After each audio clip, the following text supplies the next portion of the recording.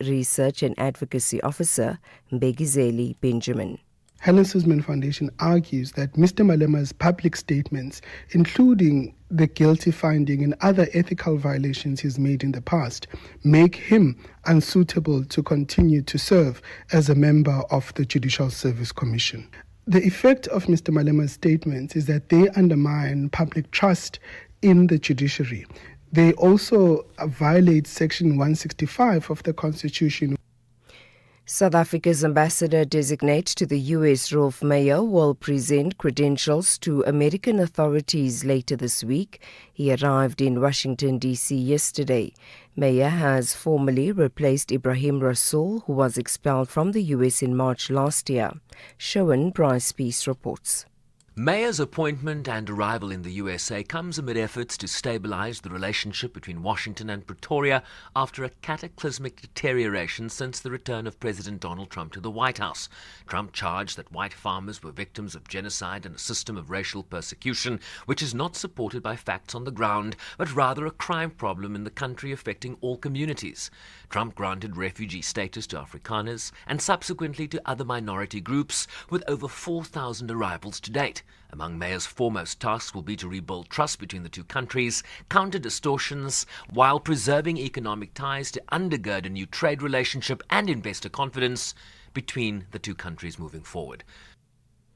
And finally, the DRC government has announced a sharp increase in the number of deaths linked to the current Ebola outbreak in the east of the country. It says 118 people have died.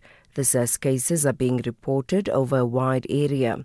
The government also says that its response teams are working hard to trace and investigate suspected infections. Recapping the top story, President Cyril Ramaphosa will this morning bestow national orders on distinguished South Africans and foreign nationals who've made significant contributions to the country's democracy. For SAfm News, I am Anne Musa. It's a very good morning to you. In your SAfm Sports Headlines, soccer, Aubrey Modiba says Mamelodi Sundowns are still praying for one final pirate slip in the Betway Premiership title race.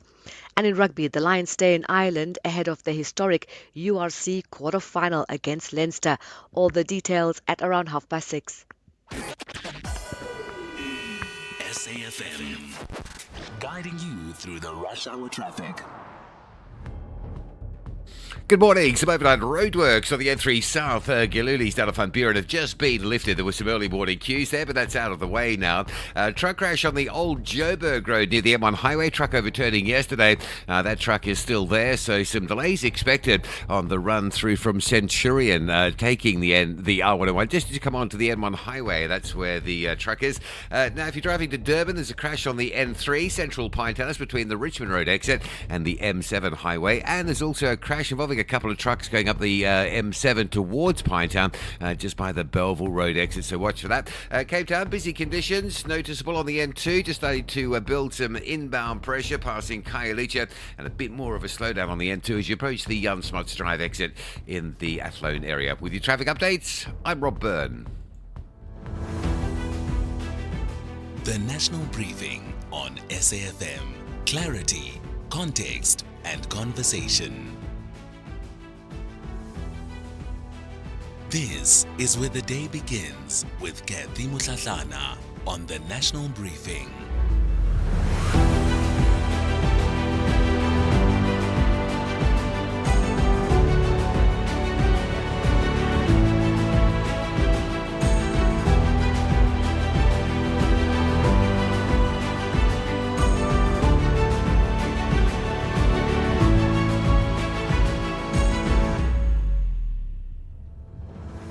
It's 6:07. A very good morning to you. My name is Kathy Mutlatlana.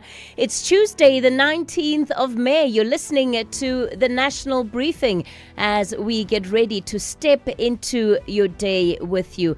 Well, what can you expect on the show? Quite a bit for us to get through. We'll start off with this. The main investigators who describe rather as the man and figure of the so-called Big Five cartel is free this morning, not just because a court cleared him and not because the state withdrew the case, but because the prosecutor assigned to oppose bail never arrived. Joe Ferrari Sibanyoni, as is prominently known, the prominent Mpumalanga taxi boss, accused alongside 3 others of extorting more than 2.2 million rand from Nkangala mining businessman over 3 years, walked out of court yesterday afternoon. Questions now over how the province's highest profile organized crime case unraveled and came undone in just a single morning. The NPA will be joining us for more on the story later on in the 7 o'clock hour. Also today, a major blow to government's national health insurance plan. The Constitutional Court has struck down the controversial Certificate of Need provisions, which would have required healthcare practitioners to obtain state approval for where they practice. Solidarity is calling it a victory for patients and doctors.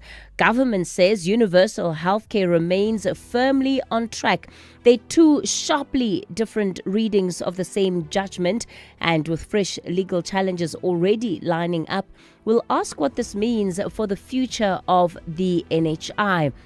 And also then just down the road from our studios here at Auckland Park, at Constitution Hill, the South African Human Rights Commission is going to be beginning a 3-day inquiry into Gauteng's deepening water crisis.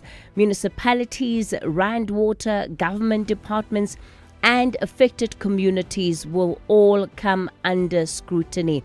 From Hammanskraal, where cholera claimed dozens of lives, to townships across Tshwane, Ekurhuleni and Johannesburg, they will all have the opportunity to state their case before the Human Rights Commission. And it's a constitutional issue that the Commission says it's now looking into. You can expect more on that later on in this hour. And of course, as always, Rob is standing by with your traffic. Zai has your sport and Ntauleng has your business. I will be taking your calls. The number to dial to get in touch with us this morning, 086 000 2032. That's the number to dial, 086 000 2032. On the WhatsApp voice note line, 0614 104 107. I'd love to get your reaction to some of the stories that we'll be tracking as the morning unfolds. So all of that and plenty more coming up over the next 3 hours.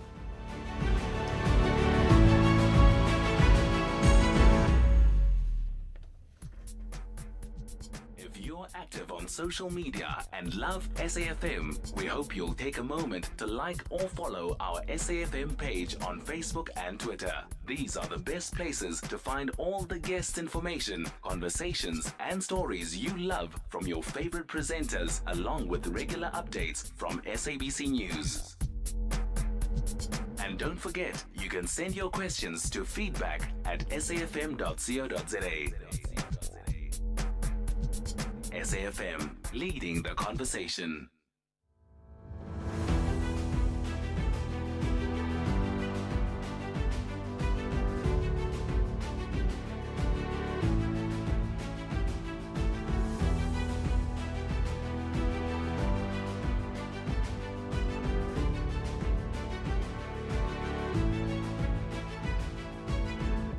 All right, it's 12 minutes after 6 o'clock. Let's then go straight to the newspapers and see what's on the front pages of the various publications this morning. I'm going to start it off with The Citizen. The Citizen going there with a huge blow for NHI as their main headline, and the state's plans for national health insurance have been dealt a blow.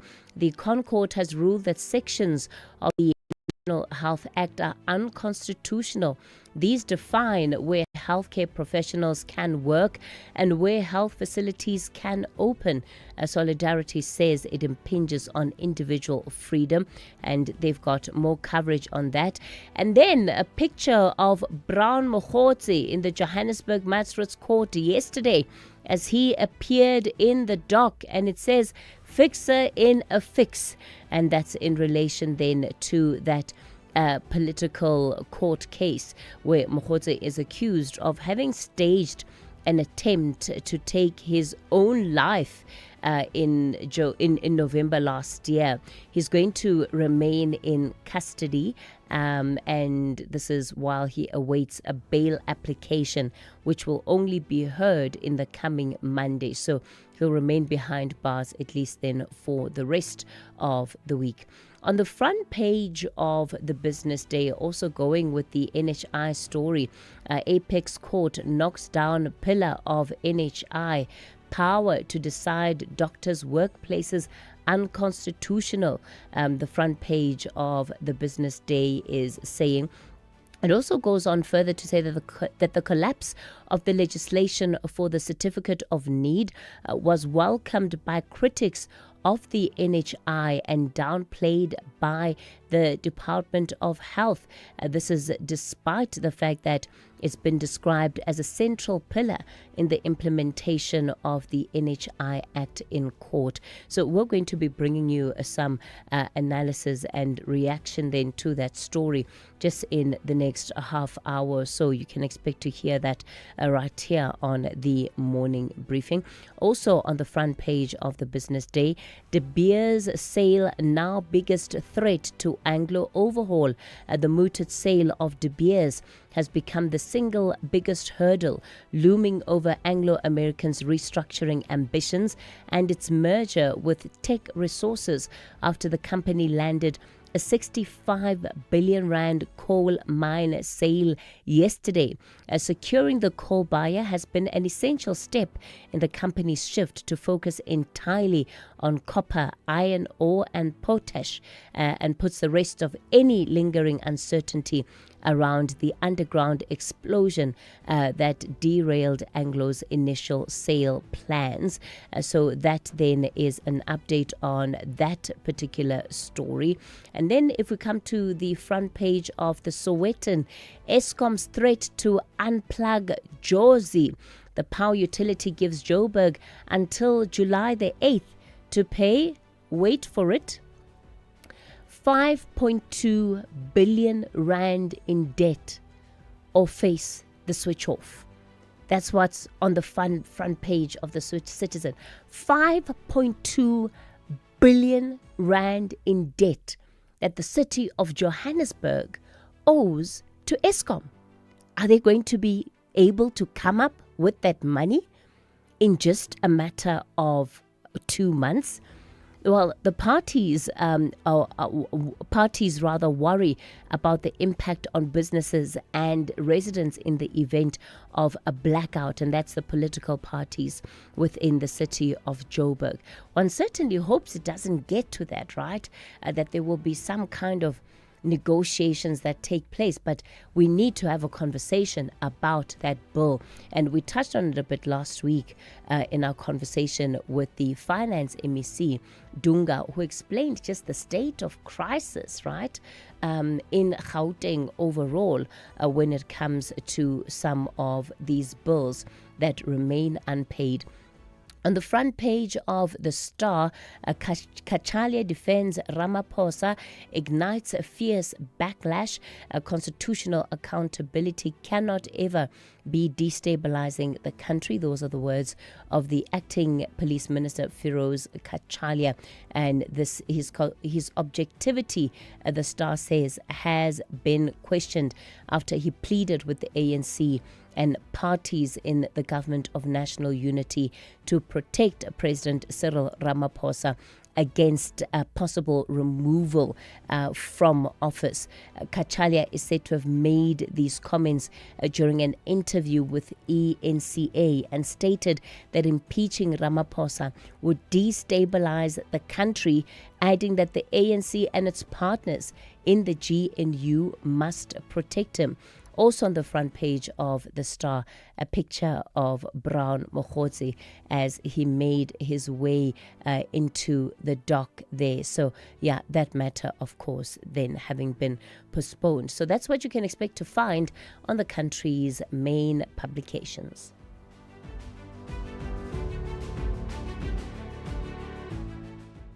To cards. Love it. Let's clear your cart when I get. For real? Yeah, bo. With my cashback from MyWay, I will be getting 10% of my premiums back for staying claim-free for 2 years. So I'll have some extra cash to spoil you and let you live your way. Dad, you're the best. Real people, real cars, real rewards. For a quote, visit myway.co.za. My cashback is a feature on qualifying products paid after 2 claim-free years and all premiums paid. Premiums are risk profile dependent. MyWay is a licensed non-life insurer and FSB. T's and C's apply. MyWay. Live your way. You are listening to the National Briefing with Kathy Mutlatlana.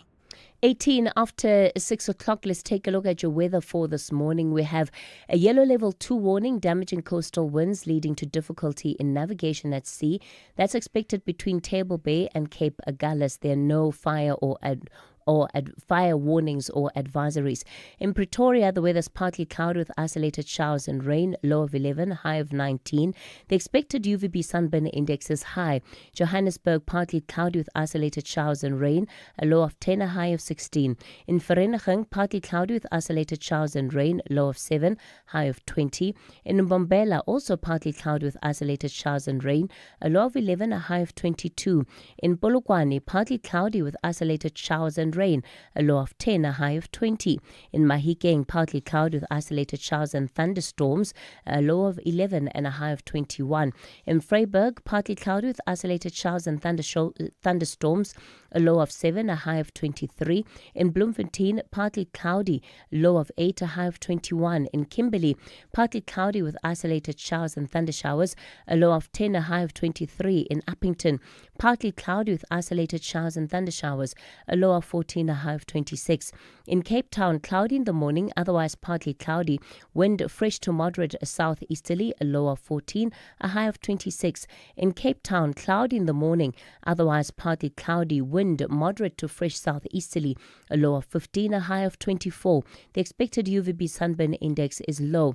In George, cloudy with isolated showers and thundershowers, wind light and variable, becoming moderate southeasterly from the afternoon, a low of 13, a high of 20. In Gqeberha, cloudy with scattered showers and rain.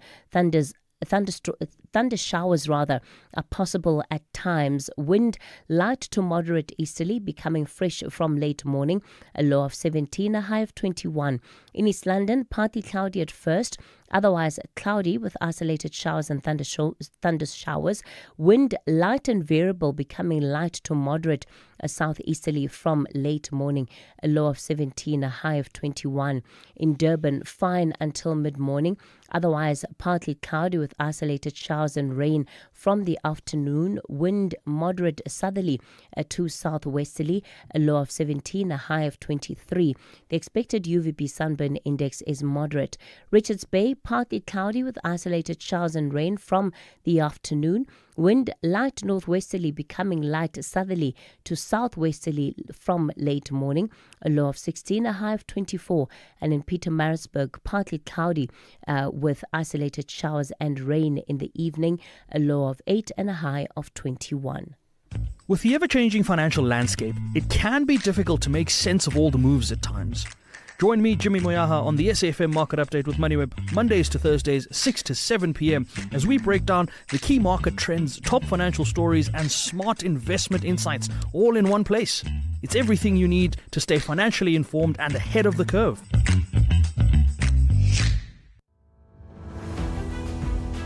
The Global Briefing on SAFM. Well, let's get into our global briefing then this morning. We're joined by political analyst and lecturer Khanya Vilakazi, joining us from the University of Mpumalanga. We'll start off with the UAE and Saudi Arabia that have reported fresh drone strikes on energy infrastructure, with one incident at the Barakah nuclear plant. The concern isn't just about the attacks, it's also about the fact that you now have critical infrastructure that continues to come under threat. So, Khanya, if we look at the Barakah strike, right, it was a near miss at a nuclear facility. What is the signaling, right, behind this particular attack? Is this still a proxy warfare, or are we now really crossing into something more dangerous? I think, good morning, Kathy, and good morning to your listeners. I think what Iran is currently facing is the existential understanding that if it's not dealing with American proxies that are within its region, that have given haven to American bases and have given fly-throughs to American jets and Israeli jets, that's the only form of fight back that Iran still has, because without threatening critical infrastructure, especially a nuclear facility, most of these countries that are within the region will still bow to American pressure to allow it to operate from their countries. Energy markets have absorbed Gulf shocks before, but there is something about what has happened in the last 24 hours that has rattled things somewhat. That's definitely true, Kathy, because it is a critical area. That the Middle East is the hub of oil in the world, and the close of the Straits of Hormuz, the threat of another nuclear fallout, something similar to Chernobyl, is something that international news has highlighted as something that can and will shock the economies of the world. Well, let's move on to Paris, where G7 finance ministers, they're sitting down with the global economy strained by tariffs, inflations, and of course the widening rift between the United States, Europe, and China. So if we look then into that meeting, do you think that G7 can still speak with one voice, especially this diversion that we're seeing between the US and Europe? No. I think we have reached a point in international relations where such groupings will no longer have a unified voice. They might have a unified thought process, but I doubt they'll have a unified voice, because it seems that through the tariffs, it has been a dog-eat-dog, an anarchic system operating internationally. And this is something that is indicative of a new change or a new order coming into effect globally, because without the tariffs, without the Iran war, I doubt that we would be at this point where individual G7 countries are now looking within themselves to try and deal with the economic fallout that stems from the tariffs and the Iran war. And then the World Health Organization has now declared the Ebola outbreak in the DR Congo and Uganda as an international emergency. Of course, this then brings in its own set of triggers around funding, border health checks, and just global surveillance, especially from those traveling in and out of those countries. When you look at it, do you get the sense that the world health infrastructure, health systems are prepared for this? I think after the coronavirus, I think the World Health Organization did do an internal look in itself and in its systems. And for them to declare the Ebola outbreak in the eastern side of the DRC as an international crisis, it then gives them the ability to quickly quell the issue and geolocate it and contain it in one area because of the potential fallout that could happen, not only in the DRC, but internationally with people coming in and out, and with the Ebola virus only showing signs 3 to 21 days after somebody has contracted the virus. So I think it is a good move by the World Health Organization to be very proactive when it comes to crises that could inevitably shut down the world yet again. Absolutely. Kanya Vilagazi, lecturer in the Department of Political Science at the University of Mpumalanga. Thanks for joining us on the Global Brief. So I'm going to be taking some of your calls and WhatsApp voice notes, and just in relation to one of the big stories that we're tracking around the collapse of that matter, in the Kwaggafontein Magistrates Court yesterday, right, about Joe Ferrari Sibanyoni, and how that matter collapsed simply because the prosecutor did not show up in court. I want to know from you, have you had such an experience where you were set to appear in court and the prosecutor simply was a no-show? Or any other matters where you believe the matter failed because the prosecutor or the state simply did not do what it was supposed to or what it was expected to do? Let's have the conversation. WhatsApp voice notes on 0614 104 107. Good morning, Sis Kathy and your team. You know, Sis Kathy, now I understand why Mr. Sibanyoni is called Ferrari. It's because he can easily evade prosecution. Thank you. This is Anonymous.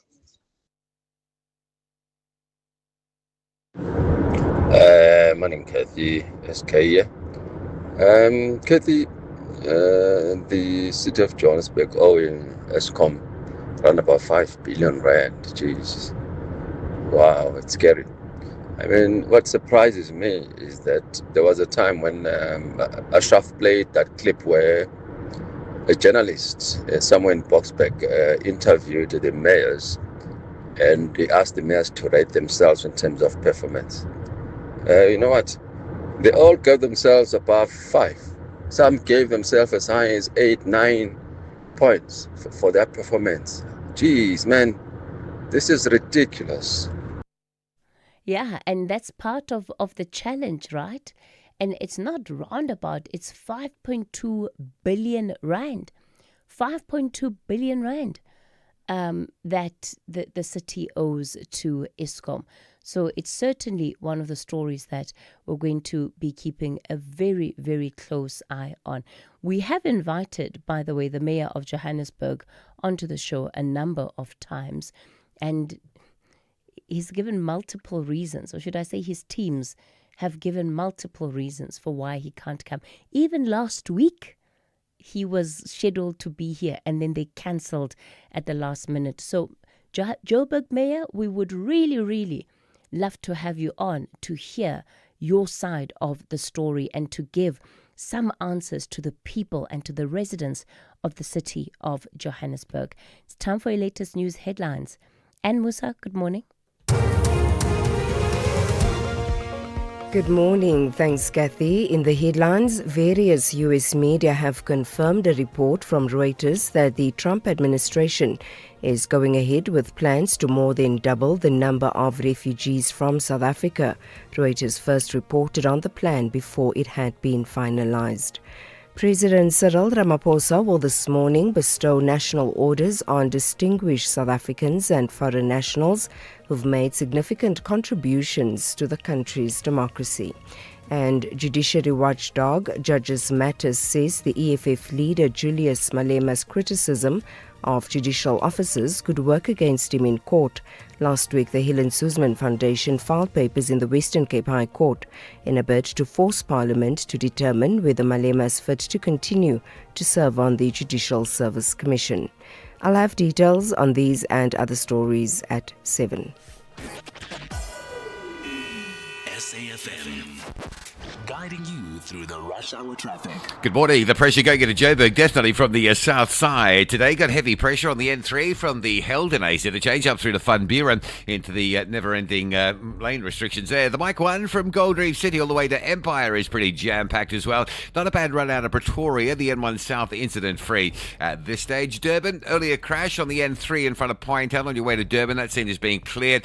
Truck crash from earlier this morning, just maybe might still be there, bits and pieces of it. The M7 going westbound around the Belleville Road Bridge area. And Cape Town, it's a heavy one on the N2 inbound. A crash by the airport. That's your first delay coming in from Khayelitsha. And then a breakdown around the Jan Smuts Drive. So you put it all together. The N2 this morning, solid from the R300 all the way through almost to Rappenberg Road before you get a move on. With your traffic updates, I'm Rob Byrne.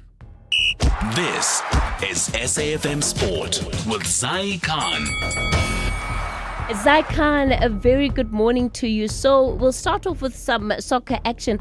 Aubrey Modiba, he's admitting that Sundowns are still hoping for a small slip-up from the Buccaneers.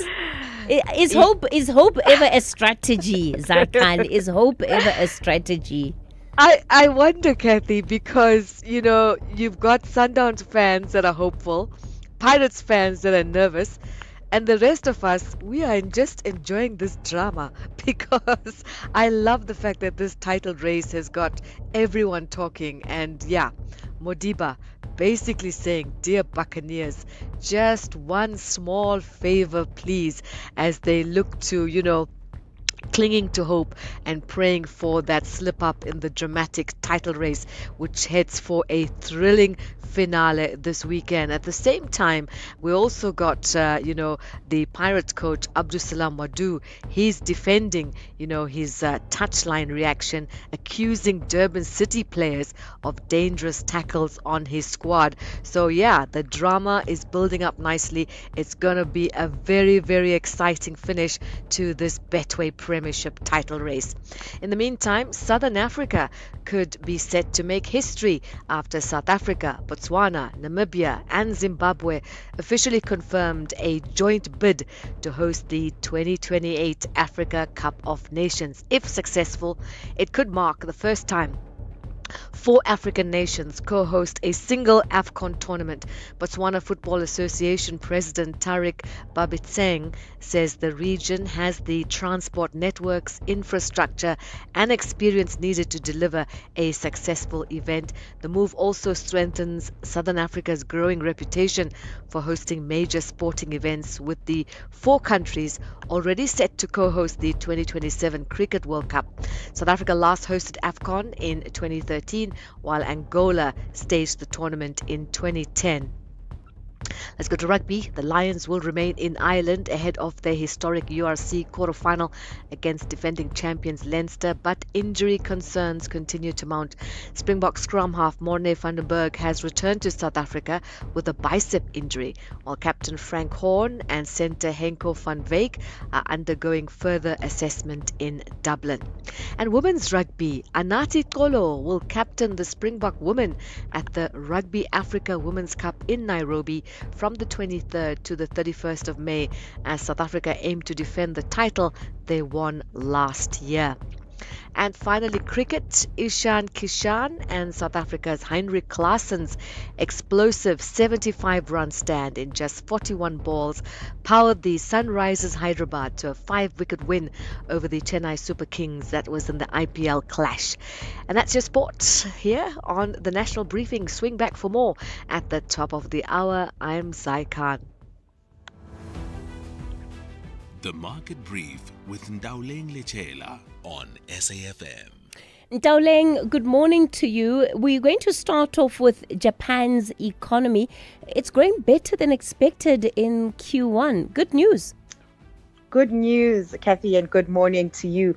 The economy really growing faster than expected in the first quarter of the year. It was supported by stronger consumer spending, robust exports, particularly in semiconductor equipment. That economy expanded at an annualized 2.1% above expectations, signaling resilience despite rising global uncertainty. However, economists warn the figures do not yet reflect The full impact of the Middle East conflict and rising oil prices, which are expected to push up inflation and weigh on household spending in the months ahead. Now, Japan's economy matters as it remains the world's fourth largest economy and a major driver of global trade, manufacturing, and technology supply chains.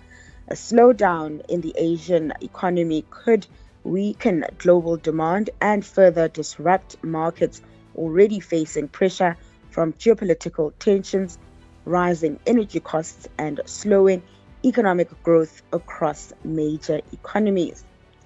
And moving over to the corporate scene, Anglo American, which has a dual listing in the UK and South Africa, has been dealt a stumbling block as it continues to struggle to sell its diamond unit De Beers. Now, this comes as it continues to restructure its portfolio ahead of its merger with copper company Teck Resources. Now, the company's strategic shift toward copper, iron ore, and potash depends on exiting legacy businesses, but De Beers remains unsolved. Once the dominant force in global diamonds, the business has been hit hard by rising competition from lab-grown stones, weaker demand, and declining pricing power, with its valuation falling sharply over the past decade. Now, despite interest from potential buyers such as Botswana and Angola, negotiations remain somewhat complex. That's proving that diamonds don't seem to be a girl's best friend anymore. Shifting focus to equities on Wall Street, stocks closed mostly in the red overnight, led by losses in big tech shares. Traders on that front are awaiting Nvidia's results, which gives a greater sense of demand for chips used for AI. Talking earnings, it was a busy day on the local front, with investors digesting a flurry of earnings, most of them posting upbeat profits, and that filtering through to the bourse, with the all share closing 0.3% higher in yesterday's session. And then taking a look at what's playing out in the currency scene, the rand pretty stable this morning, trading at 16.65 to the dollar, 22.33 to the pound, and 19.38 to the euro. That's your market brief this hour. I'll be back with more just after 7:30. Africa in Focus with Advocate Sipho Mantula on SAfm. Refreshing morning to you, Advocate Mantula. Refreshing mornings is Kathy and Jumbo Africa to our listeners across the African continent. Yeah, let's start in Nairobi, where we're seeing these transport protests that have turned deadly, all against the price of fuel. Should we say the high price, the increasing price, the unaffordable price? Absolutely, but we know what is the trigger is the instability in the Middle East and the challenges that are in the Strait of Hormuz that we saw Nairobi and other areas, Mombasa, Nakuru, Eldoret, and Nyeri. The Matatus is their mini buses that are off the road, saying that 23.5% rise in diesel, it has caused them to have this. So there was a protest yesterday in Kenya where 4 people lost their lives. You'll recall that the Gen Z of Kenya started when there was a tax issues before, and just come out of Kenya, Africa France summit in Kenya, but we see domestic issues affecting ordinary people in terms of the fuel prices, diesel prices, food prices going up, and Kenya is burning now. As you see, the young people were on the streets, schools were closed, businesses were shut in, and major roads across Nairobi, the capital city, were also shut down. Going to the DR Congo, we are unfortunately sort of at the end of what has been a very, very long investigation trying to get to the bottom of how Patrice Lumumba died, or at least who was behind the assassination. That is quite true, Sis Kathy. As you say, more than 6 decades after Lumumba's death, there was a case that was launched in 2011 by Lumumba's children against 10 Belgian officials. Now, the last man standing was a senior diplomat, a European commissioner, a prominent businessman known as Etienne Davignon, passed away at the age of 93. Others are saying now this ends this trial of Patrice Emery Lumumba, who was assassinated. He passed away yesterday in Belgium, and you'll recall this case was about to start to say, but who killed Lumumba? Now, this case, as we say, it dies before the landmark trial. Yeah, and it's not the only case that we're looking at that seems to be a case of perhaps justice delayed, also ultimately justice denied. A similar scenario unfolding where it concerns Rwanda. That is quite true. Again, moving to the Hague in Netherlands, we'll recall this name, Felician Kabuka, one of the richest men who was accused of financing the 1994 Maafa, or the genocide against the Tutsi. He was in prison in The Hague, and his case also was about to begin. His case, you'll recall that the Rwanda genocide happened between April and July. We call it the 100 days, where more than 800,000 to 1 million people died. So this man also passed away. His case, are we saying now the trial is ending? He was indicted by the International Criminal Tribunal of Rwanda on multiple counts, including genocide, complicity in genocide, and crime against humanity. Arrested in France 6 years ago in 2020, and the trial started in 2023. Now he has also passed away. So this case also, it leaves this case close to leaving many people saying, is justice delayed, as you say, or justice denied, or justice frustrated? Yeah, and it just shows, what expediency can do, right? If we sit on these matters and they're ongoing for so long, we might not actually ever get to have some of the answers that society is looking for. So in our historical archives then for today, this one is a good one. It's a really, really good one. 19 May 1925. I'll call it 101 Malcolm X Day today, that this day is celebrated in the U.S. He will have been 101 years. A lot of coincidence happening, union building, people are getting awards, Rosemary are somewhere in the U.S., and you still see all these issues. And Malcolm reminded us about this issue of you can hate the roots of the tree without ending up hating the tree. But let's give the listeners a clip of Malcolm's speaks. Who taught you to hate the texture of your hair? Who taught you to hate the color of your skin to such extent that you bleach to get like the white man? Who taught you to hate the shape of your nose and the shape of your lips? Who taught you to hate yourself from the top of your head to the soles of your feet? Who taught you to hate your own kind? Who taught you to hate the race that you belong to? So much so that you don't want to be around each other. That's Malcolm X, and you say also further, you cannot hate the land, your motherland. Very important when you look at the tensions that we see all over the continent, particularly in South Africa. As I say, 101 Malcolm X, just to deal with this self-hate that we have, and I think that's our installment as part of Africa Liberation Week to our listeners, to remind them of this man who was born in 1925. Malcolm Little, later known as Haji Malik El-Shabazz, a Pan-African revolutionary, a black nationalist leader who came from a background of poverty, family challenges, issues of crime, but became a leader who was assassinated in 1965. So we're giving a listener a memory down lane of our great revolutionaries. Asante Sana, as we're still leading the conversation, SAFM observing the Africa Month and Malcolm X Day. Life is full of surprises, but your insurance premiums shouldn't be. Savings on your car insurance is a sure thing with MyWay. Leaving your wallet smiling every month. Switch to MyWay and save up to 40% on your car insurance premiums today to live your way. Real people, real cars, real savings. For a quote, visit myway.co.za. Premiums are risk profile dependent. MyWay is a licensed non-life insurer and FSP. T's and C's apply. MyWay. Live your way. SAFM, guiding you through the rush hour traffic. Heavy this morning into Pretoria along the mighty Mopani Highway. We've got traffic currently queuing up from around about Brits Road, Theo Mountains, all the way down into Eskia and Paflali. No gaps there today. The N1 south through Pretoria, slow, coming down to the roadworks by the N4 Hatfield split. Not desperately slow, but there's a bit of pressure there, certainly. And the N1 south from Old Joburg Road, already under pressure, right down to Allendale. A broken down vehicle around Allendale. The problem coming into Joburg from the south side, the N3 from Elands to Heldenace is busy, and the Mike 1 Boysons through to Empire Road, very heavy as well.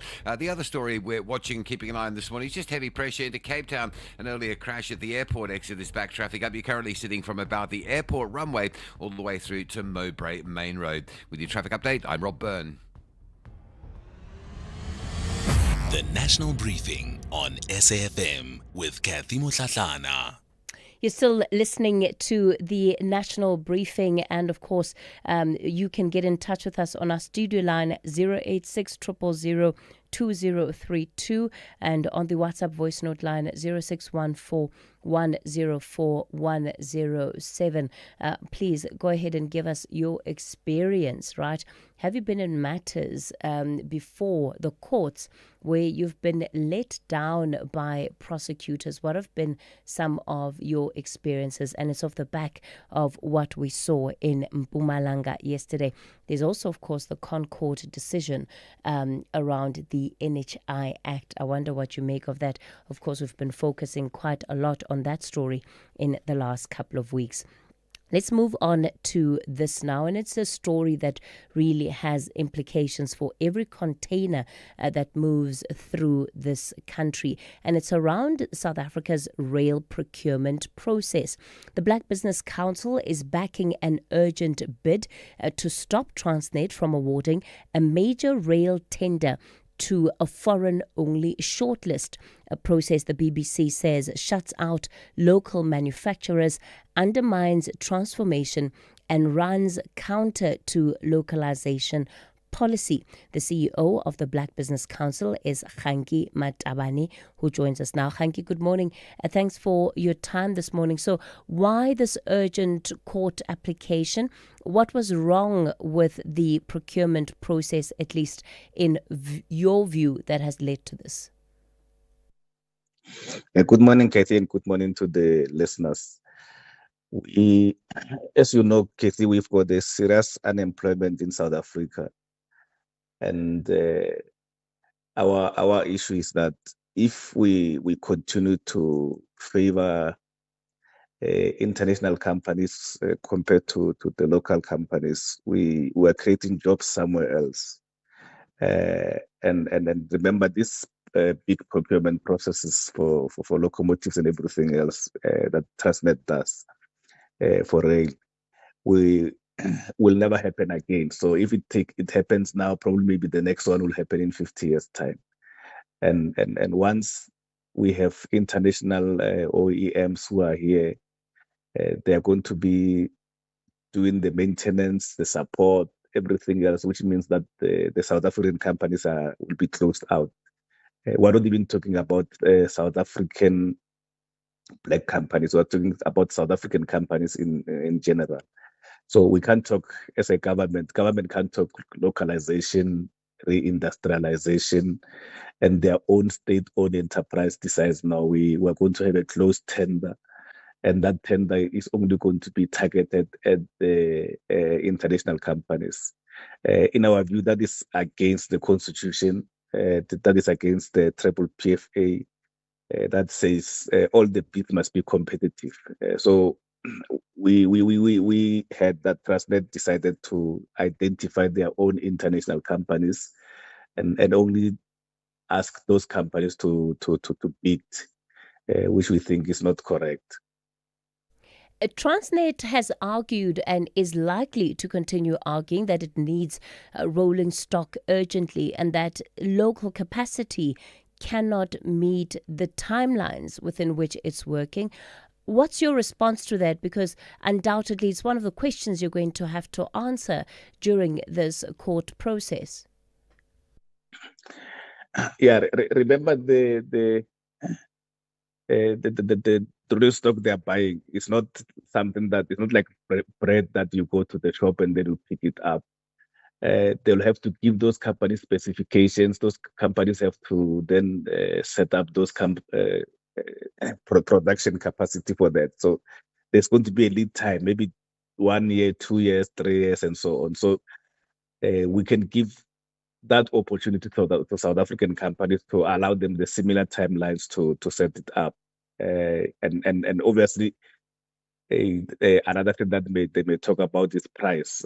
And we're not saying that the price must not be competitive. The price must be competitive, like any other one. But obviously, when you are doing localization transformation, there would be a premium, and that premium equates to the jobs that are going to be created, and then so on, and the taxes that are going to be paid in South Africa, and there are many other economic benefits that are linked to that. And- so we cannot discount that part. Yeah, and Hanki, as the BBC, do you think that you're being entirely honest about that cost premiums? Because of course, protecting local manufacturing is important, but it does also mean that South Africans are going to end up paying more for trains, in some instances, trains that are less reliable. So how do you answer this consumer cost argument, and why do you think that this makes a better case for South Africa? Yeah, we're not saying we must compromise on anything. So, for example, we're not saying we must compromise on quality and so on. So those are given. The quality must be the same. There will be a little bit of premium, but the premium must also be reasonable. And Transnet has been doing a lot of supply chain and procurement for a long time, so they are aware of acceptable premium. So we're not saying it must be double the amount and all those type of things. We're saying there must be reasonability, but we must at all costs protect local jobs and ensure that we reindustrialize our country. Hanki Matabane is the CEO of the Black Business Council. Transnet has responded then to this court action by saying that they are studying the case and will be announcing or communicating their next steps. However, in the interim, they remain committed to a fair, transparent and legally compliant procurement framework. That's the statement then from Transnet on this matter. Across South Africa, online and on radio. SAFM, let's talk.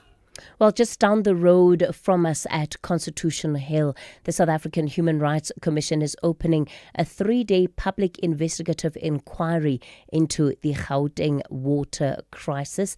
The commission is treating aging infrastructure, governance failure, and the rise of private water tankers as a constitutional matter. Joining us for this is SAHRC Commissioner Henk Boshoff. Good morning, Henk, and thank you so much for your time. So the Commission has framed this inquiry into a human rights crisis and not just a failure of service delivery. Tell us why. Good morning, and thank you for having me. Yes, indeed. Everyone in South Africa is aware of the water challenges that the Gauteng province in particular, is facing. And as you know, in terms of Section 27 of the Constitution of the Republic of South Africa, access to sufficient water is a human right. Everyone in South Africa is entitled to access to safe, reliable water. However, what we've observed in the Gauteng province, we've also seen this in other provinces, is that not everyone has access to sufficient water. And the purpose of this inquiry is, yes, you are correct, we would like to understand the systemic challenges that municipalities face what are the causes for not providing water to communities. And what we've done is we have not only subpoenaed municipal managers to appear before the panel, we have also issued notices to a number of national and provincial departments, also to other Chapter 9 institutions, also to civil society organizations that are doing an excellent job, in holding government accountable and also reporting these challenges to the Human Rights Commission for investigation. How are you going to define or measure sufficient? Well, the reality in the Gauteng province is there are many communities, many areas, especially around the metropolitan municipalities, Joburg in particular, where people simply don't have access. They've not had access to water for many weeks. Now, if you don't have access to a little bit of water on a daily basis to consume, and it's what we've observed now in Joburg in particular is that ordinary people who simply do not have access to just a basic water provision on a daily basis. So sufficient in our view is to cater for the most vulnerable, the people who simply do not have access to even the most basic provision of water to them. Henk Boshoff is a commissioner at the South African Human Rights Commission. So certainly there is a sense that you have more and more South Africans that, as the commissioner was describing, living with the pressure of not being able to access water. So I want to know from you, if you've been without water for more than 48 hours, just in the last month, send us a WhatsApp voice note. Tell us where you're from and tell us how long you've been without water for and what has been the response from your municipality. Where you're from, how long you've been without water for, and what was the response from your municipality. We'll use it to add into the municipalities then that we will ultimately continue to feature on Municipal Watch. All right, so we're edging towards 7 o'clock. It's time for your latest news update. OUTsurance is in the business of saving you money on your car insurance premium. If they can't, ask for 500 Rand. SMS out to 30754. That's out to 30754.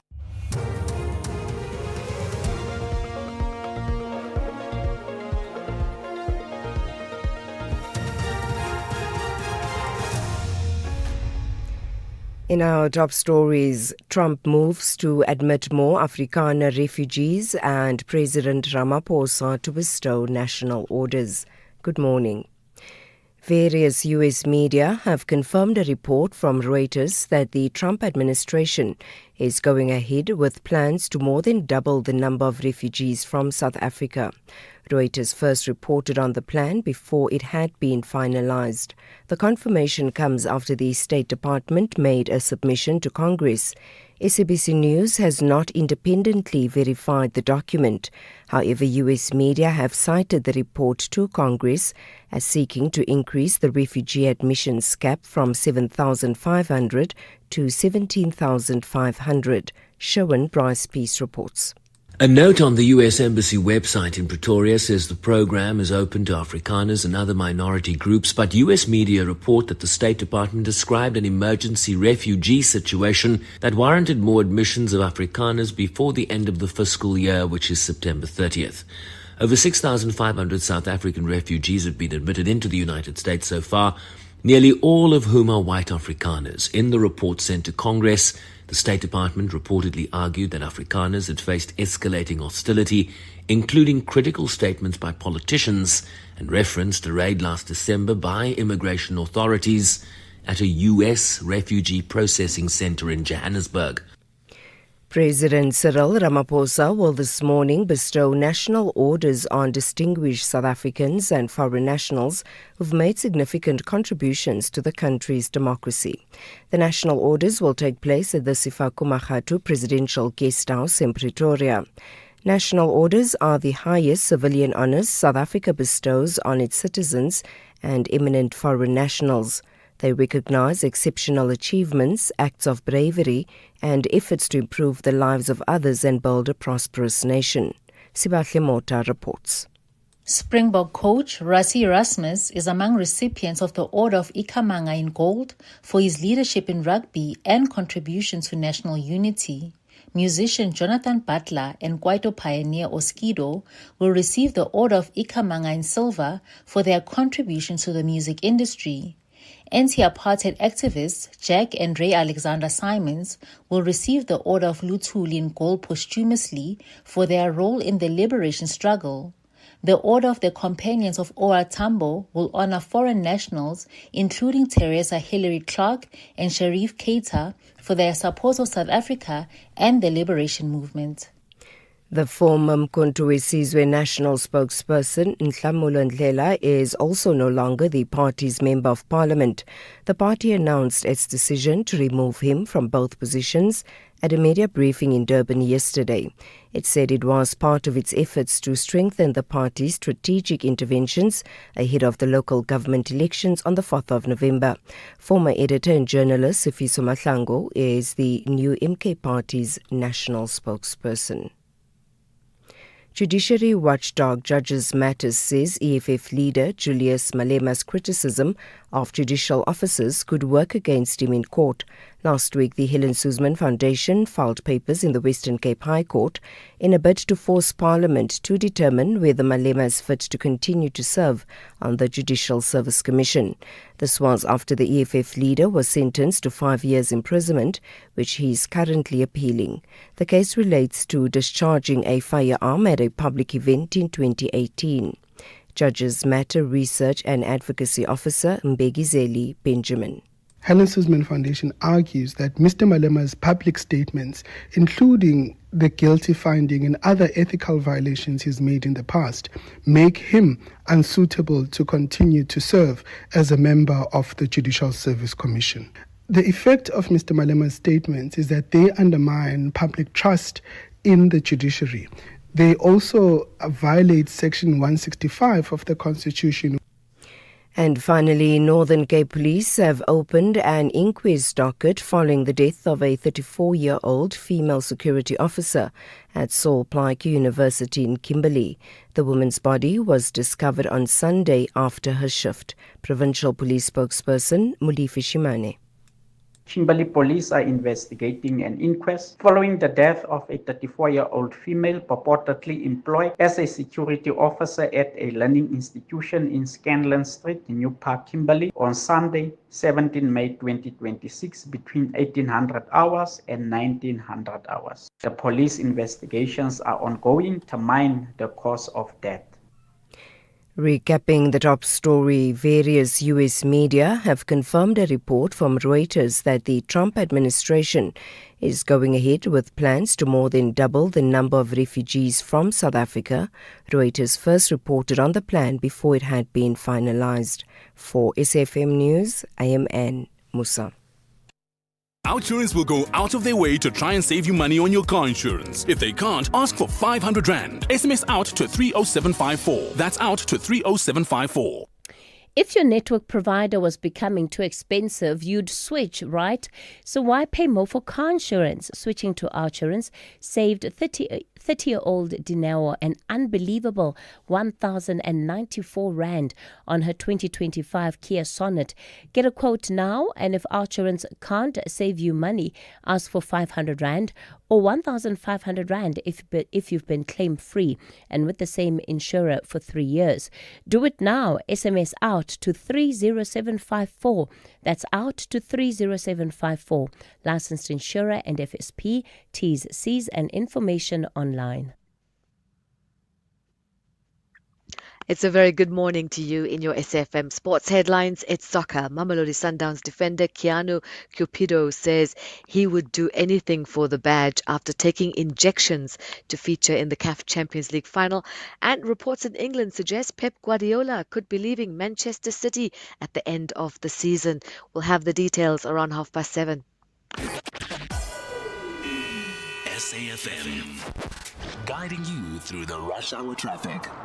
Good morning, M1 South out of Pretoria down to Joburg. Fairly busy. We've got some roadworks on the M1 South between Storenville Road and the N4 Emily split. So there's your first delay. A breakdown after Rigel. There's your second delay. And then it all gets fairly congested between the old Joburg Road and Allendale. And that run through Midrand. The Mike 1 from Boyston's up to Empire. Usual backlogs through there. The N17 queuing at Wadeville into the single lane section. If you're coming in from Boksburg, just make sure you've got plenty of time to get through that lot. Durban, the N2 queuing now both ways. North from the M7 to Westwood Mall, southbound from Umgena Road down to Spaghetti Junction. Looks like a breakdown perhaps on the southbound side. The N2 from Tweedy Hill in the Prospect and coming in from the south coast, very busy as well today. Cape Town, N2 jamming from the airport right through to Mowbray Main. The M3's looking heavy from Constantia up to Paradise Road, and the secure traffic winding slowly up the R300 from Cales River towards the M1 highway. With your traffic updates, I'm Rob Byrne. The National Briefing on SAfm. Clarity, context, and conversation. This is where the day begins with Kathy Mutlatlana on the National Briefing.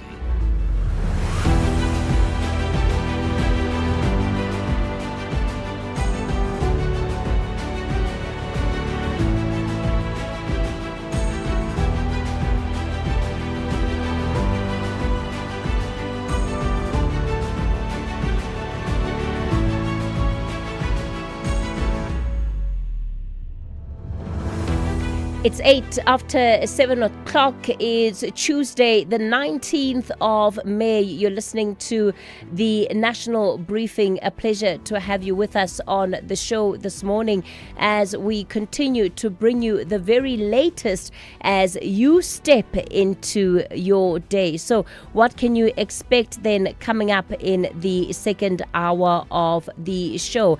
The man investigators say is at the heart of the so-called Big Five cartel, Joe Ferrari Sebanyoni. His matter has been dismissed, yes, it's been struck off the roll in a court in Mpumalanga. The NPA joins us shortly to explain what went wrong.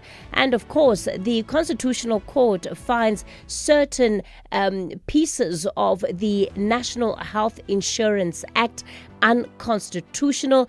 Solidarity is claiming victory. They'll be joining us shortly, and then we'll also get into our reality check feature this week. Our contributor, Dr. Zef Nklego, Chief Economist and Group Executive at the Development Bank of Southern Africa, joins us to unpack some of the challenges that South Africa is facing, but most importantly, what he believes we can do to change it. As always, the conversation belongs to you. We'd love to hear from you as the show unfolds. The number to use to get in touch with us this morning, 086 000 2032. That's 086 000 2032.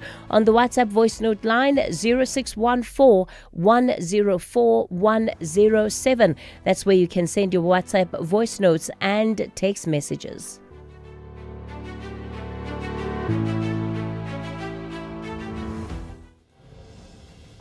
SAfm supports a litter-free South Africa. Play your part in keeping our surroundings and environment clean. SAfm, leading the conversation.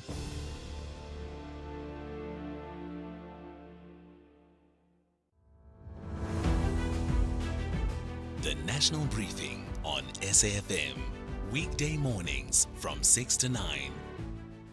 It's 11 after 7 o'clock. Let's get into our big story this morning. Yesterday, the Kwaggafontein Magistrates Court in Mpumalanga, we saw the collapse of a high-profile organized crime-linked bail application. The accused, Joe Ferrari, as he's popularly known, Sibanyoni, and others who faced charges of extortion and money laundering, walking free. The reason, because the prosecutor did not arrive in court. The National Director of Public Prosecutions, Advocate Andy Mutibi, describing in his own words that he is shocked by what has happened. The NPA spokesperson, Advocate Mthunzi Maga, joins me on the line. Advocate Maga, pleasure to have you on the line. Let's get straight into it, right? So how does a prosecutor simply not arrive for the continuation of a bail application in a case of this profile, and it seems that the state simply did not know and did not have a plan? Good morning, Keith. It's been a while. I'm glad that you are still shaking ground. And secondly, I am not the spokesperson of the NPA, but the head of Legal Affairs Division. Mr. Keza Kanyaho was held up in another matter yesterday. That's why I'm handling this matter. Let's get to the issue at hand. In the history of the NPA, which was established on 1 August 1998, it has never happened that a prosecutor does not arrive in court and without proffering any explanation to the court or his colleagues, that is the defense counsel. He gets convicted of contempt of court, a warrant of arrest is authorized against him, is sought by law enforcement, and the matter is struck off roll. We don't have an explanation up to now as to what really transpired yesterday and what would have informed his decision not to arrive in court. It is on that basis that the National Director of Public Prosecutions and Advocate Andy Mutibi engaged the Acting Director of Public Prosecutions in Mpumalanga to get to understand what happened. He now expects a report around 8 o'clock or later thereafter, so that an informed decision can be taken. But there is an obligation on the NPA to act decisively on this, because we've got a prosecutor who has now been convicted. We've got a matter that is over 2 million extortion and money laundering that has now been struck off the rolls. It is for that reason that a decisive action was taken to suspend him and subject him to disciplinary action. So just to go back then, you say that this is unprecedented ground for the NPA, that what happens, that usually if your prosecutors cannot attend a matter for whatever reason, they at the very least furnish the court with reasons. Indeed, and then even the superiors or line manager would make arrangements for another prosecutor to come in and stand in from that prosecutor, because the court processes or proceedings must not be interrupted because of us as the state. Because remember, we are the ones that bring the matters to the court. Have you been able to track the advocate down?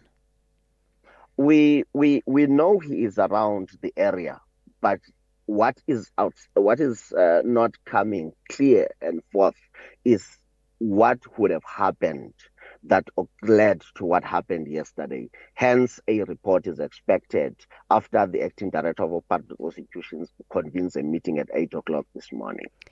Given the fact that there's no clarity, and you would have seen that in some of the other media, there are reports that this particular prosecutor had received death threats and all sorts of other intimidation.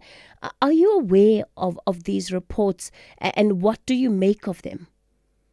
The difficulty we have, Kate, is that we are at the national office. This has not been brought to the attention of the national director, because if it had been, swift security measures would have been employed immediately to arrest the situation.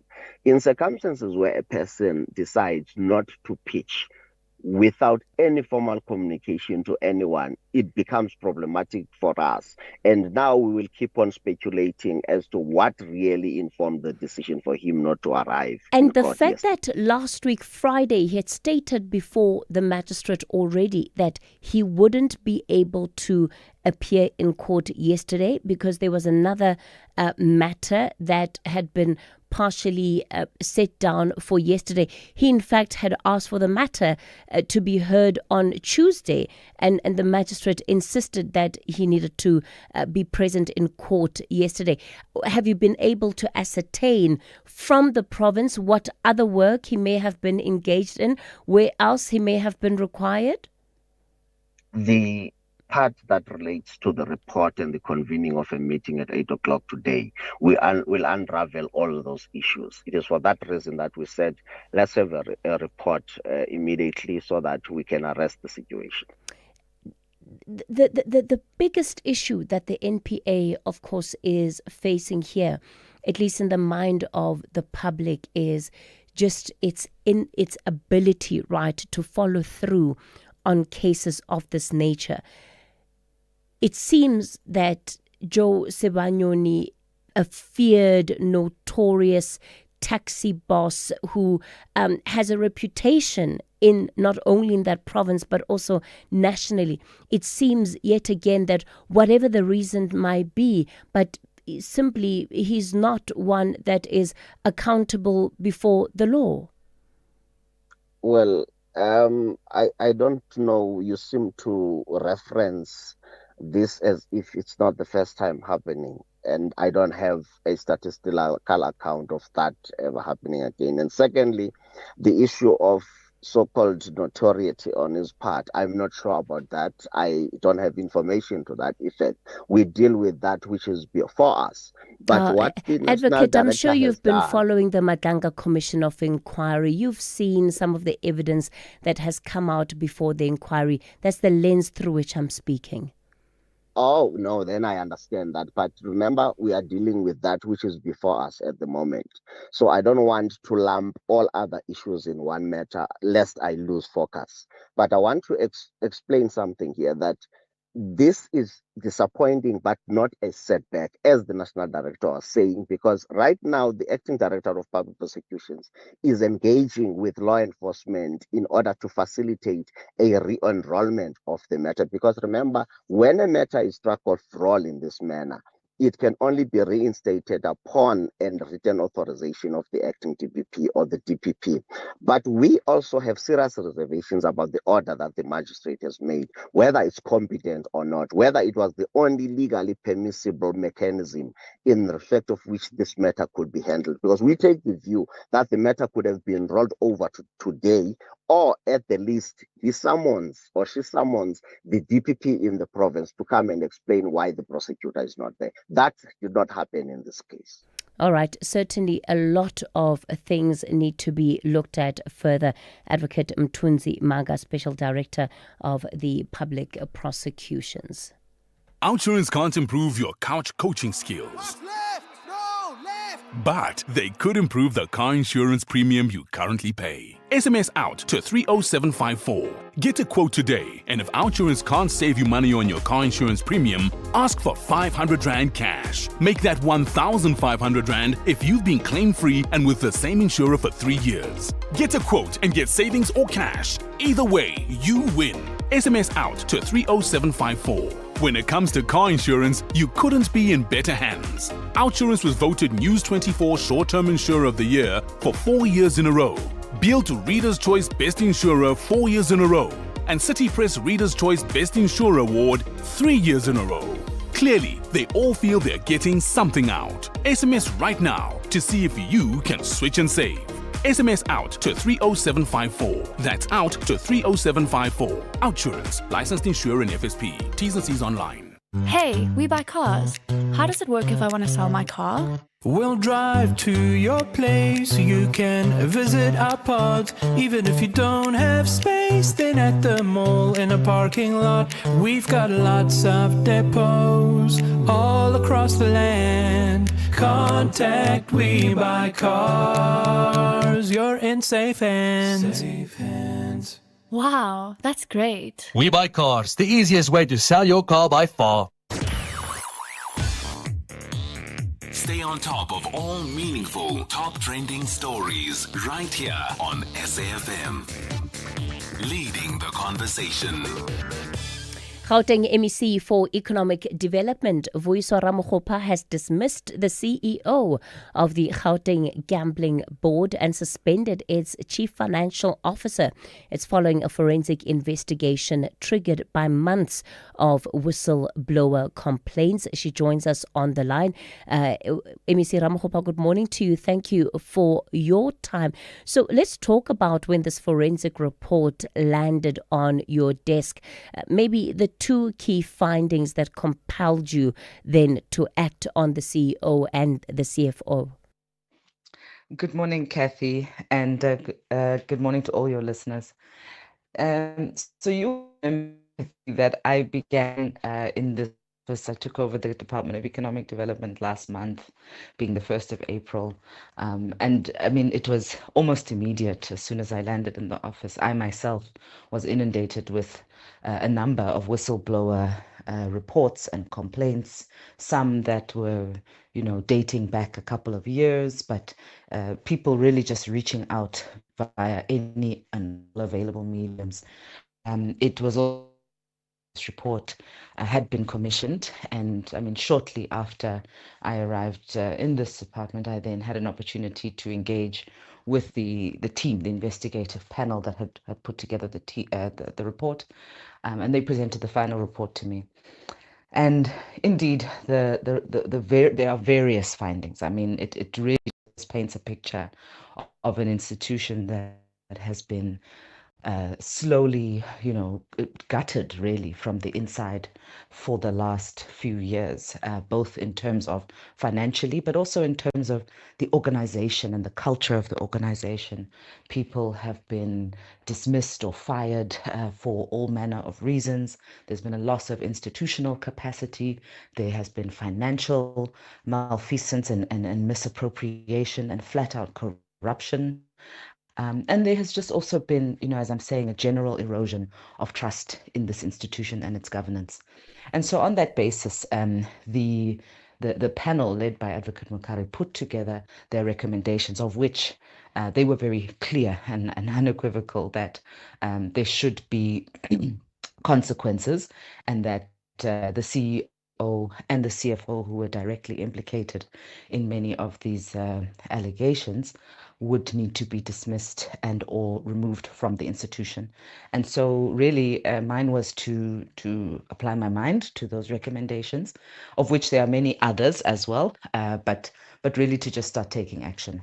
One of the key issues around consequence management in our country is that even where we do see action taken against officials, such as being fired, it almost ends there. What happens to all of the money that was lost to institutions, public institutions under their watch? I wonder if you're going to be taking any further steps around that, because that seems to be where the core of the malfeasance took place.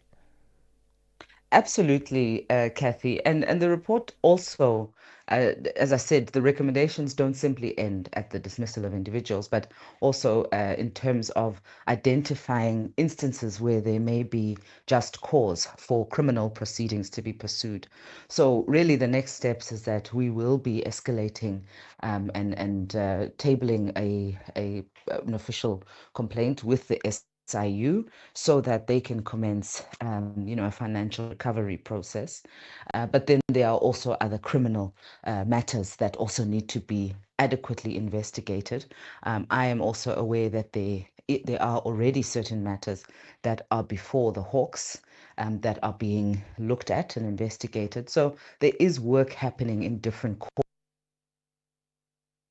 As the executive authority of this institution, my primary concern at this point is to stabilize the institution, to ensure that we are able to install, a new leadership into this institution, that can then take it forward so that Okay. it can do what it's supposed to do, which is regulate gambling, which is a whole other, massive industry that needs strong institution that can provide that oversight. Voiswa Ramokgopa, the Gauteng MEC for Economic Development, Agriculture and Rural Development, will leave things there with you this morning.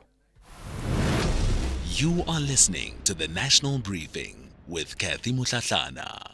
All right, 26 after 7 o'clock, and let's get then into our final story, at least for this half hour, and it's the Concord ruling around the NHI, which has found certain aspects of the NHI unconstitutional, in particular striking down the certificate of need provisions, the requirement that doctors get state approval for where they may practice. Joining us this morning is Peru Marx, his network coordinator for the medical sector at Solidaritate. Peru, good morning. You are claiming this as a victory for healthcare practitioners, but quite interesting, right, in terms of how the Concord has gone about this judgment. It's not the entire act that has been found unconstitutional. It's certain aspects of it. That's correct. Good morning, Kathy, and good morning to the listeners. Let me just give you a bit of background. I see you referring to the NHI Act. So it's not the NHI, it's the National Health Act. So, and it's specifically the sections 36 to 40, which talks about the introduction of the proposed, certificate of need. And that certificate of need would then, healthcare providers, hospitals, clinics, and any health establishment would need to be in possession of a certificate of need that is issued by the Director General, and they need that certificate before opening, operating, expanding, acquiring equipment, or continuing services. So the main issue here is that the Director General could then impose conditions, refuse certificates, withdraw them, and if you do not have that certificate, that would become a criminal offense, and then obviously it's punishable by fines or imprisonment. So that is basically what the biggest concern was, is that, centralized power when it deals with medical professionals, where government then has the right, or they want to have the right to then obviously set up criteria that you have to then obviously have to comply with, and if you don't comply with that, then you will be found, punishable by fines or imprisonment. You see the certificate of need as being really core to the NHI framework and a central pillar of how the framework has been designed. Yeah, so basically what one needs to understand, that NHI is basically working on the same principles. So it's once again where you have centralized decisions being made, where you have government that wants to be the only person that can actually contract healthcare in South Africa. So it's the same principles where, they want to decide where you want to practice, how you operate facilities, how you expand, even how you earn your livelihood. I mean, they want to actually get involved in such a way that they basically take control of the health sector, but, trying to convince everybody that the only way to reform healthcare in South Africa is by nationalizing private healthcare. But they're not addressing the issue of why public healthcare is in such dismay. If we go back to the certificate of need, it has always been framed as a way to actually get doctors to practice in underserved areas. So while you celebrate as a victory, do you have an answer, particularly for rural areas and patients in rural areas who struggle to get doctors in those districts? Yeah, so the main issue one needs to understand is, if you look at how the system is currently set up, so you've got your obviously your final year that you have to complete in community service, where doctors and professionals are then placed in rural areas to provide a service. But the main issue here is funding. So you will always hear that funding becomes an issue. We always say, make it lucrative for people to deliver services in these areas. Give them contracts for at least, a prolonged period, so that you don't lose those talents, because that's the main issue that we've got. We've got good doctors that's being educated and trained in South Africa, and then we export them to the rest of the world because we can't provide jobs for them. So if you make it lucrative for them, obviously they will stay on in government. I mean, we saw numerous news articles last year of doctors pleading with government to say that we are ready to deliver services, but government simply doesn't have the funding. Now, that is another issue in its totality because, like I said before, the narrative is then created to say that government needs to nationalize private healthcare sector because they don't have access to enough funding. Okay. But they're not dealing with corruption. They're not dealing with the issue of mismanagement. That has been ongoing. I mean, recently we saw just at Tembisa, 2 billion was lost due to corruption. And that's the issue that we're dealing with in public healthcare sector. It's the wrong people. They don't put patients first. They don't have the political will to do the right thing. Peru Marks, Network Coordinator, Medical Sector at Solidariteit. It's time for your latest news headlines, and good morning. Good morning. Thanks, Kathy. In the headlines, supporters of cultural activist and media personality Ngiziwe Mchunu will today gather at Burgers Park in central Pretoria before marching to the High Court to support him in his legal case. The defamation case involves EFF leader Julius Malema. Various U.S. media have confirmed a report from Reuters that the Trump administration is going ahead with plans to more than double the number of refugees from South Africa. Reuters first reported on the plan before it had been finalized. And the World Health Organization says the more it investigates the Ebola outbreak in the east of the Democratic Republic of Congo, the more it's finding evidence that the disease is spreading. The number of deaths linked to the virus now stands at 130. I'll have details on these and other stories at 8. SAFM. Guiding you through the rush hour traffic. Morning, we kick off in Centurion. If you can avoid this one, you'll save some time. It's Littleton Road, heading inbound, a really big crash at the N14. So if you're coming across from the old Joburg Road, heading in towards Central Centurion, Littleton Road, which becomes Jean Avenue, if you like, around the N14. Very heavy backlogging going on there this morning. Bit of pressure on the M1 South, approaching John Foster as well. And then you get into the heavy stuff between old Joburg Road and Allendale. A crash before Allendale this morning is the reason for that big backlog. Also a crash on the Mike 1 North after Empire Road, getting up into Parktown, so traffic very heavy coming through from Boysons this morning. Durban, a breakdown before Spaghetti Junction, pressure on as you route from Getty Road in Nunda roadside down to 4 level. Northbound fairly busy as well as you pack up into the roadworks delays from the M7. Wakesley Road coming up towards the M7, that's quite slow as well this morning from the Sarnia roadside. At Cape Town, a truck fire, a burning truck on the R300 south at Van Riebeek Road, that's the Cales River Stickland exit. That is causing a delay south, but also having a big impact on the northbound side, and a crash on the M5 at Barclay Road, holding traffic from Southfield Parkwood this morning on your way up towards Kuburg at a change. With your traffic update, I'm Rob Byrne. This is SAFM Sport with Zai Khan. Zai Khan, Mamelodi Sundowns defender Keanu Cupido, he says he would do anything for the badge. It's after taking injections to feature in the CAF Champions League final. Oh, Kathy, that's basically what Keanu Cupido wants. He's saying the second star is forever. But I think the pain is temporary, according to him. And these are the kind of players who are literally putting their bodies on the line for continental glory. Sundowns defender willing to do anything for the badge after taking those pain-killing injections to feature in the CAF Champions League final first leg victory over AS FAR Rabat. Cupido returned just days after suffering a shoulder injury and helped Sundowns keep a crucial clean sheet in their 1-0 win at Loftus Versfeld, with the second leg set for Morocco this Sunday. In the meantime, Magesi FC's Premiership survival hopes will go down to the wire this weekend.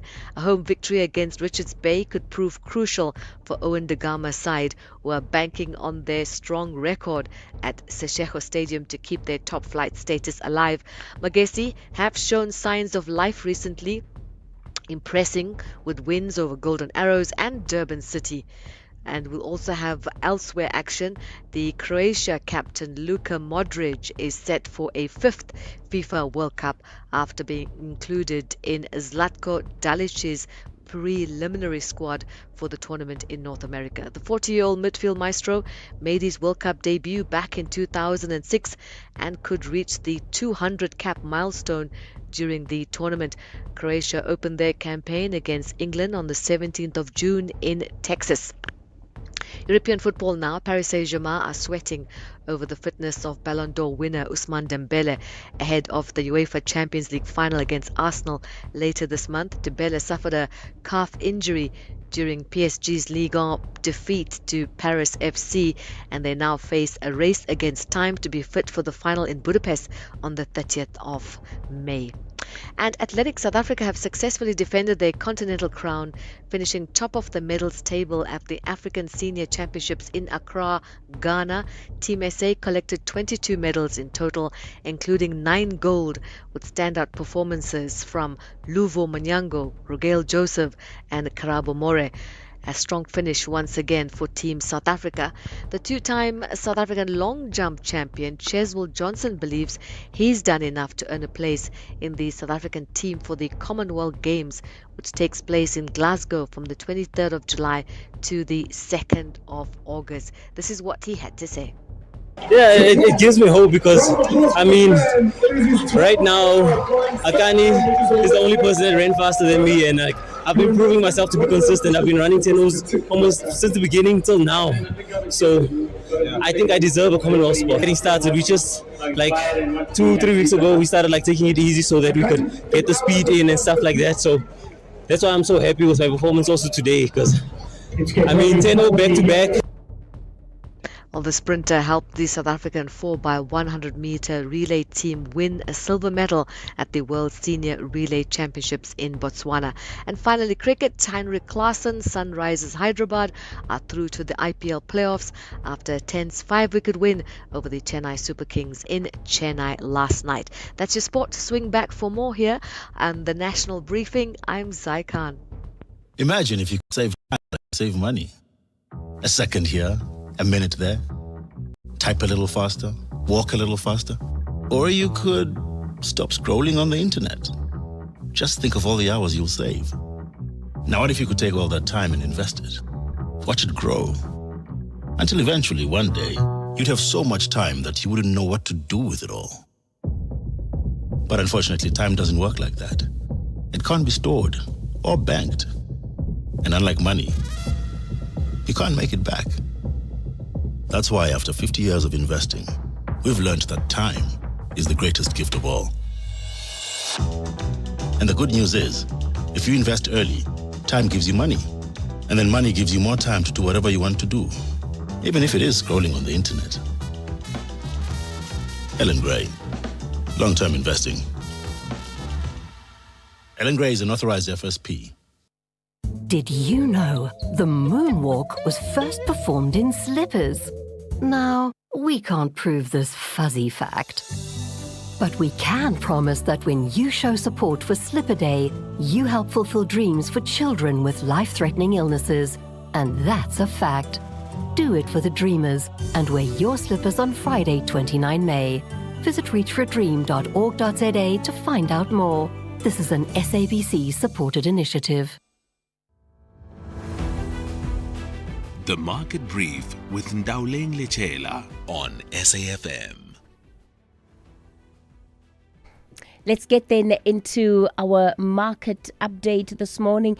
Ndauleng, famous brands, those results are pointing to a resilient but a clearly financially constrained local customer.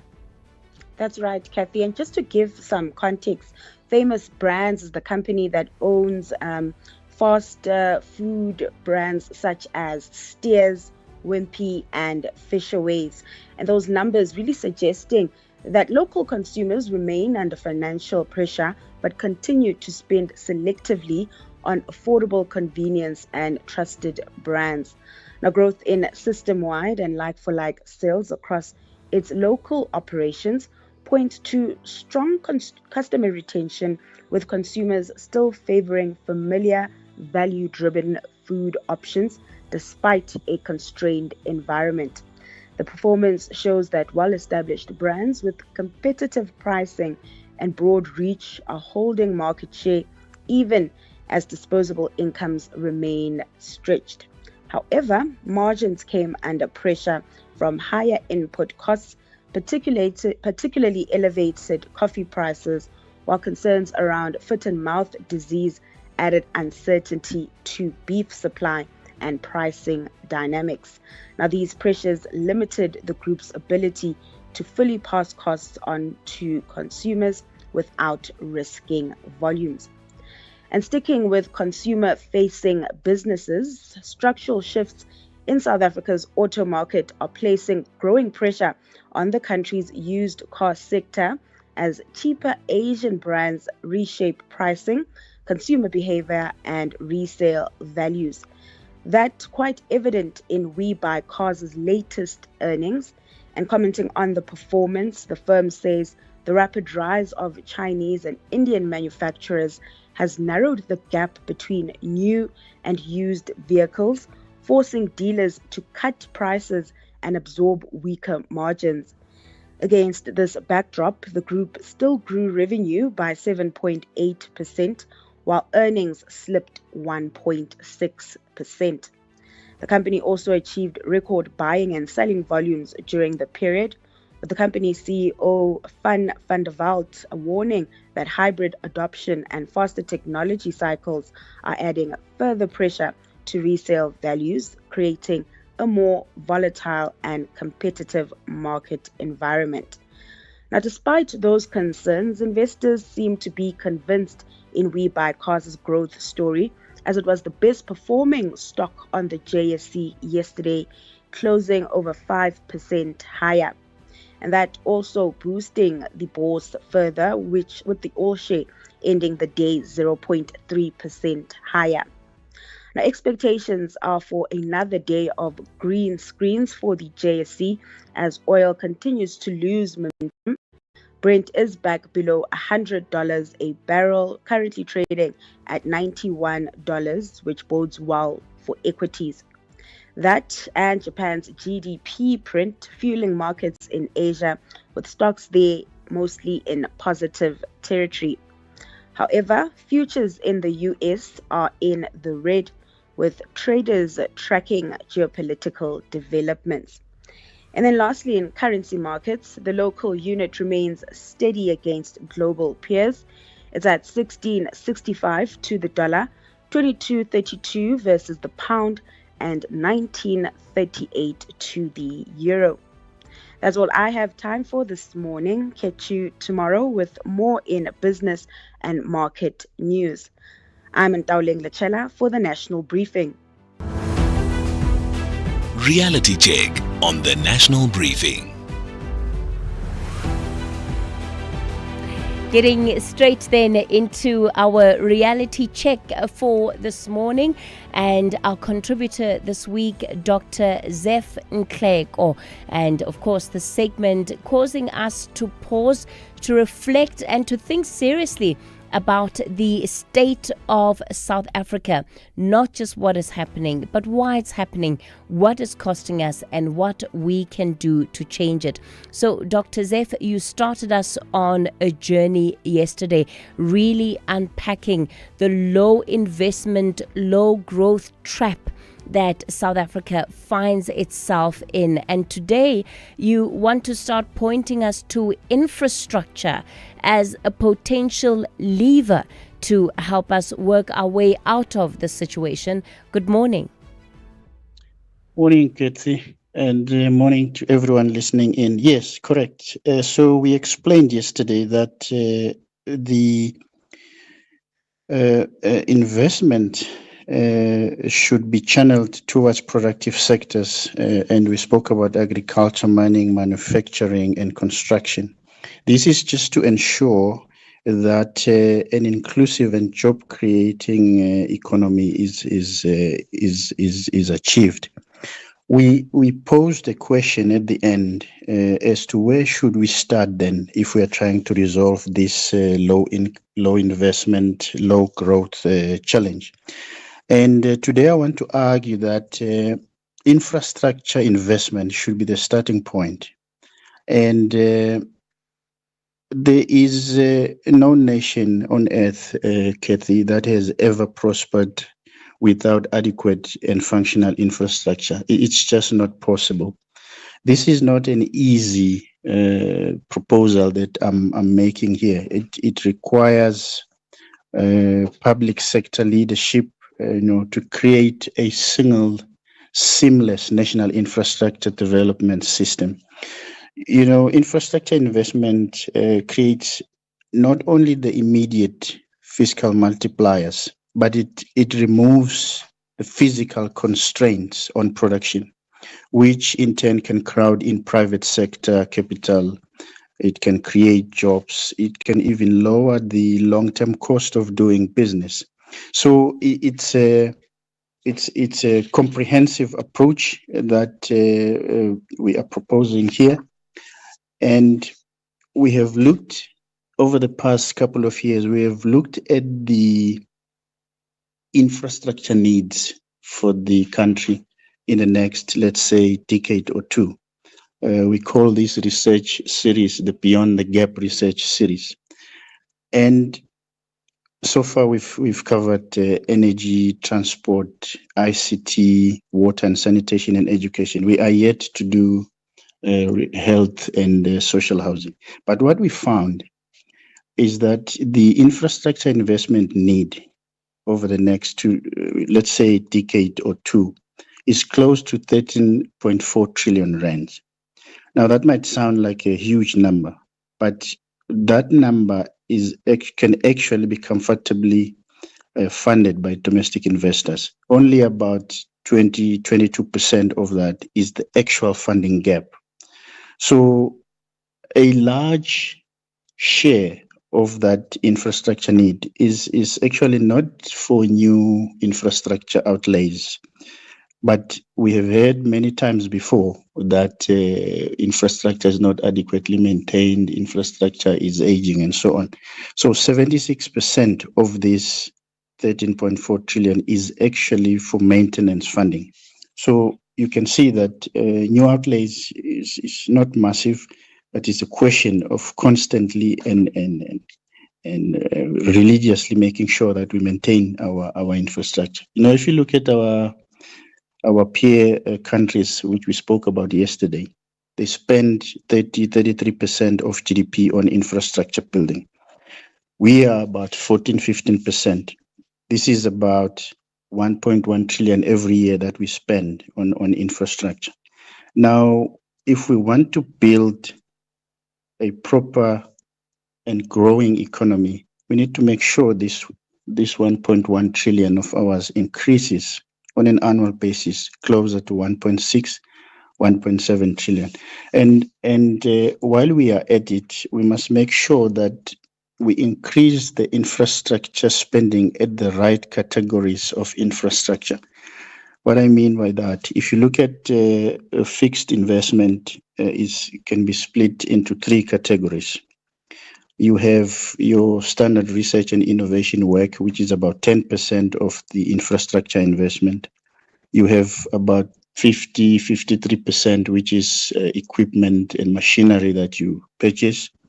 And then you have 37% of that, which is the hard infrastructure, the actual roads, the actual rail tracks, and so on. And that is the category that we should focus on if we are trying to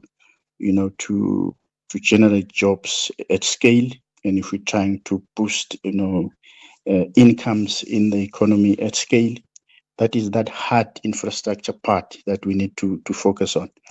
Now, infrastructure, the reason we chose, the reason I argue infrastructure development is because infrastructure is, as I said, is the backbone. And there are various linkages, to the rest of the economy. So, for example, it can act as a factor of production. In other words, once you have the reliable road or the functional port or the correct rail network, you are actually enabling companies to move goods to domestic and global markets in a more efficient way. It also enables manufacturing, through providing a steady let's say, energy supply or water supply and so on. But secondly, it facilitates supply chains because suddenly you can generate this high demand of intermediate goods, cement, steel, electricity, and so on, which then boosts the manufacturing and mining sectors of the economy. Third, through this infrastructure creation, you now suddenly enable private sector participation, small businesses, large businesses, through the backward linkages that you create in building these massive infrastructure outlays. And this is particularly important for us in the context of a constrained fiscus, where you need more capital participation outside of the public sector. And lastly, if you build social infrastructure, schools, hospitals, sanitation, and so on, you are directly improving public health and education outcomes. We've seen many times that proper and adequate infrastructure in these spaces actually enhances, these areas. Now, yes, okay, so we've argued infrastructure is the starting point. The next question becomes, Kathy, do we have proper, proven, scalable interventions to explore? And that's the question I will leave today. Dr. Zef Nhleko, let me thank you for your time. Infrastructure should be part of the focus that we have in our country. Think about that, right? If you have 13.4 trillion rand that is needed at least in the next 2 decades to up our infrastructure, 76% of that spent on maintenance speak to just the dire state that the current infrastructure that we have is in. And it's not about rebuilding, argues Dr. Nhleko. It's about maintaining what we already have. Of course, a portion of it is also about new infrastructure that we need to look at. I wonder what you make of those reflections on the reality check. SAFM. Prime time all day long.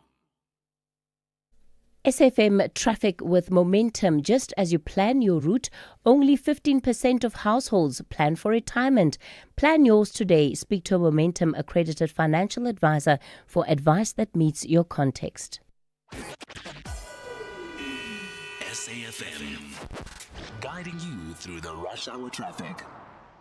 Good morning. Big crash on Littleton Road going into Central Centurion this morning. It's by the N14 highway. If you're coming through, driving eastbound, if you like, on Littleton Road from the old Joburg Road junction across the N14, it's heavily backed up. Not much in the way of alternative routes that are open. Everybody's already diverting onto those routes. N1 South through Midrand's heavy today. A crash at Allendale Road. That's pushing a queue all the way back through to Brockfontein Interchange. And a crash on the busy Mike 1 at Oxford Road in Parktown. Queues coming through from the Boyson side this morning.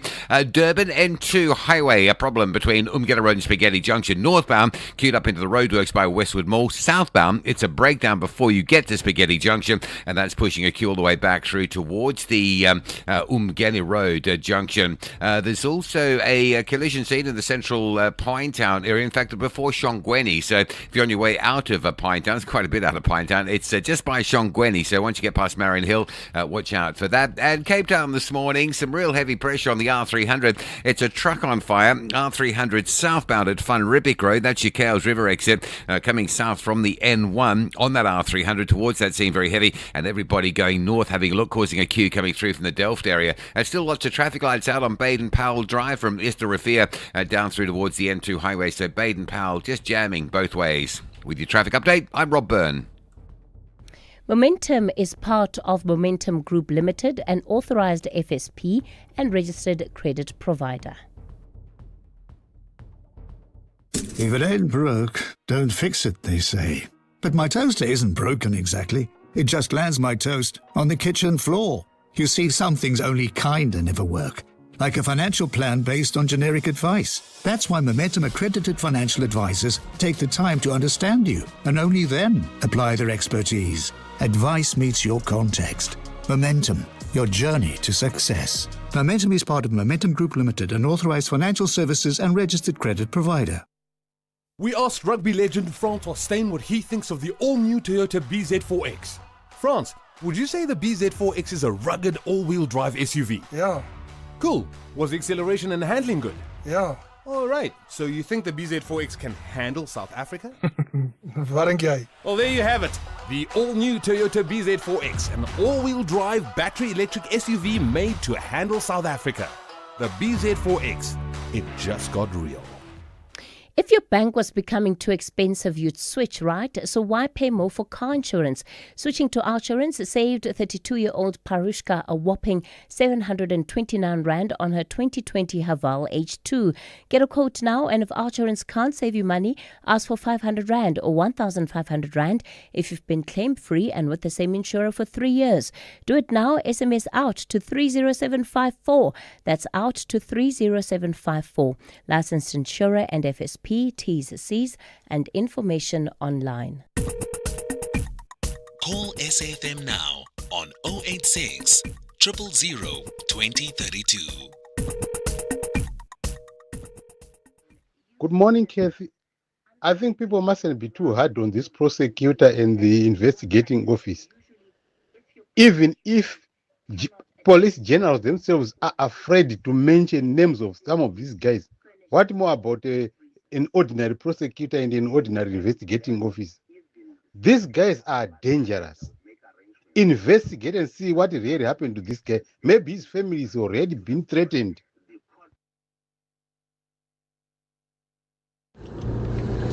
Morning, Kathy. Regarding the prosecution attorney not turning up and the case being struck off the roll so quickly, I suppose it's not amongst the realms of possibility that the magistrate might also have been threatened. What say you? D. Good morning, Kathy. I tend to disagree with the spokesperson for making a statement to say this is unprecedented. I have a feeling that it's just that this is the first high-profile case that the prosecutor has not shown his presence. But I sincerely believe this has happened in the past, just that these other cases were not high-profile, were just ordinary cases. Being a high-profile case does not necessarily mean this is the only first instance that this has happened. All right, so those are just some of the voice notes you've sent through. Lots of you responding to that interview we did with Advocate Mthunzi Maga of the NPA. Somebody else says, Kathy, the chief magistrate in the Sibanyoni case also has to be investigated for possible corruption. Somebody else also agreeing there with that sentiment. In AB says, Kathy, you can tell rigor was not done for this case. It doesn't need for the prosecutor to come forward and ask. However, the risk assessment should give a clear view that this person might need protection. Nobody no longer trusts our institutions. Maybe Mkwanazi was right after all. Peter, you're calling from Soweto. Good morning. Morning, Katie and SAFM listeners. Yes, sir. Yeah, I'm very worried about the comment that made by Mr. Kashela on number one president. Mr. Kashela himself, he doesn't know the reason why he's acting. He doesn't even know why the commissions of ad hoc and Manda commission were established. He doesn't even know why the deputy minister of the police is in court right now, because he doesn't know the instability. Our country is in instability situation now. So it means I'm not safe under this man. He doesn't know his job, or he's protecting his job with our lives. Yeah, look. When he's saying, yeah, go ahead, Peter. When he's saying that when the Nabwana president impeached is going to cause destabilization in the country, it means that he doesn't know his job. Those people who've got apartheid mentality, that society, South African society is still in that apartheid mentality of banning and banning and banning and banning. But he doesn't know that even now our country is in an unstable condition. Yeah, look, those comments have already drawn criticism, Peter, and in fact, some of the analysts quoted in the story say that it's incredible bias on his part. But remember, they were together, in the anti-apartheid struggle. Activism within the UDF. So I guess certainly it shouldn't be surprising that Cachalia has this view, but I understand your concern completely. Yeah, Katie. And it means people like him are those people who wanted to drive us back 35 years ago to still do the things that we've been doing 35 years ago. So we're just praying that we don't see the situation that happened in Rustenburg with Marikana killings happening now. We just have to pray that. Okay, Peter, out in Soweto, he's reflecting there on the comments made by acting police minister Feroz Cachalia on the front page of the Star this morning, where he says that the president must be protected. Those comments made during an interview the Star is reporting with ENCA. Outsurance Essential is made for older cars. Claims are paid in cash within 5 working days, and you choose your own panel beater. SMS CAR to 43185. That's CAR to 43185.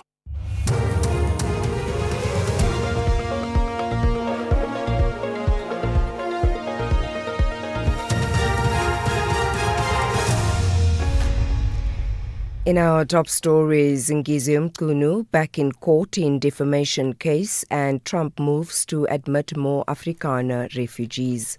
Good morning. Supporters of cultural activist and media personality Ngizwe Mchunu will today gather at Burgers Park in central Pretoria before marching to the High Court to support him in his legal case. The defamation case involves EFF leader Julius Malema. Malema launched an urgent application to demand that Mchunu makes a public apology and retracts the statements he made about him outside the union buildings last month. Malema is also demanding 1 million rand in damages.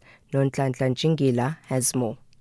Mchunu allegedly accused Malema of receiving millions from Nigerian drug dealers and that he was using his political influence to protect foreign nationals involved in criminal activities.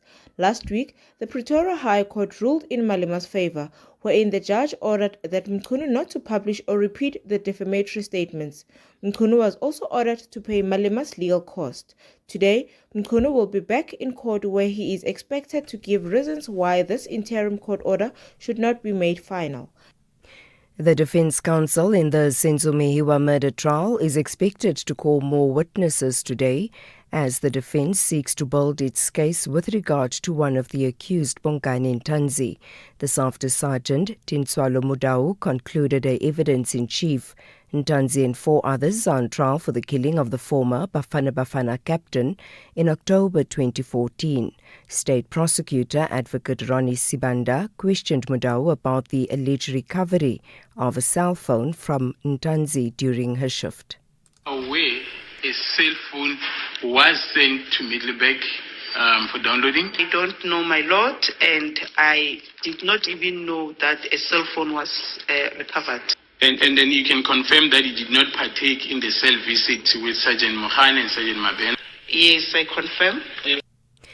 Police in Mpumalanga are convinced they still have a strong case against prominent taxi boss Joe Sibanyoni and 3 co-accused, despite the Kwaggafontein magistrate's decision to strike the matter of the 4 off the roll yesterday. The court's decision followed the failure of the prosecutor to appear despite being ordered to do so on Friday. Sibanyoni, Opasindani, Philemon Msiza and Daniel Masilela were facing charges of extortion and money laundering. Spiwe Mkize has more. On Friday, prosecutor Mkhuseli Ntaba informed the court that he would not be available on Monday due to other court commitments. However, the magistrate ordered both Ntaba and the investigating officer to appear in court. The defense attorneys for all 4 accused expressed frustration after Ntaba failed to present himself and subsequently applied for the matter to be struck off the roll.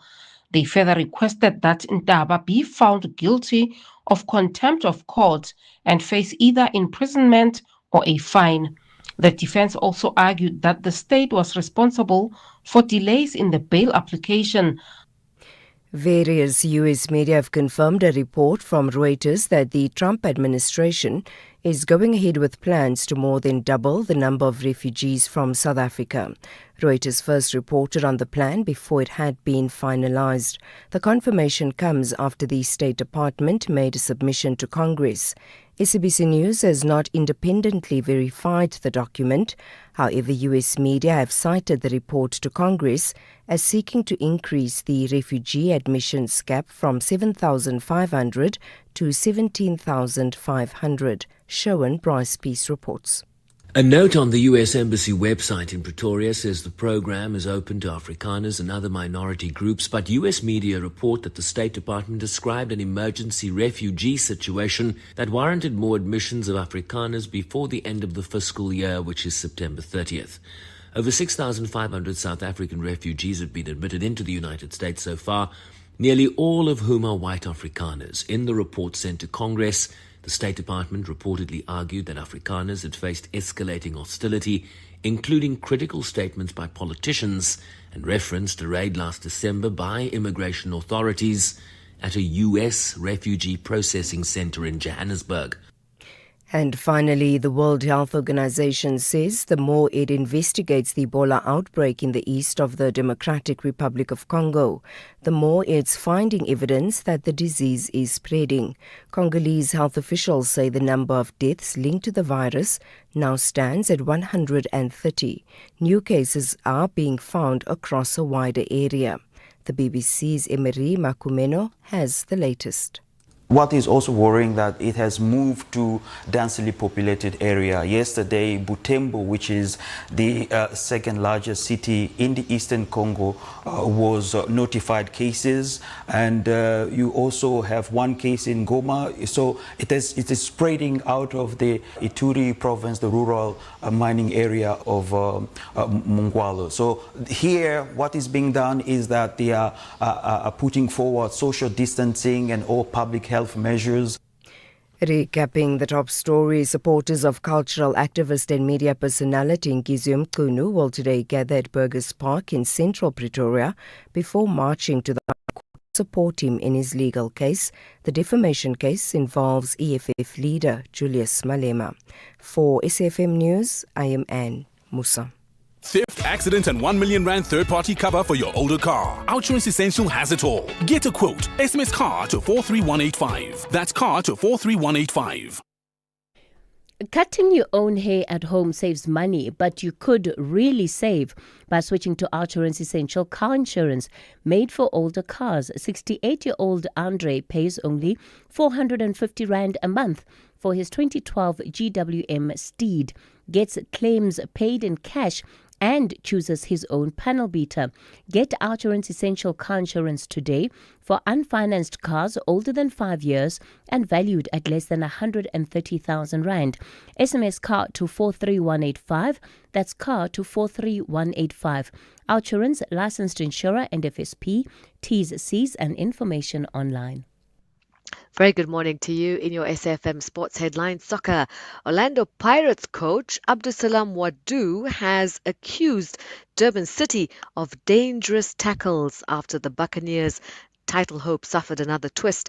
And rugby, the Springbok coach Rassie Erasmus will today receive the Order of Ikamanga in gold. All the details at around 8:30. SAFM, guiding you through the rush hour traffic.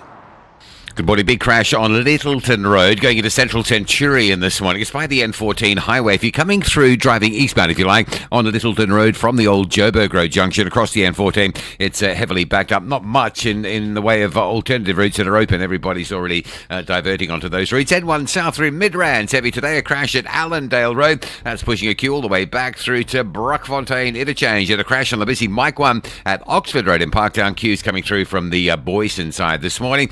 Durban N2 highway, a problem between Umgeni Road and Spaghetti Junction. Northbound, queued up into the roadworks by Westwood Mall. Southbound, it's a breakdown before you get to Spaghetti Junction, and that's pushing a queue all the way back through towards the Umgeni Road junction. There's also a collision scene in the central Pinetown area, in fact, before Shongweni. So if you're on your way out of Pinetown, it's quite a bit out of Pinetown. It's just by Shongweni, so once you get past Marion Hill, watch out for that. And Cape Town this morning, some real heavy pressure on the R300. It's a truck on fire. R300 southbound at Van Riebeek Road. That's your Cowes River exit, coming south from the N1 on that R300 towards that scene, very heavy. And everybody going north having a look, causing a queue coming through from the Delft area. Still lots of traffic lights out on Baden-Powell Drive from East Rafia down through towards the N2 highway. So Baden-Powell just jamming both ways. With your traffic update, I'm Rob Byrne.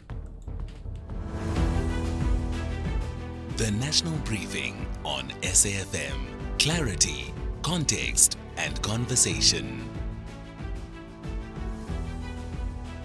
This is where the day begins with Kathy Mutlatlana on the National Briefing.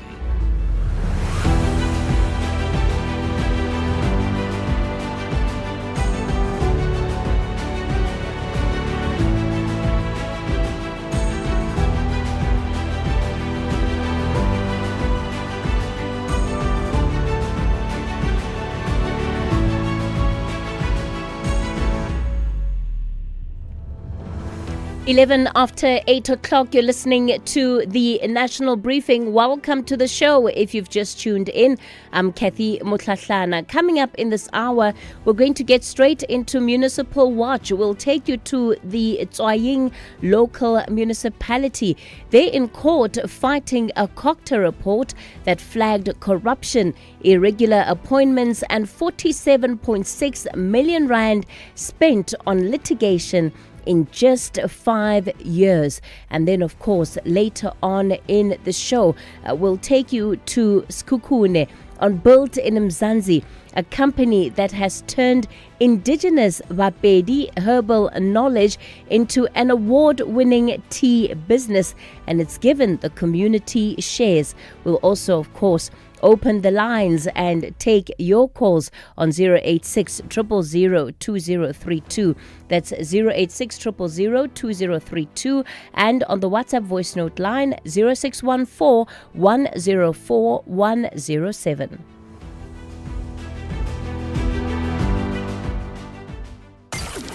Top Sport. Abramson. We're joined by Soccer Laduma journalist Tsepang Malwane. Tsepang, good evening. So let's start with the top flight and then work our way down to the Motsepe Foundation Championship. A few weeks ago, when Pirates fans, had thrown in the towel and said, the league title race is over, I think they had drawn to Richards Bay, even away from home when they played 2-2. A lot felt it's over. And I guess it makes sense because Sundowns are known to be a points machine, but I felt that there's still going to be some twists and turns in the title race, and we were able to see it because Sundowns have had a hectic schedule. And since booking a spot in the Champions League final on April 18, they've played 7 games in about 21 days, and you could tell that it was having a toll on the players. I mean, about the tackle that Debza Mokoena made against Galaxy, and you could just tell that this guy is tired, and a few others in the team. Top Sport on SAFM.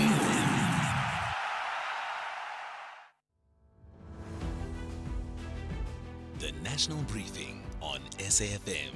Weekday mornings from 6 to 9. 14 after 8 o'clock, let's get into Municipal Watch then. The Tswaying local municipality is our focus this morning. That municipality is now suing COCTA in the province to stop a report being made public. That report was ordered by the COCTA MEC, Gaware Molapisi, on the instruction of the National Minister. It paints a damning picture about placement processes that prioritized salary increases over service delivery, millions spent on litigation by that municipality in 5 years, and senior managers that have been appointed under very questionable circumstances. Dr. Ben Bule is the head of department at the Northwest COGTA.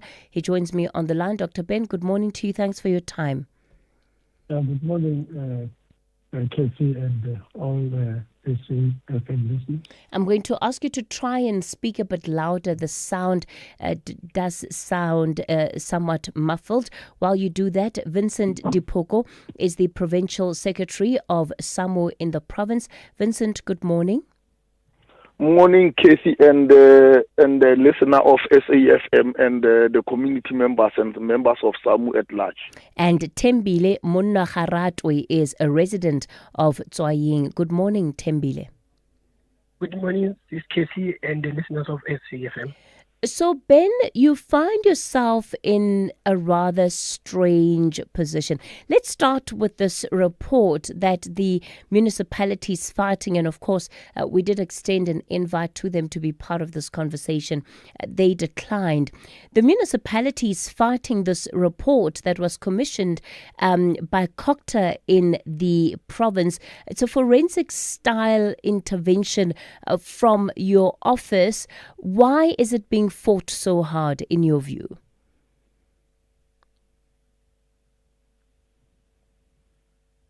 Hello, Ben. Oh, no, thank you very much, Kathy. Well, let me just give a context, and I think it's something that you have also raised in your opening remarks, that the MEC has responded to the call which was made by the minister after the minister of COGTA received a complaint from one of the officials who is a resident in that particular area. And then the minister referred this matter to the MEC to act, and the MEC indeed has acted swiftly in ensuring that we bring together a team of investigators to investigate those allegations, which of course were made by the complainant, and some of the issues of which of course the complainant raised were part of the terms of reference. And the MEC went to the municipality, met with all the councillors, and he introduced the team of investigations, and he requested them to support this particular process, and of course he gave a brief background. And now we are where we are now based on the outcome of that particular investigations, that now the MEC is beginning to implement the outcome. And I must indicate up front, it's going to, we are going to have a difficult conversation, on the basis that now these matters are before the courts, and this coming Friday, it is expected that those matters will be ventilated at the level of the courts. And that is why we are going to have a very bit of a difficult conversation, because there will be some of the issues that is going to be difficult for us to come out clear. So Ben, what are you saying? Are you saying that the report is being interdicted on the basis of the implementation of its recommendations, that the municipality is trying to stop the department from taking any further action based on the report? Or is it just about that report being widely available? No, what's happening here, Katie, is that the municipality has interdicted the implementation of the report, and they have brought an agent application before the courts. And secondly, of course, they are also praying in their prayers that the material findings of this report must then be set aside. And that is why we'll be meeting with the municipality in court, and then, of course, opposing their prayers. And that is why I'm going to plead with the nation and the listeners that this is how this conversation is going to be difficult, because some of the issues that one might raise, they might be used against the department in court on Friday. Sure. But Vincent, in principle, yes, that is the situation. let me bring you in here, Vincent, because as SAMU, you have been named by the local community groups as having been part of the problem, that you are protecting corrupt officials within the Tswaying local municipality, and that is part of why you are supporting the municipality in this court action. No, thank you very much, Kathy. Let me start by welcoming the discussion. And I must put it straight away as one of the co-founder of this organization. I think as some, we are always advocating for clean governance and at all times fighting for related corruption and maladministration in all municipalities in the province. And we believe that Tswai local municipality is not immune from such issues. And we cannot say we are distancing ourselves from that stand. But we believe that if there are any corruption issues or maladministration within Tswai, the law must take its course, and those who are found wanted, they must be apprehended by the law agency. That's number one that we must put straight away, Kathy. And two, we believe that COGTA, they have said that they have established a team to investigate as part of the 106 intervention. But we must put it very clear, Casey, that it was a one-man show. Remember, the terms of reference are not the same as the outcome of the 106 report. Because in terms of the terms of reference, I think there were only 4 or 5 issues that they were part of the terms of reference. The placement process was not part of the terms of reference and other issues that we believe have some. We are not sure where does this report be manufactured from which angle. And we believe, Casey, that from our side as the union, some of our members are as the report, but we have they've never been given the side of the story as part of the allegation that have been formed against our members. And that's why we are distancing ourselves from that report, because of we believe this report is a malafide report and it's a political issues that have been fighting within the Tswai local municipality. Tswai is not immune from corruption in all municipalities in the province. Most of the municipality, our third parties are not paid. Our PPE for workers are not being provided, and we are so disturbed by COGTA. There are issues in Sobota, there are issues in Mafikeng for pension fund of workers, including in Tswai.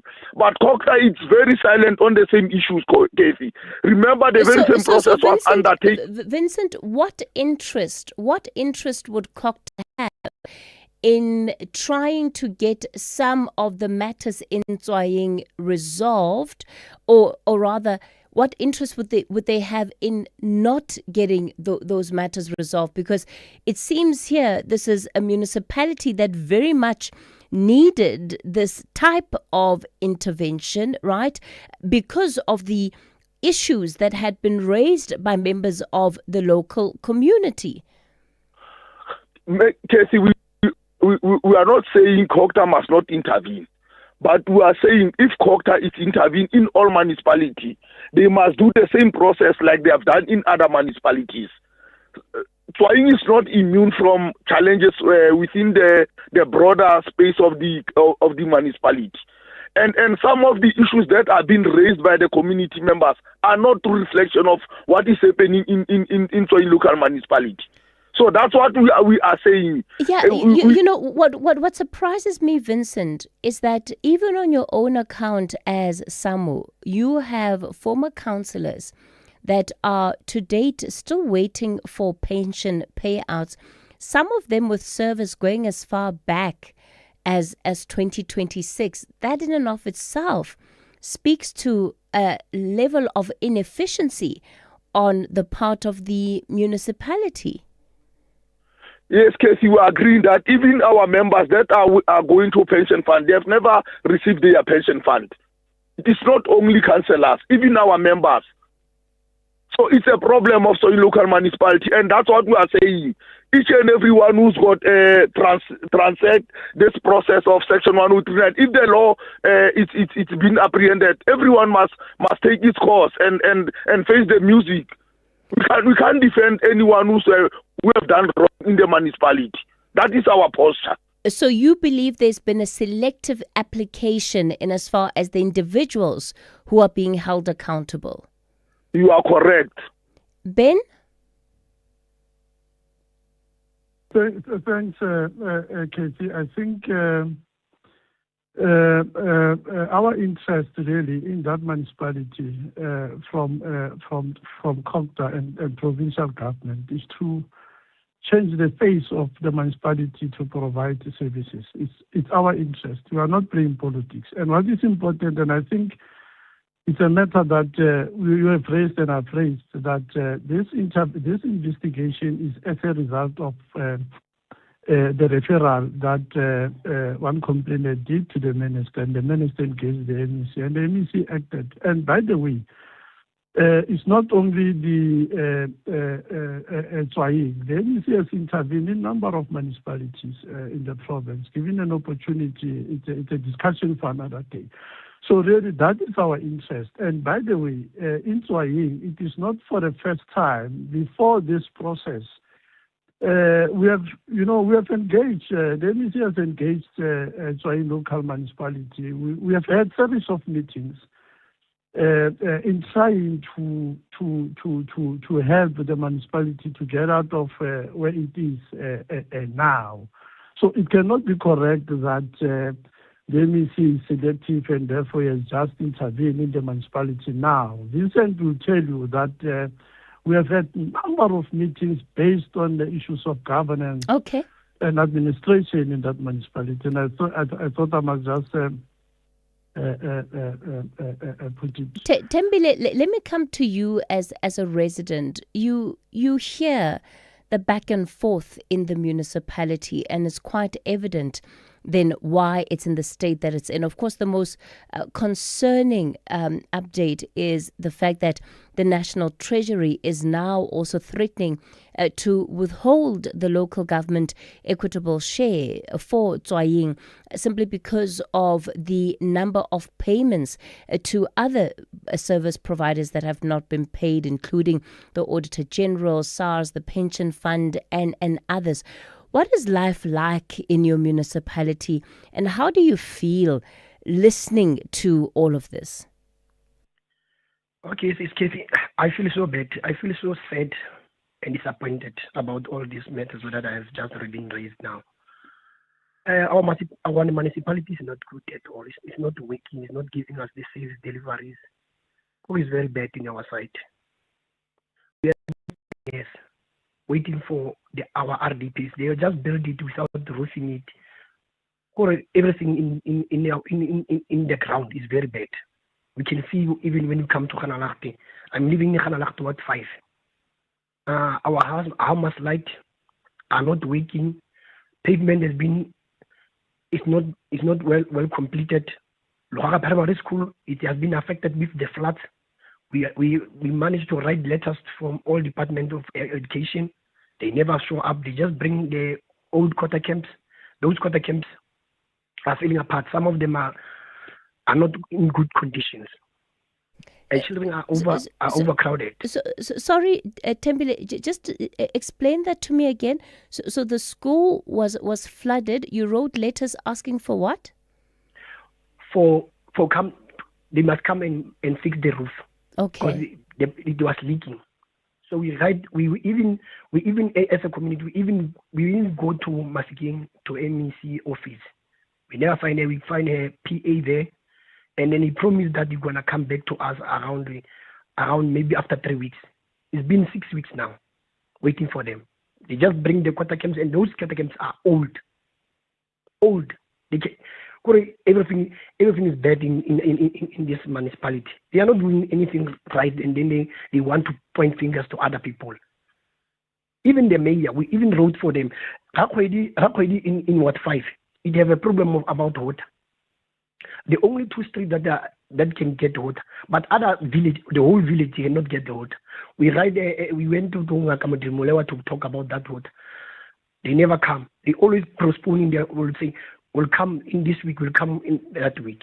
We asked councillor, why is these things like this? He said, "It's sent the letters from the relevant stakeholders. But those stakeholders, they are not coming. They are not coming. We have a problem about a transformer here. We reported it. When it's raining, the electricity cut. After cutting, we'll get the electricity the following day, maybe after 7 hours, 8 hours. Now we have a stock fest around Hanala. The cables are being stolen. And we report those things will come and fix this Hamas line. They don't come.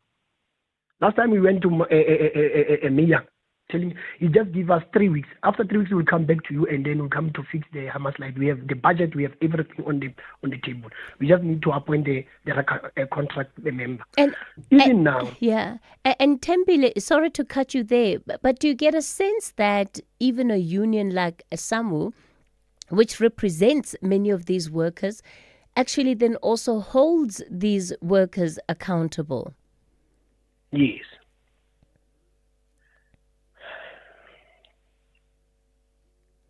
Sorry, what was that, Tembile? Hello, Tembile? All right, it looks like we've lost Tembile on the line there. So as you can hear, quite an array of issues in the Tswaying local municipality.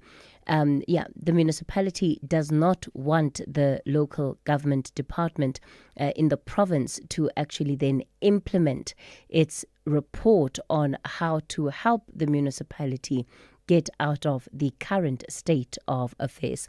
We're going to have to leave it there for this morning. That matter then is said to be before the courts later on this week.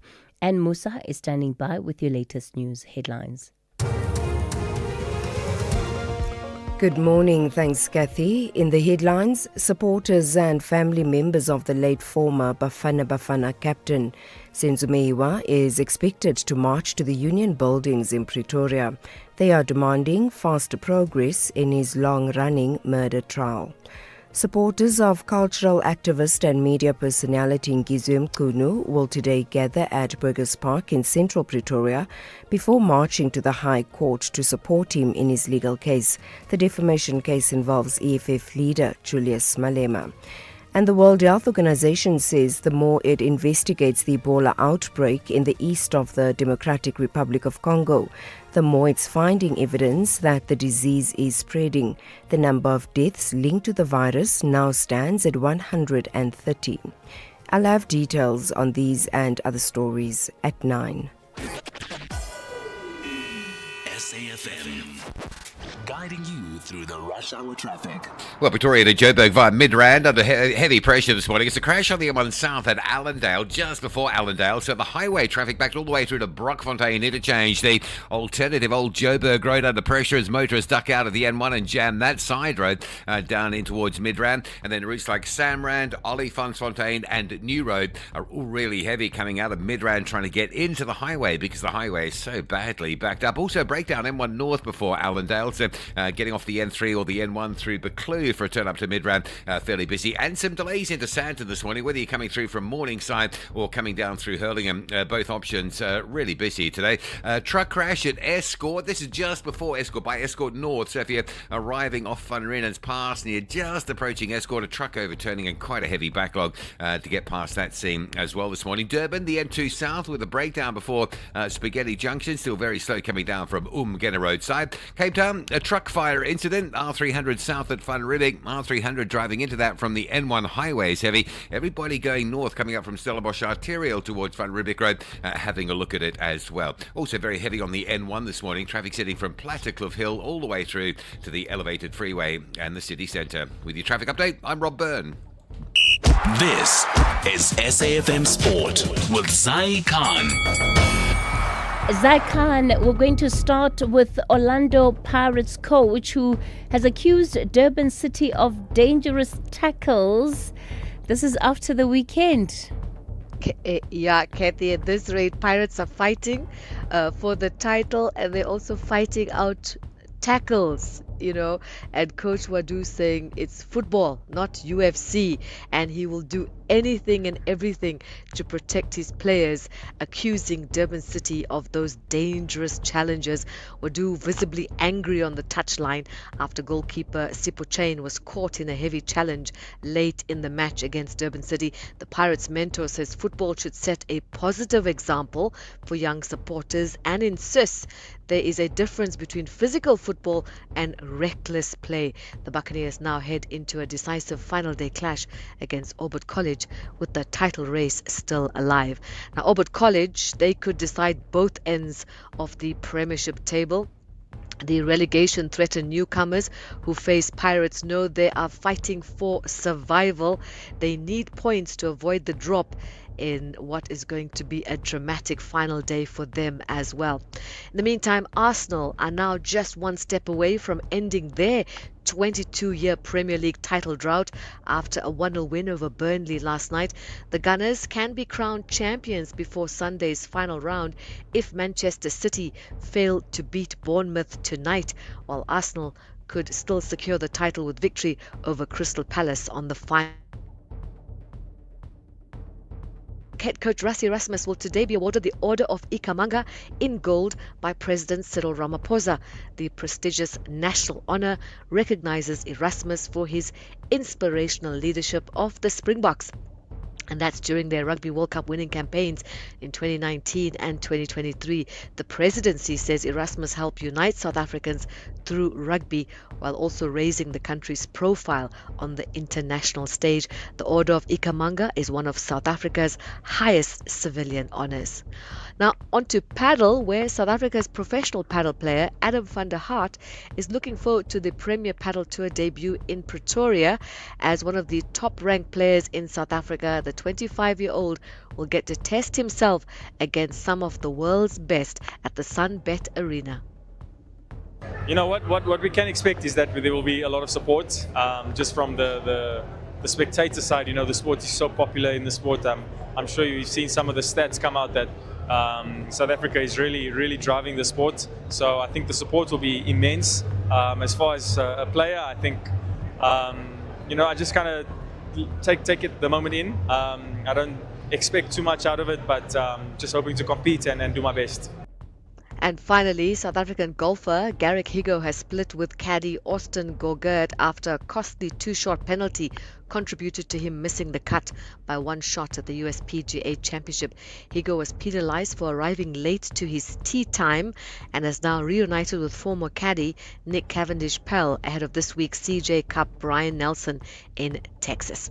That's your sport on the National Briefing. John Gericke will be back on the ball at 12:30 with more sport. I'm Zai Khan. Catch Top Billing this Thursday on S3 as Sozibini meets boxing champ Kevin Larina ahead of his world title defense. Fez, Jonathan and Ryle compete for story glory. SA lifestyle combines with French chic in a castle of a home. And rapper Gigi Lamaine talks legacy over high tea. That's Top Billing this Thursday evening at 7. Repeat Sunday at 1 on S3. Streaming on SABC+.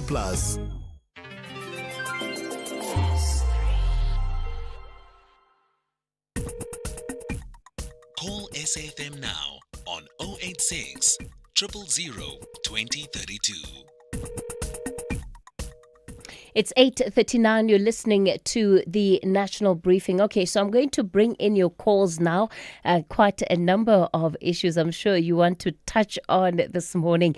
The number to dial 086 000 2032, 086 000 2032. And on the WhatsApp voice note line, you can send those text messages and voice notes on 0614 104 107. I see some callers then calling in response to Municipal Watch. Let me take Tabiso. You're in Delaray. Good morning, Tabiso. Morning, ma'am. How are you? Good. Go for it. Yes, ma'am. My name is Tabiso Chiro. I'm staying in Delaray Extension 7, ma'am. I'm one of the people from Inkatha Freedom Party, ma'am, that we hired a private investigator by the name of Tabanko Tedi. He's from Mafike. we hired the guy regarding the issue of Swahili because of we have a problem in Swahili. There's an equitable share money that was going through our municipal account. So the mayor, the speaker, the acting MM, and the chief whip, they've been using the money, the service delivery money, for their enrichment. And also in our municipality, we have an issue of service delivery, whereby if you can come around Delarevel as a whole, not only Delarevel, but the entire Swahili, we have the problem of this service delivery. The roads are not good. It's no longer a pothole, it's a grave, whereby you mean accident has been happening around Swahili municipality regarding the issue of roads and also the spillage of. So Thabiso, what was the private investigator able to find? I mean, those are really extraordinary measures, right? To be taken by members of the community. Ma'am, how can we just sit still whereas we know that the equitable share money is going through our account, but nothing's happening? That's why we resorted in. It's not only about the community hiring the private investigator, but also the Inkatha Freedom Party, whereby it's a party that we are members of it. That also assisted us regarding the issue of getting a private investigator, because we as the community don't have funds to hire such an advanced person to look around issues of Swahili, because we don't have those kind of funds. So Inkatha Freedom Party assisted us regarding the issue of the president of the party is the minister of South African local municipalities. So he did assist us, because we then had a report that was the MEC issued the report on February. So the acting municipal manager, Mr. Bob Putagai, just sits still with the report from February up until recently now, after the Inkatha hired a private investigator regarding that issue. Okay. Thabiso, thanks for that perspective. So, as you heard from Thabiso, the allegation is that the funds released for the equitable share were those being looted by the senior officials in the municipality. And if you look at the warning from National Treasury, that is around releasing the current equitable share for the municipality. Dumelo, you're a former councillor of the ANC. I believe it's also in Swahili? Yes, thanks very much, Madam. I'm Tumelo Mtunkulu from Otozali in Swahili. Yes, I'm a former councillor in Swahili municipality. But my main focus it will be on the issue of pensions. We have been struggling to get our pension from Swahili municipality. We managed to have meetings with them, several meetings with Swahili, but nothing has happened. We managed to send emails to NEC of Cocta and also to NCOP. They are aware about this issue of pensions, but nothing it has happened till up to so far. And yet, last month they did give us a commitment letter that they are going to pay our pension fund after they get their equitable share. Nothing has happened, and now they have sent us a new commitment letter that where they say they are going to pay our pension after they get the equitable share on July. So we no longer have trust in Swahili, because many equitable shares. And Tumelo, sorry to come in there. How long have you been waiting for? It's 5 years now. We've been struggling. It's 5 years now. September it's going to be 5 years. Do you think this has to do with the municipality having been unable to keep up with pension fund contributions when you were still employed? Yes, they did submit some other money to pension, but we have statement where we know we did receive statements from pension fund, and that statement it shows how many months they did not contribute that money to pension fund. So it has been long now, and then each and every time when we ask them, they tell us about equitable share. But in 5 years' time, how many equitable share they did receive? How many? Yeah, sure, Dumelo. I mean, you just have to wonder, how does How do things get to this stage? And Tumelo, you've of course worked hard your whole life. There's the last thing that you were expecting in retirement. Yeah, we are struggling. Remember, we have children that are attending school. There is nothing we can do. We even go to the level of NCOP to request assistance. The level of pension fund adjudicator. I have the documents, the judgment of pension fund adjudicator. I have the documents here now, but nothing has happened. So it's sad. On issues of service delivery, Zwaim is a disaster. It's a disaster. Okay, Tumelo, we're going to leave it there. A former councillor of the ANC, and you heard 5 years waiting. Kagiso, you're also wanting to talk about Zwaim. Good morning. Morning, Katie. How are you? Good, go for it. Oh, thanks. My name is Kagiso. Katie, I'm the complainant on this matter. I'm the one who wrote the letter to the minister and also to the MEC regarding all the maladministration and corruption that has been happening in our municipality. Number one, the issue of SAMU. The issue of SAMU is true that they are conflicted in this matter. They cannot be objective on the matter because of they are the beneficiaries of this placement. That has two reports. One report from COGTA, one report from Treasury. That tells that the placement was not correctly done. Number one, people who are placed in the positions are not qualified to be on those positions. All the SAMU sub-steward, they were taken from post level 14, post level 8, 6 to post level 1. The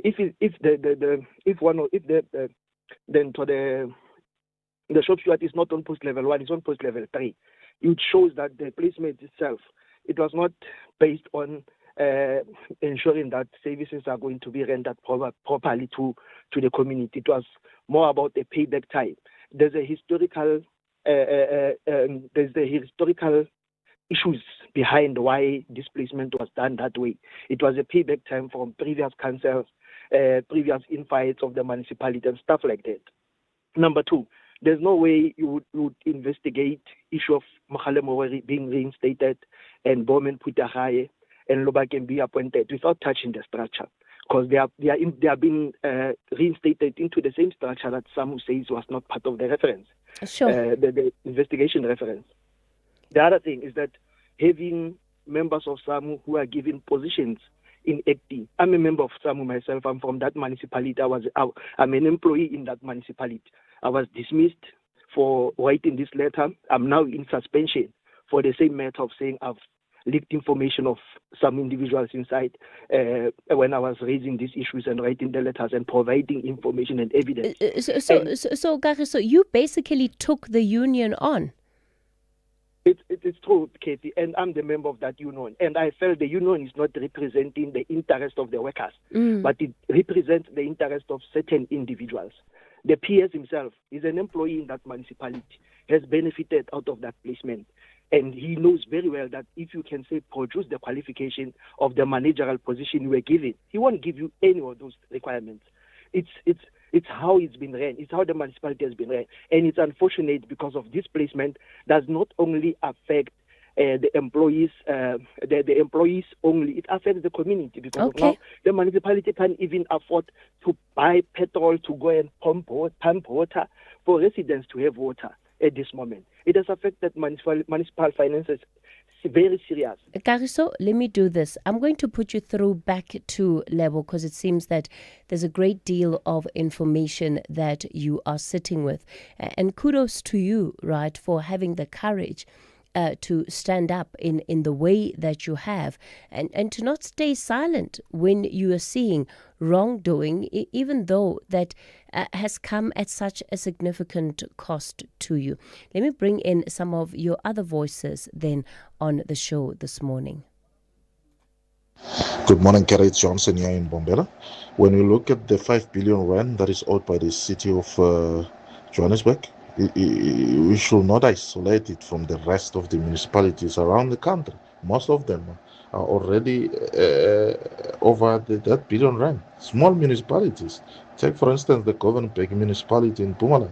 They are over 1 billion rand, but so small. Joburg is huge. 5 billion is reasonable for me. If you are to compare it with the rest of the municipalities around the country who are owing ESCOM. Thank you. Good morning, Kathy and SAFM listeners. The cancellation or the striking off of that case against Joe Sibanyoni is a clear sign that the judiciary in South Africa is captured. Everything was done in haste, as if it was planned. This confirms the revelations by General Mkhwanazi that our judiciary is captured. So it needs to be taken serious. I guess the Director of Public Prosecution will respond positively on this one. Thank you. Good morning, Kathy. Errol from Durban here. That same prosecutor who failed to turn up should be charged with contempt of court. I mean, our crime is bad enough in the country.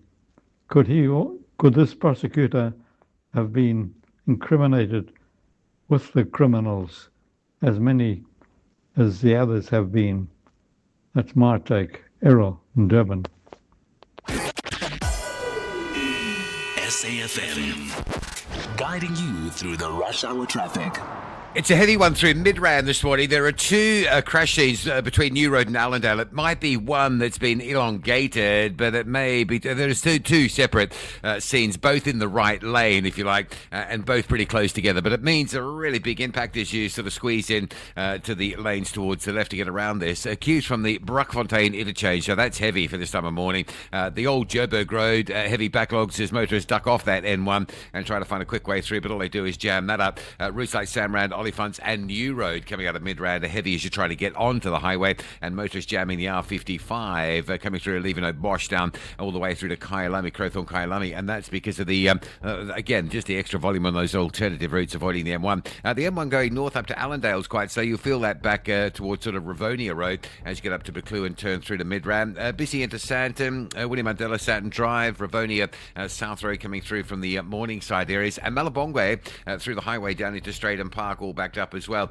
Durban, the N2 between Spaghetti Junction and Umgeta Road cleared both ways, although there's just been another breakdown now on the N2 just past Umgeta Road, so starting to slow up again. A crash at Hammersdale on your way to Durban, that's causing a bit of a slowdown in that particular area. And Cape Town, the R300, this earlier truck fire incident at Van Riebeek Road, still holding traffic both directions in that Kales River area. A highway still very busy. There's a few spits and spots of rain about Cape Town, a lot of thunder about the region as well this morning. The N1, probably the heaviest highway, with queues still from Plattercliff Hill all the way through to the elevated freeway. Looks like that'll take a while to clear out this morning. Rob Burton, SAFM Traffic.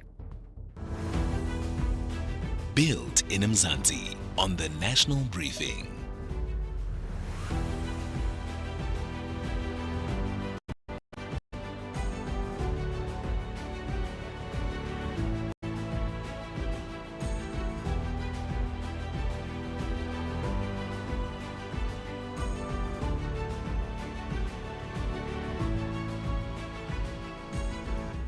It's 8:54. Let's get then into our Built in Mzansi segment for this morning, really where we showcase and tell the stories of those that are building South Africa, whether by innovation, their contribution to industry. And this morning, we'll go to Sekhukhune in Limpopo. This is where we find a tea company that has been set up as a community ownership project. Now, it turns indigenous Bapedi urban knowledge that has been passed down from generation to generation, and it's led into an award-winning premium tea brand. Let me invite and welcome onto the show Sechaba Patla, who is the executive chairman of Sechong Tea Crafters.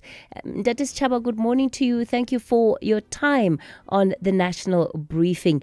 Let's start just with where things began. What has informed the work of Sejong? Good morning, Kathy, and good morning to all the listeners, and thank you for affording us the opportunity to be on the show this morning. What has informed the establishment and existence of Sejong Tea Crafters was really an initiative by myself and my family, mainly my mother in the beginning, and a team of professionals that I was working with to actually resolve an issue related to the economic and development status of our native region of Sekhukhune. In particular, where we are from, which is the Makudu Tamaga local municipality, and specifically the Rapahla village, which was characterized as one of the poorest in the country. And what we saw, on the other hand, was a wealth of untapped natural resources, excuse me. And in that, we then sought to undertake a process whereby we worked with the community to find solutions. And using the asset-based development approach, we were able to facilitate a process whereby members of the community were able to actually find themselves as catalysts and drivers of their own development. And in that, we found that they actually have the solutions, they actually have the ideas, and they have some of the skills which could be leveraged and further developed to basically spearhead their own development. And therein emerged the indigenous knowledge in the form of the biodiversity, the plants, and that had been consumed as teas for many generations. And in that, we also learned more about our own culture. You're bringing me to my next question. In South Africa, right, we've watched how Rooibos, Hodia, all of them have come out of this market also using indigenous knowledge. What is the blend of this tea? So our primary plants that we use, our botanicals, are very unique and indigenous to parts of Sekhukhune, and but they do spread out into other parts of Limpopo and even into KZN and Southern Africa. However, the knowledge that has basically been practiced for many years brought us to these particular two, which is the Tepani black bush, which is like the African mistletoe. Is also the deer red root, which is it's similar to the African potato in aesthetic and texture. And these are the botanicals that essentially form the basis of our infusions and blends. The fact that it is owned by the community, it's a different share structure to what we have seen. Does that structure work? What has been the impact of it on the community? Well, in essence, the way the governance and the ownership of the organization is structured is a combination of an investment vehicle which represents our family as the instigators of the process and investors as it would be, and in combination with the community cooperatives. Now, the community cooperatives are represented not just in shareholding, as they own 49% of the company, but they're also equally represented in terms of the board and directorship. We are also working on establishing an employee share scheme, as we do want to incentivize employees that have been with us for a long time, and so that they're able to also share in the benefits and ownership of the business. Very briefly, Sechaba, where can South Africans get it? So we're in Food Lovers Market nationwide. We're in Dis-Chem, especially the major Dis-Chems in the major malls. We're in spas throughout Limpopo, Northwest, Gauteng and Mpumalanga. And we're also in Cosmetic Connection in the Eastern Cape, Free State, the Vaal and Northwest. What a wonderful homegrown story, Sechaba Patla, and he's the executive chair of Sechong Tea Crafters. So how about adding a box of that to your collection if you are a tea drinker like myself? And of course, Butana in Rosebank. So we're swapping out the rooibos, Butana. We've got other options for you now that are all locally homegrown. That's where we'll leave it on the national briefing for today. Up next, the Daily Discourse.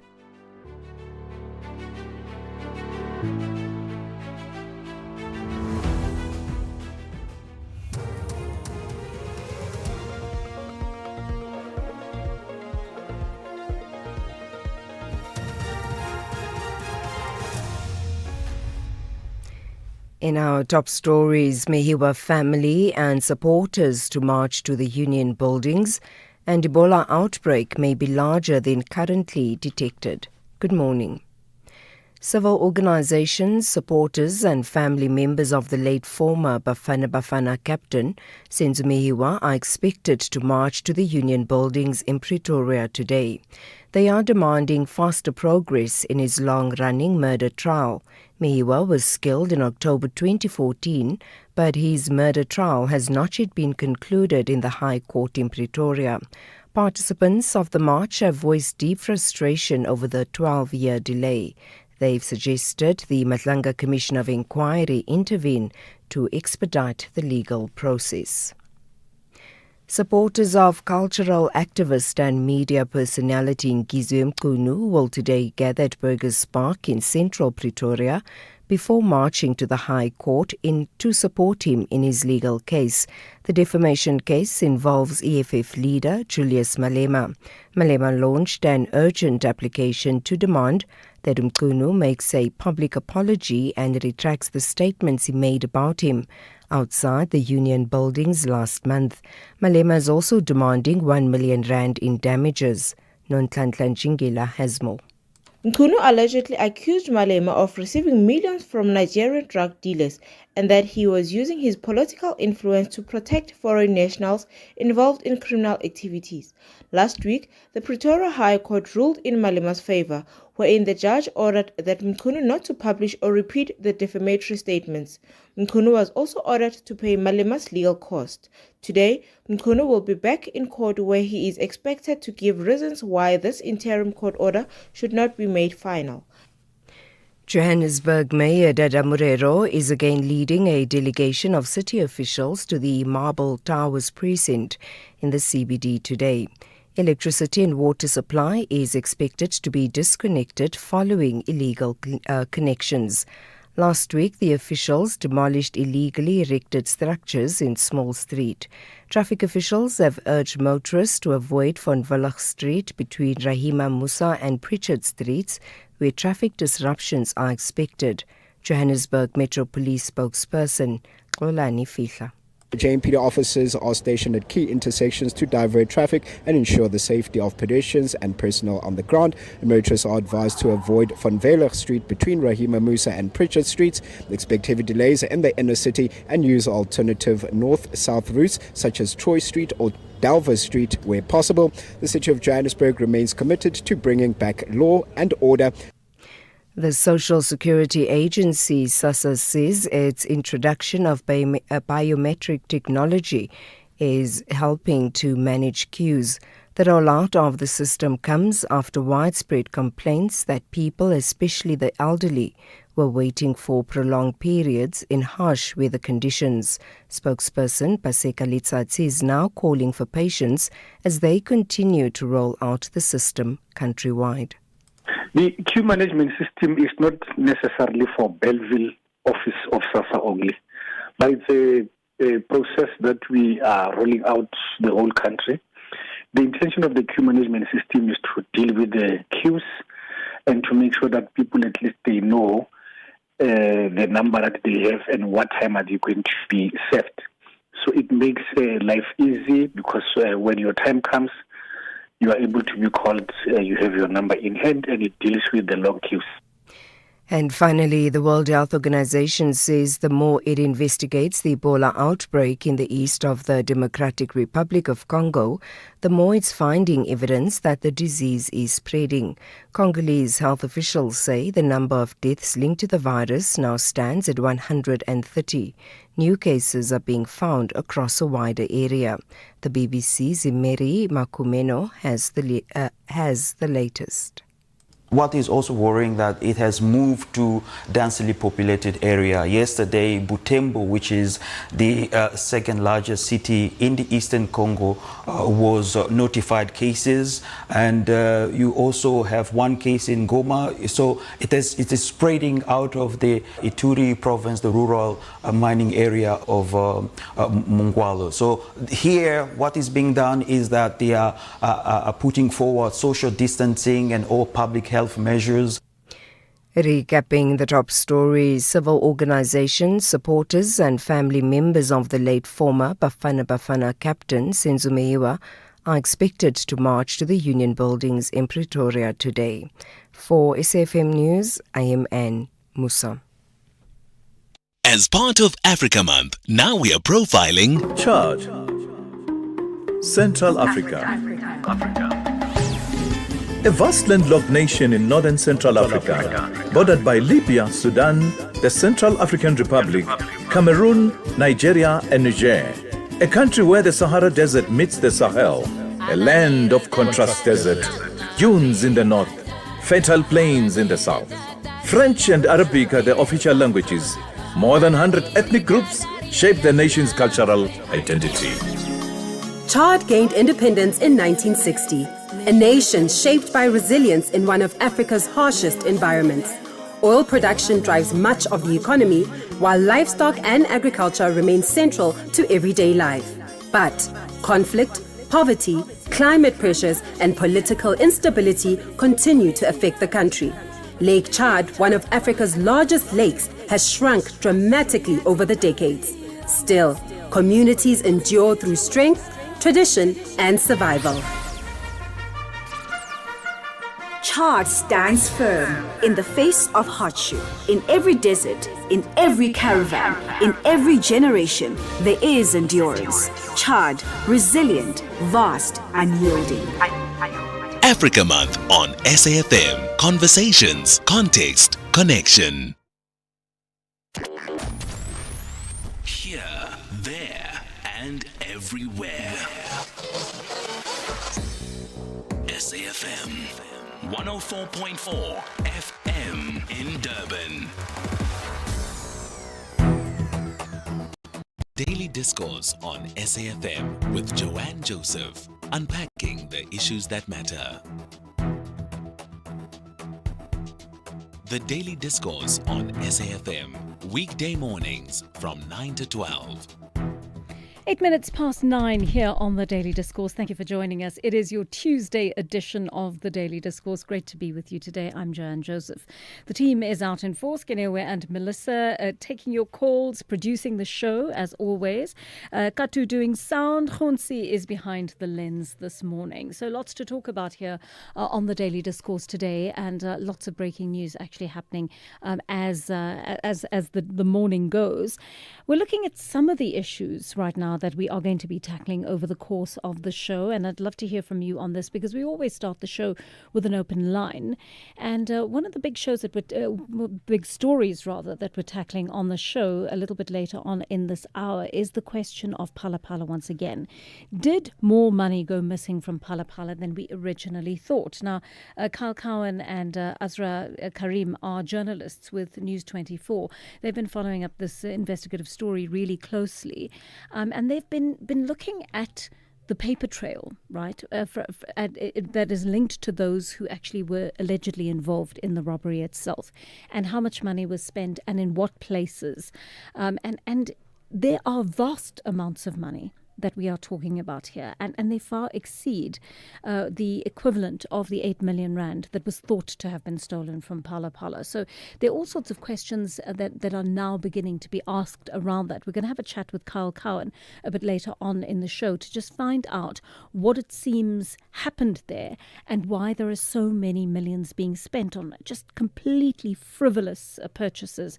Things like expensive motor cars, 3,000 rand being given to someone just to make a deposit into a bank account.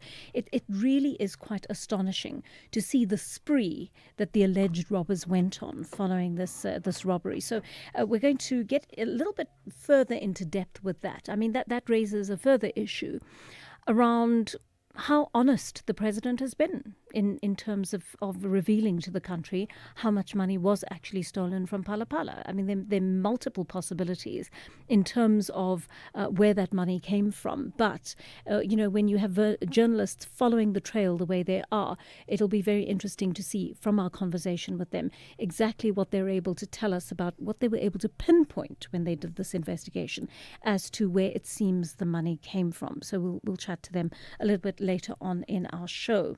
And then this is an issue that you've raised with me, and you've raised it from several different parts of the country. It's the issue of water shortages, right? Either you've got intermittent water or you've got no water at all for weeks. Many of you phoned into the program from KwaZulu-Natal shortly after I joined the show, and you started talking to me about having to walk great distances to be able to access your water because the water that should be coming out of your taps is just not, right? The taps have run dry. And you've also gone on to say that occasionally you have water tankers coming into the area. They're not very regular, but they're there from time to time. For many of you, there are water tankers regularly coming into other areas, but water tankers have become very much the norm, right? And then you have to ask yourself, when you see what the Gauteng Infrastructure MEC Jacob Mamabolo spoke about a while ago, he's worried that hundreds of millions are being spent on water tankers in areas like this where there's little to no water supply. If you look at the amounts that have been spent on water tankers, it is absolutely staggering. It literally runs into hundreds of millions of rand. And then you start asking yourself, why has this culture of water tankers become entrenched? Surely the main goal is to take this money, the same hundreds of millions that you're spending on a temporary fix, and actually divert that towards creating the infrastructure for people to have regular water access. Why is it not happening, right? And why are water tankers a solution? Is it because people are benefiting from it? Is it because, your buddies are making a lot of money out of this, and therefore it's not in anybody's interest to actually ensure that the water infrastructure is properly built? These are the questions that I have. These are the questions that I will put to Gauteng Infrastructure MEC Jacob Mamabolo in a short while on the show, because we really need to address this issue once and for all. Water is a human right, and it's now sitting before the South African Human Rights Commission. The SAfmRadio has said water is a human right. Our people are not getting water. We demand to know why that is the case. And so they're bringing on board a whole lot of experts who are going to tell them where the problems lie, where they've originated, why they've not been seen to, who is benefiting from our people going without water in this country. It is a horrific situation. Imagine that a basic right such as access to water, such as access to drinking water, is up for conversation, is up for argument and debate. Can you believe that? I mean, 30 years on, our people don't have water to drink, and we're okay with that? And we send water tankers in, intermittently to say, oh, well, yeah, it's fine. A truck will come in and give you a little bit of water. Be sure to carry your water vessels and make sure you fill them and make sure you are able to walk the distance back to your house. How is that different from apartheid type delivery, where people were expected to walk kilometers and kilometers with buckets on their heads full of water because they were not entitled to have that basic human right. It is outrageous. And I'd like to hear from you on that. We will be speaking, as I said, to the Gauteng Infrastructure MEC, but we've got to get to the bottom of this water issue. It is such a basic right in our society, and we cannot have a situation where people are profiteering. People are getting rich off the backs of the thirst of our people. It's absolutely unacceptable. But we'll have that conversation in just a short while, and you are welcome to give us a call and speak to us about that. And then this issue of the prosecutor not showing up for the Joe Sibanyoni case. I mean, one wonders what is going on. There's something that's starting to break on social media now, and we're going to be following that for you very closely. I'm starting to ask questions about the safety of this prosecutor, because if he chose not to show up without informing the National Prosecuting Authority that he was not going to be in court yesterday, that is one case, right? It's a very different story if he did not show up because he felt he could not show up or because he was not able to show up. And I don't want to be an alarmist on this, but we know that we're living in a country where people's lives are now at risk because of the work that they do. Truth seekers and people involved in these processes of investigation and the conclusion of these very complex cases, their lives are endangered by what they're doing, and they're afraid. I don't think any prosecutors signed up for this level of danger. I don't think police signed up for this. I don't think, various journalists signed up for this. Even politicians or auditors who've lost their lives in these processes have signed up for this. And yet it's happening in our country because it's been allowed to spiral out of control. And that's why some writers refer to South Africa as a mafia state, because this has been allowed to get out of control. Nobody has stepped in to say we're not going to be that country. And so I worry about the safety of this prosecutor, and let's follow that for you very carefully to find out exactly what is happening. It seemed very strange to me that in the interview that Kathy did this morning, that the National Prosecuting Authority was not able to come out and say, yes, we've spoken to him or her, and this is what the person had to tell us. It's because they clearly have not been able to reach the person. And what has prevented them from reaching the person? Should have taken one phone call, potentially, worst case scenario, a visit to where that person is staying, to see why they were not able to be in court on the day. So I'm very much in two minds, and I'm very concerned about what is happening in that regard. Of course, our studio line remains open, so you can speak to us all morning, 086 000 2032. Our WhatsApp line is 06104 107. Thank you for keeping those voice notes short, because we can get in many more of them that way. Please also, we were having trouble listening to some of your voice notes over the last few days because they weren't too clear.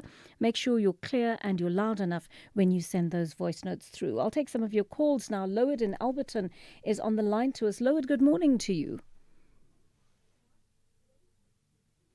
Lowered, can you hear me? Yes, I can hear you, great. Jen. Good morning to you, Lowered. What's on your mind? My sister Norman. I have to commend you, man. We really enjoy and embrace your TV program, Case in Point. Since your team is inviting very knowledgeable panelists in that program. This morning, my sister, I want to raise this concern that I have, and it's a grave one. It is with regard to our legal system, which to me has got some gray areas. Why do I say this? How do you explain a situation, my sister, whereby an individual is convicted for an alleged criminal offense, but that person continues to form part of the commissioners in the Judicial Service Commission? Yeah. Which bodies entrusted with the interviewing of prospective judicial officers? Right. You're talking about Julius Malema here, Lowered. That's very much so, my sister. Yeah. And it's granted. Malema is lodged an appeal for both the conviction and the sentencing. But what about if the conviction part is upheld by the court? Is he still going to continue being part of that JSC commissioners? It raises a question. Again, we've got our Dr. John Thorpe in Parliament, who has been impeached for gross misconduct, but he is lead behind through a political ticket, and now he is a lawmaker.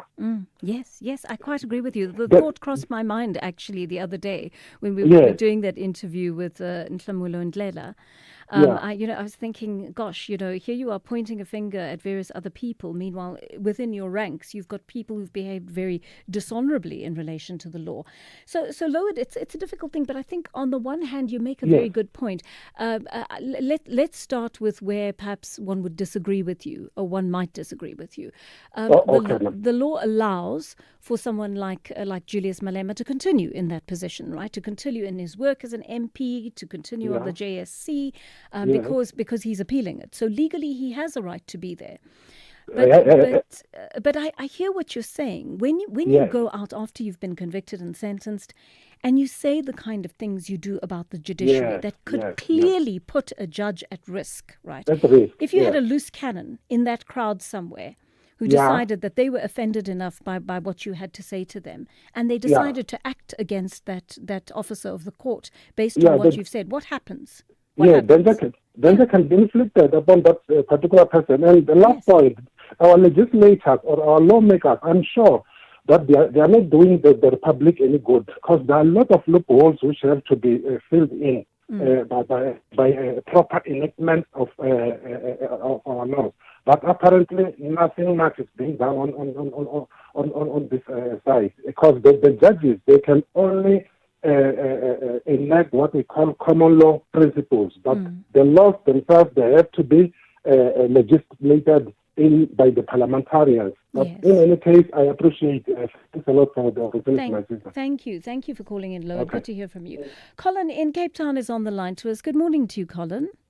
Good morning, Joanne. Joanne, I was listening to you yesterday talking to Gordon Hill Lewis. Yes.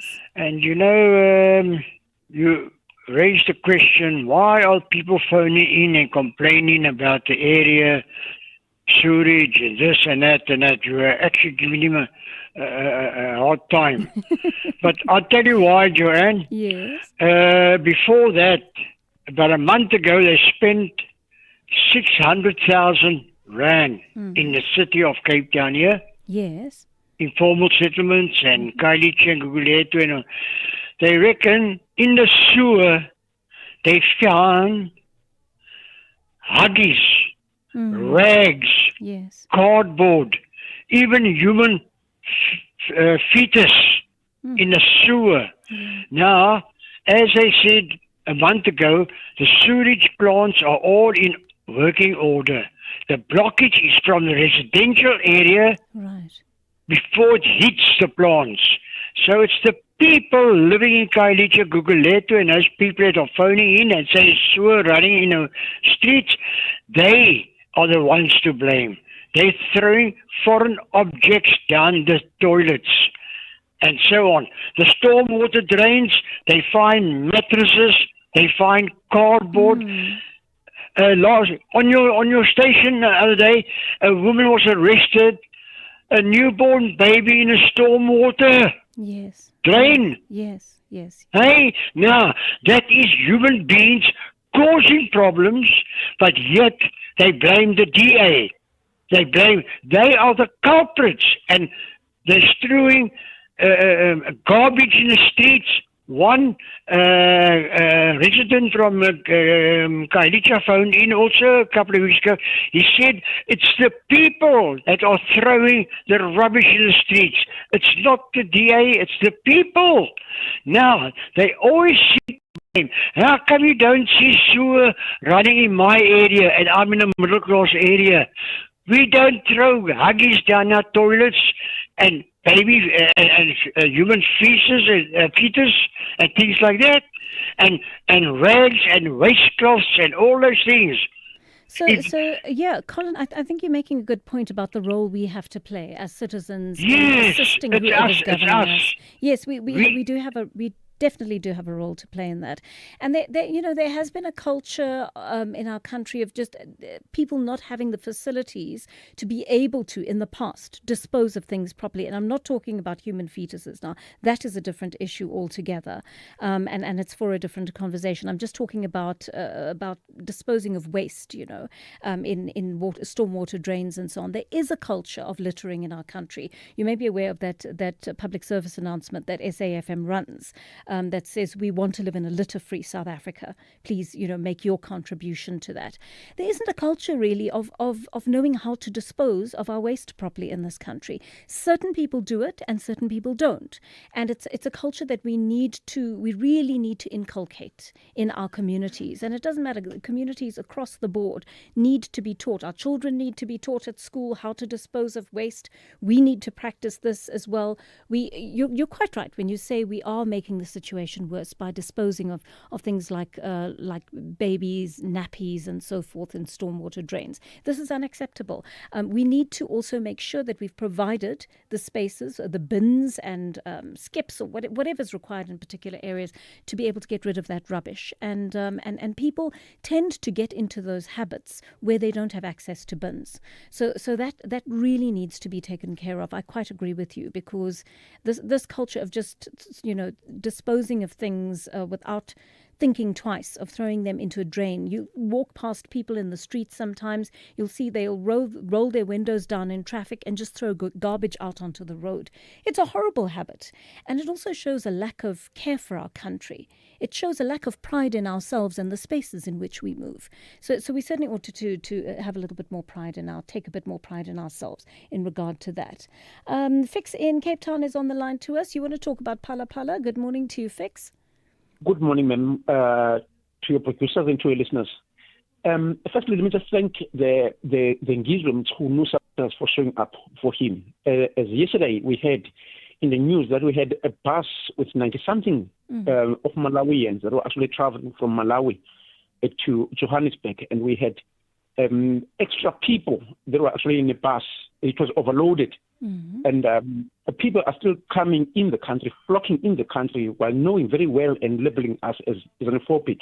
But they're still coming in. And imagine the people actually coming in. It's not just genuine people, it's criminals, from what we know. But they're coming across the border, right? So presumably if they're coming in by bus, they should have been stopped at the border and those buses should have been checked, right? Right, corruption. It's corruption. It's corruption. Yeah, you see, this is part of the problem, Fix, is that if we don't have officials that are there to police people, to actually do the policing they're supposed to do, how do we solve the problem? No, engagement and everyone else, there is actually standing up for us. They're doing a great job, but they're getting prosecuted for what they are doing and for what we are doing, man.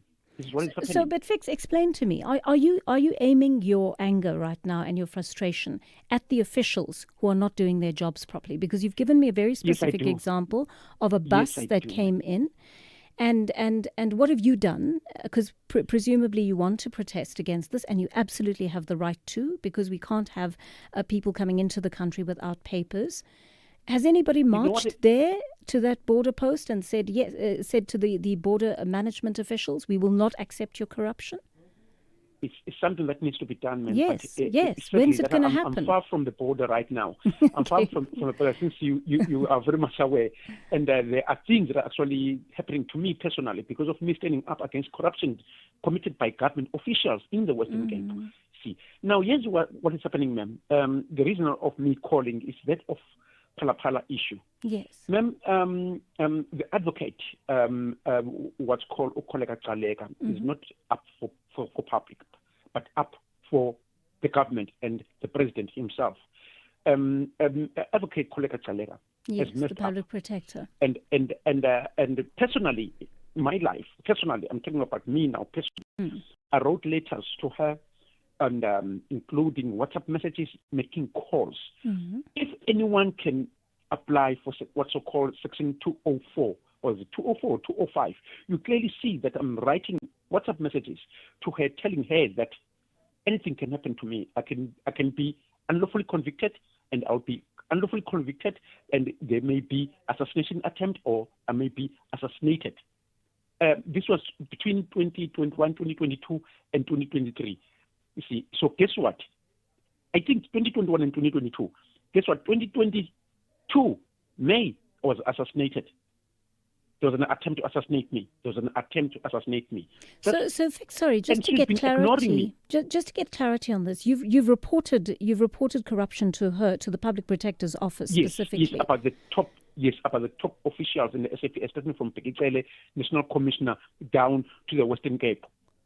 It's in writing, ma'am. And there's no resolution to your complaint. Has she written? Has the office communicated with you to tell you that the report is in progress or the investigation is in progress? No. Nothing, ma'am. I only received an email that was directing me to same places that I was complaining about, which is a portfolio committee on police and the portfolio committee on justice. But sad enough, she was pointing me back and to IPID instead of her investigating my issues, because I was complaining with the fact that the parliament is not doing nothing for me. All right. But instead, she sold me. Your case is very yes, specific, Fix, and it's difficult for me to comment without actually knowing the facts of it. So I'm going to put you back to my producers right now, Melissa and Ginewe. Will you please just listen to Fix's story? Please get the background to that, and let's look into that story, because it sounds very involved. And I think we just need to do some legwork on that story before I'm able to actually comment and see what is happening there. But let's find out. Let's get a bit more detail on that. It is 9:30 here on the Daily Discourse. We're getting your news headlines now with Ann Musa. Good morning. Thanks, Joanne. In the headlines, Johannesburg Mayor Dada Murero says he wants to bring members of the SANDF and the SAPS to the city to be part of the bylaws enforcement operations. He's leading a delegation of city officials to the Marble Towers precinct along Small Street. Several organizations, supporters and family members of the late former Bafana Bafana captain Senzo Mehiwa are expected to march to the Union Buildings in Pretoria today. They are demanding faster progress in his long-running murder trial. And tech billionaire Elon Musk has lost his case against OpenAI, and its chief executive, Musk, had sought over $130 billion or over 2 trillion rand in financial restitution. I'll have details on these and other stories at 10.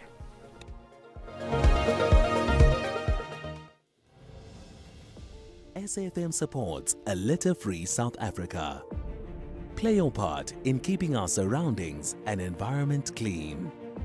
SAFM, leading the conversation. You are listening to Joanne Joseph on SAFM. 9:31 here on the Daily Discourse, and thank you for being with us, having lots of interesting conversations with you. Take a call from Churchill in Mdata. Good morning to you, Churchill. You want to talk about Joe Sibanyoni? Good morning, my sister. Hey, my sister, the developments are quite concerning. Yeah. Especially on this particular case, with the criminal justice system on the spotlight in the Madlanga Commission. I'm still interested to know what case law did the presiding officer rely on to simply start the case of the roll? Because from where I'm sitting, these were bail proceedings. Maybe you could admit the accused person on bail. Yes. But now to simply say the case is stuck off the roll, it's quite concerning, honestly. For that particular case, I think it's Schedule 6, not sure. But, this is a person who's got a potential of intimidating witnesses, people are being killed. There's a lot that is happening in our country. I don't know what happened with the prosecutor, but honestly speaking, I'm really concerned, maybe somebody who's a legal expert could explain what was going on with the presiding officer. Yes. Because it had nothing to do with the trial itself. These were bail proceedings. You're asking a very valid question indeed, because I think there were other methods that the magistrate could have looked at. I don't know whether it was. I was wondering when I was listening to Kathy's interview this morning with the NPA, whether it was just a matter of frustration that this is such a high-profile matter, and then the prosecutor doesn't show up in court. Apparently, the prosecutor also said they would not be able to make it yesterday because they had other proceedings yesterday Yeah. that they were involved in, and would like to perhaps tackle the matter today. But it was set down for yesterday anyway. So and there's a bit of a grey area there in terms of why the presiding officer acted the way they did. But I think it is worth asking a lawyer what the alternatives were yesterday to simply holding the prosecutor in contempt. Thank you for that thought, Churchill. I think it's an important one, and it's a sober one in regard to how the case could have been handled. All right, we're listening to some of your voice notes as well. Many of you responding to Colin's call on the issue of waste disposal in the Cape Town townships. Morning, Joanne. I don't think the problem is so much the metal stuff that you're talking about. It's quite good how people recycle this. You can go to any scrap out here in my area, in the Pero area, and you'll see most metal stuff are being recycled. The problem is the papers, the plastics, solid foods, and those things. But it's a bigger problem since most of the metros just issue one big bin for you to chuck everything in there. I think this is where you should start. I think it should start with the waste collection, giving us different containers to put this waste in. Because people just throw everything in there, and then the waste pickers come on a Monday, take out what they need, and the rest stays in there and goes to the landfill. Richard, Cape Town. Richard, thanks so much for that. You know, Kenil and I were having a conversation about separating at source. She's obsessed with separating at source. I think because her degrees are in environmental science and so on. So she was with a relative of mine last week whom she saw separating at source, and she was most delighted by this. But it's just a habit that we can inculcate, right? We can teach children. So why don't we have these facilities, these various different bins at schools, for example, in all sorts of areas that we frequent, right? There are public places that we frequent. There are parks, for example. We could have these different waste collection bins there. And then we could teach people to separate plastic from paper, from metal. And it's a very simple thing to learn. You know, the bins are color-coded. Even if you can't read the sign on them, you can open them and you can look inside, and then you know from now on the red bin is for this, or the yellow bin is for that. But these are habits. These are not expensive, not hugely expensive habits to start developing in our population. The act of ensuring that waste is collected and that it goes into the right places. I think if people are encouraged to do it, they'll do it. And there is also a financial incentive in certain places. If you are recycling metal, for example, in certain countries you can go and put your metal into a container and you'll get money, you'll get coins for that, right? It's not a huge amount of money, but it's change, it's pocket change, and that could be useful to people. So there are ways of doing this. I don't think we're being very insistent or innovative in regard to this. Good morning, Joanne, and good morning to SFM listeners. This is Luzuga in the Eastern Cape. I didn't intend to participate on your show today, but because of the remarks that were made by Colin in Cape Town, I was forced to. He's a hypocrite, Joel. I mean, when things are happening in other provinces, he wants to blame ANC and other political parties. But on matters of Cape Town and Western Cape, he wants to blame those that live in townships. No, it can't be. Thanks, Joanne. Lizuka, thank you for calling in. And don't ever feel that you have to keep quiet. We love to hear from you on this show, so we appreciate your message. Colin, I mean, he clearly is pro-DA. He's made that quite clear. I understand where he's coming from in terms of waste disposal, but I think we've just got to develop that culture in the country. I think he felt that I was quite hard on the DA yesterday, but you know, I think all politicians need to be held to account, and that's generally what I do on the show, regardless of which party they're from. One of you says, "Tell Colin the city doesn't collect refuse in the townships," and I think that's quite an important fact there. Let's listen to one more voice note on the Joe Sibanyoni program.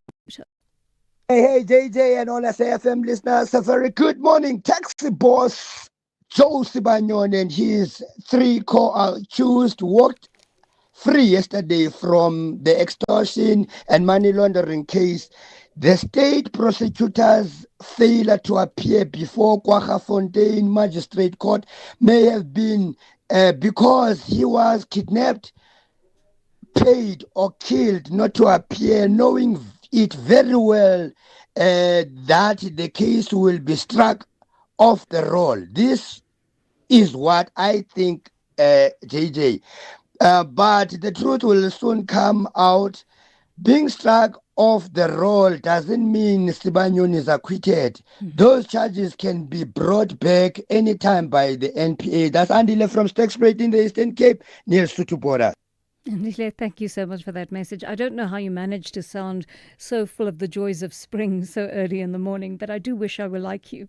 Thank you for that. And I'm just hoping, Andile, on a more serious note, that that this is not the fate that the prosecutor in this case has met. I'm really hoping nothing violent has happened to this person, but that, perhaps they are able to explain to the NPA and to us at a later stage why they weren't there. Perhaps they were intimidated, but I'm hoping they haven't come to any violent end or haven't suffered any injury as a result of their involvement in this case. We'll take a short break now. When we come back, we'll have that conversation I promised you with Kyle Cowan. Is your business struggling with cash flow, job losses, or low productivity? You're not alone. Productivity SA's Business Turnaround and Recovery Program provides expert turnaround strategies to restructure operations, save jobs, and boost growth. Get practical tools like early warning systems, performance improvement plans, and access to productivity champions. Visit productivitysa.co.za or call 011-848-5318 to apply now. Your recovery starts here. Hey, want to check your TV license balance conveniently? Look no further. Our SMS service allows you to do just that. By sending a message containing your ID or TV license number to 44210, you can quickly access your balance without needing multiple inquiries or waiting on hold. Plus, standard SMS rates apply. Take advantage of this efficient method to stay informed and streamline your payment process today. T's and C's apply. Yo, how is your trolley so full these days, friend? It's my way, Chomi. I save up to 40% on my car insurance premiums every month. My way insurance? Yes! Now I have more money back in my pocket. Even though hubby switched to my way. Manja, we're both saving, which means we have more money to focus on the things we love and live our way. Ooh, savings after savings. Real people, real cars, real savings. For a quote, visit myway.co.za. Premiums are risk profile dependent. MyWay is a licensed non-life insurer and FSP. T's and C's apply. MyWay. Live your way.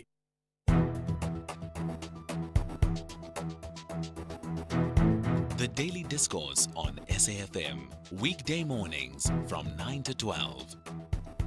Just after 20 minutes to 10 here on the Daily Discourse. If you've just tuned in, thank you for joining us. Well, more than the equivalent of 8 million rand may have been stolen from the president's Phala farm in 2020 than originally thought. News 24 reporters Kyle Cowan and Azra Karim are looking into the possibility that it could have been almost double that amount. Let's find out what their investigations uncovered. Kyle Cowan joins us now. Kyle, good morning to you. Thank you for making the time to speak to us today. If not the equivalent of 8 million rand, how much could actually have been stolen from Phala? Good morning, Jan, and good morning to the listeners. It's always a pleasure to be on this wonderful radio station. Jan, it's a difficult question. It's a question that we've been trying to answer for the past 4 years or so, when, since the start of this whole saga, when Arthur Fraser went to the Rosebank police station. He, of course, from the very beginning has said that anywhere between $4 and $6 million was taken. And very soon after that, the presidency came out and said, no, it was only $580,000. And we sort of very early on at News 24, we were able to dig into the spending patterns of the so-called suspects, the alleged burglars. And we found that they had spent the equivalent of $580,000, about 10 million rand, just on cars. So now what we've done is we finally managed to get hold of a forensic report that the police did, focusing on the bank accounts of Emanuela David. And in their analysis, they have found that he alone spent more than 10 million rand and more than 15 million rand moved through his bank accounts in the weeks and months after the burglary. So it's a very important part of the puzzle in trying to answer that burning question. How much was actually stashed under those sofa cushions? And I think it's been very clear from the start that the $580,000 version is not accurate, but answering the question to my satisfaction is still elusive. Right. Kyle, I think someone would perhaps look at this figure and say, is it not possible that the remainder of the money came from somewhere else? No, certainly, and that is what Emanuela David has tried to argue. But I think that argument rings hollow, because if we look at what the forensic analysis of his bank accounts was able to find, he had a grand total of 750 rand in his bank account the morning of the burglary. So the 10th of February 2020, they broke into the farm on the 9th of February. And within a couple of days, there are amounts of 380, almost 400,000 rand being deposited in cash into his bank accounts. And what Emanuela David has tried to argue is that, he was involved in a gold dealing business, and it was a friend of his from Namibia. But the reality is, when you actually look at where those cash deposits are coming from, it is very clear to me, and this is part of my ongoing investigations, is that those dollars were changed at very, very small shops, clothing shops, and a car wash in one instance. So it's very clear to me that he utilized a sort of informal foreign exchange network to change those dollars into rand and then deposit that into his bank account. There is no indication of any other business activities in his life. Mr. Emanuela David went on an absolute spending spree that lasted nearly 2 years, and there's no sign in his bank accounts that any of that was driven by any sort of legitimate business activity.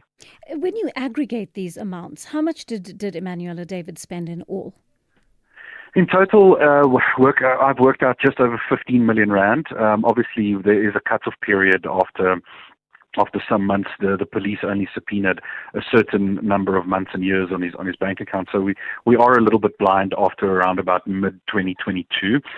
But I had this discussion with my editors, and I think that we came down on it that he was arrested not long after that. So whatever was spent and squirreled away in those last couple of months will become clear in the fullness of time. But for now, it's enough for us to know that one of the 5 alleged burglars had access to more money than what the president said was stolen.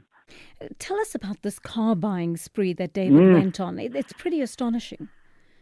Yeah, so from the very first day after the burglary, the 10th of February, he is driven to Benoni on the east rand of Johannesburg, and he pulls up wads of dollars, in $10,000 bundles to purchase a Golf 7R. It's a high-performance hatchback, a nice blue one, I must say. And after that, he purchases another vehicle for 180,000 rand in cash, a Polo. He then buys not one but 2 Mercedes-Benz G-Wagons. He buys a Porsche Carrera 4S. He also buys a Range Rover Sport from a dealership in Cape Town. This is all the first couple of cars, 6 or 7 cars were bought within, sort of 2 months after the burglary, and the Range Rover bought in November of 2020. And we do know that he did sell 1 or 2 of the cars eventually, but one of the G-Wagons was in an accident and written off. So all of this, Jan, just adds to the body of evidence that Emanuela David was spending extraordinary sums of money just left, right, and center, and it's the type of spending that you wouldn't see if the person only had 1/5 of $580,000 in his back pocket. What do we know about the whereabouts of the others thought to be involved in this robbery, Kyle? So one of them, Mr. Emanuela David's cousin, Erki Shikongo, he is actually in Namibia. There are extradition processes underway, and we know these things take a very long time.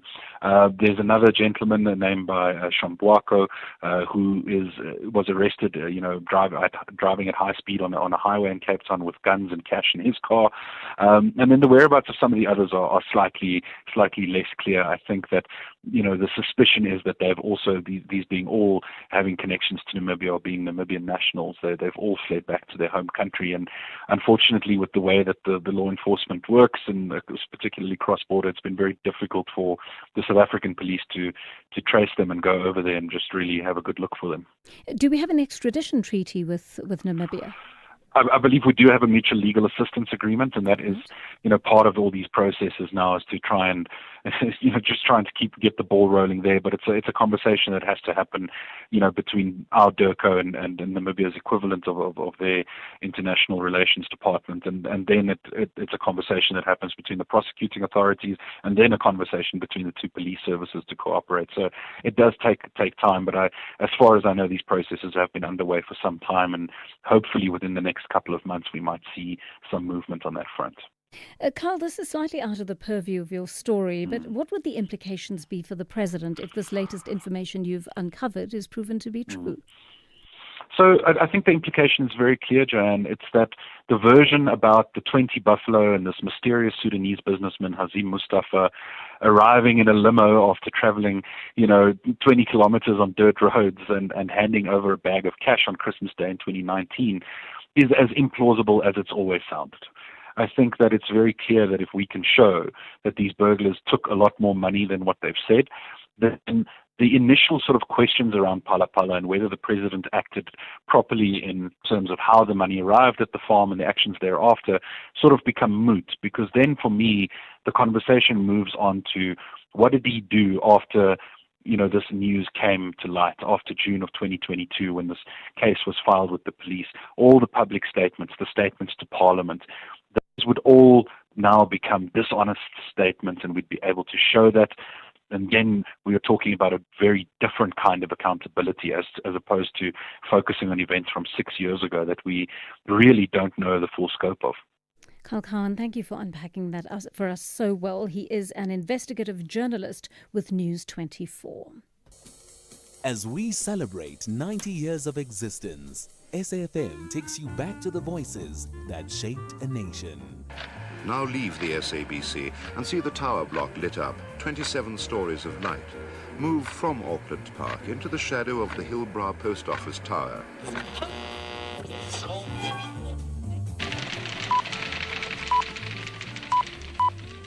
This is the English service of the SABC. Here is the news, read by Patricia Carr.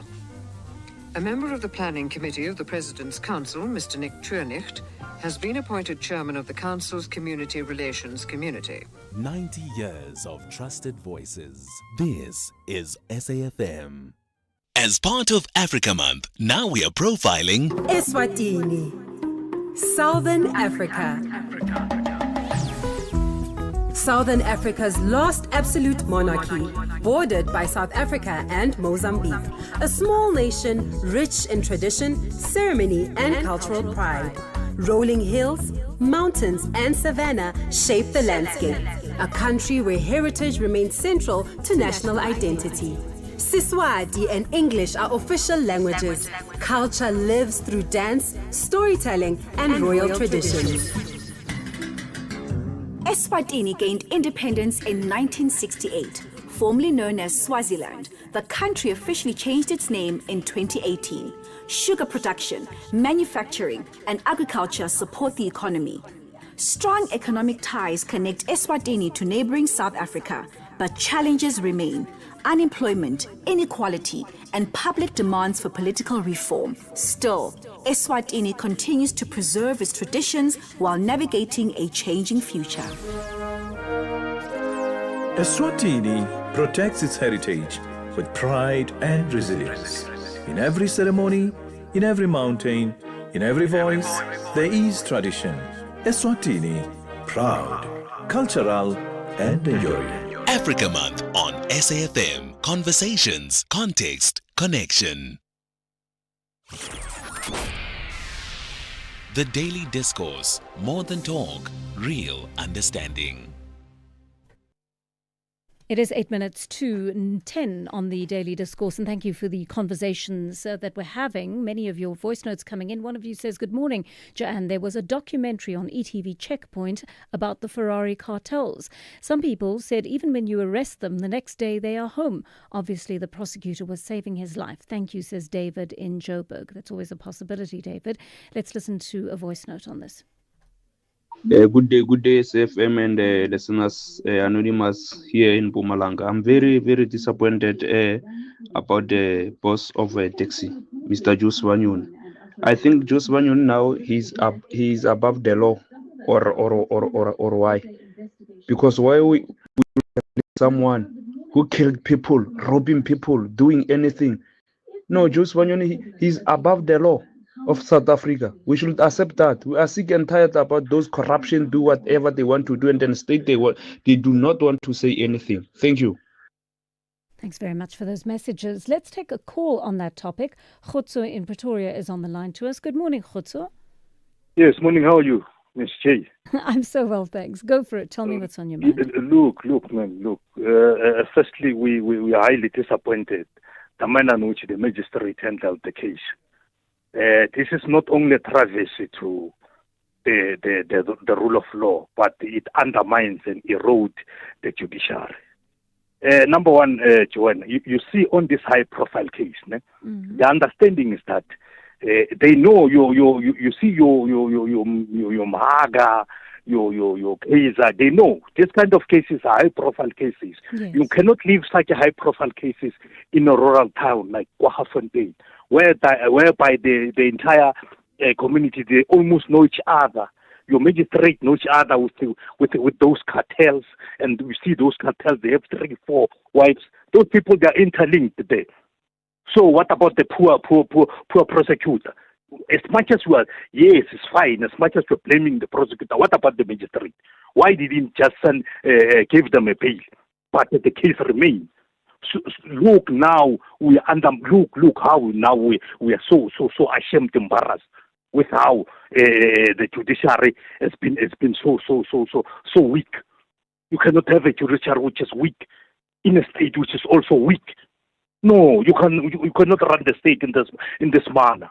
So what we are appealing is that the MPA is supposed to reinstate the case. Yes, after reinstating the case, they take the case. Yes, they take it to high court, not even district, because what's happening? This is a serious case whereby it's extortion, whereby this mafia cartel. You are going to find other cases relating to them, not only this one of extortion. You're going to find killings, people disappearings, and all manner of crime in the hands of these guys. But again, I still repeat, the magistrate cannot be left alone in this matter. Thank you. All right, thank you. Thank you for that, Khotso. Khotso has very strong opinions about that. Do you agree with him or do you disagree with him? Some people would say, well, it's as easy as finding the prosecutor, putting the case back on the roll, and then Josie Banyoni is back in the dock, essentially. But he's also making an important point there about the levity of these cases, right? I mean, this is such an important case, and it's really important that these cases come to court now. And if they don't, we're left with a situation where someone who is accused of a very serious crime may actually walk if we don't intervene to make sure that these cases are kept in court. TK in Mobela is on the line to us. What's your take on this story, TK? I think the previous callers preempted what I wanted to say. Okay. To say the prosecutor said, I'm not available on Monday. We have seen cases of Ket Mashala. Oh dear, we've lost our line to you, TK. I apologize for that. I'm not sure what happened. Let's listen to one of your voice notes on this. Morning. I think on the issue of taxi bosses who was acquitted, I think even the magistrate should be investigated. I mean, the way she struck off the roll the case is really suspicious. She really needs to be investigated, more especially without knowing what happened to the prosecutor. I mean, really, there's a lot. Knowing these people, what they're being accused of, it's not just a petty crime. So they're capable of doing a whole lot of things. Thank you. It's amazing how the faith in the judiciary is waning right now. I think the judiciary was one of those sort of last bastions standing, we believed, for so many years. And now we're starting to see that the judiciary has been infiltrated. And I think that has made people very, very suspicious about why magistrates or judges sometimes behave the way they do. So perhaps, I'm not sure if it's a case for investigation, but certainly I think the question needs to be raised as to why the magistrate thought that was the first answer, the first decision that ought to have been made, instead of looking further into the case given its dynamics. The issue of waste management is also coming up. Let's listen to those voice notes. Morning, Joanne. I just want to share my view on the waste collection in the Western Cape, especially in Cape Town. Now, some of your callers phoned in this morning or even left messages saying that the city don't collect waste in certain areas. Now, well, I'm staying in Cape Town, Gordons Bay specifically, and I can tell you that the city collects waste every Monday. They even give you recycled bags in which you can put in all the waste, recycled waste. That they also collect on a Monday, and they do it for all the areas within Cape Town. So the people that don't use those recycled bags, I don't know what is the problem with them, because the city gives bags to everyone. Every household gets those bags to put the recycled waste in. Thank you for that. And I must perhaps ask, if you live in a township, are you also getting recycled bags? Are there bins available to you? Because my concern is that I'm hearing from some of our listeners that because these refuse sites are not available, that's why people are dumping content into the drains, which of course they shouldn't be. But where do they put their dirt if they're not given the facilities for that? Good morning, Joanne. My name is Mpaka Makhalama Major, calling from Pareli, Limpopo. My child is 4 years old. He knows that once he drops anything on the ground, especially in the house, that doesn't belong to be on the ground or on the floor. I tell him straight that take this and put it to where it belongs. He cannot even ask me where it belongs. He knows that this thing belongs to dustbin. He take it straight to dustbin. You inculcate that from the child, that behavior from the child age, so that when they grow up, they'll know what is it that belongs to where. Thank you, Joanne. Please enjoy your day. Thank you, you too, and thank you for that message, and thank you for raising a responsible citizen there. He's only 4, but you can hear already that he's destined for great things because he is learning the issue of self-respect and respect for his environment. All right, it is 10 o'clock here on the Daily Discourse. Let's catch up with Anne Musa, who's got your latest news bulletin.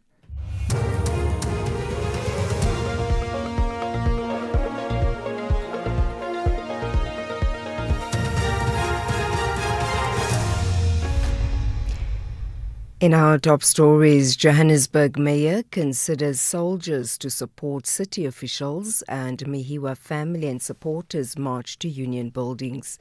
Good morning.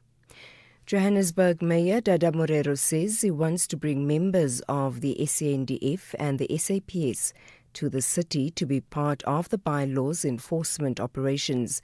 He's leading a delegation of city officials to the Marble Towers precinct along Small Street. Morero says the Johannesburg Metro Police Department's attempts to enforce bylaws in the area have been met with violent resistance. He says they've already engaged the Defence Department on the possible deployment of the officers. We are here doing our work. It has nothing to do with any form of an election campaign. Well, my party that I come from and most of the parties that we are together in the government of local unity, we have not started on their election campaigns. So we are here doing what we said we do, bylaw enforcement.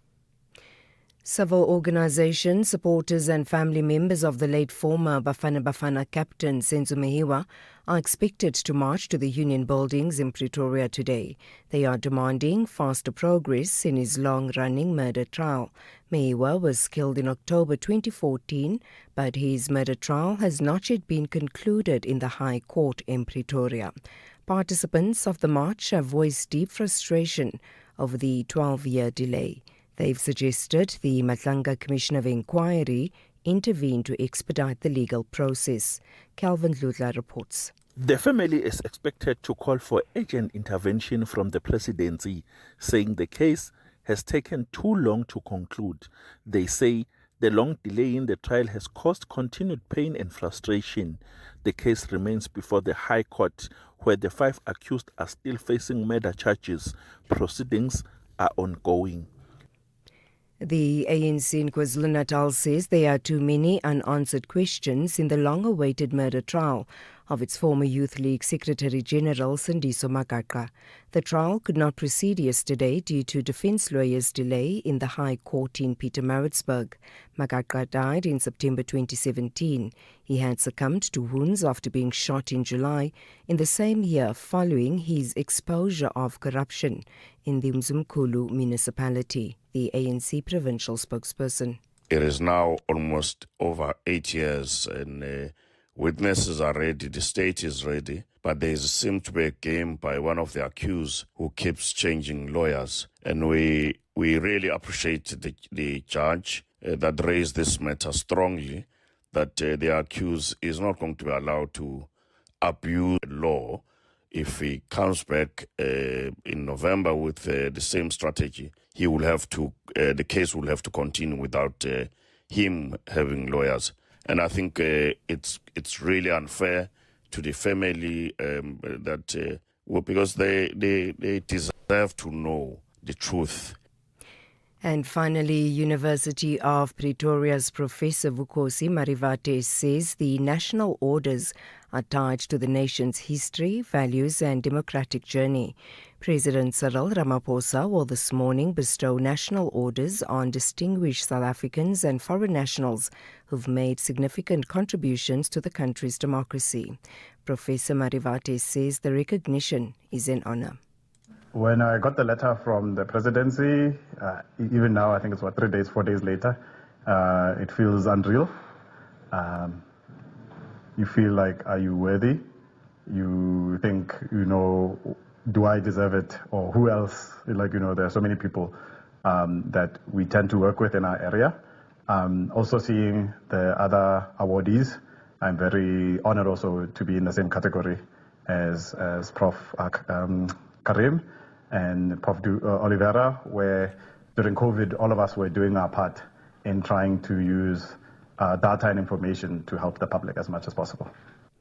Recapping the top story, Johannesburg Mayor Dada Morero says he wants to bring members of the SANDF and the SAPS to the city to be part of the bylaws enforcement operations. For SAFM News, I am Anne Musa. Catch Top Billing this Thursday on S3 as Sozibini meets boxing champ Kevin Larina ahead of his world title defense. Fez, Jonathan and Ryle compete for cover story glory. SA lifestyle combines with French chic in a castle of a home. And rapper Gigi Lamaine talks legacy over high tea. That's Top Billing this Thursday evening at 7. Repeat Sunday at 1 on S3. Streaming on SABC Plus.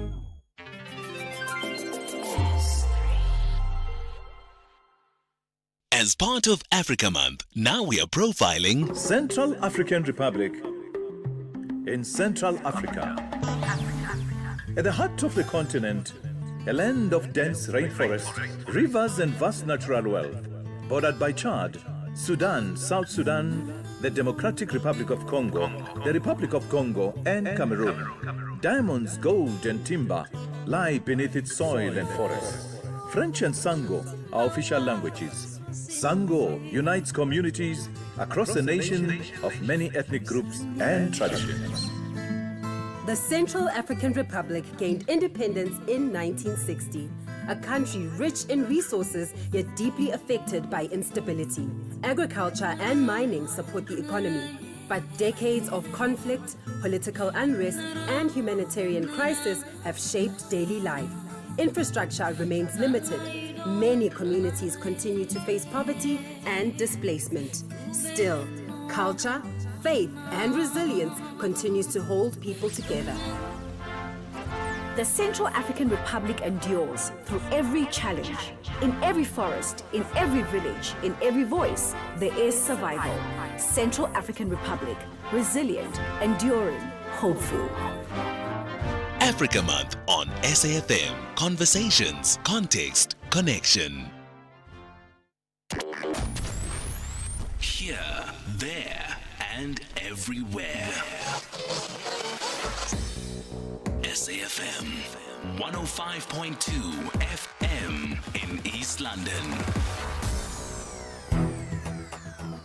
The Daily Discourse on SAFM with Joanne Joseph. unpacking the issues that matter.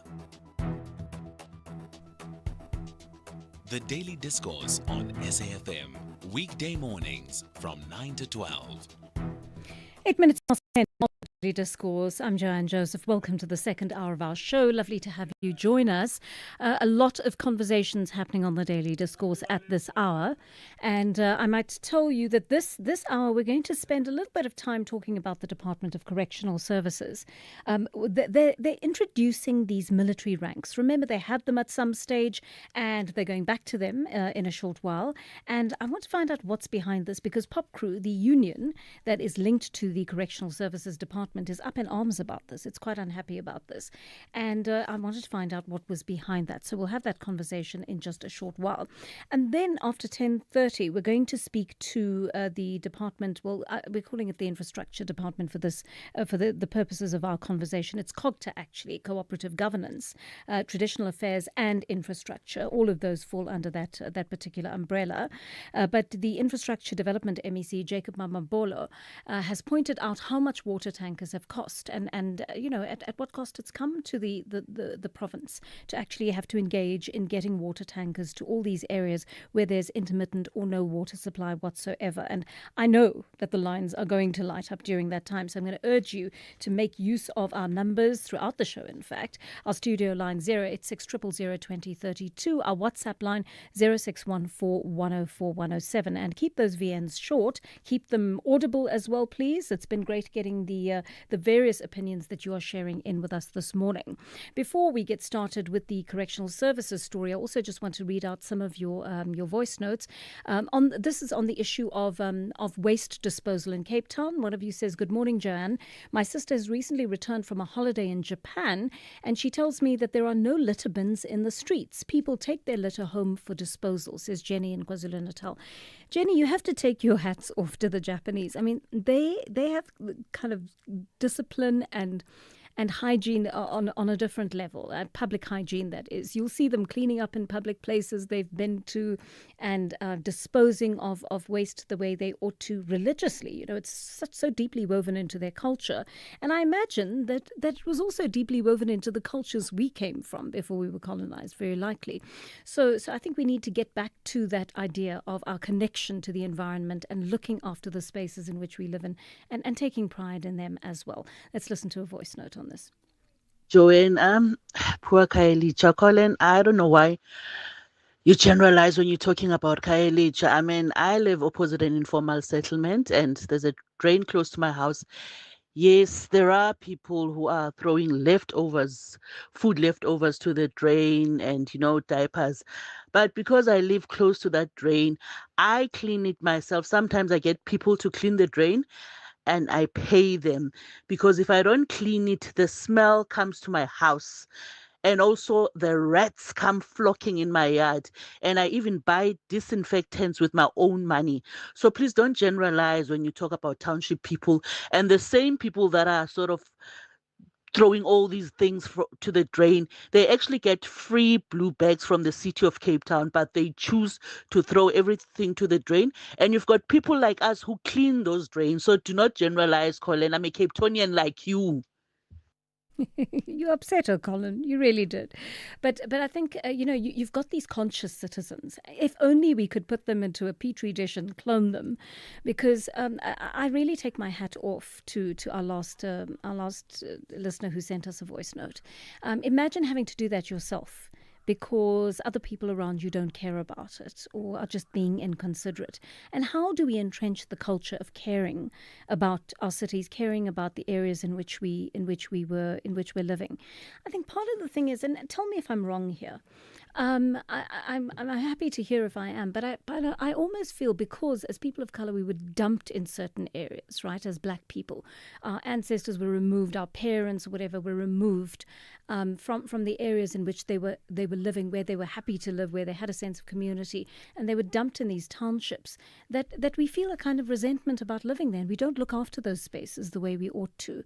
I wonder, is that a factor at all? Is it just something that I that I'm pondering about that may be completely incorrect. Why don't we take pride in those spaces? Because we have been living in them for a long time, right? Post-apartheid. And not just post-apartheid, actually during apartheid as well. That was where we were dumped during apartheid, right? So do we need to pay more careful attention to those spaces? And the fact is, whether we like it or not, we do live in them. And should we change our attitude to how we go about looking after those spaces, especially for our children who are growing up in them? All right. And the other issue is Josie Banyoni. That case is very much on your mind this morning. I want to listen to a voice note on that. Morning, Joanne and SAFM listeners. I'm with those who say the magistrate's conduct leaves much to be desired, is questionable. And if the investigation could be made, I'm sure something could be found then. These people are unreliable. And indeed, it's a travesty of justice. That magistrate, you'll tell me. All right. Thank you very much for that, and keep those voice notes coming. 14 minutes past 10 on the Daily Discourse, and the Correctional Services Department's decided to go back to military ranks for its staff. That means that, as police have done, correctional services employees are also going to be known by titles like Brigadier, Colonel and so forth. Let's find out why Correctional Services Minister Peter Groenewald decided to reintroduce this. Spokesperson Singabaka Nxumalo is on the line to us this morning. Good morning to us, Mr. Nxumalo. Why has the Minister opted to return to these titles?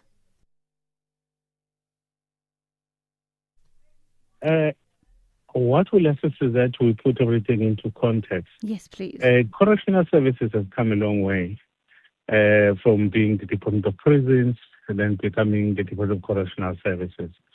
And in that, it has undergone quite a transformation journey where at times it will have insignias, at times they were removed, brought back, but then differently. And then that's what we've been having, different type of insignias, that some will call them ranks. But then during the demilitarization, it meant that officials no longer have to salute their seniors. So it was more of a civil service more than anything. But then you still had those titles. Hence, you still have the accounting officer being the national commissioner, as you will also find with other institutions within the criminal justice system.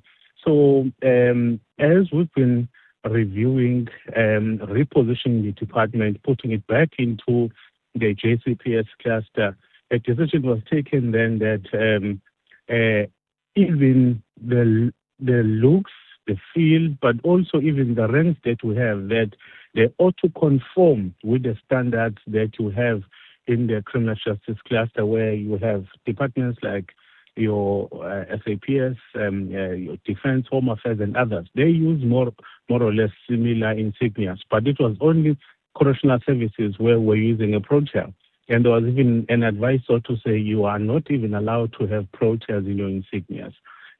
So it was something that was consulted, and then a decision taken that perhaps the time has come that the department fully aligns with others who are within the same sector. So to what levels of staff would this apply? If you can repeat that question, I didn't get it. I'm just wondering what levels of staff in terms of seniority, what levels would these titles now apply to, Mr. Nxumalo? The titles have no change. You will get your junior officials having a particular insignias, up to your director level having different insignias, your deputy commissioners, chief deputy commissioners, and the national commissioners.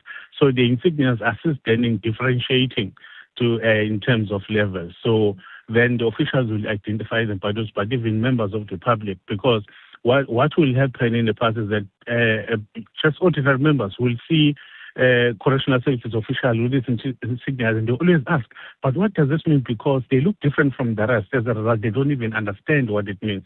So therefore, that process needed to be taken in saying that But correctional services is part of the JCPS cluster. It requires to have its insignias aligned to the rest of the institutions within that cluster. So it sounds to me like you're doing this for the purpose of standardization. There's an element of symbolism as well. But does this change in any way the day-to-day work of the senior officials who carry these titles? No, Bill, but what has changed is that it is bringing pride back into our officials, but also even how our officials carry themselves, because they now feel that they are part of the criminal justice system family. They now look like the other colleagues. It's no longer a question of saying, okay, where do you work and why are your insignias like this? What does it mean? But it's part and parcel of saying, oh, okay, this is an office of the law, and they will understand those. So even our officials now, that pride is back. But we did not just say, let us change the insignias. We even reintroduced the medals that used to be there in the past that were also stopped. And when you check what was the reason for that, you cannot really, get, to feel it or to understand it, because officials ought to be recognized when they've done well. And the best way to do it is to offer them medals. Yes, they do get a certificate, but that medal means a lot, because something that they can even show to their peers and to other people. So it is more about bringing that pride back, but also that sense of belonging. And then for people, when they see officials walking up there, they can be proud of them. Mr. Nxumalo, are you still with us?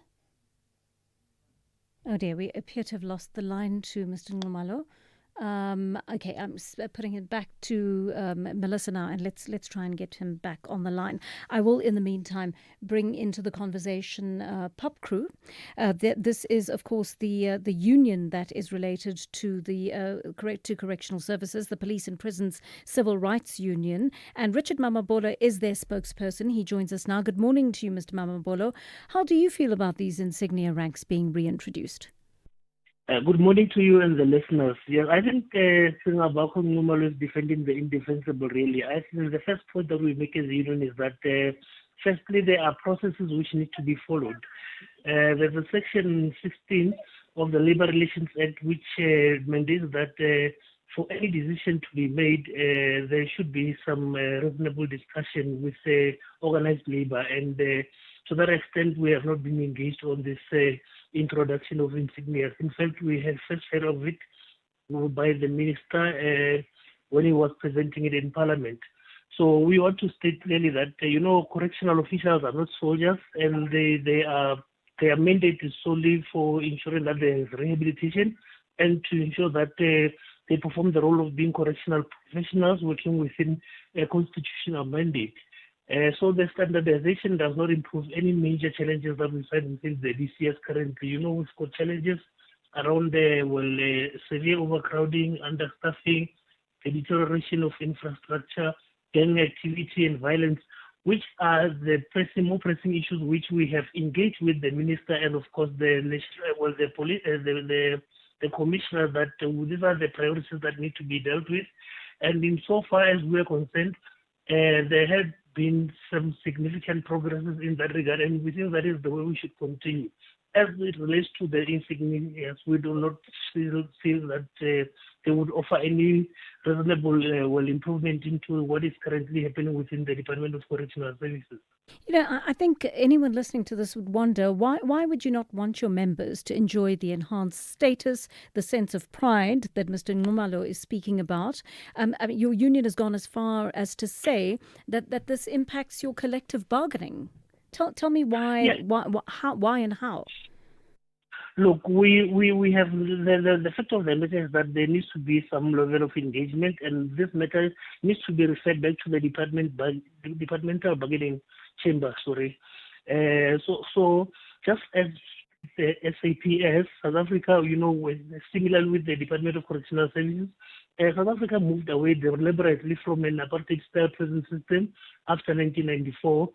And of course, around 2005, we had similar attempts to actually militarize it. So we feel that it brings a lot of confusion.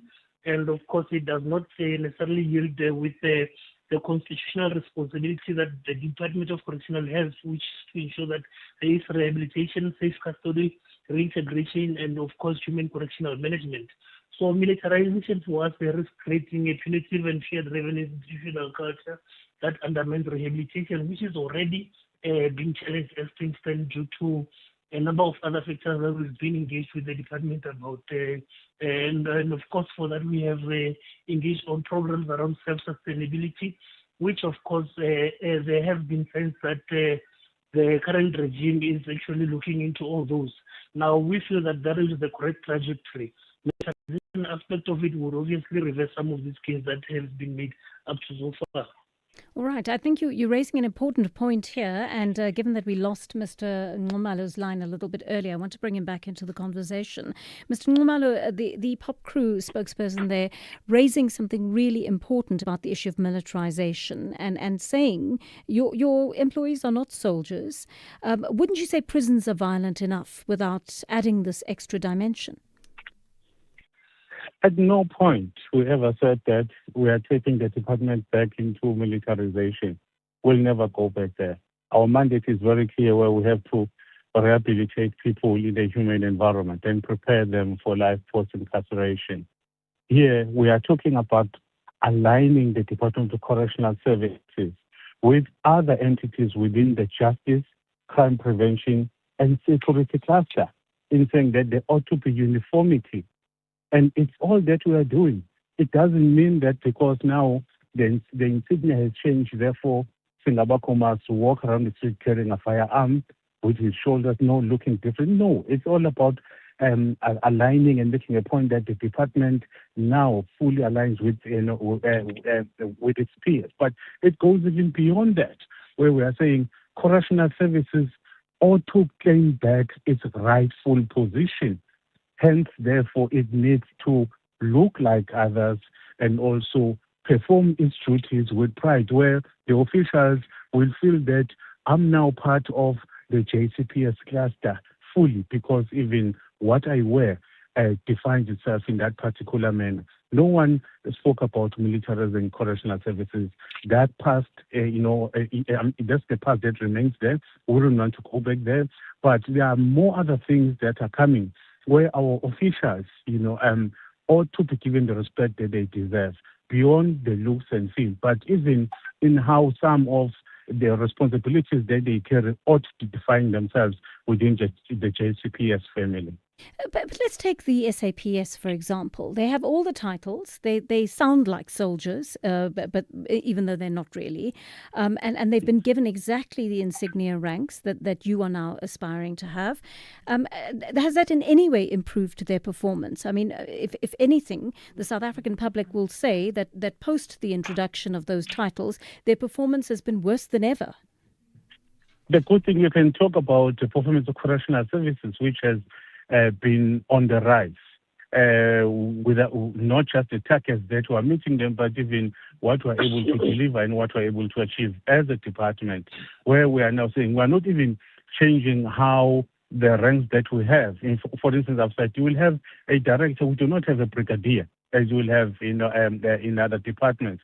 You have a deputy commissioner, you have a chief deputy commissioner, and a national commissioner. Those titles will remain in place, but let us align in terms of the look and feel, saying that this institution is part of the crime prevention and cluster, where when we are deployed on particular activities, because at times we ought to perform similar activities or deploy together, to work together, because we belong in the same family. We all look alike in terms of seniority, in terms of different levels, and what we're able to do. So Mr. Nxumalo, is there a cost factor involved here to convert to the insignia system? Yeah.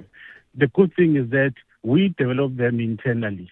So even that cost is very minimal, because it is also not the entire staff complement of correctional services, 38,000 of them. It is only from the ranks of deputy commissioner and up until the national commissioner. And those people do not even make 1% of the staff complement of correctional services.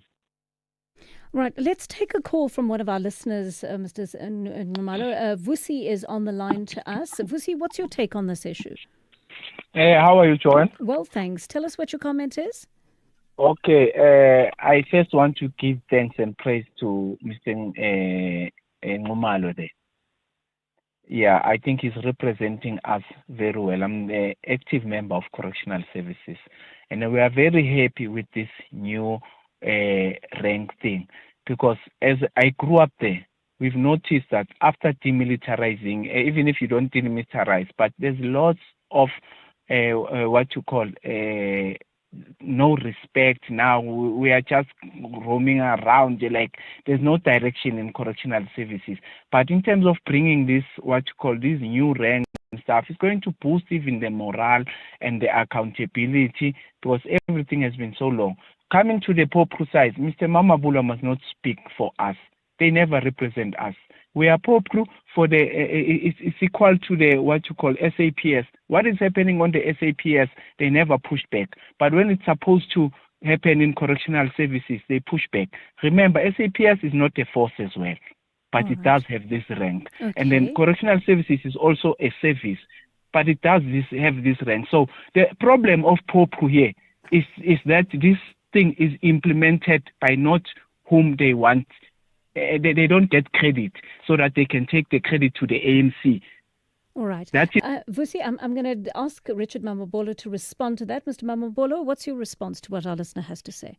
Yeah, thanks. Look, I do not think Mr. Ngumalo agrees with this process that is currently taking place, because I think for us, the primary issue is that the standardization does not improve the challenges that are faced by correctional services and its members. And I think, like I've been saying, that for the longest of time, the main discussions that we've been having issues with them, which are more pressing issues, are issues around, we need to focus around the filling of vacancies. For the past 17 years, the staff complement of the DCS has been on a decline, on a sharp decline. We need to focus on improving salaries, career progression, shift patterns, infrastructural upgrades. Those are the issues that we essentially agree on, which we have engaged on as well. So there has never been a time when this insignia matter was brought to the fore, that there were engagements with the labor, which is against the LRA, and for that I think perhaps the priority should be around all these matters, which I don't think members would be happy by having ranks whilst their working conditions continue to deteriorate. All right. So for us, that should be the main focus. Thank you very much for sharing your thoughts with us as well. We had on the line there Singabaka Ngumalo, spokesperson for Correctional Services, and Richard Mamabolo, spokesperson for POPRU. It is 10:30 right now. Let's get your latest news headlines. Thank you, Joanne. On the news headlines on SAFM, I'm Ondalambana, and a very good morning. Advocacy group Friends of the Meyiwa family is calling on President Cyril Ramaphosa to urgently intervene in the ongoing murder trial of Senzo Meyiwa. The ANC in KwaZulu-Natal says there are too many unanswered questions in the long-awaited murder trial of its former Youth League Secretary General Sindiso Magaka, and Johannesburg Mayor Dada Morero says he wants to bring members of the SANDF and SAPS to the city to be part of the bylaws enforcement operations. A full update follows at the top of the hour.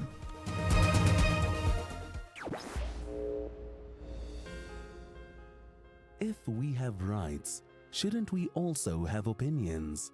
SAFM, leading the conversations that move us. The Daily Discourse, more than talk, real understanding. 10:31 here on the Daily Discourse, and we're taking your voice notes. Let's listen into what's coming. Good morning, JJ. You're speaking to Mpo in Cape Town. JJ, I just want to talk about the Department of Justice. What are these guys really doing? I've applied for my criminal expunsion, and for a very petty crime that happened many years ago. It's been almost 8 months. I haven't received any correspondence from those people. I even sent someone to go in.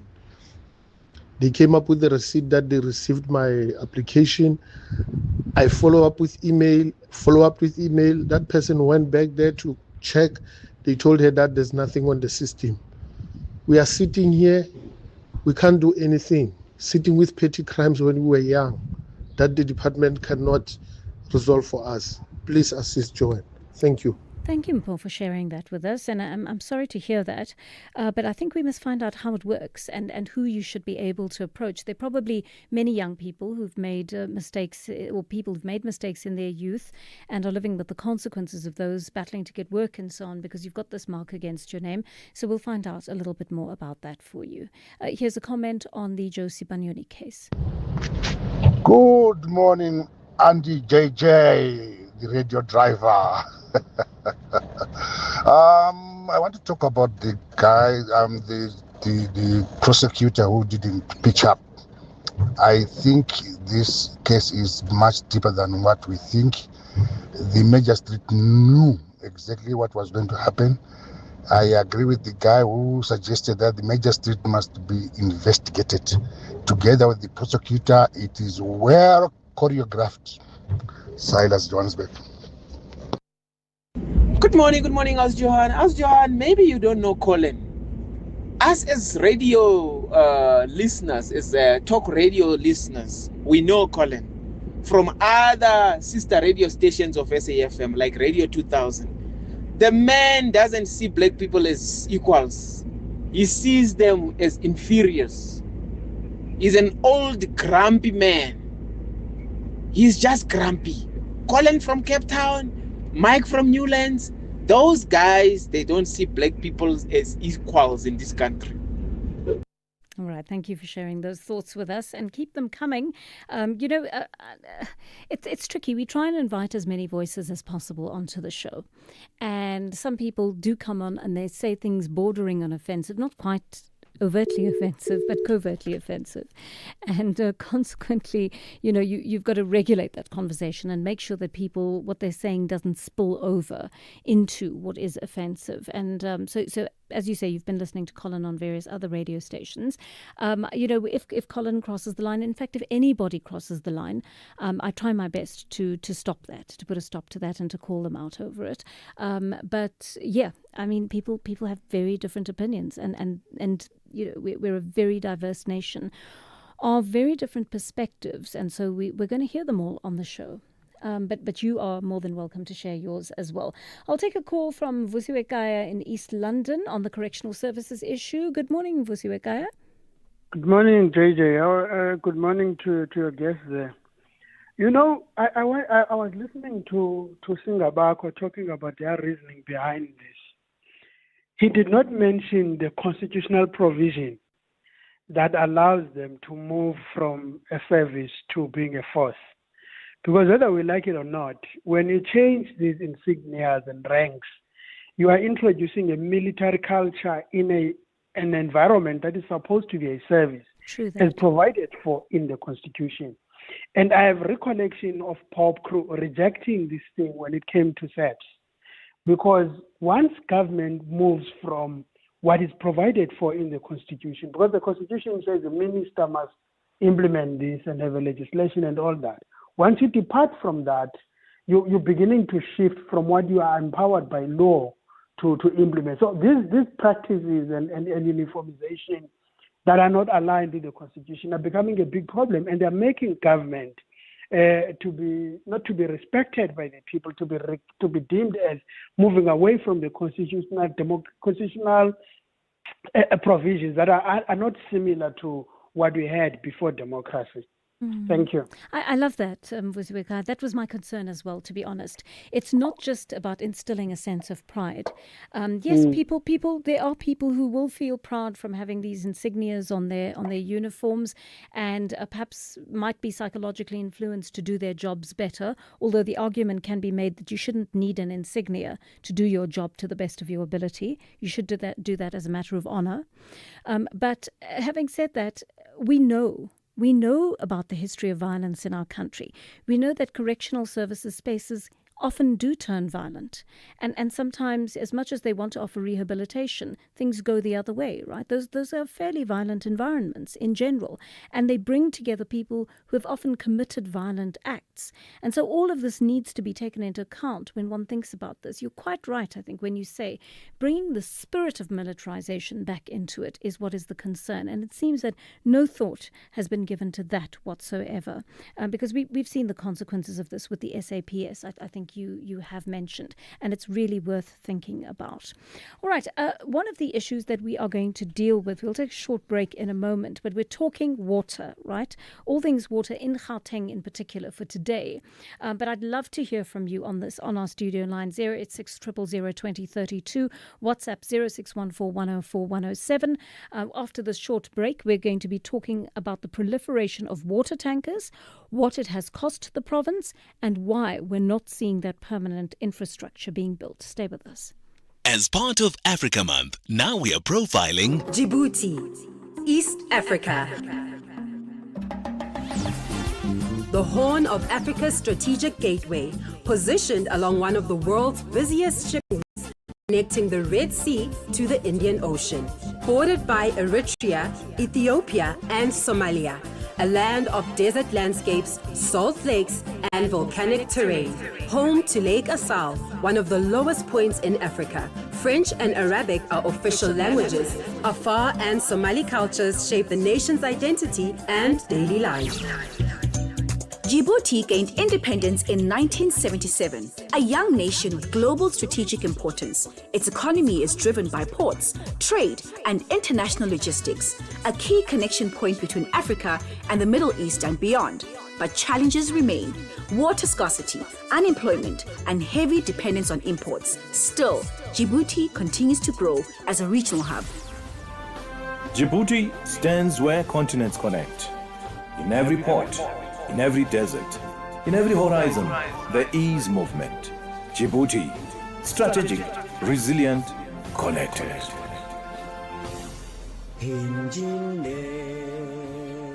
Africa Month on SAFM. Conversations, context, connection.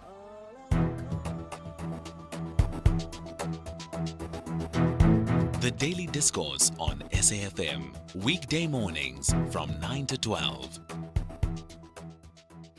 Almost 20 minutes to 11 here on the Daily Discourse, and independent newspapers is telling us that Gauteng Education MEC Lebogang Maile has a South African Human Rights Commission, was actually lauding the South African Human Rights Commission investigation into the ongoing water crisis in Gauteng.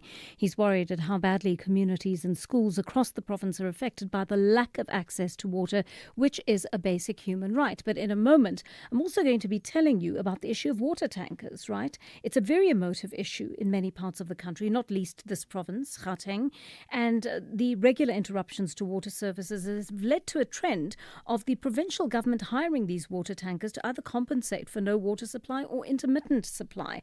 And the Infrastructure Development MEC Jacob Mamabolo says these water tankers have cost a packet. In fact, they've run into hundreds of millions of rands. And that is a really, really devastating figure to look at, believe me, even on paper. Let's bring into the conversation, first of all, Director at AHL Water and water expert, Aisha Lahar. Ms. Lahar, good morning to you, and thank you for making the time to speak to us today. This actually seems to be an absurd conversation we're having about how hundreds of millions have been spent on water tankers when what we actually need is proper water infrastructure. Good morning, Joanne, to you and your listeners. I totally agree with you. We seem to be talking about water. The conversations with water are dominating the news. Am I right? It's been for years. We're talking about the lack of the increase in non-revenue water, the lack of action from municipalities to react to leaks, to poor water quality, the use of water tankers. But what is happening? We are doing nothing about it. And what shocks me is that we know the numbers are so exaggerated, like 264 million that was quoted as being spent on water tankers. But where is the action plan associated with this to actually do something to address the issues related to use of water tankers? Yeah, that's a really good question. Of course, the DA is alleging that Joburg Water is using water cuts and Rand water maintenance as an excuse to keep procuring water tankers, the implication being that something untoward is taking place here. Do you think that allegation is, or, overt or not, is justified? In South Africa, we cannot say whether it's an allegation or a truth, because there always seems to be a news article thereafter that will prove it was actually the fact. But I think we need to look at something deeper, Joanne. What is the overall plan to ensure that there is sustainable supply to all the residents, whether it's in Gauteng, Johannesburg, wherever? Surely there must be some infrastructure plan that is in place for replacement of infrastructure, but I think it starts before that. Where have we identified where the areas are that must be upgraded? Have we identified the problem areas? Do we understand what the root cause of that problem is? Is it because of illegal connections? Is it because of infrastructure, aging infrastructure? Is it because of lack of maintenance? When we do that, we will be able to understand where the money must go. But it seems like all we talk about is money needs to go, but where is the money going to go? And if we do not do a correct root cause analysis, we will not put the money in the correct place that will actually ensure people get water at the end of the day. And in that vacuum, the water tankers are going to proliferate. So I'm asking, do we lack the capacity to implement, to do corrective measures, identify what is root cause? And the answer is no, if you have competent people and engineers and scientists that are employed by municipalities to identify the root cause and then implement a structured plan, long-term plan to address this. But I don't see that. I haven't heard any plans from the municipalities as to how they're going to reduce the water losses, what is the root cause. So it seems like we're just running around in circles, but we're not moving in any direction. Are you telling me, Ms. Lahar, that no audit's been done that would answer the kind of questions you've asked, including what the actual problem areas are, whether the root causes have been identified and a kind of structured plan to move forward with how they're going to deal with that? If we look at the Blue Drop and the Green Drop reports that were released, there's a lot of information in that report. Now, what is one of the requirements for your Blue Drop and Green Drop is that you have conducted a risk assessment and a process audit of your treatment plant. By doing that, then you develop an implementation plan, a long-term implementation plan to address the way your water supply system is operating, be it your treatment plant, be it your abstraction, or whether it's a reticulation network. Most municipalities don't have that. Surely those plans are the ones that must be looked at to see, do they cover all the components of your supply system, whether it's your billing, whether it's your illegal connections, whether it's lack of maintenance teams, and then you have a plan in place and you would put budget to that and say, in year one, this is what I will be addressing. In year two, that is what I will be addressing. And the associated savings that you will get along the way. If we have such plans in place, we will move towards targets and we will evaluate the implementation of that. All we hear is there's so many billion rands given. And I ask again, where is it given? If we don't know where is it going, it's probably going to water tankers. Very likely. Officials are also faced with a dilemma here. If they begin building systems for water provision, how do Gauteng residents, or in fact residents in any other part of the country, access water while the infrastructure is being built? So we come to it's the chicken and egg now. We were supposed to have had plans in place forever so that you're always responding in a big city like Johannesburg or any other metro in the world. You would always be responding to an increase in population, to an increase in, what to address that and climate change, etc. But we don't have those plans. So we're literally starting from zero base. So now we have to play catch up. So yes, in the interim of the catch up, we will have to put in tankers to ensure that while something is happening, this is a temporary measure. But the emphasis again is tankers are temporary measures.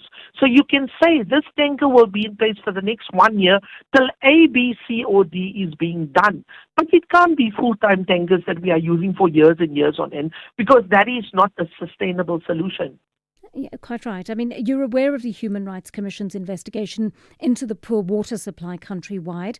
What are you hoping will come out of that, Ms. Lahar?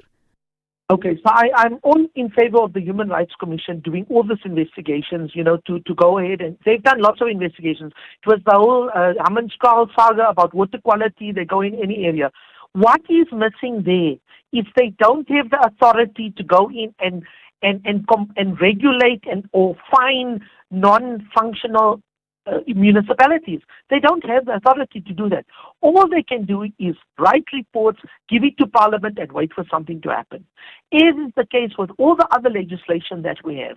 We've got Blue Drop, we've got Green Drop, we've got Human Rights Commission, we've got independent commissions that set up, that identify what the areas of concern are. We have Department of Water and Sanitation regulations saying where there is water quality failures.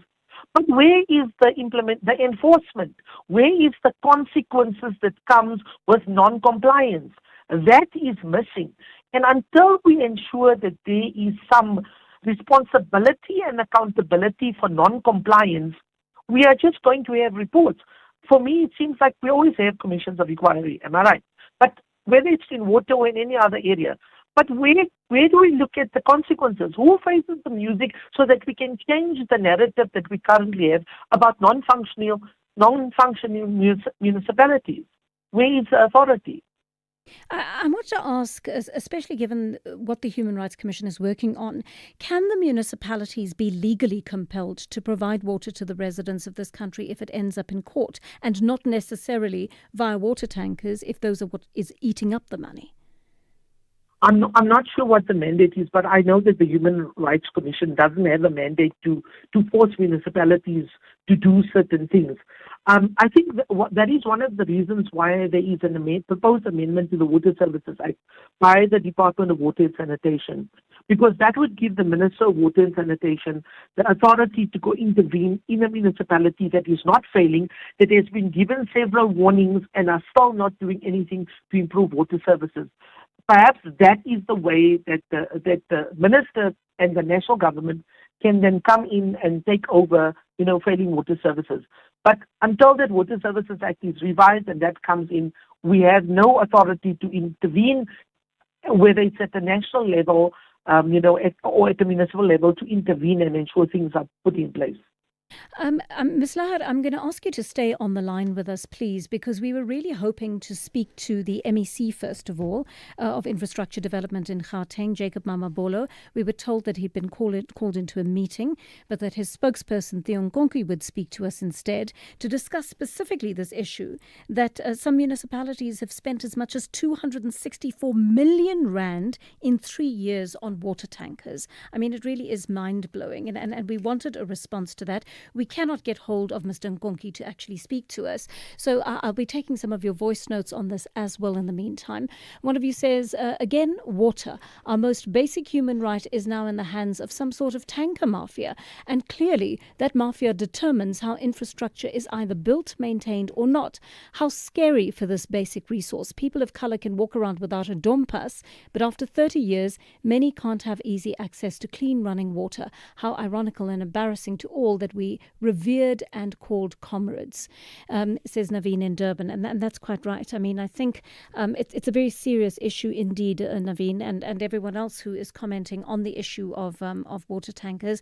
It looks like corruption may be at the root of many of these problems. We'll take a short break, continue our conversation with Aisha Lahar when we come back. With the ever-changing financial landscape, it can be difficult to make sense of all the moves at times. Join me, Jimmy Moyaha, on the SAfm Market Update with MoneyWeb, Mondays to Thursdays, 6 to 7 p.m, as we break down the key market trends, top financial stories, and smart investment insights, all in one place. It's everything you need to stay financially informed and ahead of the curve. You are listening to Joanne Joseph on SAfm.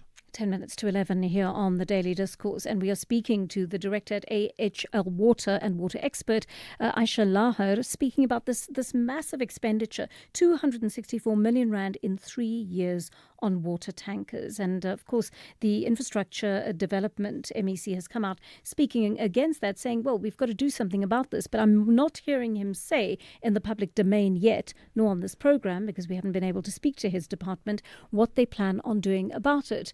Ms. Lahar, this issue of water tankers, the tenders that go out, this statement that one of our listeners is making, describing it as a water tanker mafia type situation. Is it really that serious? So I can't comment on what happens at municipal, at the municipal level. I cannot comment on that. However, it seems to be widely reported that is an issue, that municipal water tankers is become common practice. But I don't understand. I always look at it, because I'm a practical person and I work at plant level. So when I visit municipalities, I always ask, do you have an internal maintenance team? Because that would be a critical thing, a critical competency to have internally. Most municipalities don't have maintenance teams, but they've got water tankers to give people water. So surely if we want to start from a bottom-up approach, we need to start with what is the basics that would ensure a competent water supply system. Would that not be plumbers and millwrights and a spares replacement program, routine maintenance. Surely that is the basic that the municipality must have. If they do have that in place, that at least they would be looking at leaks, etc., you would have less water tankers. But the money is not spent on building up the capacity of a municipality to effectively operate and maintain their treatment plant and reticulation network. Instead, the money is going on the Band-Aid, which is your water tanker. But is it politically driven? I can't comment on that. It seems to me that we would rather do that instead of capacitating our municipalities to actually be able to operate and maintain the systems. Where does that decision lie? I would say that at the municipal level, the political will to change from relying on water tankers to building capacity within your municipality. I just want to add, one of the changes that came to the revised norms and standards for water and sanitation is that the technical director of a municipality must be a qualified engineer registered with EXA. I think if that is in place, we will already see a ripple effect where you have an engineer that is a technical director and would understand what is required in water and sanitation vision of a municipality, would employ the right people and would get improvements. Maybe we could start with that as a beginning. And then look and see how many plumbers do we have, how many electricians do we have. That would be where we would be moving in the right direction. Right. Let's listen to one more of our voice notes on the issue of water in Cape Town. Good morning, Mr. AJ. No, we in the Western Cape were blessed because we are governed properly by the right people who know how to do their jobs. Even during day zero, if you remember, we did have water in Cape Town, in Khayelitsha, because I know people, they will think, no, I'm in town. No, I'm in Khayelitsha, Black Township. We had water 24 hours a day. Even shacks are having water in Cape Town. So we're blessed in this province, more than any other province in South Africa, past Cape Town. Pastor, thank you for that. An interesting comment there from someone who is living in a township in Cape Town, Ms. Lahar. Would you say that Cape Town has done better on the whole in regard to water provision? So if I look at what is in the public domain is evaluation of municipalities, I always look at the Blue Drop and the Green Drop reports because they give the legislative requirements and operational best practices to ensure efficient and effective operations and maintenance of water and wastewater plants. And generally, yes, the Western Cape and Cape Town is doing better than other municipalities in South Africa. I mean, if you look at the report, it clearly shows there are municipalities where plants are in a critical state, whether it's water or wastewater. You know, this is your Northwest Province, unfortunately the Free State as well, the Northern Cape, some areas of the Eastern Cape, and we see which is the stronger areas. So the information is out there, and if you actually critically evaluate the information, why can we not use the best practices that are in place where there is effective delivery of water services, use that and replicate it all over? It is not difficult. For me, the legislation is so open and out there for municipalities to comply. They know exactly what is required. It's merely to go in and do it. I mean, one of the requirements for Blue Drop and Green Drop is a competent maintenance team that has got the required experience and expertise. So if you have that and you have a reporting system, surely you can already improve your maintenance and you don't need to rely, on your water tankers. And the other thing is, we're not looking at infrastructure and maintenance because it doesn't seem to be like a popular way to spend your money. You know, when you do maintenance, it's not seen by people that you're spending the money. So people would rather put in water tankers to put the bandage on instead of actually doing what is required. And if we don't do this, we're going to end up with systems that are so badly deteriorated, Joanne, that it's going to take years to get them back up again. It's not like Eskom where, if the electricity is switched off tomorrow, they switch it on and suddenly you have electricity. Yes. If water systems are deteriorated, it will take years for us to get those systems back up and running. And even if you put a new pipe in, the water doesn't flow immediately, as you know. It takes days for it to come back. So when do we start? We're supposed to have started yesterday. Absolutely. Can we start now? Yes, we should. Ms. Lahar, taking a call from one of our listeners in Durban, Nelson is on the line to us. Good morning, Nelson. Morning, ma'am. Sorry if I was a bit rude with your call. Whoever took the call, I apologize. And I follow your chat on SAFM for years now. And every year the same thing about service delivery, water. Now you're talking to an ex-water employee. I worked in the municipality at Tigwini Metro Water for years. What's gone wrong there, Nelson, as a former insider? I arranged with Adam from Watercamp to have a meeting. And I wrote emails to you all. The problems start in the bottom, not on top. If your people who are working, they don't know what's happening. You don't need, if you're not controlling your services properly, like the lady said, we ran the old Metro Water. And we did our work diligently to the T and in apartheid time. And everything was counted for. And you had no issues with service delivery. We're not saying maybe you're 10%, but everything was done. I want to have a meeting with the mayor of Durban on the air with you all to show where the problem is. All right. I take 10 people who worked in the Metro Water, go back, provide the service, you won't have all the hiccups. All right. Nelson, thank you. That's my challenge. That's my challenge. That's my challenge. All right. Thank you. Thank you for that, Nelson. I mean, I think what Nelson's getting at there, Ms. Lahar, is that the people who used to work there were competent, and they've clearly been replaced by people who are not doing, according to him, not doing what they ought to do in terms of their job descriptions. I would like to add to that. I belong to the Water Institute of Southern Africa, as so many of the water professionals in South Africa. We have the required skills and expertise in this country. There is no shortage of skilled engineers, of skilled asset managers, of skilled technicians. There is no absence of even service providers that can provide all the required equipment and services and technologies like trenchless technologies there where you can upgrade your pipes in a much quicker way than what we're doing using conventional construction and replacement methods. But we are not given the opportunity to implement this and to use our expertise. To me, it's like there is a gate there at municipalities and only certain service providers are appointed to do work. And that is where the issue is. If we open it up and actually use the person that's best, that is the best technology at the best price, we will get good services. It's not like it's a rocket science. All over the world, these technologies have been used for many, many years, but we don't use it in South Africa. What is the reason that we are not doing this? Is it the people on the ground that are resistant or do not understand that there are these technologies? Is it the procurement processes that are not totally open and transparent so that we appoint the best person for the job, that we are not getting the services that we require? If municipalities were operating as a business, we would have the best people, the best skills, and the latest technology. But it's not. It's very, very disturbing indeed. Ms. Lahar, thank you for your expertise there. Director at AHL Water and water expert Aisha Lahar joining us there. She was kind enough to stay with us for that entire half hour because we were sadly let down by the Infrastructure Development MEC's office. The MEC himself was supposed to speak to us. As I said, he got called into a meeting. No word from Theo Nkonki, his spokesperson with whom we were supposed to connect in his place.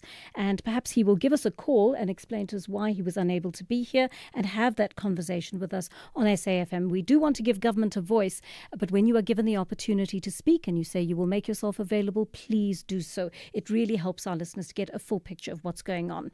11 o'clock on the dot. Ondela Mbana standing by with your latest news.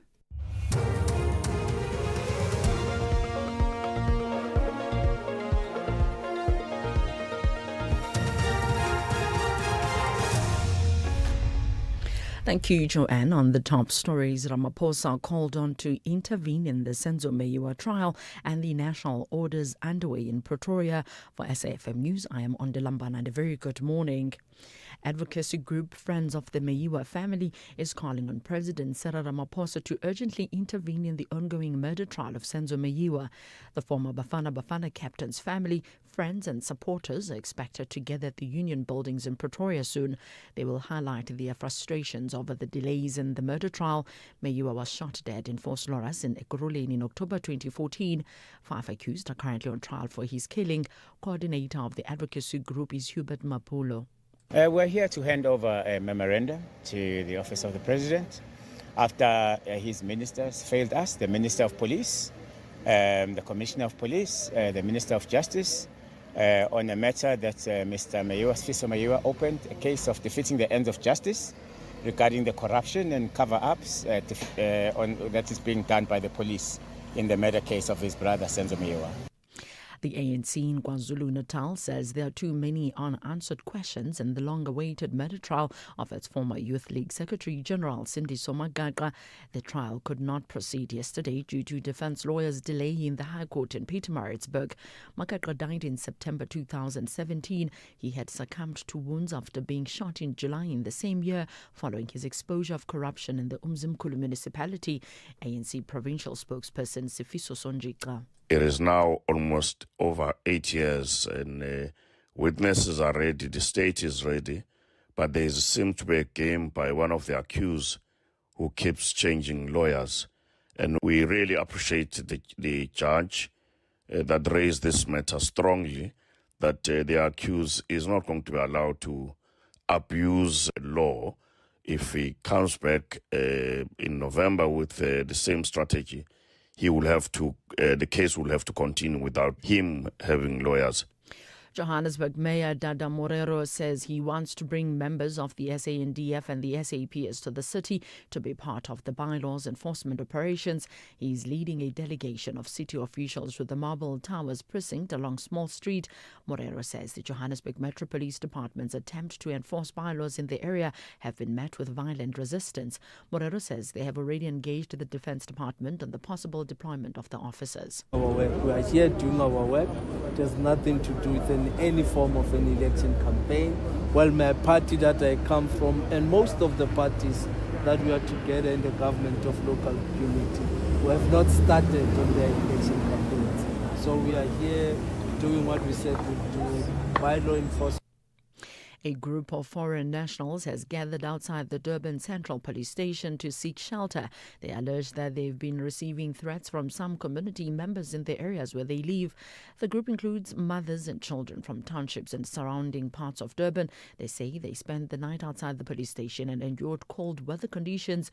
Wivine Bahati is from the Democratic Republic of Congo. The comments I've been getting from the communities, they're claiming that we must be out of the country by the 30th of June because whatever that's going to happen, we don't have to blame them. And also we're being told that, oh, why you're still here, why you're still here. So basically it's the same thing over and over. They ask me why they're still here, you know. That's what I'm here for, asking for protection from the police and telling them that we're being threatened by the communities. Well, some of us, we're doing garden work, so we're inside the garden doing our gardens, and then they were just passing and screaming, hey, say, mama, nizohamba nini, when you're going back to your countries, so you can leave us the garden for us.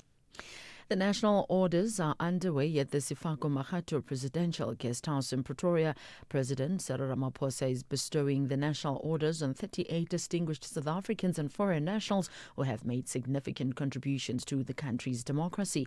Director General in the Presidency, Phindile Baleni, has described the national orders as an important tool in nation building. It's about contributing to the new character of South Africa that we must consistently work on and build. And today we're saying we're taking a moment to reflect on those achievements and honor them and reward them accordingly.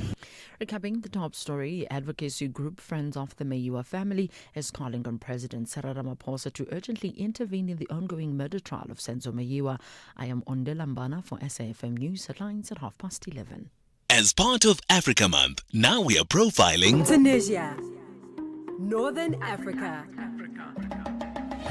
North Africa's Mediterranean gateway, bordered by Algeria and Libya, with coastlines opening towards Europe and the wider Mediterranean world. A land where ancient history meets modern ambition.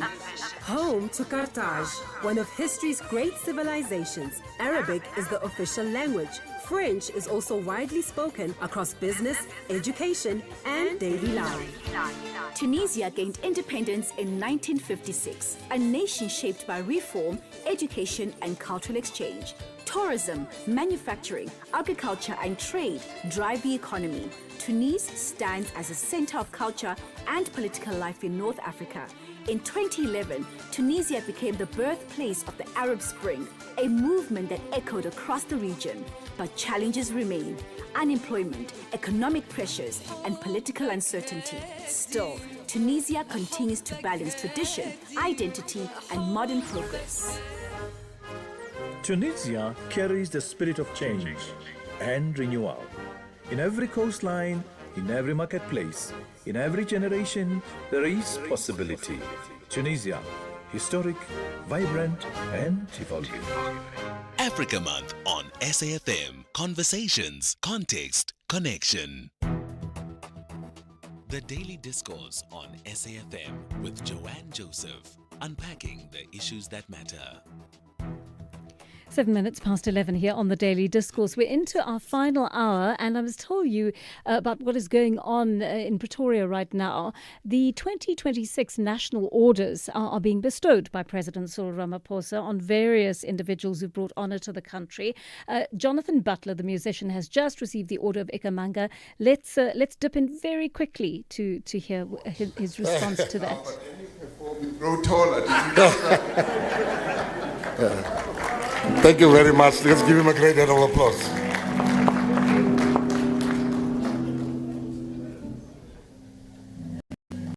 All right, the President has just congratulated him. And he's walking off the stage with his award. Many more of those awards to come over the course of the morning.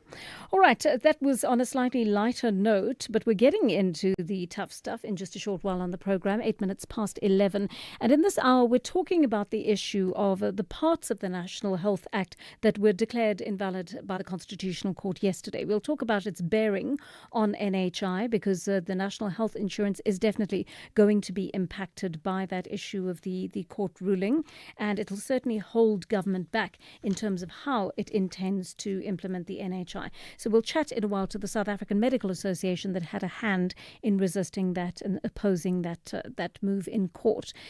We have been able to get hold of Theo Nkonki. He is the MEC spokesperson for infrastructure in Gauteng, and hopefully he is going to speak to us round about 20 past 11 to just give us some feedback on what his department has to say in regard to those water cuts.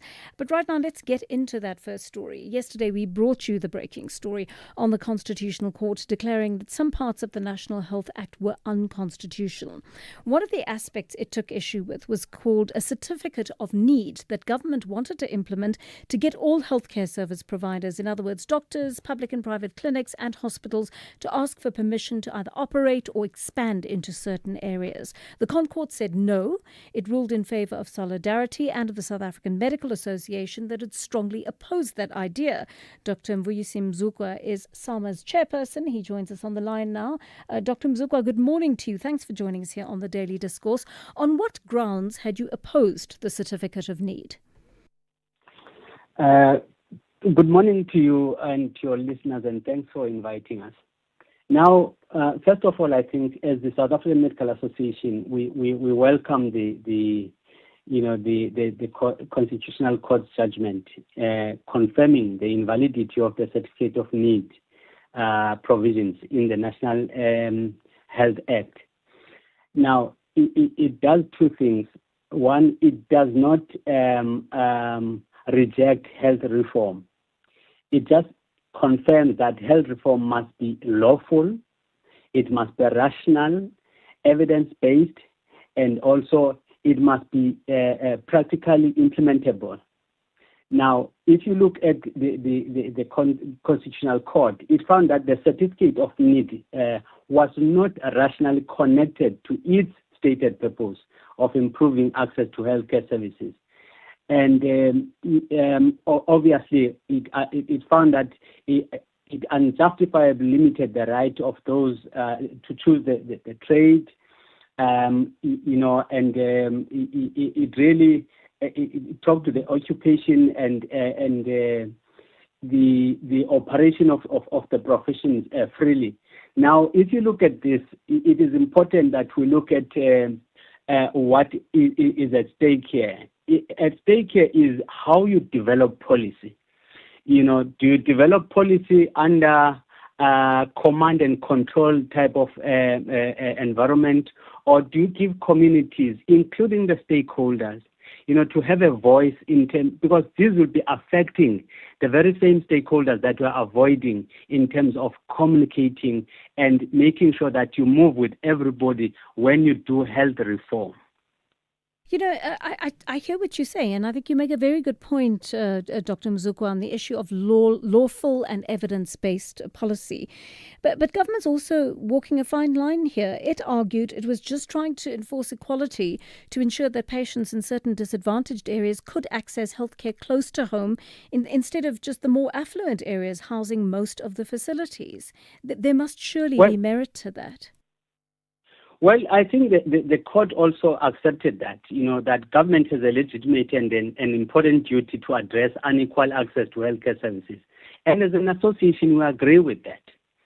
But now, that constitutional right of access to healthcare, it requires active reform. That's what we were stressing here, because it found that the certificate of need provisions were not rational connected to that purpose.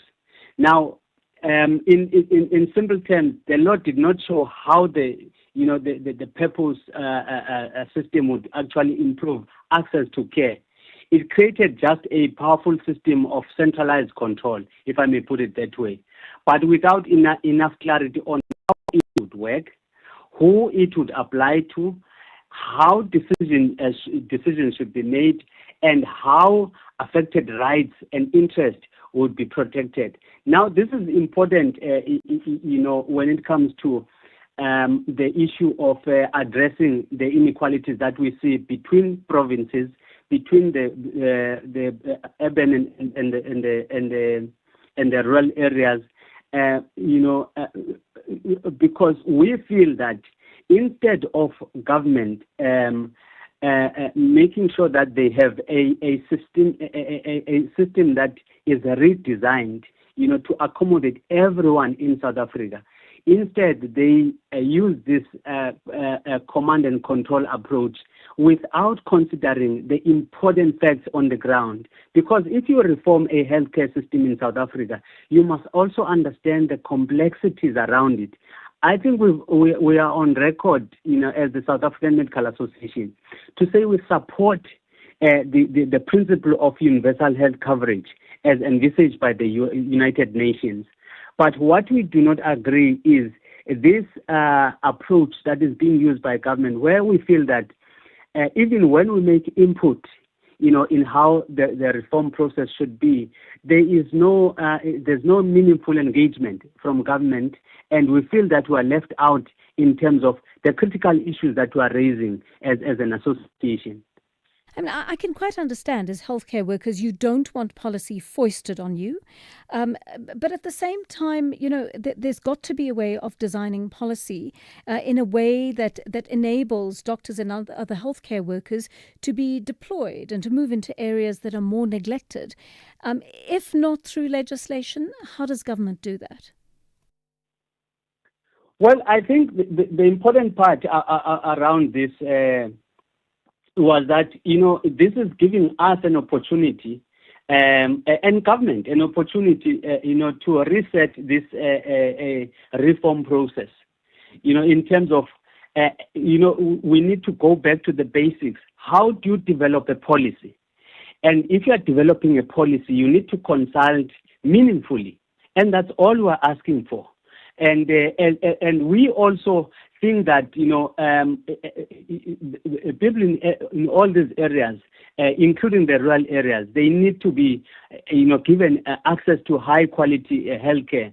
But it can be at the expense of healthcare workers, where you find that rural areas by this government have been ignored. If you go to the rural areas, the infrastructure is not there in terms of the roads. There is no water. Go to the Eastern Cape rural areas. There is no water. For more than 30 years of a democratic government, there is no water, despite the fact that, the ruling party would be getting majority in the Eastern Cape. But in the rural areas, there's no water. So you can't legislate that by forcing doctors to the rural areas and think that the services will improve, when actually you have ignored the socio-economic, environmental factors that determine health in communities. Dr. Msuko, tell me this. I mean, this also has implications for the proposed national health insurance, in that government will have less control of the locations of healthcare facility sites. How devastating an effect do you think it will have on their plan to spread these out across the country? Well, we think it has got a wider relevance to the current debate on NHI, as you put it. And we as some of consistently argued, that South Africa needs a universal health coverage, as I said, that is constitutionally sound, financially feasible, and institutionally capable of implementation. Now the Concord yesterday reinforced, several concerns that have been raised in relation to the NHI model. This excessive centralization, the broad discretionary powers, and insufficient institutional safeguards that we've been complaining about, the unclear implementation mechanisms, and the tendency to assume that legal control will automatically translate into better access. These are the issues that if you follow our argument, we made contributions, as it relates to the NHI as far back as during the times of the white paper, the green paper, the white paper, the bill itself, early in 2011, 2012. And we even went to the stage where we made oral presentation to Parliament. When we could not get joy, we petitioned the national, the NCOP. We even wrote a letter to the state president, stating our concerns. But all of those were disregarded and ignored by government. That pushed us to the last resort of going to the court of law and ask the judges, to drag government to court so that they can explain themselves in terms of our concerns that we are raising. So we didn't end there. We recently started new conversations with the minister to say, Minister, we know that we have a court case there, but can't we talk about these things and see if we can find each other on the issues that we are raising? Because we think as the profession, these issues are critical, for the reform of the country. All right, thank you very much for speaking to us. That, of course, is SAMA's chairperson, Dr. Mvuyisi Mzukwa, speaking to us about that court victory of theirs yesterday. I couldn't help but think while he was speaking about forcing doctors into certain areas where it's uncomfortable for them to go. And he spoke about their democratic right not to be forced to go into these areas, because on the one hand, we've got two imperatives here. Government rightly wants to make sure there's equitable access to healthcare in various different parts of the country. But Dr. Mzukwa has made the point that if you send doctors into areas, if you force them to go into areas where there aren't things like basic water provision, and they can't do their jobs properly, that it's completely undemocratic to actually compel them to go. That was the argument they made before the court, and they won. And isn't it amazing? We started this conversation on water a little bit earlier on in the show, and it's amazing how it has, excuse the pun, leaked into this part of the show as well. This was a conversation that we were simply having about a medical issue and the issue of the National Health Insurance and the National Health Act. But again, the issue of water has filtered into this conversation as well, because it is such a basic provision, and doctors are being expected to go to work at facilities in far-flung areas. They may be rural areas or remote areas, but they're areas where the facilities have been so badly neglected that there is no water to those areas. How do you expect doctors and other healthcare workers who have to work in very sterile, highly clinical conditions, right? Very sterile conditions, deeply hygienic conditions. How do you expect them to do their jobs in those areas without risking the lives of their patients and risking their own lives if they do not have such a basic provision? It really is a very disturbing thing indeed. And sadly, that is the intro to our conversation with Theo Nkonki. But I also do want to remind you of the issue that led to this conversation in the first place. And this is the issue of the lack of access that Gauteng's residents have to water facilities. I mean, many people are saying that their water is cut off for days at a time. Some of them do get water tankers into their area, others don't. But the bottom line is that they are really highly dependent on these water tankers in order to get access to water. So the issue of water supply in Gauteng is a very worrying thing. And Infrastructure Development MEC Jacob Mamabolo has come out saying that these water tankers actually cost a packet. Some municipalities are spending hundreds of millions of rand over just a few years in order to provide them to communities. So let's get into this conversation with Theo Nkonki, who's spokesperson, Theo Nkonki, who is the spokesperson for the department and has kindly joined us now.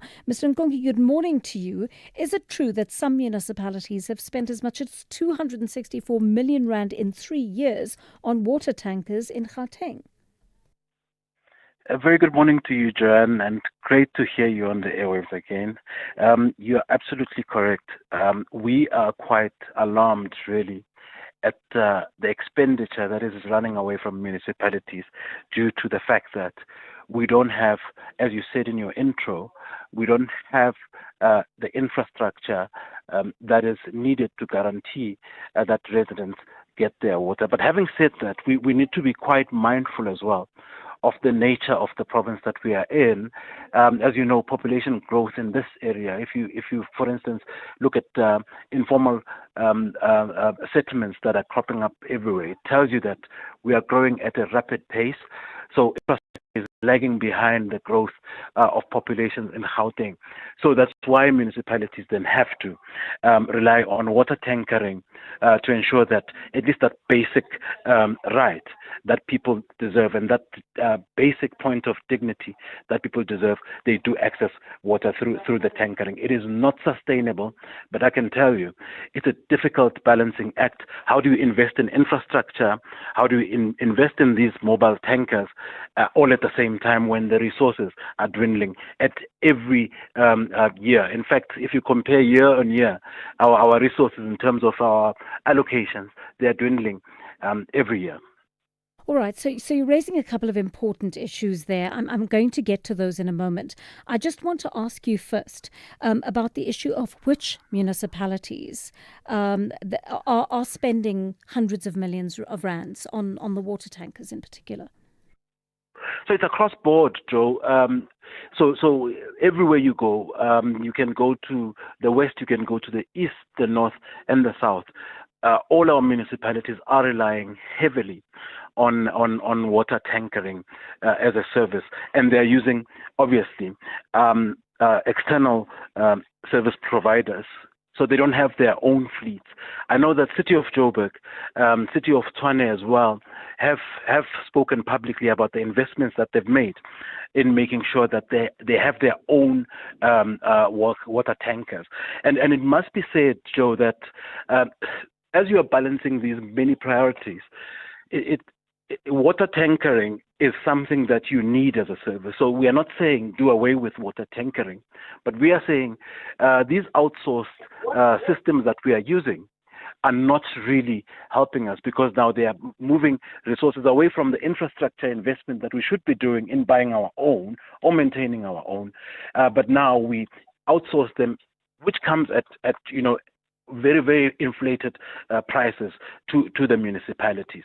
What we are doing now, and I'm sure I would have spoken to SAFM before, around the question of local government turnaround strategy, which we came up with in 2024, which is basically a holistic strategy that looks at local government as a whole in Gauteng, because we know that Gauteng faces very unique challenges compared to other municipalities. So through that system, so we've separated some of the priorities into sub-priorities.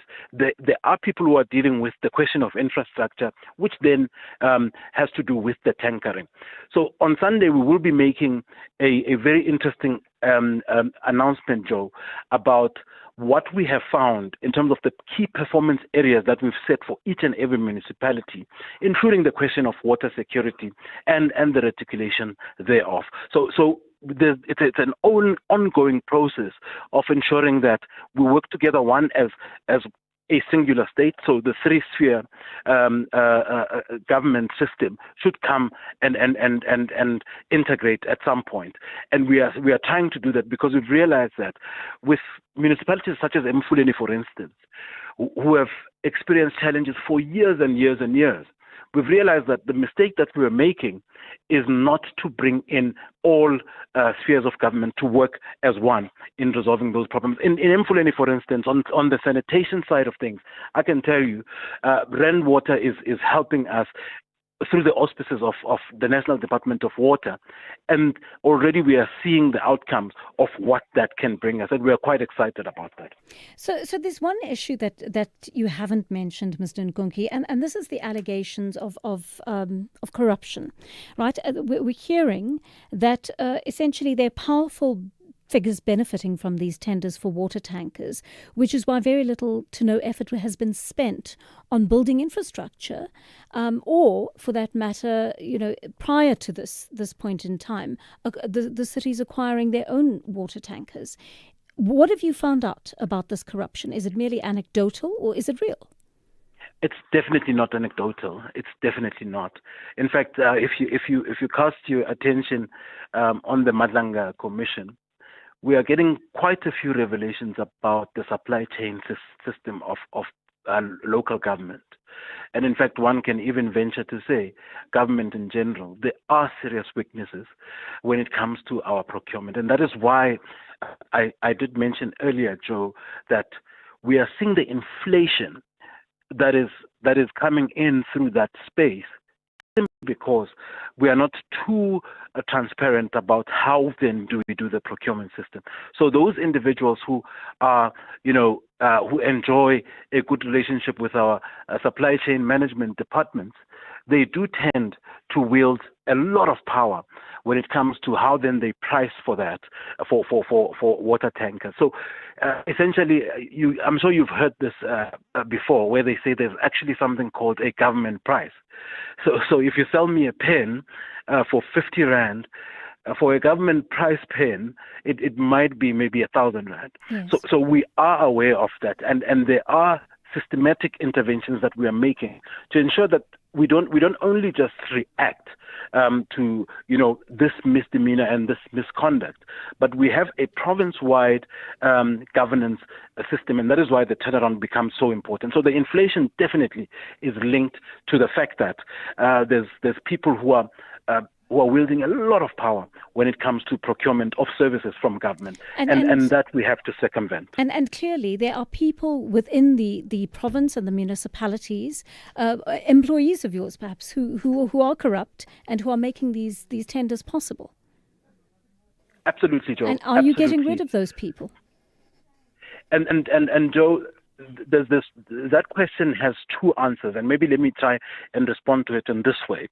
The second part of the answer is that the law enforcement area should also play its role, and I don't want to venture into some of the revelations that we have seen on the law enforcement side of things. But secondly, there's a good anecdote that I've heard a few times about a bank employee. Yeah, a quick one, please, Mr. Nkunki. Apologies. So a bank employee works with money, but they won't steal money because of strong systems. So governance becomes very important. And that is why the turnaround strategy is emphasizing on governance, and we are really taking it seriously. We should see results, Joe, in a short space of time. Maybe by the end of this term, we should see something move. All right. Mr. Nkunki, I know you're having a very busy morning indeed. Is there any possibility you could stay with us for just a couple of minutes after the news to take some of our calls, please? No problem. Thank you. I appreciate that. 11:30 it is. We'll continue that conversation right after your latest news headlines with Ondela Mbana. Thank you, Joanne. On the news headlines, President Cyril Ramaphosa says that 38 South Africans and foreign nationals who are being bestowed with the national orders today have helped turn the dream of a free and just South Africa into a reality. Supporters of the former Bafana Bafana and Orlando Pirates goalkeeper Senzo Meyiwa have cited political interferences as the cause of the delays in his murder trial, and the Cape Winelands District Municipality's fire services says the fire that broke out on the mountain slopes near Baines Kloof in the Boland yesterday has mostly been contained. A full update follows at the top of the hour. You are listening to Joanne Joseph on SAFM. Thanks for that, Ondela. 11:31 it is on the Daily Discourse. We're continuing our conversation with Theo Nkonki, spokesperson for COGTA and the Department of Infrastructure Development.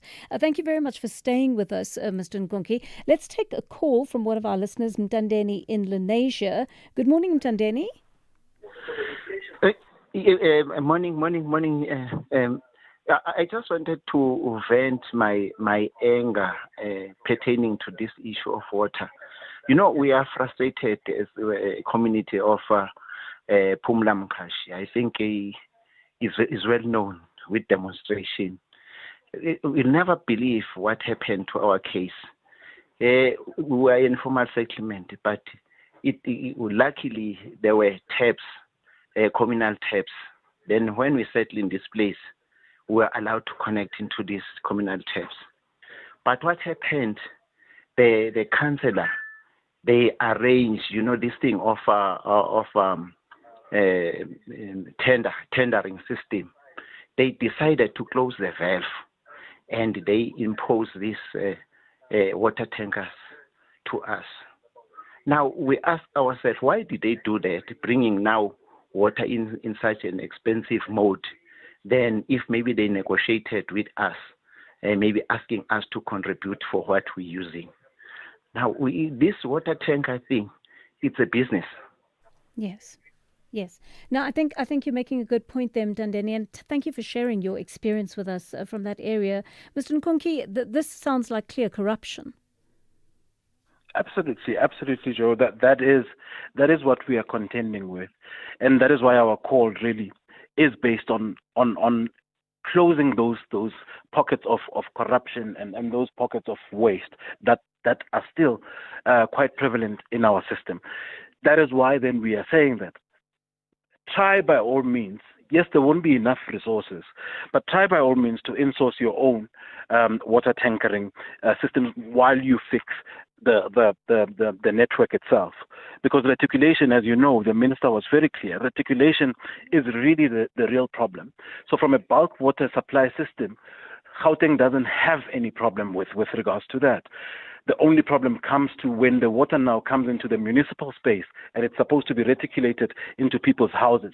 So questions of population growth and all of that then complicate the story there. But he's absolutely right. But I'm quite glad that the Joburg water management and the team, they've intervened quite seriously in that area of Phumla Mkhashi. I know that they're exploring other alternative ways of sourcing water, including boreholes. I know that there is a borehole that they've concluded, or they're still concluding in those areas. But that tells you, Joe, of the bigger question that we should be talking about, of where our municipalities getting the revenue, when we know that unemployment is where it is at. We know that the rate of people who are defaulting on their municipal services, paying for their municipal services and taxes, is growing. So the balance has to be struck. And I guess the white paper on local government couldn't have come at a better time, where we are reimagining government, local government, with the current conditions that prevail. I mean, we're getting some messages in here, Mr. Nkonki. One of our listeners says, what on earth? I hear from the news, Dada Morero, that is the Joburg mayor, asking help from the soldiers to help force municipality bylaws. Is South Africa deteriorating to such a stage, says Madoda?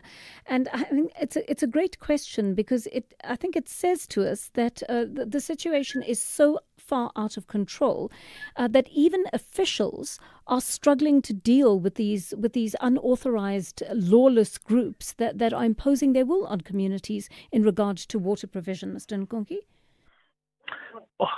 Joe, and I think the Premier in his State of the Province address last year, he actually intimated to that, and Gauteng as a collective, inclusive of municipalities, we're not sitting on our laurels. Yes, the intervention by the SANDF, especially in the mining town, couldn't have come at a better time. But there is a fundamental question that arises, and the Premier does pinpoint that question, and it's the question of escalating lawlessness and crime in our province.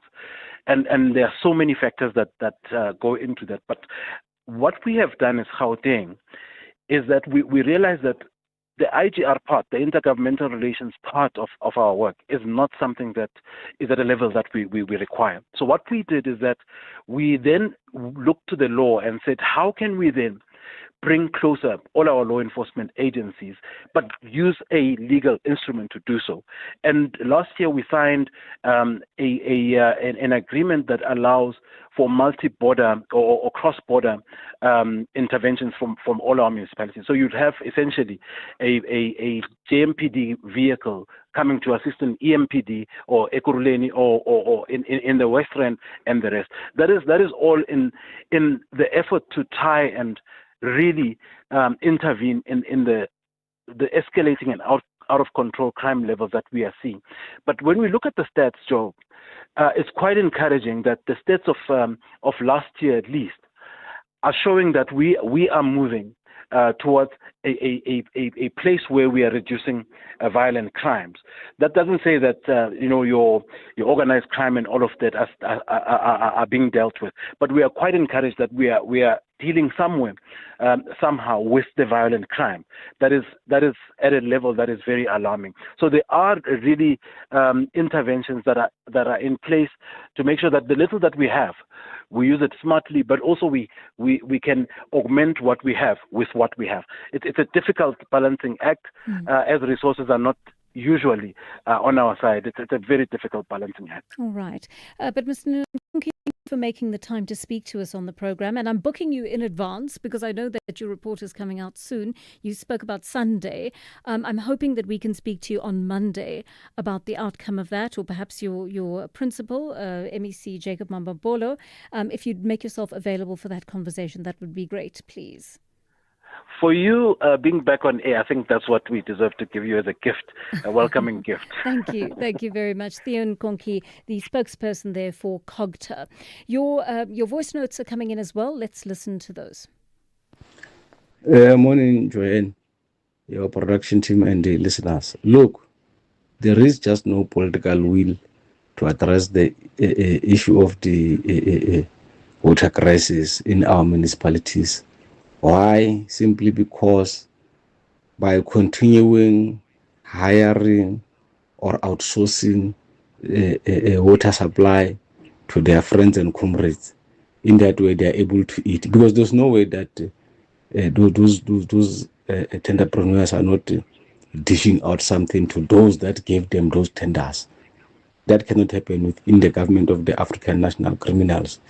It has become a culture that I give you this tender, then you give me this. So there is just no political will to actually have a long-lasting solution to water crisis in this country, simply because people are driven by greed.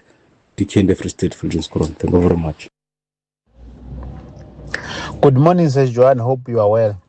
Why can't our municipality fix or invest those millions to over 200 millions in their infrastructure, water infrastructure? Because it does not make sense to spend so much money on a temporary thing like a water tanker. And the very same water tankers, they are tampering with the infrastructure so that they can always be the provider or provide water to the community and get a perpetual tenders. So we our government sometimes it's one step forward and three steps back. So in fact the love of money is the root of all evil. Let's all in East London. Pitzwala, you're so right, actually. And, it's a catch-22 for government because you've got to keep supplying water to people while you're building the infrastructure, right? But as Aisha Lahar said to us, which I think was very useful, you've got to set yourself a deadline. You've got to say, we're doing this for one more year and then we're stopping. The infrastructure is going to be built. It's going to be ready within the course of a year, or the maintenance is going to be done. It'll be done within a year, and then we stop this tender at the end of that time. So it worries me a little bit that municipalities are now buying their own water tankers, because it says to me they don't see permanent infrastructure as the solution. They see insourcing of that as a solution. That does not bode well for us as a society. Some of you, despite what was said earlier, are still struggling with water in Khayelitsha. Let's listen to that. Good morning, Joanne, and good morning to your listeners. Unfortunately, Pastor is living in Khayelitsha. Really, Khayelitsha is so big. So Pastor can't say we have the water.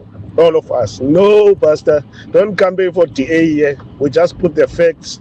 If you have your water in your area, just say in your area. Khayelitsha is too big, my friend.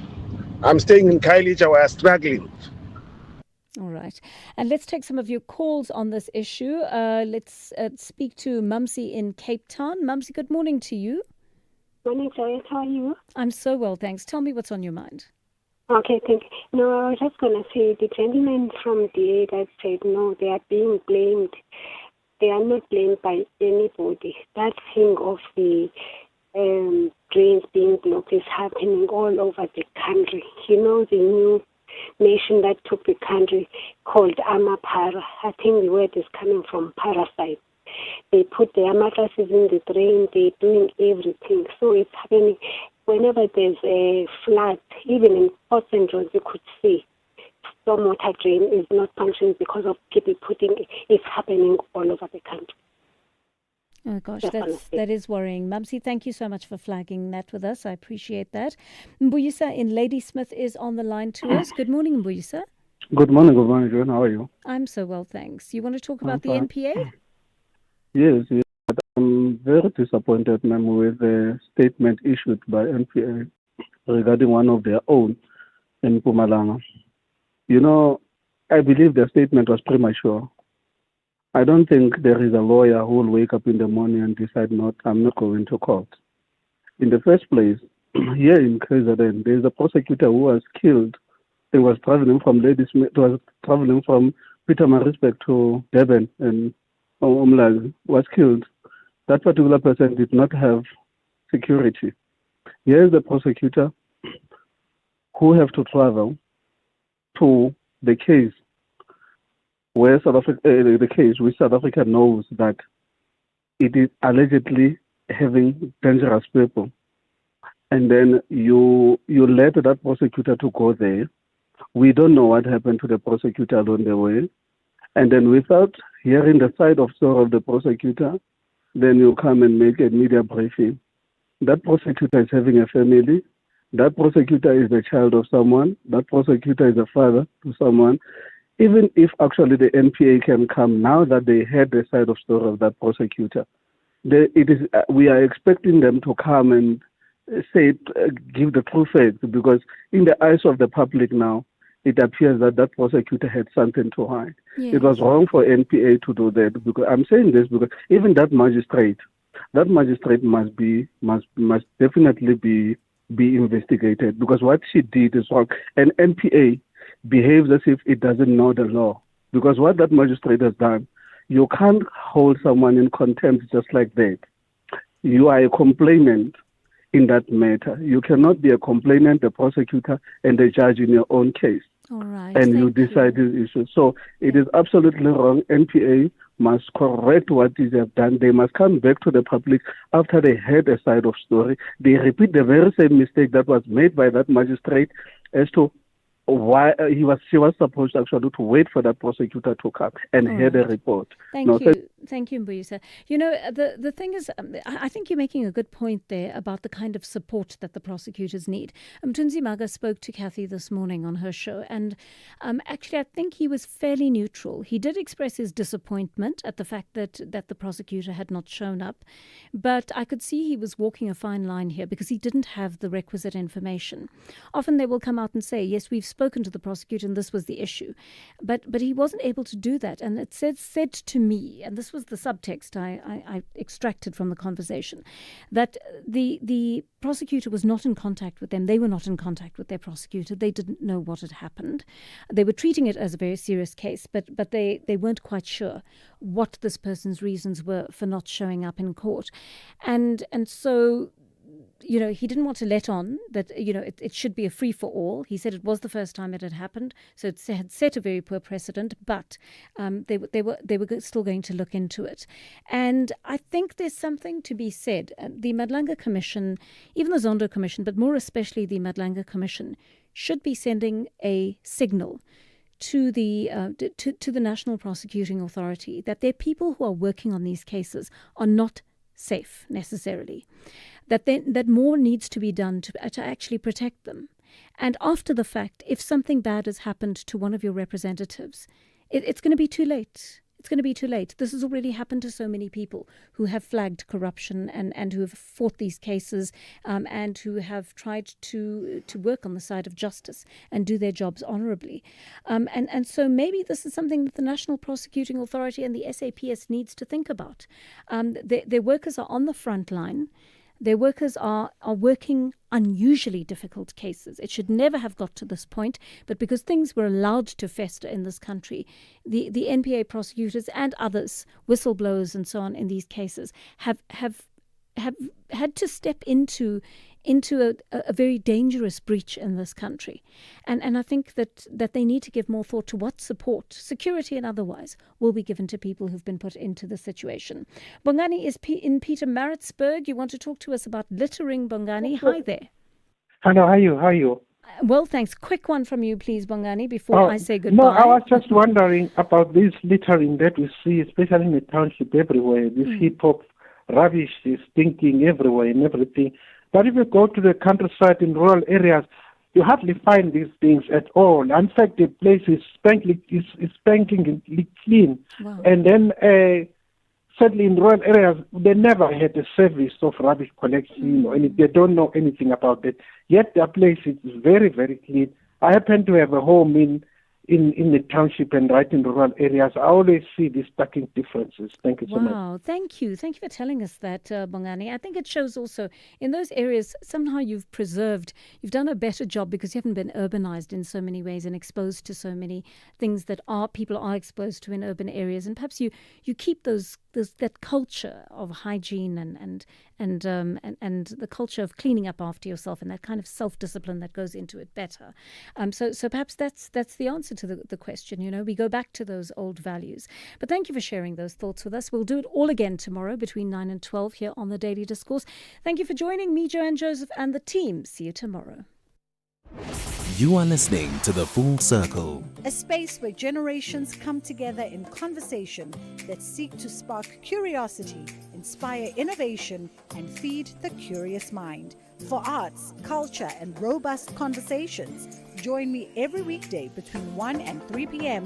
on The Full Circle with Bridget Masinga as we explore the stories, lessons, and conversations that guide us back to self.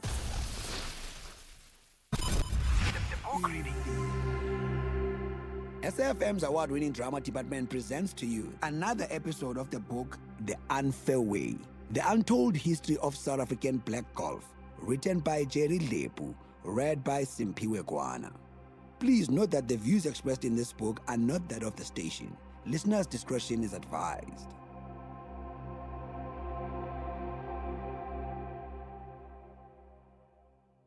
I have fond memories of my fellow golfers from days gone by. One that immediately comes to mind is a fellow by the name of Jacob Mandishi Gumbi. Jacob was quite a character. I recall playing the Maseru Open with him in Lesotho. It was played over the Easter weekend of 1965. While many of us dressed up in our smart sweaters and golf attire, Jacob brought only his overcoat and jacket with him to wear. Good Friday was a warm day, but the Saturday and Sunday that followed were very cold. Jacob played in his jacket, much to the amusement of many, only to beat most of us and finish fourth in the event.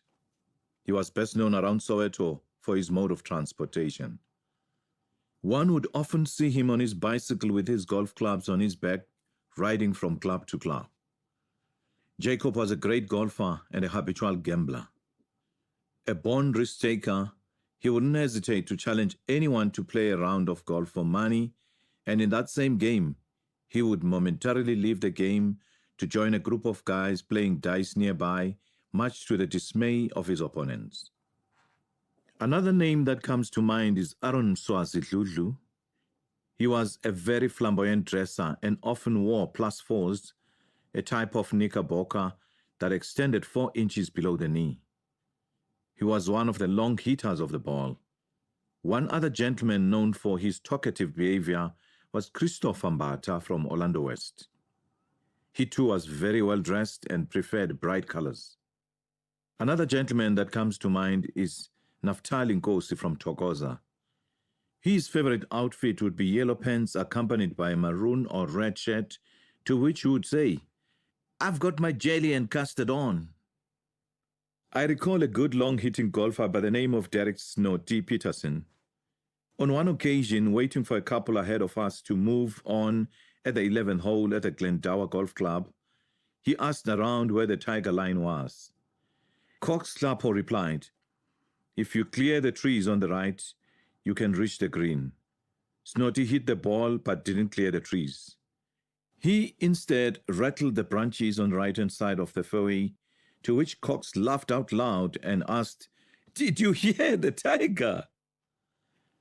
There were golfers who would go to the extent of using witchcraft to improve their game. One golfer brought a horn to the course. He called the names of the players he wanted to beat. Thereafter, he pegged it in the ground. When other players saw this act led by Roy Mashego, they pulled it out and took it to the chef to ask him to put pig fat on it. I'm still not sure why pig fat was used. However, I was told that pig fat weakens witchcraft powers. Nevertheless, when the golfer returned to find his horn missing, he never repeated this act again.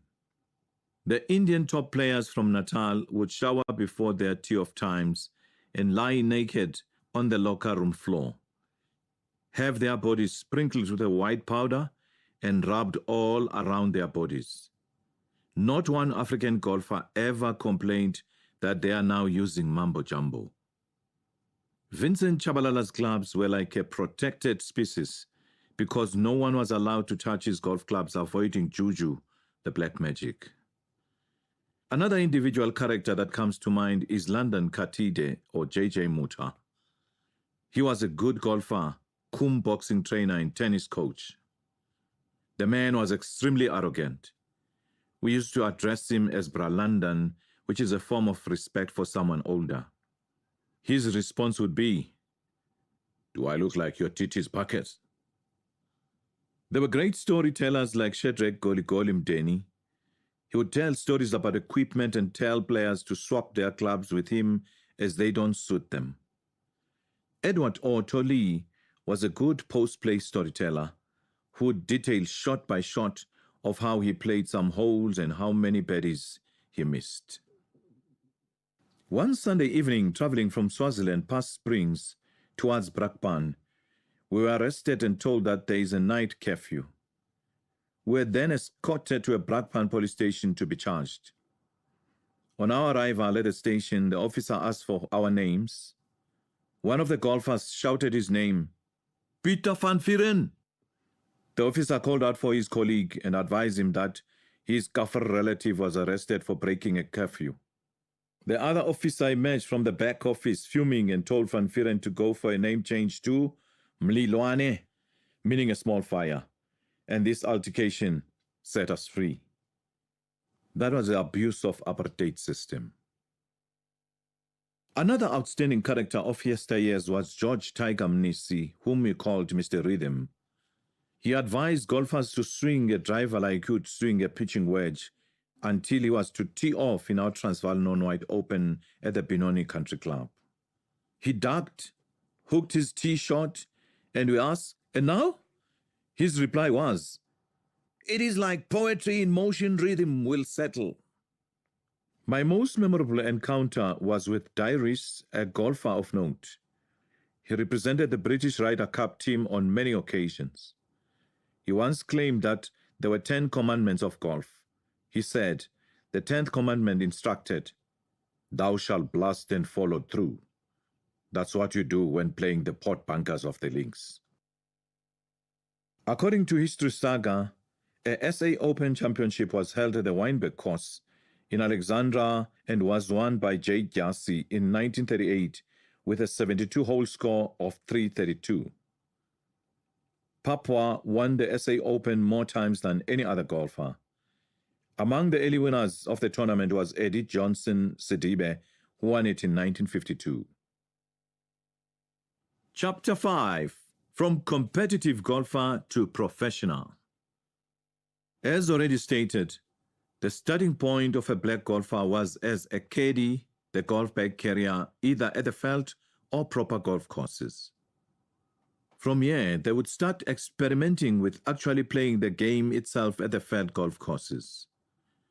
In due course, some soon mastered these courses, returning good scores while others became the champions of the sand greens. In a short time, they had moved up the ladder from being amateurs to becoming professionals. What is known for certain, though, is that players made a choice to turn pro to earn cash, as otherwise, if they remained amateurs, they would remain eligible to receive articles not exceeding the value of 10 rands during that era. Some of these golfers gained valuable experience of playing on proper courses while they were caddies. This gave them an advantage over other golfers who played mostly on veld courses but were not exposed to proper courses. These experiences of some of the black players of the era are best told in their own words as captured through some interviews with few of them for purposes of this book. The golfers related how they started as caddies before progressing to become golfers and the challenges they encountered. Their stories narrate a situation, on the whole, where, as black golfers in South Africa, they look back at their first attempts at playing on proper golf courses, reasons for their poor performances, and how this could be improved through proper coaching. After all, golf is a technical sport, and the technique must be learned. Another player, Vuyisile Cekisane. Vuyisile Cekisane is a professional golfer from the Eastern Cape who started as a caddy in order to relieve his parents from the burden of giving him money to pay bus fares to school every day. The school he attended was a distance away and necessitated the use of a bus. He was a caddy at the Humud golf course. He and his friends, who were also caddies, started playing golf with self-made imitation golf clubs in open spaces in the township. At times, he also secretly used his brother's clubs. When his brother realized what he was doing, his brother had told him that he was aware that he had a love for the game. He then told him that he would give him that set of clubs and would buy himself a new set.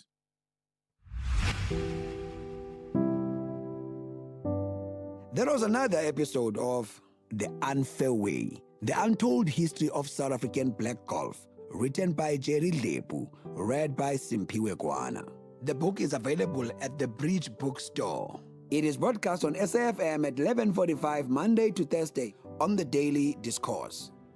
It is produced for the station by Vovi Batal, read by Simpiwe Kwana, production by Wiseman Manele, Nanda Koza, and Tato Mapuruma.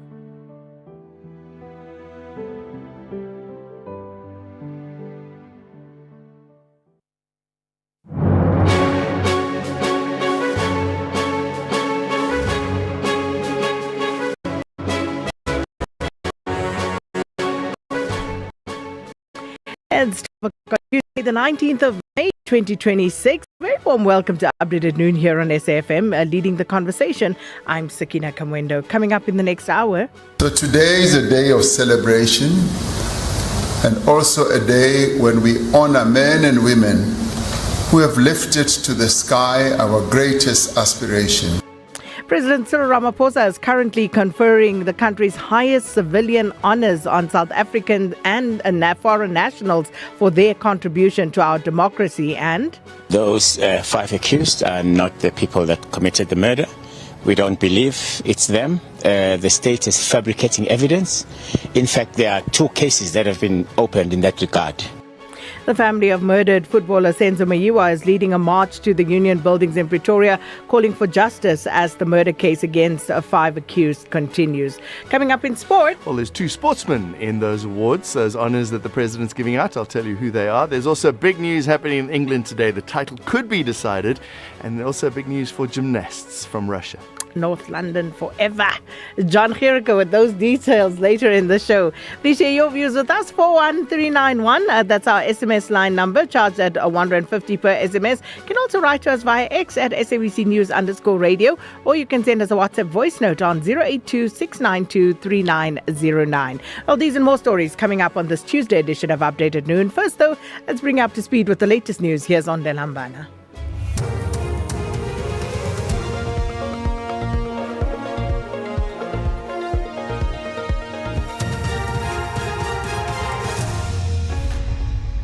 Thank you, Sakina. On the top stories, Ramaphosa bestows national orders and US implements 30-day travel restriction over Ebola outbreak. For SAfm News, I'm Ondalambana, and a very good day. President Cyril Ramaphosa says that 38 South Africans and foreign nationals who are being bestowed with national orders today have helped turn the dream of a free and just South Africa into a reality. Ramaphosa was speaking at the national orders ceremony underway at the Presidential Guest House in Pretoria. He says the celebration honors men and women who have advanced the country's greatest aspiration of building a democratic South Africa founded on equality, justice and dignity for all. The people that we are honoring today have helped to give life to the dream of a free and just South Africa. Their activism has extended to music, to politics, to sports, to literature, to culture, to medicine, to science, education, and the advancement of the human rights that we so cherish. Supporters of the former Bafana Bafana and Orlando Pirates goalkeeper Senzo Mayiwa have cited political interference as the cause of the delays in his murder trial. A handful of people have gathered outside the Union buildings in Pretoria in solidarity with the bereaved family. They are demanding justice and for the speeding up of the trial. Mayiwa was shot dead in Foslora, Sekuruleni in October 2014. 5 men are on trial for his murder. Kosiko Nandabandaba travelled all the way from Nongoma in KwaZulu-Natal to show support for the Mayiwa family. I'm here because this is so painful and people have passed away waiting for justice for Senzo Mayiwa. He was a national hero. He was our goalkeeper, national goalkeeper. And it is so painful that a public figure and a significant person in this country just get killed and no justice is served and nobody is arrested and we are just taken to pillar to post. It looks like powerful people are involved in this thing. That's why the closure for this case is not, we are not seeing it.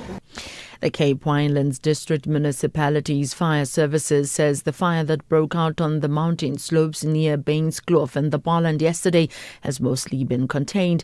Municipal spokesperson Joanne Otto says firefighters worked throughout the night and made good progress. There are still a few smouldering spots which require their attention, but no active flames are visible. Ground crews from Cape Nature and the Cape Winelands, together with one additional ground crew dispatched by the landowner, worked well together and no damage to property or loss of livelihood has been reported.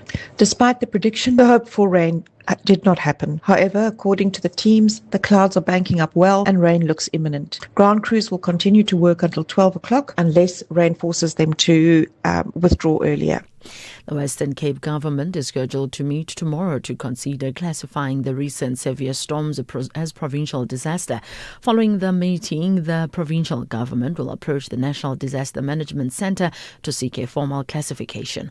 Provincial Agriculture, Economic Development and Tourism Minister Ivan Meyer says the agricultural sector has been particularly hit hard by he says areas such as the Hex River Valley, Grabo, Elgin, Ceres and Worcester have suffered devastating damage. I am deeply concerned about the huge damages caused by the recent floods in the Western Cape. The agricultural sector experienced huge losses in terms of damages on farms, farm roads, irrigation systems, pack houses, vineyards, orchards and farmhouses. We have met with the agricultural sector and we are prioritizing the fixing of roads and other critical infrastructure in the Western Cape. The U.S. government has implemented a strict 30-day travel restriction of an Ebola outbreak. It has also enhanced screening for individuals who have visited the Democratic Republic of Congo, Uganda and South Sudan in the last 3 weeks. This follows a decision of the World Health Organization to declare the outbreak a public health emergency of international concern. U.S. passport holders are exempt from the ban but must undergo strict health screenings. Meanwhile, the UN has this update from the WHO through spokesperson Farah Haq. The outbreak involves the Bundibugyo strain of the Ebola virus, for which there are currently no licensed vaccines or specific therapeutics. The outbreak is centered in the province of Ituri, where more than 482 suspected cases have been reported since April, including 8 confirmed cases among suspected cases across several health zones. Testing of suspected cases is ongoing. A case was also confirmed yesterday in Goma, in the province of North Kivu, raising concerns about potential spread in a densely populated urban area. We, alongside humanitarian partners, are supporting the government-led Ebola response. Recapping the top story, President Cyril Ramaphosa says the 38 South Africans and foreign nationals who are being bestowed with national orders today have helped turn the dream of a free and just South Africa into a reality. I'm on Delambana for SAfm News headlines at 12:30. Update at noon with Sakina Kamwendo, midday to 1 p.m. Update at noon with Sakina Kamwendo. Well, thanks so much, Onde Lambana. Good afternoon, everybody. Thanks for joining us here on Update at Noon.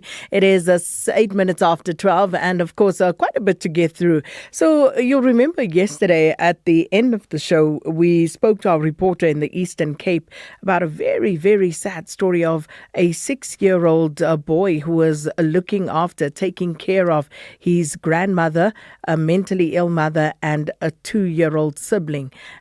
As promised, we did get in touch with the Department of Social Development in the Eastern Cape, and we'll be speaking to them about this development shortly. But I can also tell you that Chipam Pengesi, you'll know him if you're a football follower, but Chipam Pengesi Foundation, they were set to visit the home of the 6-year-old boy in Mandela Park in Umtata, and they are going to try and intervene there and assist in that situation. But with that being said, we still need to get answers from the Department of Social Development in the Eastern Cape about the situation. And as we're grappling with that, we've heard of another story, this time in KwaZulu-Natal, where a 12-year-old boy allegedly took his own life after reportedly being left alone to care for his 5-year-old brother.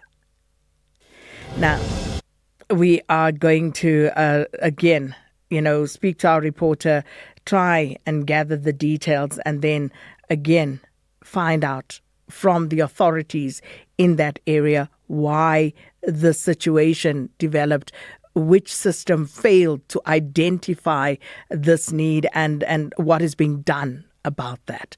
And then, of course, the president is conferring honors on South Africans and foreign nationals who have contributed positively to our democratic dispensation, and that is currently underway. And we're also watching a few court cases. The family of Senzo Meyiwa, of course, the murdered Bafana captain, they are leading a march to the union buildings. Now, the Union Buildings is where the president is currently, as we speak, conferring national orders on various South Africans and foreign nationals. And the family have basically taken this march to the Union Buildings at this time to make sure that they are heard and that their plight is not forgotten. And then a few other stories as well with regard to the courts, and also trying to follow up on what exactly happened to the prosecutor in the Joe Sibanyoni and 3 others case in Kwaggafontein yesterday. SAFM supports a litter-free South Africa. Play your part in keeping our surroundings and environment clean. SAFM, leading the conversation.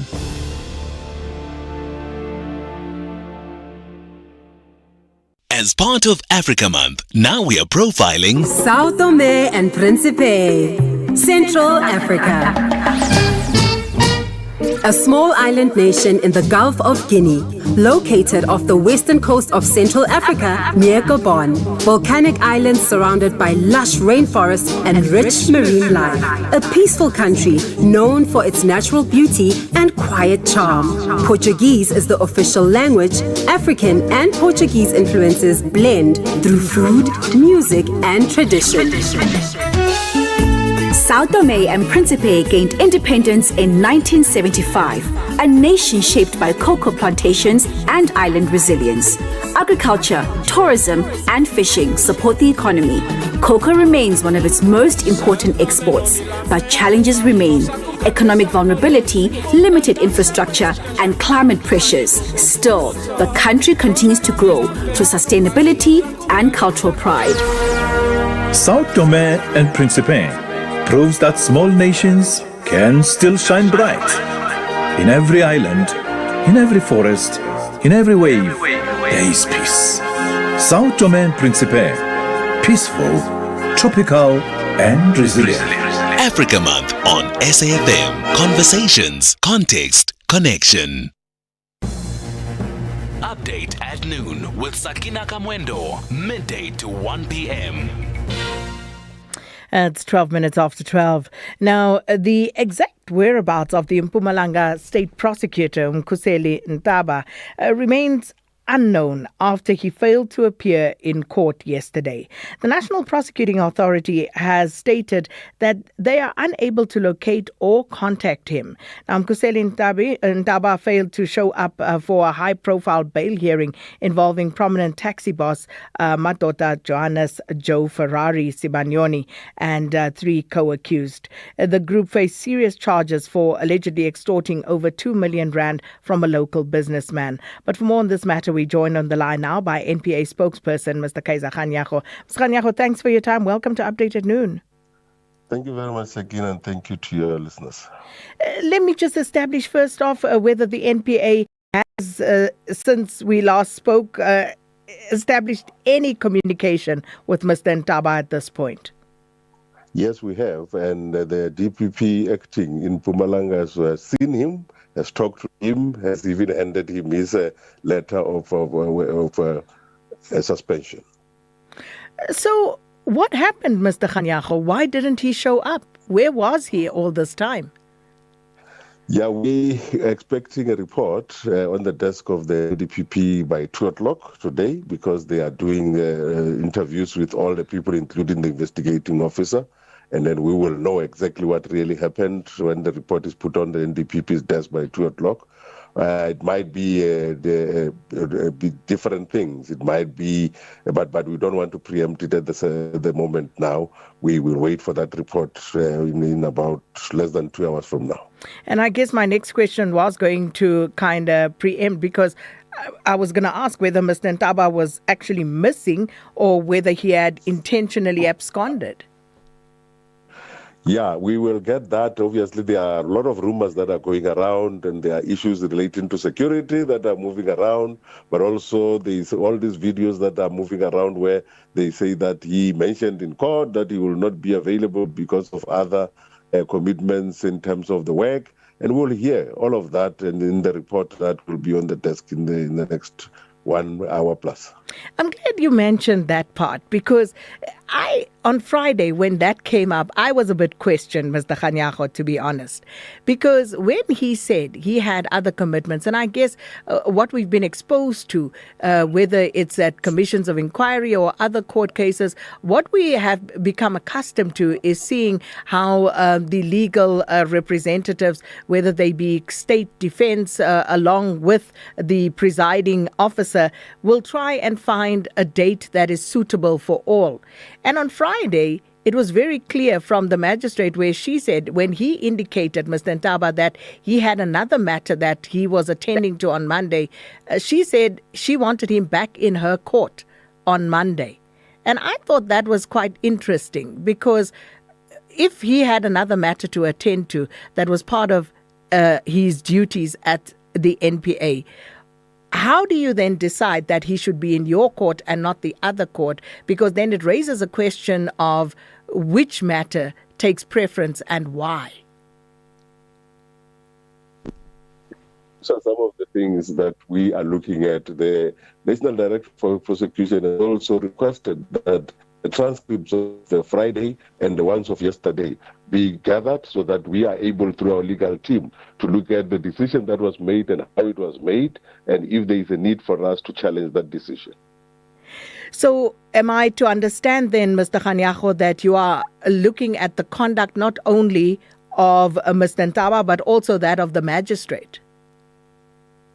No, definitely. We are looking at both of them because we really want to get to the bottom of this. We don't want something like this to be repeated anytime soon. Therefore, that is why we want those transcripts, and then our legal team will decide whether we are challenging it in the higher court or not, and on the basis of the information that are there. And then that we will do both from the prosecutor side and also from the what happened in court in terms of the magistrate. So, Mr. Kganyago, with regard to what happened yesterday, the magistrate did then issue an order for his arrest. So, with her issuing that particular warrant, where does that leave Mr. Ntaba right now?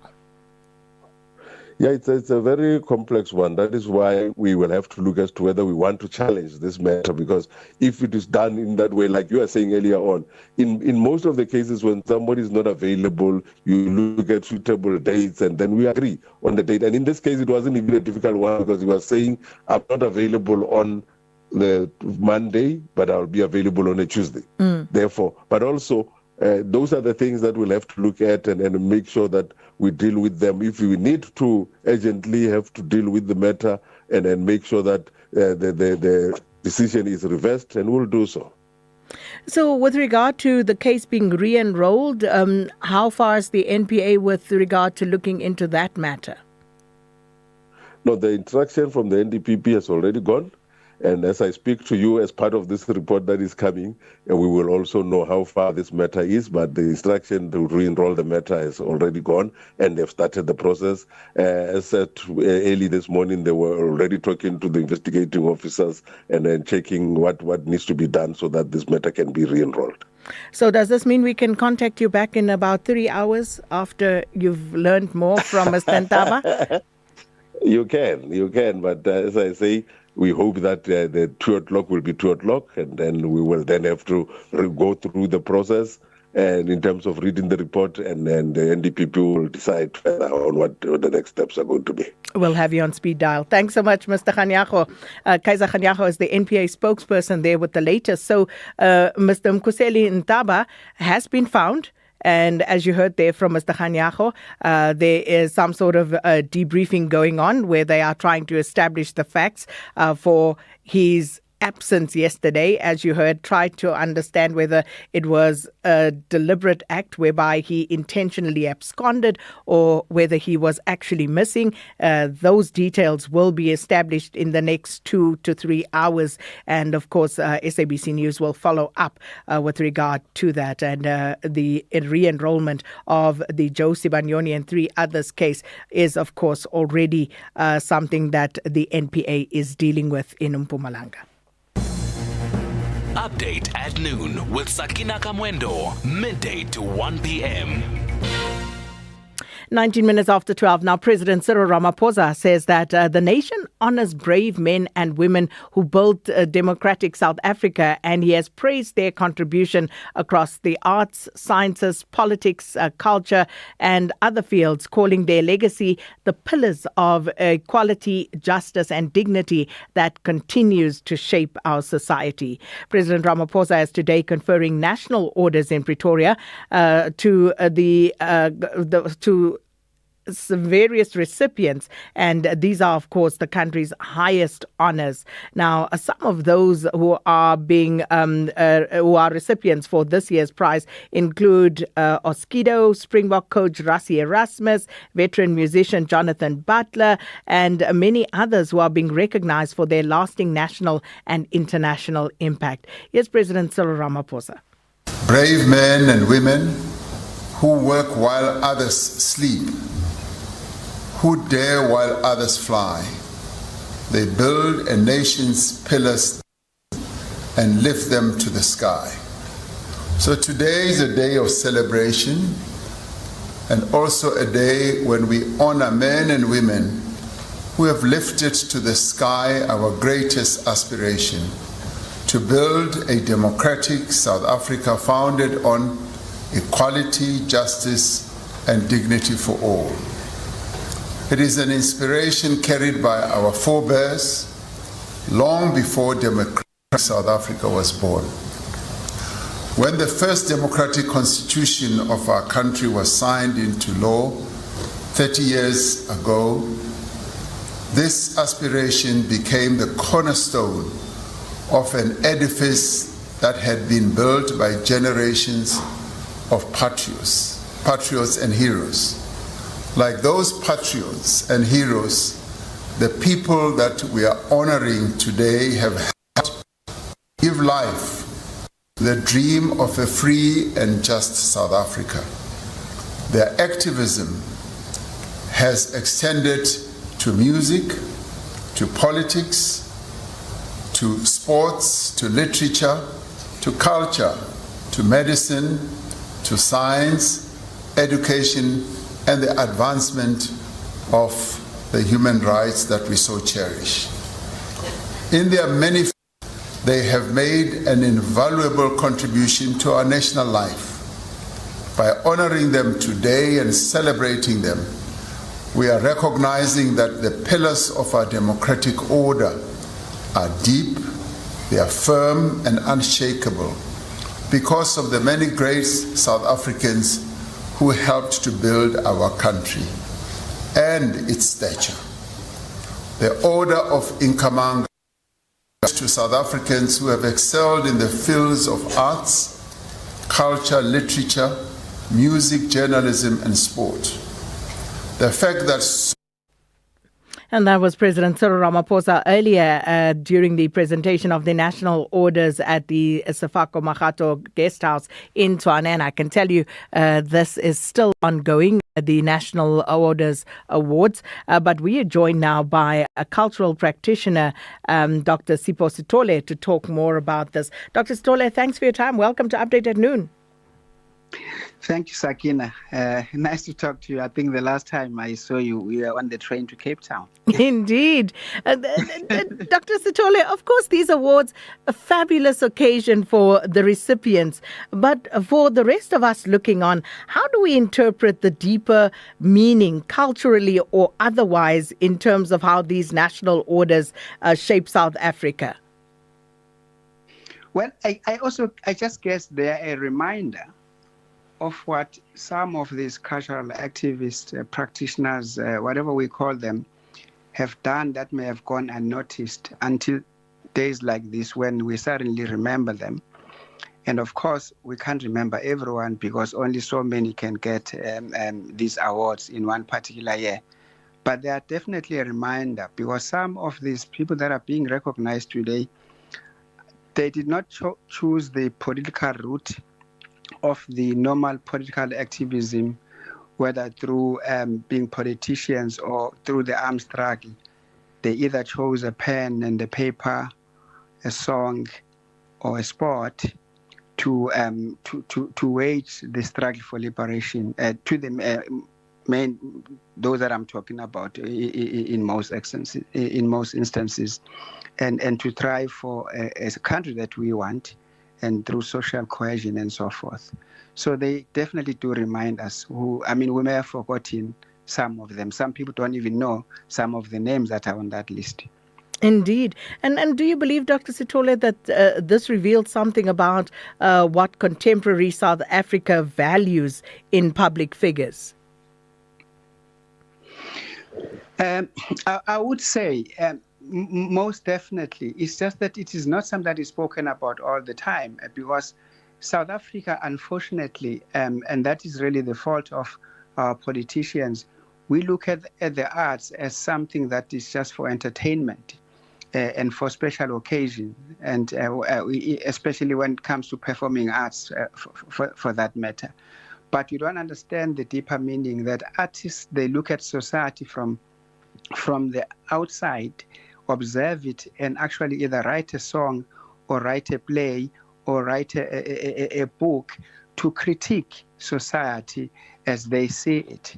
So the arts and culture in this country are just seen as something that is there for entertainment and for enjoyment, until occasions like this call for us to actually think carefully and say, who was Johnny Gianni? Who was Kipi Mweketsi? Who was Tot Machikiza? Even Quineth Ndaba, someone that is not really spoken about, but who ran an institution downtown in Joburg, in Dokey House, where most of these artists that we know, whether we're talking about Kaifa Semenya, who speaks at great length about the role Dokey House played in producing some of these names that we are seeing today. And I'm glad you touched on that, because that's another question about those who are being honored posthumously, and what that says about how we as South Africa remember our cultural pioneers while they are alive versus after they have departed from this earth. Yes, that's so true. And, interesting enough, this day also is very personal to me, because I've made submissions of two people that have been recognized for their role in bringing us to where we are, whether it was Pambata or Inkosi Pambata Kamancinza, which also happened in 2006.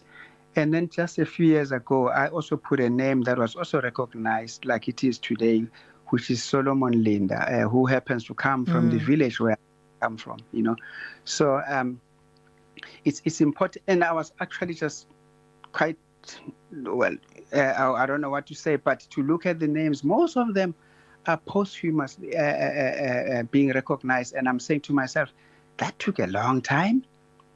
I didn't even know that Sam Muhangani was being recognized only today. Kipi Mweketsi only today. I'm like, but Tot Machikiza today. Tot Machikiza only today. I was like, no, that can't be true. But of course they are. But let me just say this, these awards are not done by the presidency. We do the nomination.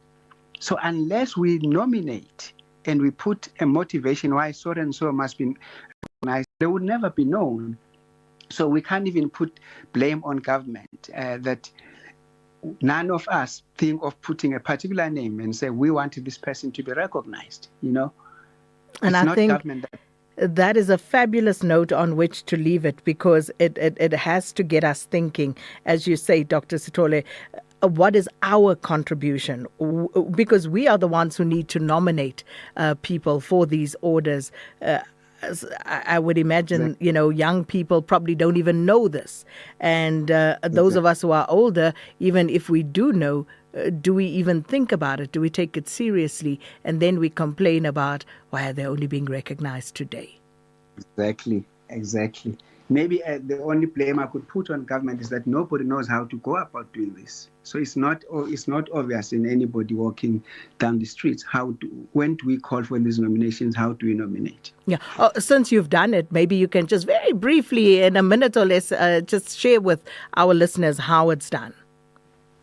Well, I don't have all the technical details, but you can go on the website and search for nomination for national orders, and there is a form that you complete. There is a particular department in the presidency that receives this.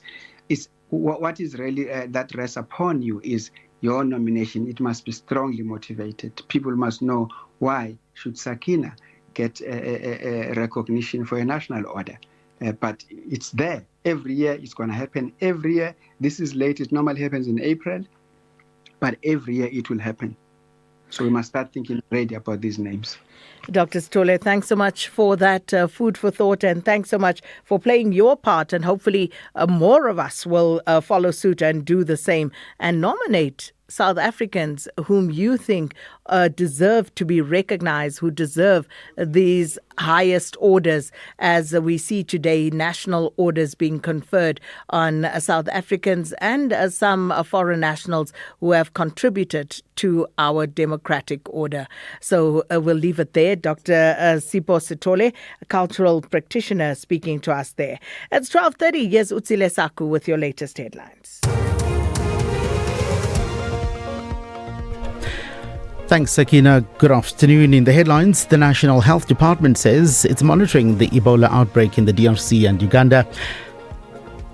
President Cyril Ramaphosa says the 38 South Africans and foreign nationals who have been bestowed with national orders today have helped turn the dream of a free and just South Africa into a reality. And a 3-day hearing will begin at the International Criminal Court in The Hague today to assess charges that the former head of the notorious Libyan prison is facing. Details at 1 o'clock. Economic news on SAFM. Facts and figures you can count on. The rand is trading at 16 rand 64 cents to the US dollar, 22 rand 27 cents to the pound sterling, and 19 rand 33 to the euro. The euro trading at $1.16 and the dollar's at 159 yen 16. In Brazil, $1 US dollar is trading at 4 real 99 cents. In Russia at 71 rubles 50, India 96 rupees 50, and in China $1 US dollar will buy you 6 yuan 80. Asian markets ended today's session mixed. Japan's Nikkei lost 0.4%, Hong Kong's Hang Seng rose by 0.5%.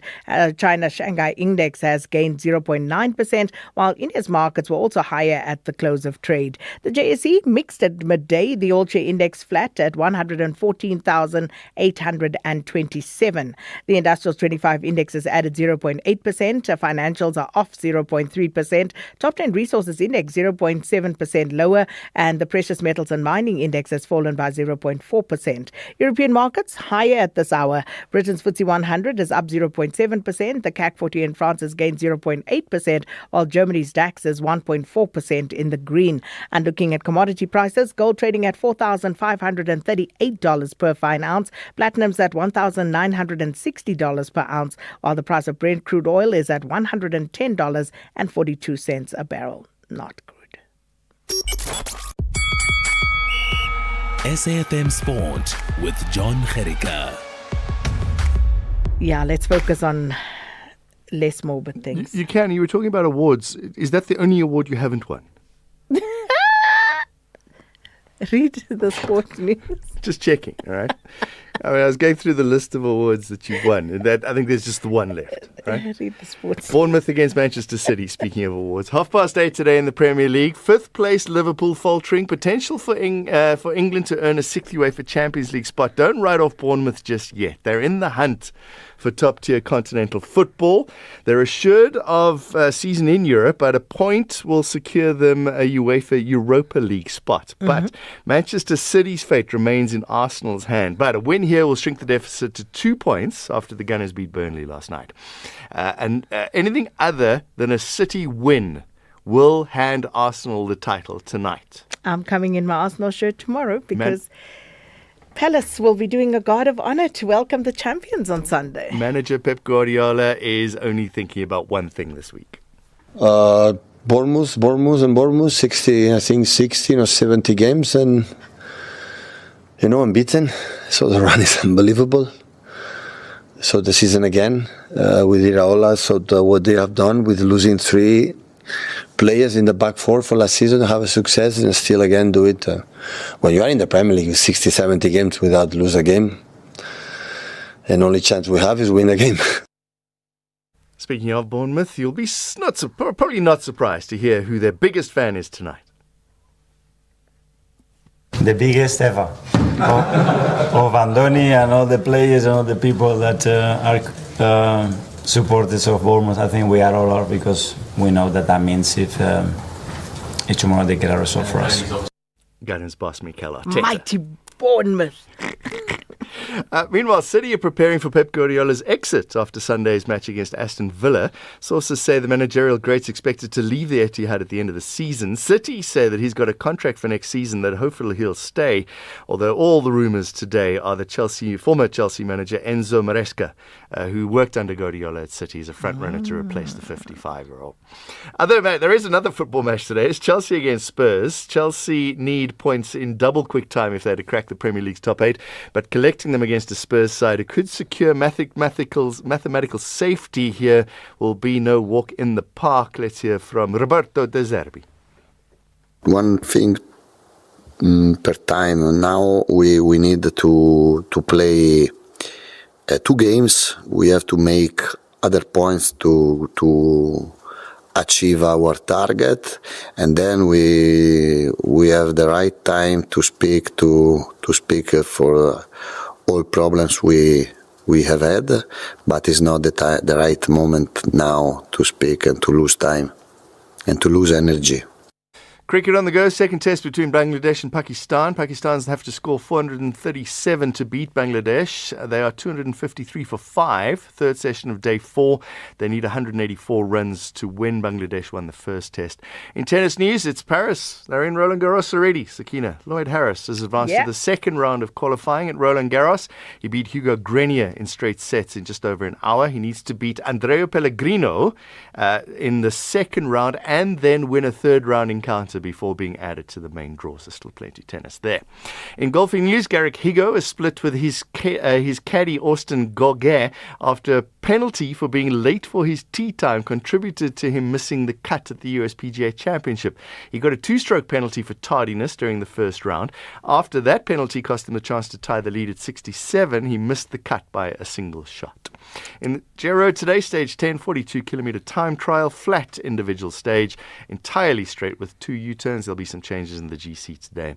Big news for gymnasts. World Gymnastics has lifted all restrictions on Russian and Belarusian athletes with immediate effect. Both countries were banned from international competition in March of 2022 following that invasion of Ukraine. Well, they were subsequently admitted to compete, but they were all neutrals, and all of that ended now. They will be allowed to return to international competitions under their national flag. So that's big news in the world of sport. And finally, you heard a little bit earlier, the award of Ikemanga has been handed out by the president. 2 sports people involved, Rassie Erasmus, Springbok coach, getting gold, and Norman Mhlabane for his contribution in boxing, getting a silver. Yeah, those awards just ended now. So many people feeling very happy. But as our guest, Dr. Sitole, was saying, what we forget is that we are responsible for nominating people to actually receive these orders. So think about it. Patrick, we're nominating Sakina. Sabali, we're nominating. Yeah, okay, we all agreed. We all agreed. These are serious awards. These are. You're a serious people. journalist. We're serious. No, you guys. Okay, bye. Bye. Update at noon with Sakina Kamwendo, midday to 1 p.m. Update at noon with Sakina Kamwendo.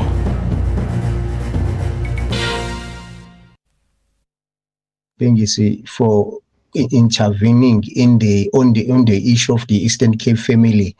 I mean, it's a good thing. I mean, it's unbelievable.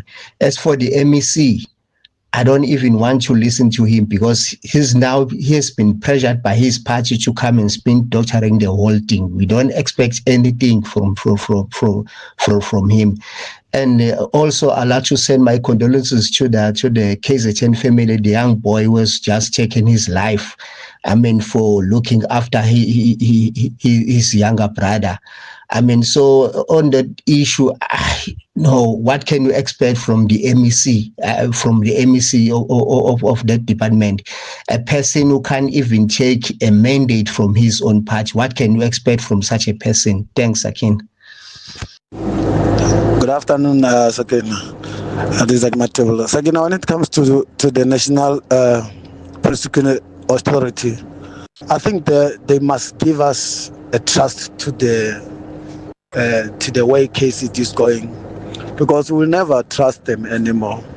NPA must bring back trust to the citizens, because now we will know that if you are a big person, anything can happen. We can never see the people getting off the hook without even going to court to present themselves. Prosecutors are afraid of them. It won't be like that. Good afternoon, SAfmRadio. Good morning, Sakina Mbongo Sondisa Mboisa here. As Sakina, regarding this matter of this Sindane guy, I really blame the magistrate, because the prosecutor told the magistrate, I will not be available on Monday. Then why didn't he find if they say the reasons were so serious that the guy will not even be able to attend the court proceedings on Monday, and then postpone the matter to today, instead of that forcing the guy or the issue to go ahead, even if the guy says he's not available? Maybe the matter was serious, maybe he had to attend the maybe court case, maybe for speeding. Yeah, but we really don't know. We should have listened to that guy's reasons why he cannot attend the court proceedings yesterday, and postpone the matter to today or tomorrow, man. Why was he in a hurry? Good day. Bishop Makwana from Lewahomu Zone F. Look, Sakina, lawyers should not trade with lies. Zolama Wajabu went live on TV Live and lied to the public and said that the judge did not err. He was correct to issue a warrant of arrest. How can a judge issue a warrant of arrest based on undue delay? From the 12th to the 18th can be undue delay, unless there's something the judge knows that we don't know. He goes again and lie again to the public and says that the police, when they reinstate the case, they cannot rearrest. They can only subpoena. It's a lie, too, a pure lie. It is up to the investigating officer to apply for J50. Hi, Sakina. Errol here from Durban. Hope you're well. Yeah, look, if the Constitutional Court had not agreed with Solidarity, and that he wanted doctors and nurses not to be moved to places that they were forced to go to, then I think many doctors and nurses emigrated and gone to greener pastures elsewhere. So, yeah, that's my take. Errol, Durban. Update at noon with Sakina Kamwendo, midday to 1 p.m. Well, thank you so much for those voice notes, and please keep them coming. We still have quite a bit of the show, just over 15 minutes left. But let's take you to this story now. Now, Chipa Mpengesi's foundation said that they are to visit the home of the 6-year-old boy in Mandela Park in Umtata, who was found taking care of his grandmother, his mentally ill mother, and his 2-year-old sibling. And this follows a story that was reported on by SABC about the plight of the family. Now, the foundation will also assess the situation, and they are looking at building a house for the family. And looking at that situation, the Eastern Cape Social Development Department, MEC Bugiwe Fanta, has also become aware of the situation and says that this alarming situation highlights the urgent need for intervention and support for vulnerable families in our community. And for now, we are joined by the spokesperson for the Eastern Cape Social Development MEC, Mpumzi Zuzile. Thanks so much for your time. Welcome to Update at Noon. Good afternoon, Sakina, and good afternoon to your listeners. Mr. Zuzile, first off, let me just try and establish from you, how and when did the department become aware of the plight of this family? Sorry about that. The department was aware about the program only on Sunday, when we were. I was contacted by my colleague, Mr. Nyimbezi from SABC. Immediately when he contacted me, I quickly called the social worker supervisor in the KSD area to see if we can get a social worker to go and do an assessment there and check what is it that we can do. We did get a social worker there yesterday morning, and we've got social workers on the scene. I believe they are together with Mr. Nyembezi as we speak, if I'm not mistaken, at the house. So from yesterday and today, our social workers have been on site trying to do some interviews with the mother, trying to find out if there is someone in the family that can be able to assist them and take them in, because our first stance as the department is to try not to divide the family, because there's a child, there's two children we could have taken and put in a place of safety, and there's another one that we could have taken to one NGO. There's another one that we could have the grandmother taken to another place of safety for elderly, meaning which would have just broke that family up. So we are trying not to do that as a department at the present moment, up until we are satisfied that the family members that have been identified by the social worker and the old lady will be able to take care of the child, or someone in the community who will be able to take care of the family without having to break that family. So that is where we're at now, currently, as the department with the social. We've got 3 social workers dealing with children, elderly, and the disabled. All of those social workers are at the house as we speak. So when did the department become aware of this? Only on Sunday? Only on Sunday, ma'am, yes. So how is this possible, Mr. Zuzile? Because here you have a situation where you are now saying the department failed to identify that there is a 6-year-old child. So you have a family where you have 2 young children, you have someone who is mentally ill, you have an elderly person, and the systems that are supposed to flag this failed to pick it up. Is that what you are saying? Sakina, you cannot, unfortunately, I would not agree with you. You cannot put the blame on the department and the system. The department immediately, because these things happen, we do not have enough social workers to be at each and every household in the country where we'll be able to monitor these things. So if communities, those people are staying in communities, that's the call that the MEC has been making, that if there's a person or a community member that can see there is a problem with the child, or there is a problem with a particular family, those people must come forward so that we are able to go and assess, like we did now. When Nkululeko called me on Sunday, that was the first thing I did. I said I will come back to, even before I even responded to his media inquiry, was to say, Nkululeko, give me, where is this family? Do you have a number, so that we are able to send someone immediately, so that we can be able to help this community? So you can't put the blame squarely on the door of the department. We are unable to look at each and every household and go into each and every household and determine what each household needs. Unfortunately, Mr. Zuzile, that's not even what I was asking. That's not even what I was asking. That's what you are asking. No, you are asking. I was asking you about the systems that were supposed to pick up on this, because let me ask it in another way. That's what I'm trying to explain to you. Let me ask it in another way. Sorry, Sakina. Let me ask it in another way, Mr. Zuzile. Okay. So you have here, let's use the case of the mother who is mentally ill, right? So the question then becomes, if this person is mentally ill, was she receiving any mental health support? Was she receiving a disability grant? Was she receiving any sort of assistance or any social worker intervention from the government? The lady hasn't been diagnosed as mentally ill yet. The old lady is receiving a disability grant because her age is not of an old age grant yet. she hasn't reached the age of 55. As much as she's a grandmother, the mother is still 19. So those are the issues.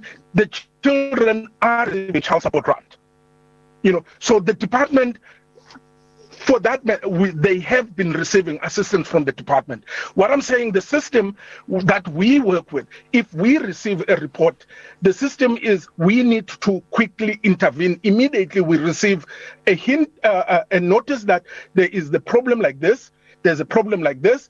That's what the department immediately did. Immediately when we received that there's a problem, the first thing we did is to get social workers to be there and to ensure that we do not, as a caring department, we do not separate those children with their mother and their grandmother. Can you imagine if we had gone there and just gone straight into the way we're supposed to be doing, take those children, put them in a house of safety, take the other one, put them there, meaning which would have disrupted the entire family household of that family.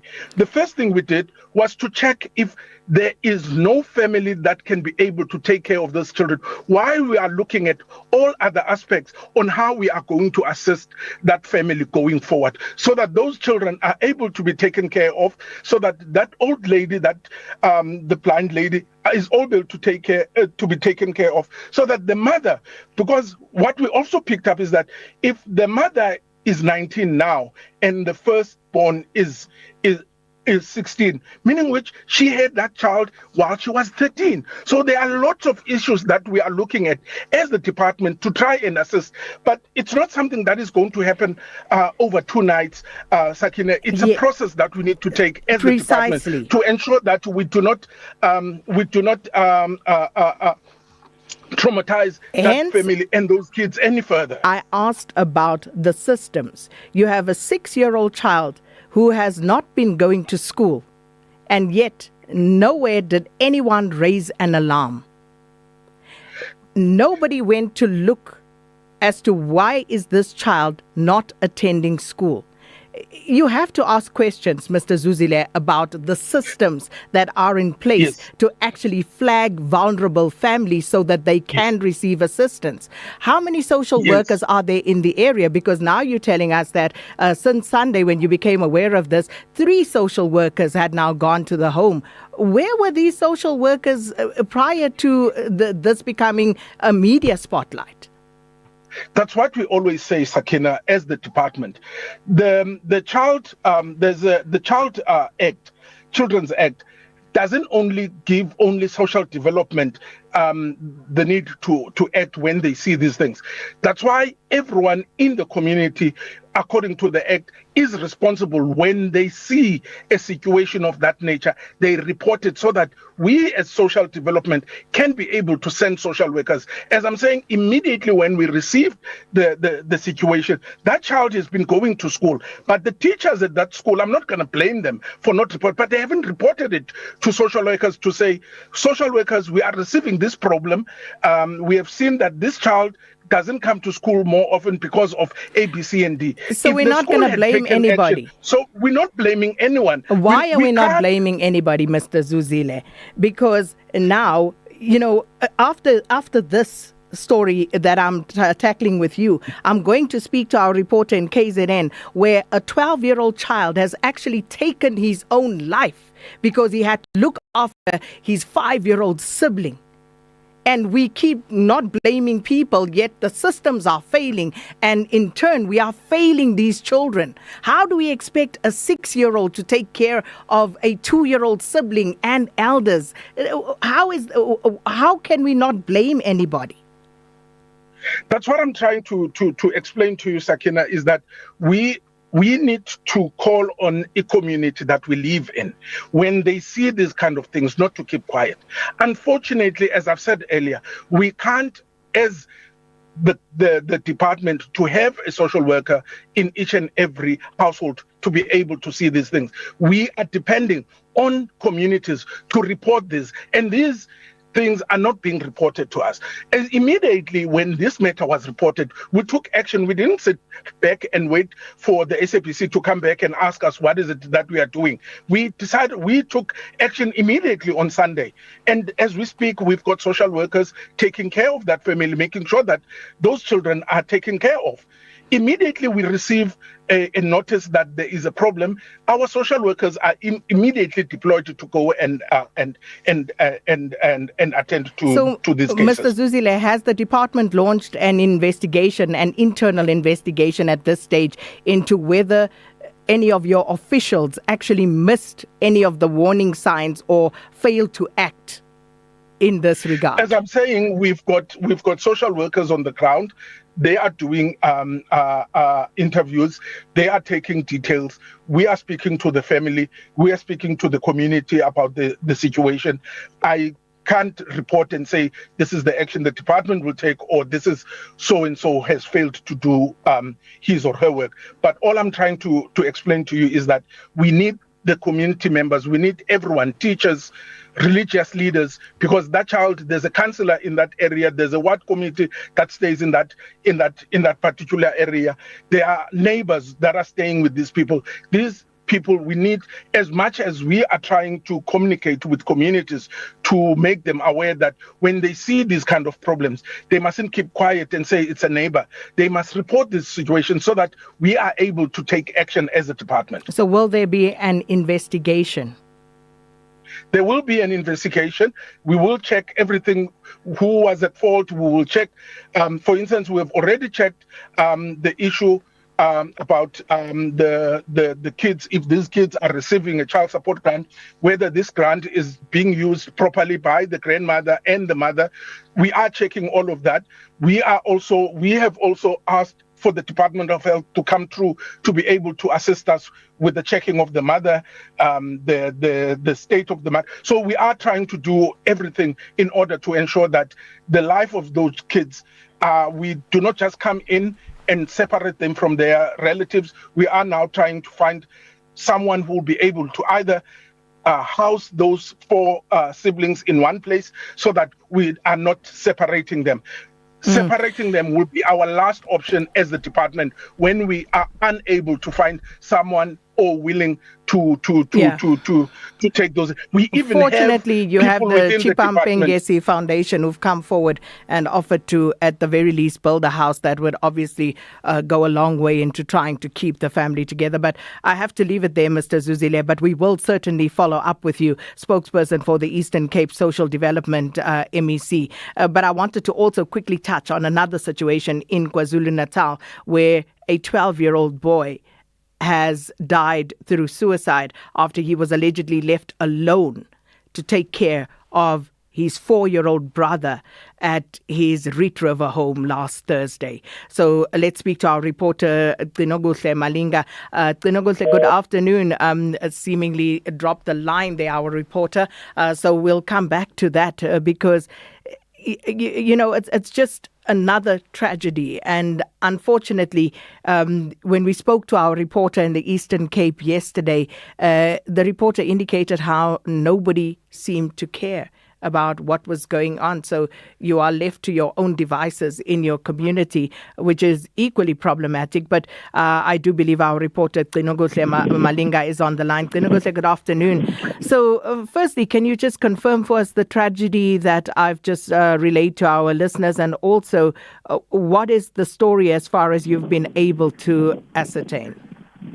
Yeah, we're in River in the Verulam area, north of Durban. This is where the incident happened involving 12-year-old Siobhan Cumberland. At the time, we do know that he was left in the care of his 5-year-old brother. His mom was away with his 2 younger siblings, a 4-year-old and a 4-month-old baby. They had gone to a family ceremony for 2 days. And the dad was initially in the care of the 2 siblings, and then his boss then came in and asked him to go do a job on their work site, and the boss came with a loaf of bread, and they left the 2 kids to fend for themselves, obviously. And then afterwards, then we do know that, according to the neighbors, the little boy was seen selling bottles of cool drinks in the area so that he can get some money, and he bought polony and that he put on the bread and they ate with his sibling. Then hours later, obviously, then the neighbors heard screams from the informal settlement, which is their home, screams from the 5-year-old sibling running to the neighbors for help. And when the neighbors came in, they found the little boy hanging from the rafter of the structure, supporting beams in the house, using a cloth or a sari. And then quickly they then took him down and rushed him to the local clinic, which is the Ottawa clinic, which is about 2 kilometers away from their home. And when they got there, he was declared dead on arrival. We spoke to the neighbors earlier, and they did share that the little children, the two eldest, so the Siobhan and his 5-year-old brother, were left alone quite often. And in some cases, the neighbors would have, especially the tuck shop owner, said that the mom would from time to time buy food on discount, and that sheds a light on the client and the situation at the home. And as far as the parents are concerned and the authorities, what has happened subsequently, Tinogose? As we speak, we just concluded the interviews with the residents, but we've just managed to get hold of the mom and the dad, and they're going to be talking to us as to give us their events of what happened. But we do know that the mom was not at the home for 2 days, and the dad had gone to a work thing at the time. But authorities, the police have confirmed that a criminal case has been opened. However, the Department of Education, we've approached them. They've asked not to comment on the matter. We've also approached the school because maybe we should hear from the teachers if they've also noticed any signs with the child of struggle, of maybe some sort of hurt or anything that might have been happening at home impacting their life. And they've also kindly declined to comment on the matter. Well, we'll follow up again tomorrow, but thank you so much. That's our reporter, Dinogutle Malinga, and may we please not end the show on a similar note tomorrow. Please, Lungile. But that's where we'll leave it, and we'll try and follow up again tomorrow. Another tragic situation involving a child. It is just after 1. Thanks to the production team. Thanks everybody who's listened in, and of course we'll pick it up again tomorrow. But here is Utsile Saku with your latest news.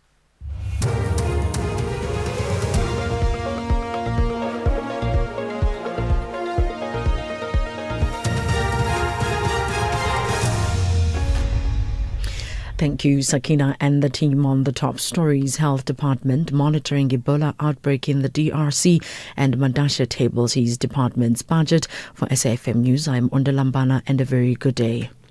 The National Health Department says it's monitoring the Ebola outbreak in the DRC and Uganda.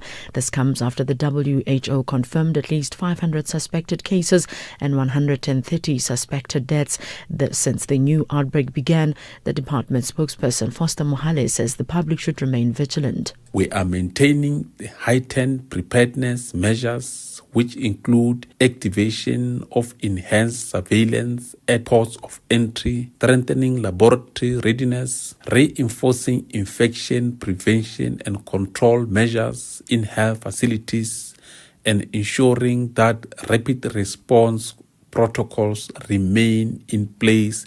Therefore, there's no need for public to panic. We urge people to remain vigilant, do not disseminate unverified information about Ebola.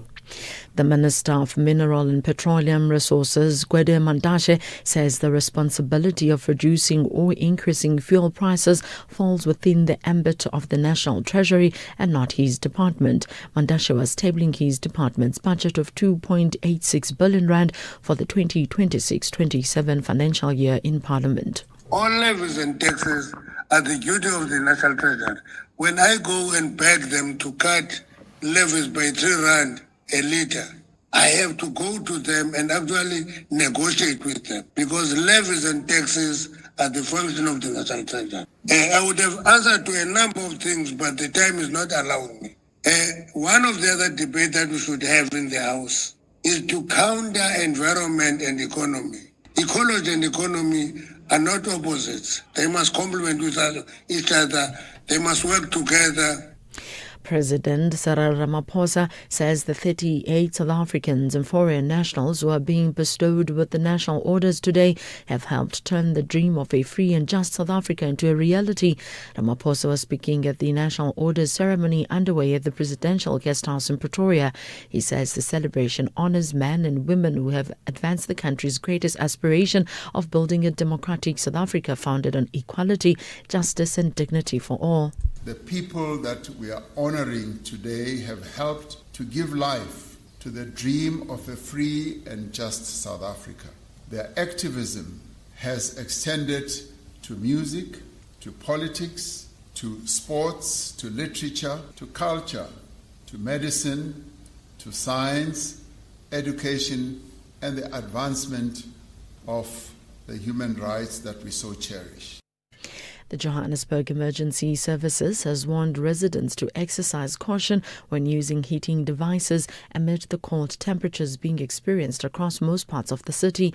EMS spokesperson Robert Mulaudzi says residents should ensure that heaters and paraffin stoves are not left unattended in order to prevent possible fire incidents. The City of Johannesburg Emergency Management Services, we remain on high alert, monitoring all 7 regions of the city for any emergencies which might occur. Our residents are encouraged to call our Emergency Management Services Command and Control Center on 011-375-5911 for any life-threatening emergencies. A 3-day hearing will begin at the International Criminal Court in The Hague today to assess charges that the former head of the notorious Libyan prison is facing. Khaled Mohammed Ali El-Hishri is accused of 17 counts of crimes against humanity and war crimes allegedly committed at the Matiga prison in Tripoli between 2015 and 2020. The BBC's Tom Bailey has the details. A panel of judges will be seeking to establish whether the charges facing Mr. Hishri are credible enough to proceed to a full trial or be dismissed. Prosecutors allege there is strong evidence that the former security official was personally involved in the torture, mistreatment, sexual abuse and killing of detainees. At an initial hearing in December, when invited to speak, he made no observations other than to request his release. Recapping the top story, the National Health Department says it's monitoring the Ebola outbreak in the DRC and Uganda. This comes after the WHO confirmed at least 500 suspected cases and 130 suspected deaths since the new outbreak began. I'm Ondalambana for SAfm News Headlines at 1:30. Babe, I'm getting extra cash from my insurance. I was thinking romantic getaway or a treat for the kids. You're getting money from your insurer? Yes, my cash back from my way. I'll get back 10% of my monthly premiums for staying claim-free for 2 years. I'm getting 5,680 Rand. Now that's real cash. Mm-hmm. Real people, real cars, real rewards. For a quote, visit myway.co.za. My cashback is a feature on qualifying products paid after 2 claim-free years and all premiums paid. Premiums are risk profile dependent. My Way is a licensed non-life insurer and FSP. T's and C's apply. My Way. Live your way. Catch Top Billing this Thursday on S3 as Sosibini meets boxing champ Kevin Larina ahead of his world title defense. Fez, Jonathan and Ryle compete for cover story glory. SA lifestyle combines with French chic in a castle of a home. And rapper Gigi Lamaine talks legacy over high tea. That's Top Billing this Thursday evening at 7. Repeat Sunday at 1 on S3. Streaming on SABC Plus.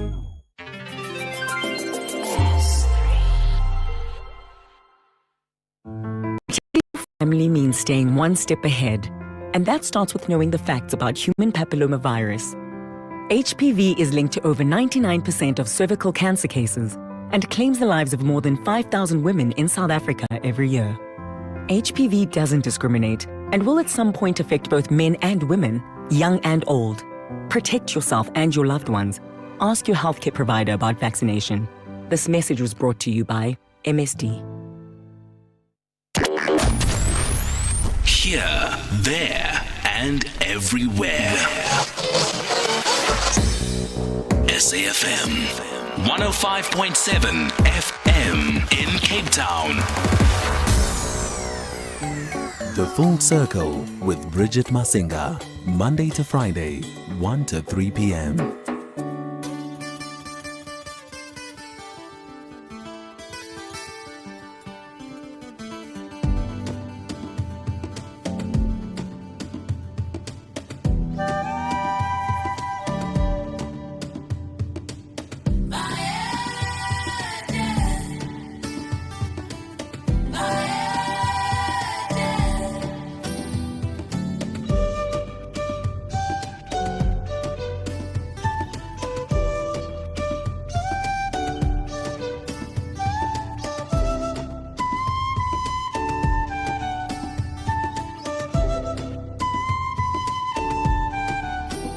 ayakhala abantu bakho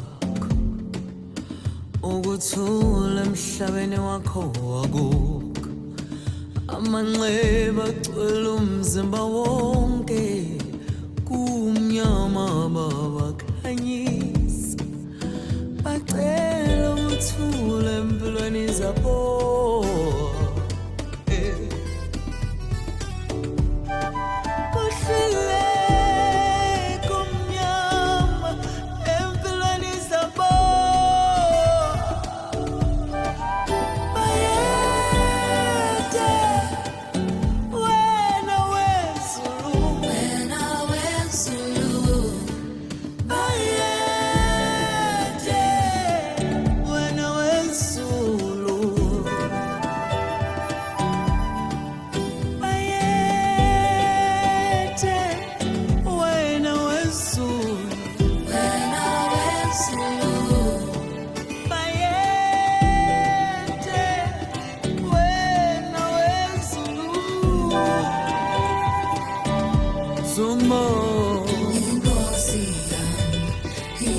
Bashi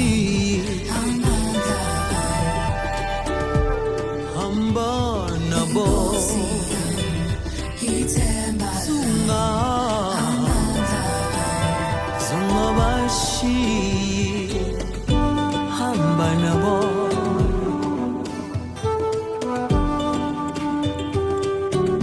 Hamba Nabo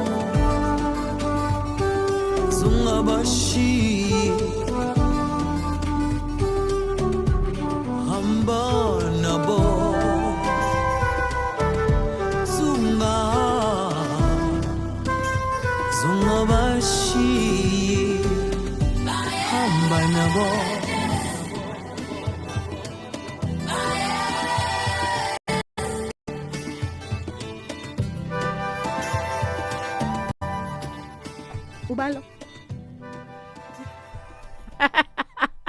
Talk about my tech sabotage me, Voter Kaliman. That is how we opened up the show this afternoon. No, this is not the Voter Kaliman with Nomcebo and Zex Bantwini. It's not that one. I know, because we wanted to play that one specifically, but we did not play that one. Is it the one with Nomcebo and Zex? Oh, perhaps I've never paid attention to how it ends. And that is the problem. Bayete is the name of that particular song. And of course, you know that it won the 2023 Grammy Award for Best Global Music Performance. And I think one of the reasons why it's because we were having a conversation about language on the other side of the room with my producers. And we're going to have that conversation at some point during the show. Hey, good afternoon. How are you doing? Hope you are having a good day. We begin the show today, obviously, by replaying Voter Coleman on purpose, because today the president was giving the recipients of the orders, the national orders, and one of those include the Order of Nkamanga, which recognizes South African citizens who've excelled in the fields of arts, culture, literature, music, journalism, and sport. And one of the recipients today happened to be Voter Coleman himself for his outstanding personal achievements as a flutist, a composer, and an arranger, and of course his contribution to community building. Also receiving the order was Todd Machikiza posthumously for his contribution to the liberation and cultural enrichment of South Africa through his multi-dimensional creativity as a journalist, a composer, a jazz pianist, and a music educator, alongside Rassi Rasmus, of course. No surprises there as well that he received his flowers for his inspirational leadership in national and international rugby that has propelled the Springboks to repeated World Cup championships. There were a number of other individuals well-deserving who received the Order of Nkamanga. Also bestowed today was the Order of the Baobab, as well as the Order of Latuli. But we'll get to those perhaps a little bit later on in the show. It's gone 1:15 on the Full Circle with myself, Bridget Masinga. If you are streaming the show, then you obviously see who joins me in studio this afternoon. We're going to be catching up with Bongiziwe Mabandla, award-winning South African musician. And then we are going to be talking around the finer parts of life. We're looking at the art of living. We're talking the language of luxury with the first table, and it's a caviar and wine dining masterclass. Don't ever say we don't prep you for those moments when you get to sit with high society. So we'll find out more around that a little bit later on in the show. I'll tell you also what's coming up after 2 o'clock, closer to that time. Let's take a quick pause and then we'll be right back. Outsurance can't improve your record for leg day, but they could improve the car insurance premium you currently pay. Get a quote today, and if Outsurance can't save you money on your car insurance premium, ask for 500 Rand cash. Make that 1,500 Rand if you've been claim-free and with the same insurer for 3 years. Get a quote and get savings or cash. Either way, you win. SMS out to 30754. That's out to 30754. Outsurance. Licensed insurer and FSP. T's and C's online. Is your business struggling with cash flow, job losses, or low productivity? You're not alone. Productivity SA's Business Turnaround and Recovery Program provides expert turnaround strategies to restructure operations, save jobs, and boost growth.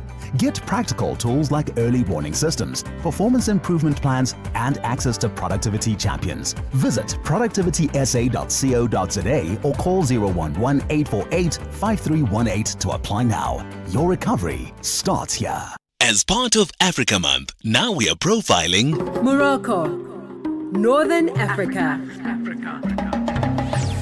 A land where Africa meets the world. From the Sahara Desert to the Atlas Mountains, from ancient Medinas to modern cities like Casablanca and Rabat, a crossroads of civilization for centuries, shaped by Amazigh, Arab, and Andalusian heritage, a nation where culture is layered and deeply lived.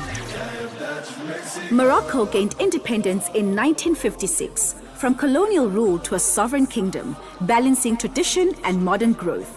A multilingual nation where Arabic and Amazigh are official languages, and French is widely spoken in education and business. A country where language reflects history and connection to the many worlds. From Marrakesh's vibrant souks to coastal Tangier, life moves with color and rhythm. A culture expressed through craftsmanship, cuisine, poetry, and storytelling. Morocco bridges worlds without losing itself.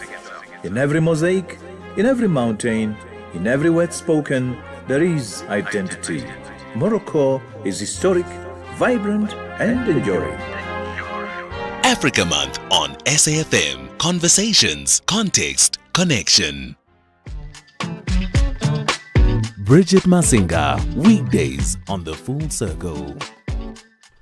All right, we are joined in studio today by a friend of the show, Bongiziwe Mabandla, is a multi-award winning artist, one of the voices that are redefining Africa's musical sound, and with 4 critically acclaimed albums under his belt, namely Umlilo, Mangaliso, Imini and Amatlesha. He's now announced his 5th upcoming studio album, Ndingubani, Who Am I? And this is set to release on the 11th of June, and he's here today to give us a little bit of a teaser, talk through the process and the inspiration for this one, and just a general catch-up. How you been? Good, very good. Very happy to be here talking to you. Thank you for having me. Well, listen, I always appreciate it when you come through because, weirdly enough, for those who are live streaming, you can see that he's carrying his guitar. I was actually teasing the other day. We were playing one of your songs, and I said, you know, one of the things I never like to do is put a musician on the spot to be like, sing. Yeah. The Minister of Arts and Culture did that this morning to Jonathan Butler. Sing! Jonathan Butler had no choice but to sing in front of the president. And I said, Mongizi was one of one musicians that always come to the show with his guitar. You're always ready. Yeah. Always, all the time. I mean, have you been good? I haven't spoken to you since, I think, your last project. Yeah, I've been good. A lot happening. Yeah. A lot of changes, but mostly good, yeah. Changes for the good. Changes for the good, yeah. Changes. Changes. That's all you're saying on that. Changes in my life. That's all you're saying on that. Do the changes on your life or in your life impact the music? For sure, yeah. I do think, everything impacts the music, I feel, yeah. So definitely. Okay. I mean, let's talk about you. You're 4 projects in. You've got this 5th project that's coming out on the 11th of June. As you get ready for a 5th project, what kind of, well, not now, but like when you get ready to begin the process, what is the mental state or the psychological state that one is in? Yeah, I guess it's a bit different. It's album number 5. Mm-hmm. I remember when I was writing, thinking, I remember my first project, writing songs and wondering if people would even understand or would even be connected or would even care about the music. And now 5 projects in, you kind of know people will listen, people will connect, So it's like a different kind of a pressure, I think. And there is an element of pressure of doing 5 albums. How do you outdo maybe the good songs? And how do you continue to have an audience that's still with you? Does that also speak to a trust factor? When you sort of put out work or get ready to put out work, is there a trust relationship between you and the audience to be like, okay, I'm going to put this out and my people are going to love it or dislike it, but either way they're going to come at me honestly about it? Yeah, I do think there's a certain trust. I think you can tell some songs this is a risk, and I took a lot of risk with this album. And some songs you kind of feel like, okay, this is gonna really resonate with my audience because of 1 and 2 and 3. Yeah. What kind of risk when you talk about having taken risks? What kind of risk? Before the album comes out, I've taken some risks. I've changed a few things in my work and a little bit differently, and also wrote a bit differently. I think that's another thing about 5 albums in. How do you not become stagnant? How do you not release the same kind of songs? And for you, when we talk stagnation, talk us through that, because I think we always try to understand the creative process from your perspective. When you talk stagnation from a music perspective, what would that encompass, or what would that even mean? I just think stagnation in the word that, you keep bringing the same message or the same kind of feeling to a song. You know, it does happen, you know, especially, you know, as, you know, times change, music changes, we are growing older, the audience is growing older, you know, it's kind of, are you still relevant? You know, you might feel that you're relevant, but maybe, you know, the music has moved on. Yeah. It's interesting, this concept of the music has moved on, because I think it's something that's very common to a lot of musicians, right? It's like you do a project maybe a year or 2 or 3 back, you bank it for whatever reason. When you come back, you kind of feel that sense of the music has moved on. And then some of us are going, but how does timeless music even move on? Like, you know? Yeah, I just think music does change. You know, I do think the way we're listening to music, maybe we're not aware of it. But I think I look at South Africa, you know, when I started playing acoustic alone, a lot of people were like, why don't you have a band?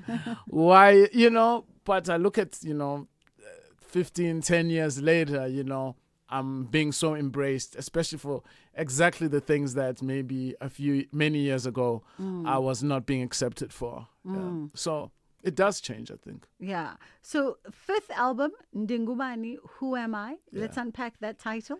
Yeah, this title is going to haunt me. I think I decided to call this album Ndingubani just mainly because of the type of songs that I was writing. A lot of songs were exposing and personal, but very much in relation to my whole life story.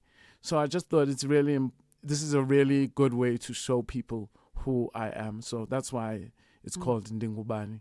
It also gives a sense of, and I don't know if my perception is right or wrong, Bongiziwe. I mean, anytime someone asks the question of who am I, it almost feels like you come to some kind of juncture in your life where on a personal level it becomes important to answer this question. Yeah. I think so for me as well. Maybe without being aware that's what I was going through. But I did write this album in a very crossroad in my life, where there was a lot of changes happening to me. And that's why I wrote about my life, because I feel like it was the first time I could actually like look back at my life, you know, like, okay, you know, I've kind of always wanted to be a singer. Now I am. How did we get here? And what are the small things and the big events that make me who I am? So I wrote a lot about my mother and that connection we have with where we come from, you know, and not just physically, but our grandmothers' mothers, you know, that whole, when you trace that whole lineage, you know, you discover many things. So it was, as much as I was looking back, it was also very spiritual for me, And interesting that you wrote a lot about your mom here, because your last project, your mom featured on it. I remember you came and we were talking about the fact that you finally got her to sing on one of your projects. You've got a good memory. You have a good memory. So this time around, did she do any singing, or it was more an ode to mom? No, my mom.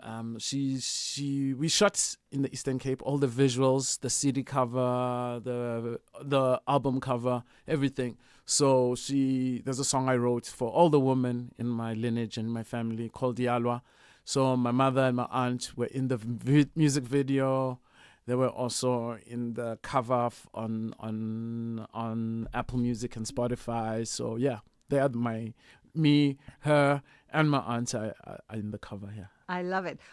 Well, I've got like 2 minutes to go into the headline news. So perhaps we use that 2 minutes for you to do your thing. Yes, let me do this song I was actually talking about.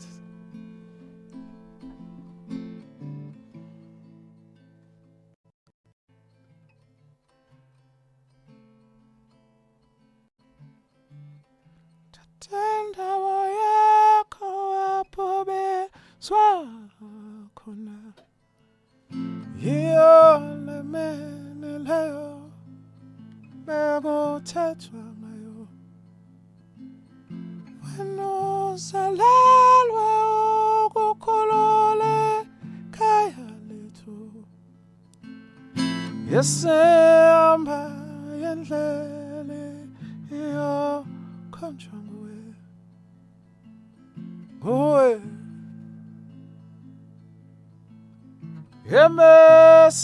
emesemlindele nguwe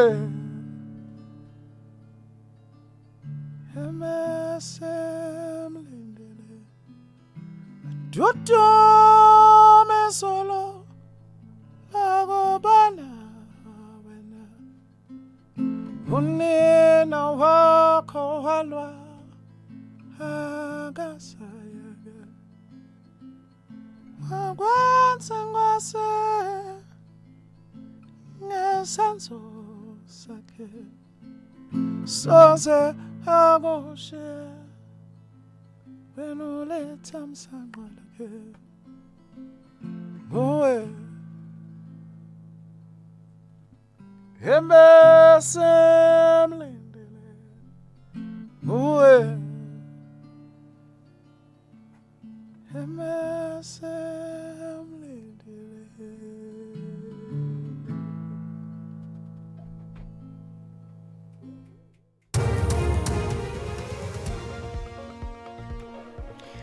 On the news headlines, the High Court in Johannesburg will deliver judgment tomorrow in the urgent application brought by the owner of Marble Towers building in the city centre. The National Health Department says it's monitoring the Ebola outbreak in the DRC and Uganda. This comes after the World Health Organization confirmed at least 500 suspected cases and 130 suspected deaths since the new outbreak began. And the recent police raid of infamous Swartrachen's drug lab in Northwest has raised serious security concerns for local residents. A full update follows at the top of the hour. Is there ever a bad time for a good conversation? SAfm, leading the conversations that move us.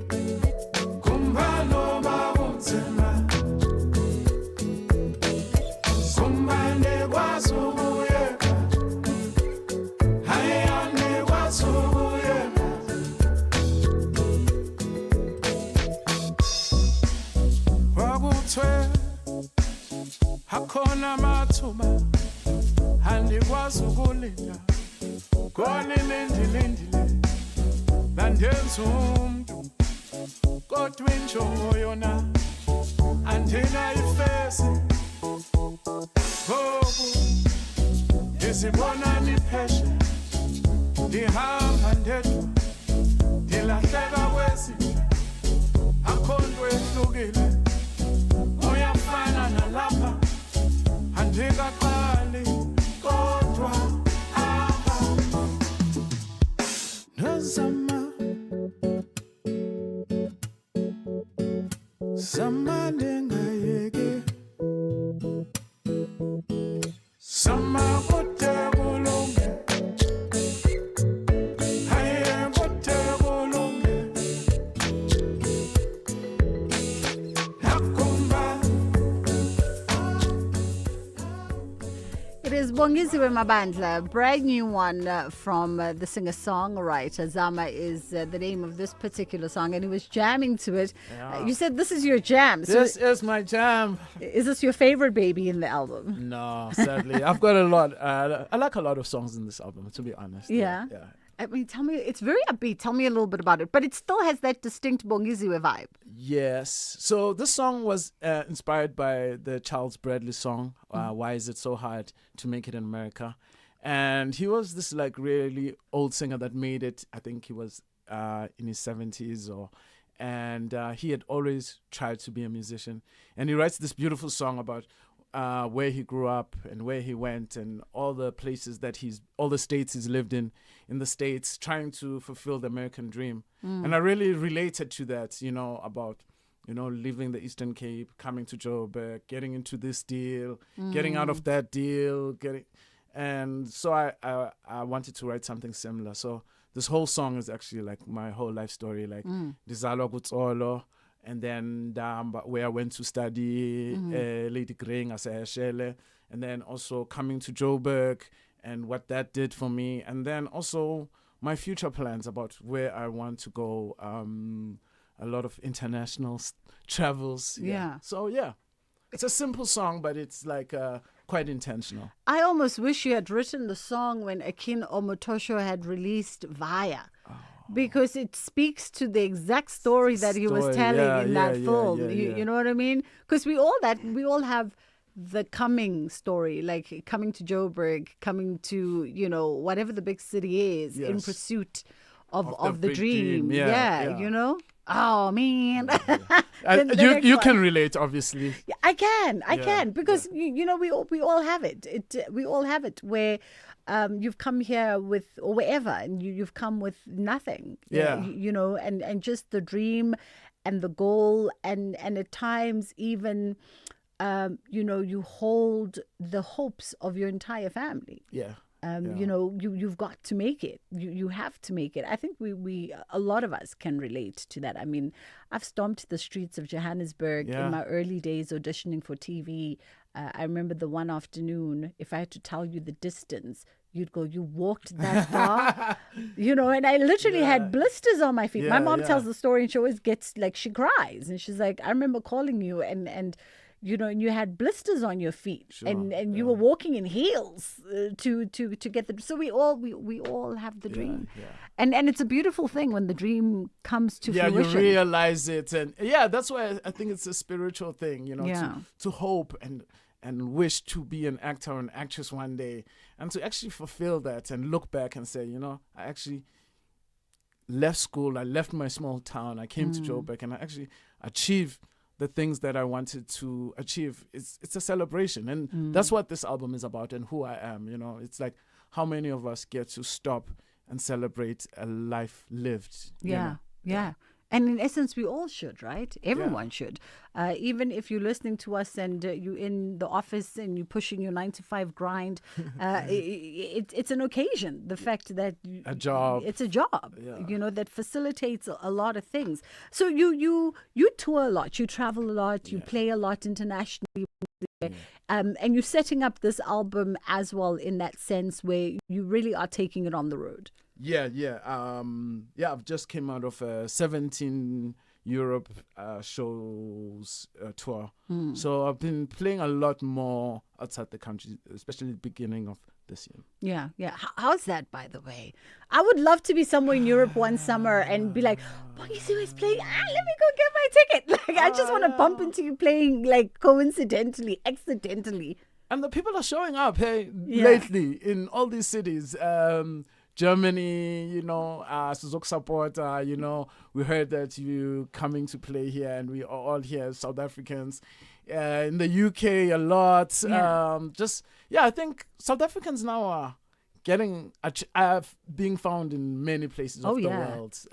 We're starting to move out a lot, and seeing the support from South Africans.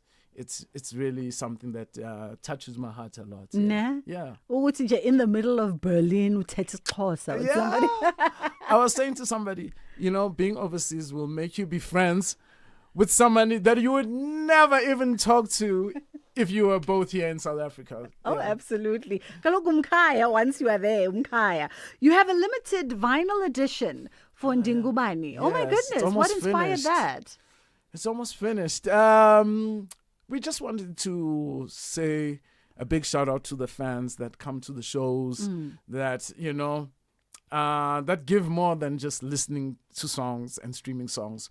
They come to our shows, they buy the merch, they interact, they watch the videos we release. So I really wanted to do something special for them.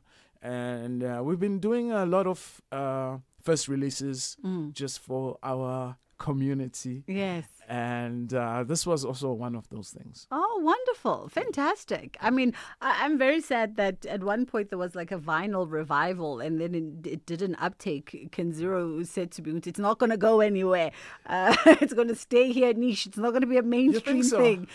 Listen, that conversation was at least 7 years ago and now the hype has died down. I think it's a very niched, beautiful thing for collectors and appreciators of that sound. But there was a moment when it looked like it could go mainstream again. I think it is. I think it is starting to go mainstream. I know. I mean, I sell this on the road, and I see like how the numbers are picking up. I mean, in Europe, it's very, very big. Yeah. I mean, I think we sold 80 in one show, 80 vinyls in one show. Yeah. And also we were selling in Joburg. We sold like about 30 something. So I think people are buying vinyls, are collecting vinyls more.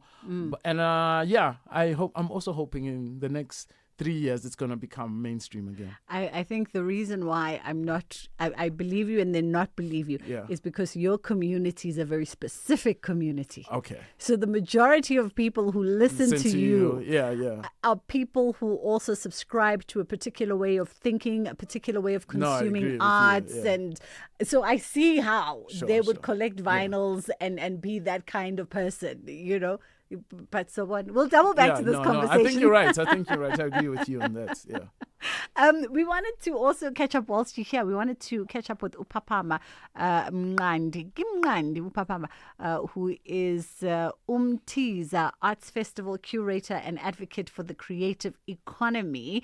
And you're going to be performing at this festival. Yes, that's me on the 22nd of May. So next Saturday. 22nd? No, it's this now. Friday. Friday. Friday. Yeah, it's Friday. My bad. This Friday. This Friday. Papama, how are you?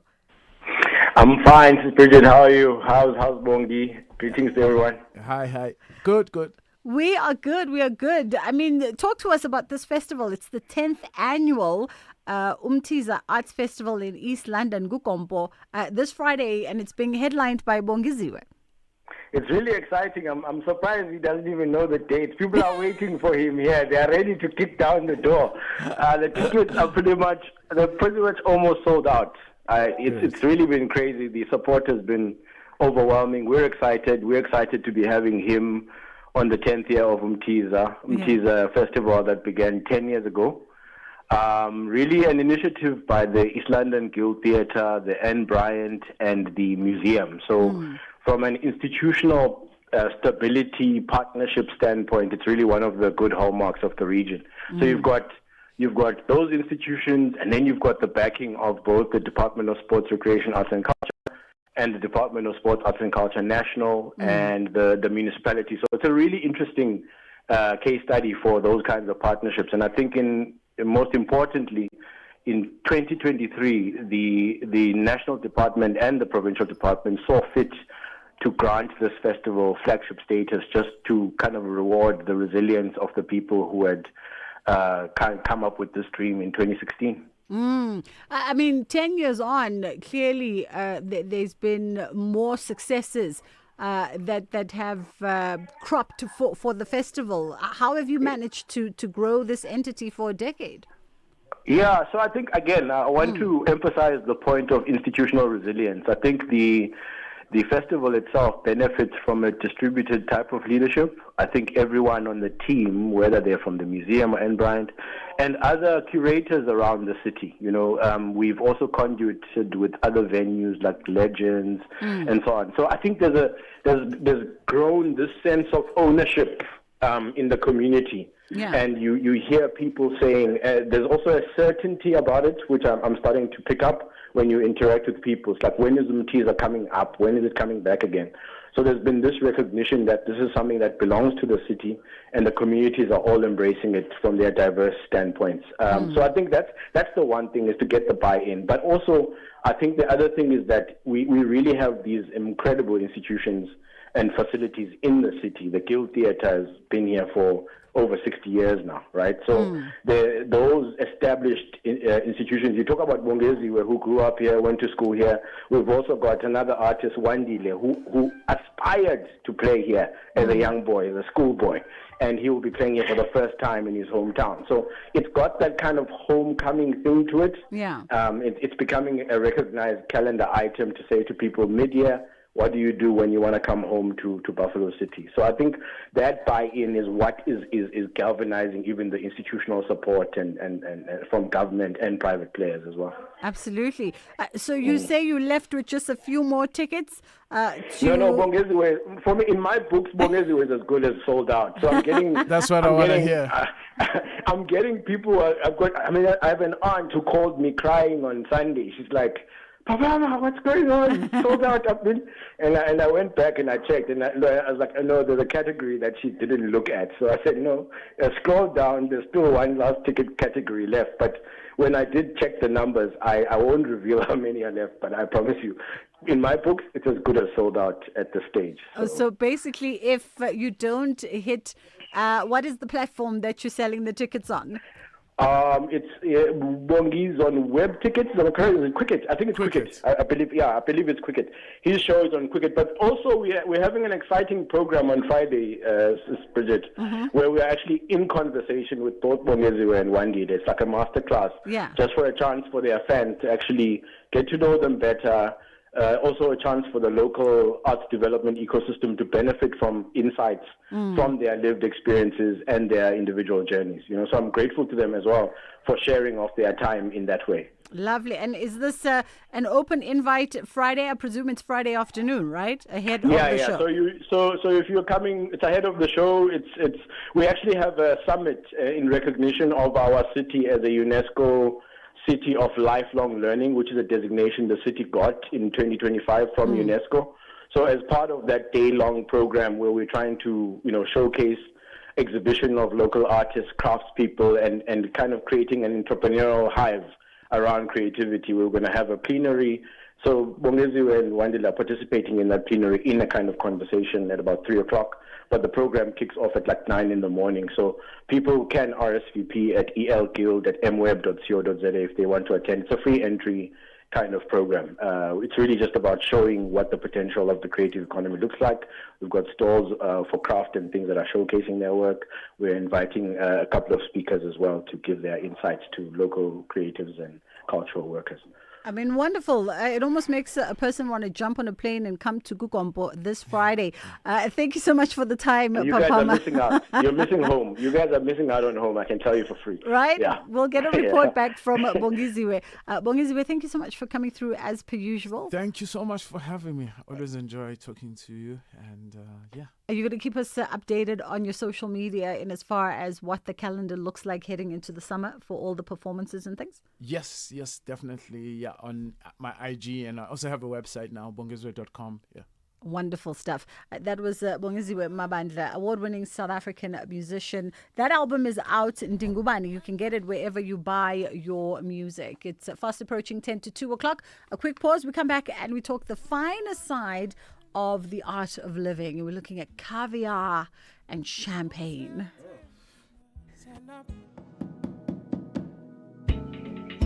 Njengoba ndikhala wena ubona ithuba inyembezi zami bazisebenzisa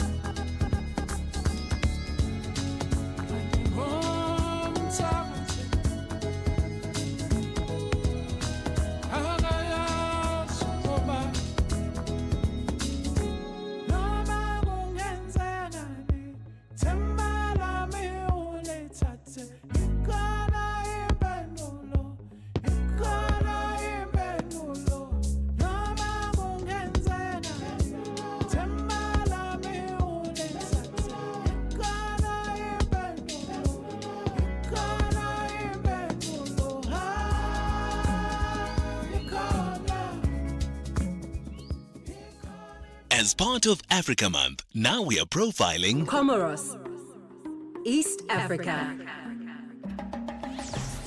An island nation in the Indian Ocean, located between Mozambique and Madagascar, a crossroads of Africa, Arabia, and the Indian Ocean world. Volcanic islands surrounded by turquoise waters, known for cloves, vanilla, ilang ilang, the scent behind many of the world's perfumes. Comorian, French, and Arabic shape the nation's identity, a blend of African roots and Islamic heritage. Comoros gained independence in 1975, but political instability and coups shaped much of its early journey. Fishing, agriculture, and remittances support the economy. Yet, unemployment and limited resources remain major challenges. Still, culture remains rich. Family, faith, and tradition hold communities together. A small nation with a powerful sense of identity. Comoros may be small, but its spirit travels far. In every island, in every tide, in every voice, there is pride. Comoros, island spirit, deeply rooted. Africa Month on SAfm. Conversations, context, connection. Arts, culture, and robust conversations with Bridget Masinga. All right, let's have a conversation around the art of living, and we're talking caviar and wine. It's a dining masterclass to be held here at the Four Seasons Westcliff. The first edition of the First Table Masterclass by the Language of Luxury is coming up this June, and it brings luxury learning and networking. Renaye Rale Nala joins us now, founder of the Language of Luxury. How are you doing this afternoon? Hello, Bridget. I hope you're well. I'm doing great this afternoon. How are you? I'm great. Thank you so much for the time. Much appreciated. Firstly, I guess just some context around the entity, the Language of Luxury. Yes, it's such a pleasure to have this opportunity to just speak about the Language of Luxury. It is an event series that is built around food, wine, hosting, and just meaningful connection, but in elegant spaces. But for me, more I see it as a community, and it's going to have a whole lot of series and different kinds to connect people that share the love of beauty, taste, culture, and experiences that are very rare. And I mean, when you talk about sort of this series of events, right, it almost speaks to the finer side of living rather. And then a lot of folks would ask, how is the uptake of luxury living, the art of living in South Africa? We're finding more and more South Africans now indulging in the finer things. Mm-hmm. Yes, so for me, luxury, especially in South Africa, I see it's evolving, but it's no longer about what you own and what you wear. It's evolving more into experiences, what you understand, and also certain rooms that you enter. So I just wanted to create something that is elegant, but also memorable, where people not just gather to an event, but be part of a world of people that share similar interests and values. So I think that is what luxury is like evolving, especially in South Africa. Did you notice a gap, perhaps, in the eventing and luxury space that you thought would be perfectly filled by the language of luxury? Yes, certainly. Especially in South Africa, I feel like more particularly in Joburg, there was a lot of just events that are very broad, very social, or some of them are quite in a surface level area. So I just wanted to close the gap and create something that is more intimate, more layered, and more thoughtful. It's not, of course, given such spaces, it's not going to accommodate everyone, but it's designed for people that genuinely are curious, are Epicureans, connoisseurs that are drawn to such finer things. The first table, so you'll be hosting an event on the 5th of June. Talk to us about this event and obviously the elements of luxury that are going to be presented. Okay. So the first table, it's going to be at the Four Seasons Westcliff. It's going to be on the 5th of June, and we're going to start up in the nice, lovely afternoon. So I chose the afternoon because you get this lovely veranda which got the best views in Joburg, where you get to see the Joburg city. You get to enjoy your welcome drink there. You get to warm up, and you get to just engage and just warm up, in a very relaxed, social way. And then we're going to get to move on into the private dining space, and where we get to also enjoy a caviar experience hosted by Gourmet Boutique with my friend Charmaine Ramabulute. She's going to introduce the different caviars that they have in all to offer, how to enjoy them, and also take part of and just know more about what caviar is. We have an idea of what it is, but then what impact does it have in our life? What different caviars you get to enjoy. And then we also have a guided wine lesson with a Eagle's Nest brand ambassador, Ronald, who's going to take through the 3-course meal and also just do a nice pairing and explain wine. So it's a boutique wine farm. So those are also types of brands that I wanted to work with, people that are not that known, but they are known for quality within their circle.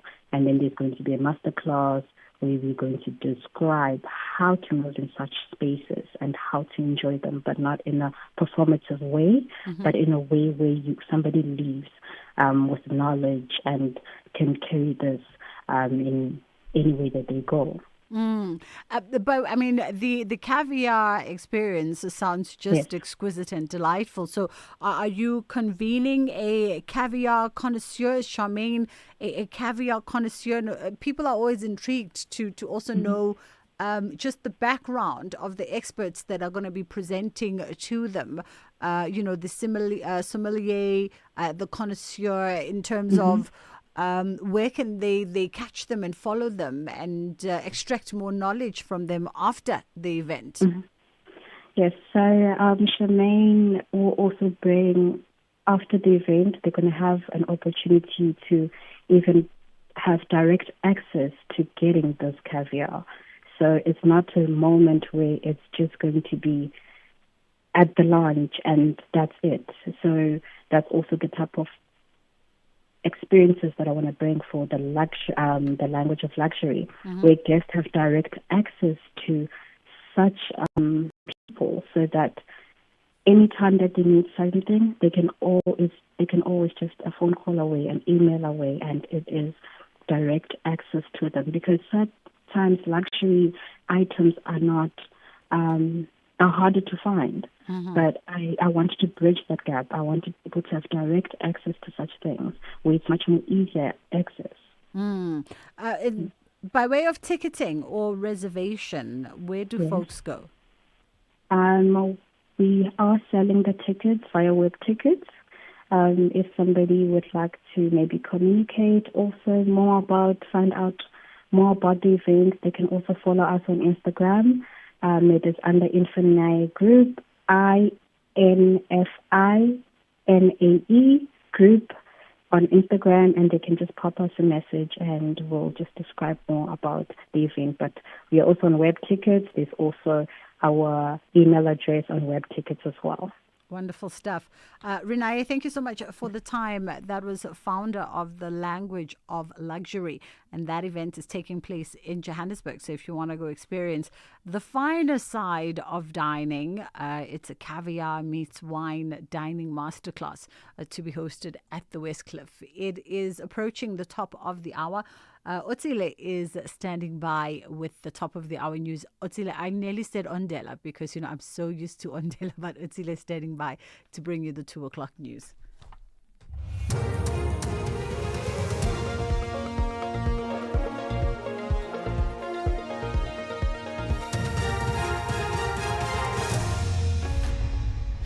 Thank you, Bridget. I'm back on the top stories. Judgment expected in Marble Tower building application and Health Department monitoring Ebola outbreak in the DRC. For SAfm News, I'm Ondelambana, and a very good day.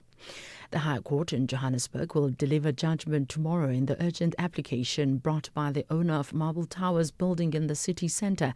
The building owner brought the interdict to stop the city of Johannesburg from demolishing illegally erected structures inside the building.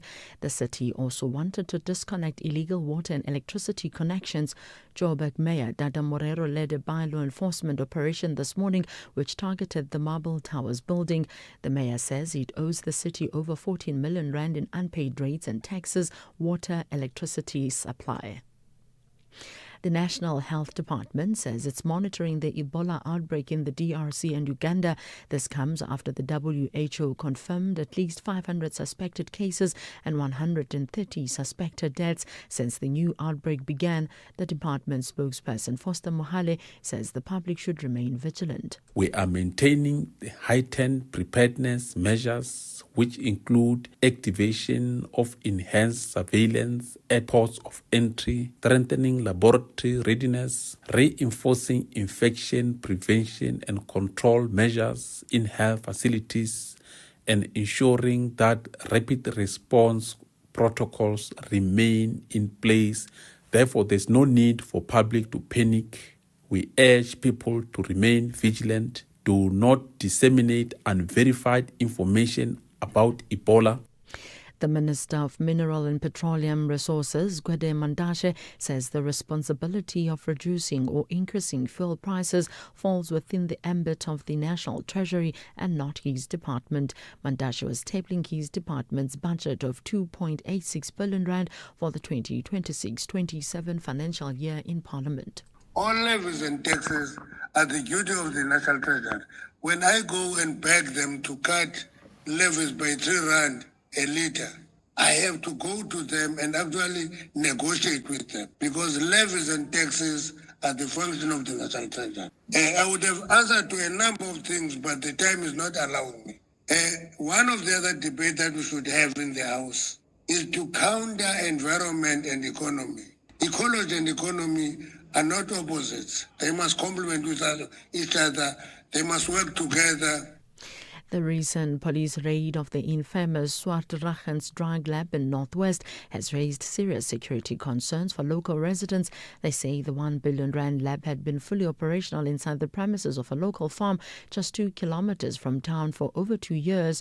The community say police complacency is what led to the illegal drug manufacturing facility being able to operate and produce hundreds of kilograms of crystal meth under their watch. Local resident and community leader Wilhelm Rocha elaborates. 2 years ago, the smell started coming up from, it's a difficult smell. We mentioned it to the province, we mentioned it to the Hawks. No one of them came back to us in 3 years' time. So there's a big split. We don't trust the police in the province. Because this police officers that's been stationed here in Swartruggens pass that farm every day. The Chinese Foreign Ministry has denied reports that President Xi Jinping told U.S. President Donald Trump last week that Vladimir Putin might yet regret invading Ukraine hours before the Russian leader arrives in Beijing. A ministry spokesperson described the report in the Financial Times as entirely fabricated. The BBC's Laura Bicker has the details. The Chinese Foreign Ministry has denied the conversation took place and said the report was inconsistent with the facts and was entirely fabricated. President Xi has refused to condemn Mr. Putin's actions in Ukraine and has become an economic lifeline for Moscow. Since the war, ties between the two have deepened and bilateral trade has now soared to record highs. Recapping the top story, the High Court in Johannesburg will deliver judgment tomorrow in the urgent application brought by the owner of Babel Towers building in the city centre. I'm Wanda Lambada for SAfm News headlines at 2:30.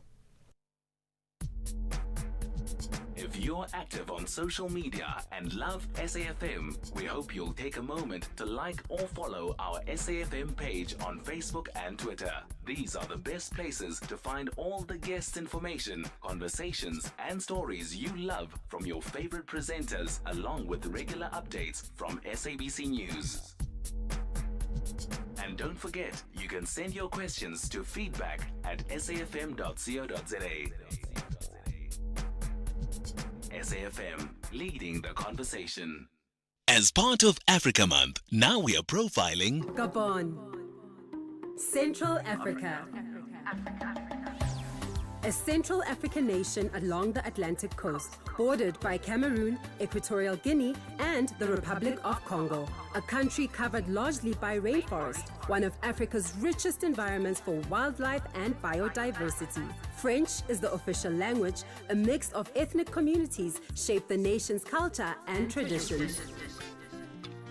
Gabon gained independence in 1960, a nation known for stability and natural wealth.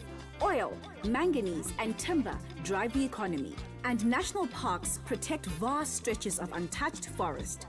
But challenges remain: economic inequality, unemployment, and dependence on oil revenue. Still, Gabon continues to position itself as a leader in conservation and environmental protection. Gabon protects nature while shaping its future. In every rainforest, in every coastline, in every heartbeat, there is balance. Gabon, green, rich, and resilient. Africa Month on SAFM. Conversations, context, connection. Here, there, and everywhere. SAFM 105.6 FM in Mthatha.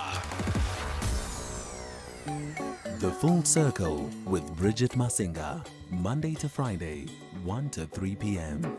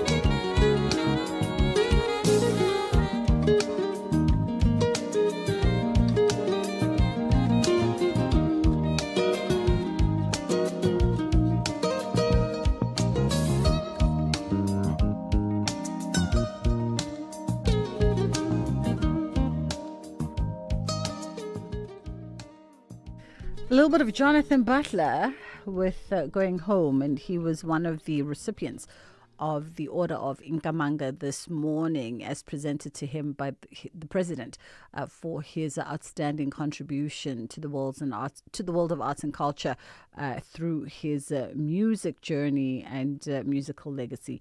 We are talking now to Umbali Mapoli, who's a registered dietitian, and we're asking how to winter-proof your diet and nutrition goals. Temperatures are cooling down and winter's starting to creep in. And one of the first things that go out the window during this time frame is healthy eating and nutrition goals. And we tend to opt out salads and high fibers and all those healthy foods and bring in the hearty meals, the stews, the pups, the sams, the dumplings, and the many, many mores. So we're trying to set ourselves up for a better winter, and Bali is going to help us do exactly that. How are you doing this afternoon? I am good, Bridget. How are you doing? I'm awesome. Thank you for the time.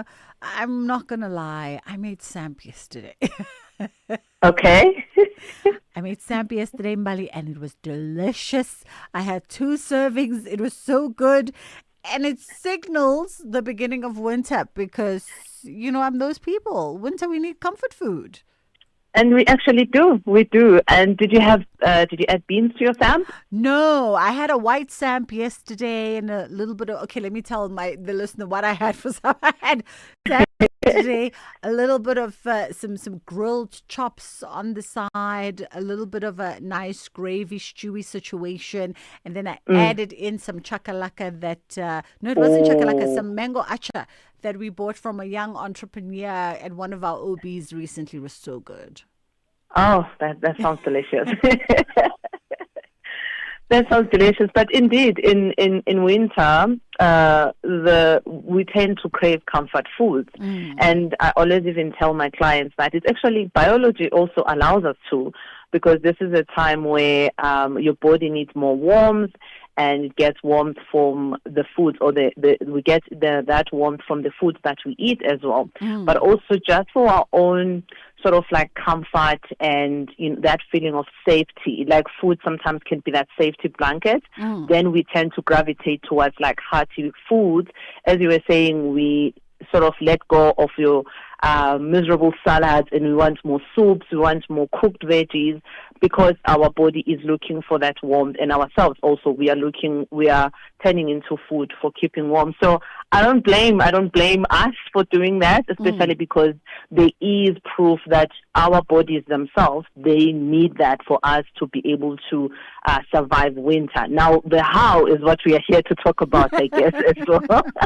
I mean, I feel like this conversation can close now because you've given us an excuse. A green light. You've given us a green light. You said our body needs it, and that's all we need to hold on to. But even though we need that comfort and that warm hug that food can provide, how do we then try to steer towards the healthier options and the healthier versions without being overly restrictive? Because that's the other thing. We're still trying to enjoy life, Mbali. We're still trying to live a little bit. Yeah, 100%. I think being overly restrictive is the one that will frustrate us and makes us feel like we are failing on our nutrition goals. But I like what you're saying. So what can we do? Things like if you want sort of to have a delicious potato and you are now maybe leaning on potato chips, maybe that's swap that around. Instead of potato chips, for us to make potato wedges at home, where you can make them using your oven, using your air fryer. By so doing, you're using less oil as opposed to deep fat frying them. Without putting you on the spotlight, but you said yesterday you had samp, and another way to have maybe elevated that meal was to then add beans into the samp, or add lentils or chickpeas into the samp. That increases the fiber of the samp, because samp is obviously not as high in fiber, but once you add beans or you add lentils or any other legume, then it elevates making it more higher fiber. So those are the things we can do. And where a recipe maybe is calling for heavy creams or it's calling for, it's just for it to be hearty, we swap things around. We try with plain yogurt. Plain yogurt works perfectly instead of your heavy creams. Or if a marinade is calling for cream, then you use plain yogurt and it marinates food well and it gives that sort of nice, delicious, hearty taste and comfort you're looking for without extra saturated fats that come with your heavy creams. But even things like adding veggies to our stews, as much as we live in very tough economic times where we want to expand our meals and our pots must feed a lot more people, but adding veggies then to your stew, not only does it help to expand the stew, but it adds in that extra layer of nutrition and removing the visible fat in our meats, whether it's our beef or our chicken. We are removing the skin of the chicken. I know your listeners are not going to be happy with that, but what we're trying to do is we're still going for that comfort, going for the foods we love, but we are understanding that there are certain elements like saturated fats and high salt and high sugar that compromise us if we go for in high quantities. So how can we maneuver this time or manage without taking away the taste of the foods that we love? So those are the things we can do. Or another thing is that during winter months or like colder months, we gravitate towards obviously warm drinks. And this is where people will go for your I don't want to mention brands, but type of warm drinks that will be high in added sugar. So what if then we alternate between that drink, whatever drink you're having that we normally go for in winter, maybe to just a good old herbal tea with no added sugar, just to alternate such that by the end of winter it doesn't sort of tally up and you're like, oh, okay, what happened? And it turns out it's the amount of sugar we were consuming from the hearty or like warm drinks that we were going for in winter. So those are the things I would say we can do just to substitute in a healthier way without being too restrictive. It's interesting when you talk about the warm drinks, because I'm not a coffee drinker, and suddenly the last 2-3 weeks I've had an inclination for coffee. Angazi why? Because I'm not a coffee drinker at all. And one has had to move away from the instant sachets of the instant cappuccinos and the instant this, that, and the other, because you can almost taste it when you make those drinks. When you take out the packet and you put it in, you put your water and you put your milk. Man, I don't even need to put a drop of sugar here. Sugar like this thing. Exactly. There's a lot of sugar in it. Those instant sachets, even in cases where they say it's no added sugar or sugar-free, then they compensate by adding more fat. So when you look into the total fat, it will still be high because they want to achieve that specific taste. So it does add up. If you're having 3, 4, 5 sachets of instant warm drinks a day, by the end of winter, you will be going for shopping for new pants. No one's got that money. No one has got that money. So what are some of the common mistakes that we also make during this time? Because a lot of us, you think you are staying healthy, and then you realize when you start following people like yourselves on social media that, wait a minute, that thing that I thought was the healthy option is actually not the healthy option. I'm looking at this, there's this account, Lean Girl, on Instagram, and she gives the healthy options and non-healthy options. And she often talks about this very popular franchise that sounds like Hawaii. When you leave the gym after having burned 600 calories, then you go past there and you buy a sandwich or you buy a smoothie, but it's loaded with 1,000+ calories, and you don't even realize you thinking, I'm buying the healthy option. No, definitely. That's one of the biggest mistakes that most people make, is that we assume, especially in places like that one where obviously the motto is healthy eating, and then you are thinking everything then goes. But essentially the ingredients may be right on the food items that you are buying, combination of ingredients, but you still have to look into the total fat, the total added sugar, the total energy, because really even things like your energy bars, for example, if you are not a person who's moving your body much this winter and you are going through 2 of those a day, really it's going to add up as well, because the energy is quite high in those energy bars. Yes, they claim to be healthy. Yes, they may claim to be high in fiber, but those are the things we do thinking, yeah, it's a healthy food item. But then with overconsumption, but also regular consumption, then it gets to be a problem. But also, I think going back to what we were talking about being too restrictive, I think because we know healthy eating most of the time should look like this, and then we try to be restrictive. For example, during the day, you are very strict. During winter, you are busy eating your cold salad because I'm keeping to my nutrition goals. But as soon as you get home, that biology I was talking about kicks in, and then you are just like going and going, food after food. This, while you are cooking, you are eating something else. But had you allowed yourself to just eat enough, and this is where I think adults, I find, get trouble with, we don't eat enough. We say, I'm eating enough, but essentially we don't eat enough. You need to fuel enough with the right foods that give us the nutrition to avoid cravings. So if we don't eat, those cravings become much more.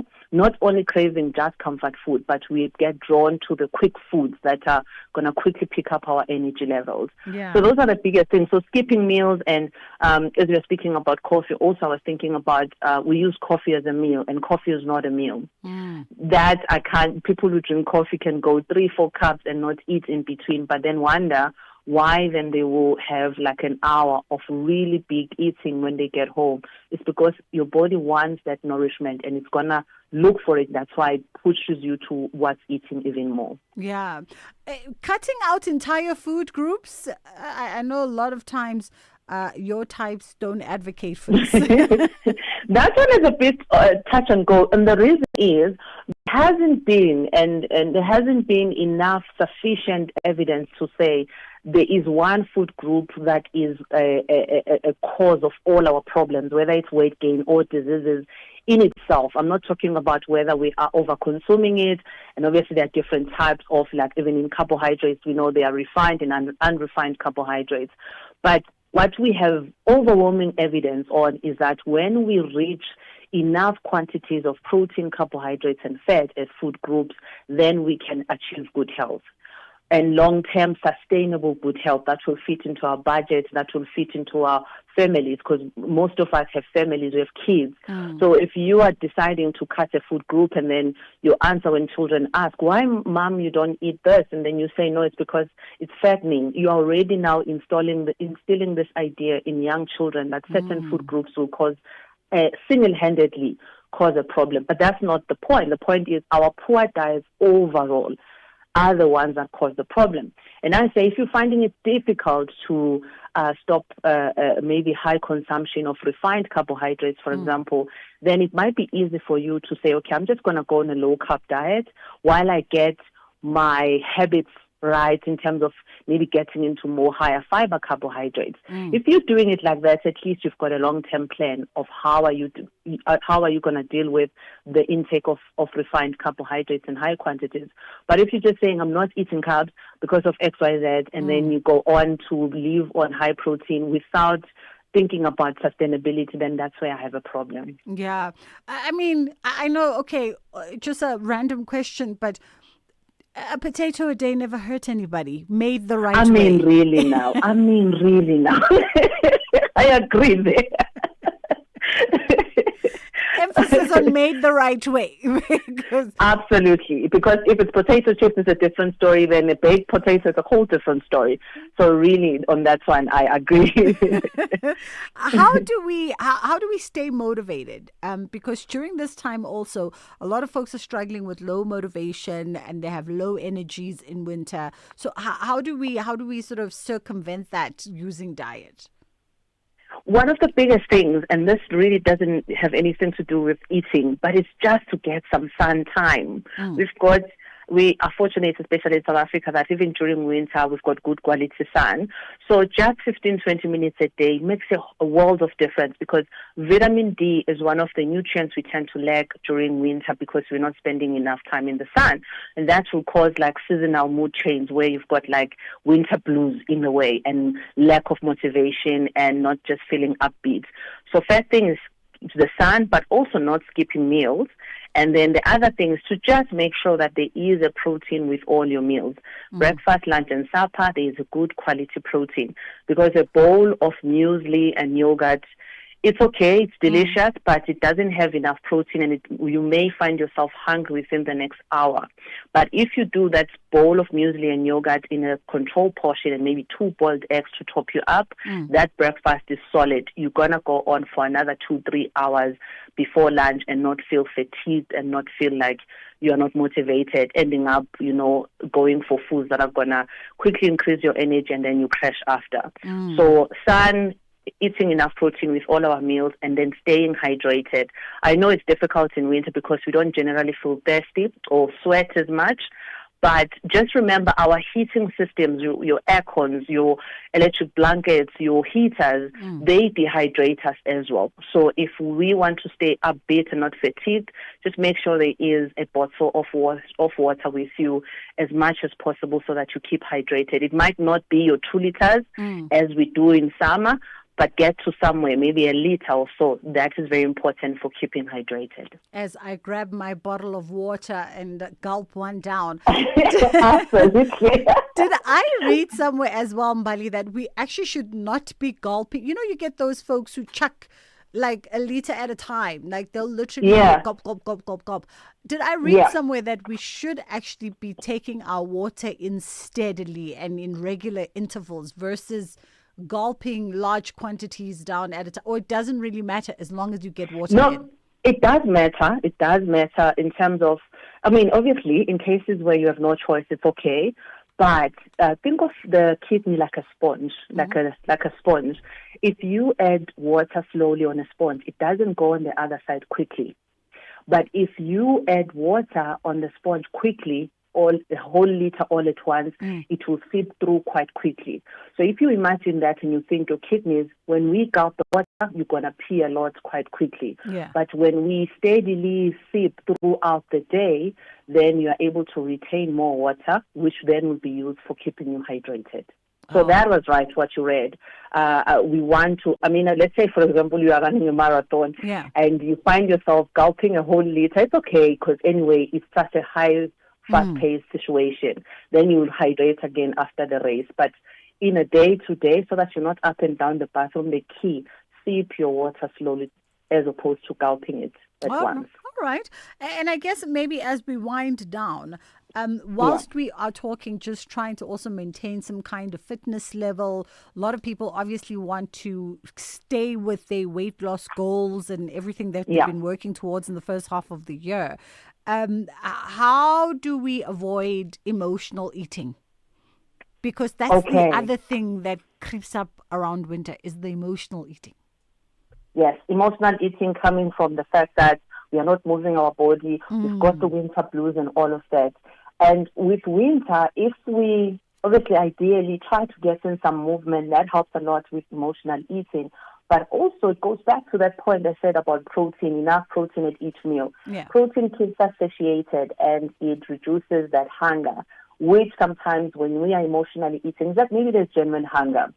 So that's why then you need to make sure you're eating enough protein. But also, if you know you're a person who's going to go for the treat to soothe your soul, then allocate it properly in the right small portion.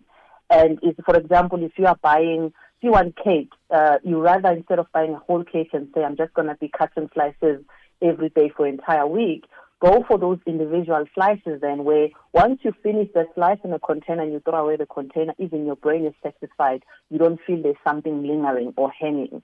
So go for treats or foods or like the treats that are in individual packing as opposed to a big packet, so that you can eat that, be satisfied, and then move on. Makes absolute sense. Mbali Mapoli, thank you so much for the time. Registered dietitian there. Hopefully you got some good advice, something to hang on to over the next 3 months, so that when we come back on the other side of spring, we're still very much fitting into our wardrobe. 2:30, yes, it is indeed Ondela. So Ondela, I'll take a small lunch bar versus a big lunch bar. Ondela Mbana is coming through with the headlines.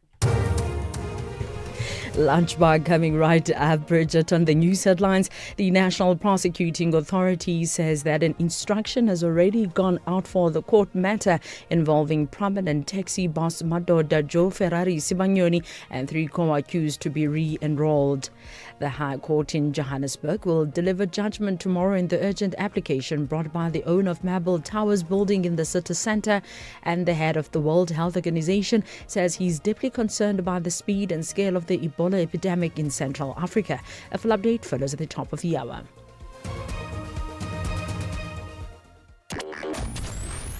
Here, there, and everywhere.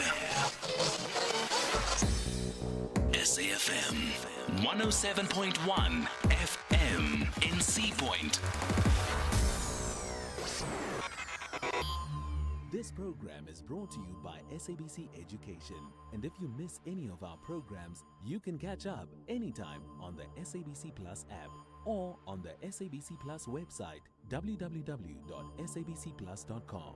Brought to you by SABC Education. Enriching minds, enriching lives.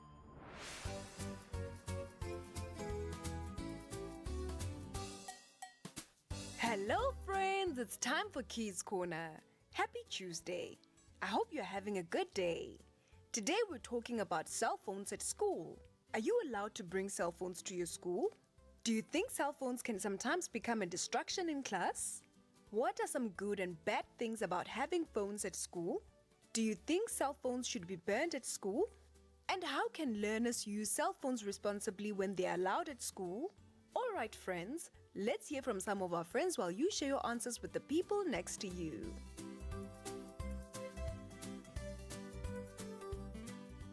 My name is Gudreta Ngunju. Yes, my school does allow us to bring our cell phones.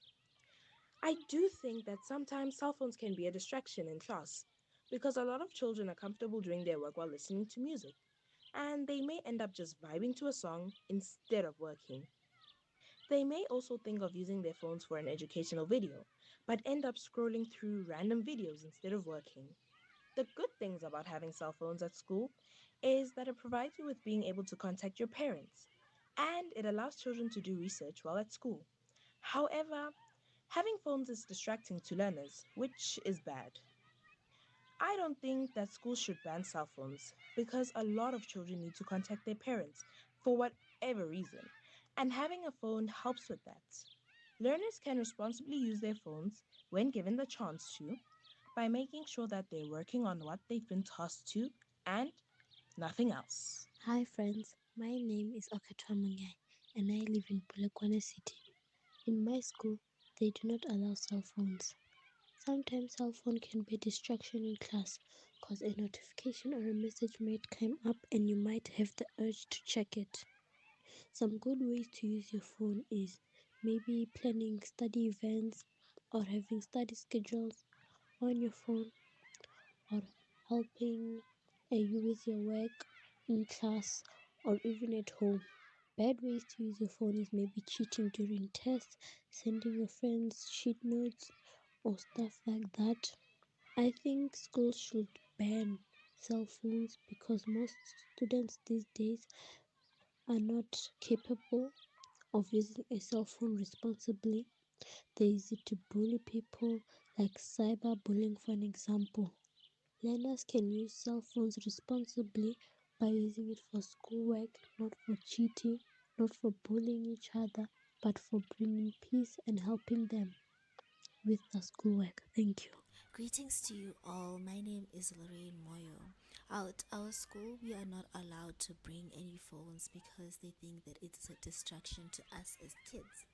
Yes, I do think that cell phones can become a distraction in school time or in class because when you are playing on your phone, you don't focus on the teacher or what the teacher is saying, and then you end up failing and repeating a grade.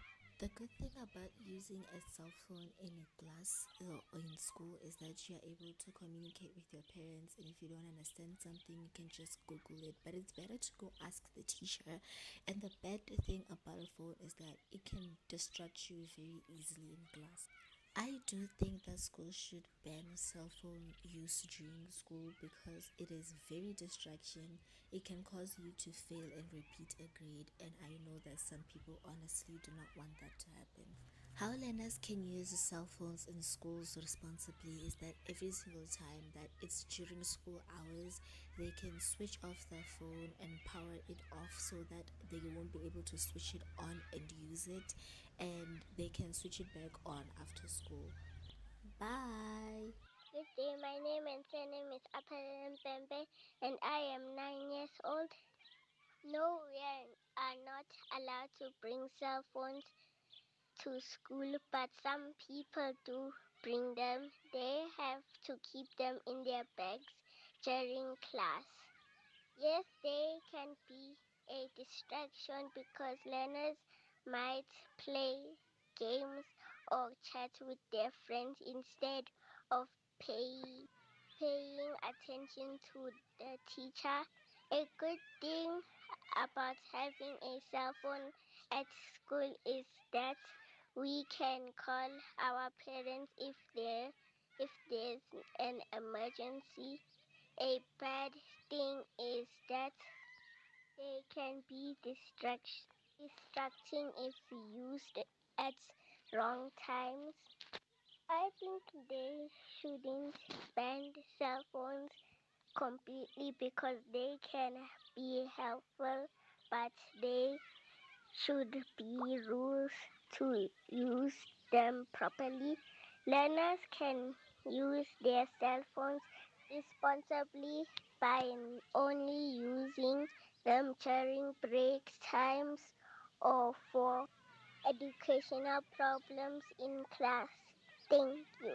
My name is Dembele Maide. My thoughts on cell phones not allowed at school are a great choice. Why I say this is, let's say you bring a phone or a device at school during a teaching lesson. You are busy playing or on your phone. Then once they are done, they ask you a question. You don't know, then you will fail. I leave my device at home, but unless they want us to bring our device. I have never sneaked my device in school premises. If I had to sneak to the principal on behalf of the students, I would ask the principal to allow us to bring our phones to school and only use them after school, so when school is over our parents can easily find us. My thoughts on cell phones not being allowed at school, I don't really think it's something bad because at a young age we love our phones and our parents take our phones away from us when we're young to teach us how to like not always be on our phones but also branch out and be on with nature so I feel like if we take our phones to school it's gonna be a problem, especially as young children because we love our phones and we're gonna get distracted in class. We're gonna be wanting to play games. We're gonna be thinking about the games during class, and you won't understand what the teacher is trying to explain because you're on your phone. At my school, we use our phones to scan and upload our work. But as much as we do use our phones, I do not play with my phone in class.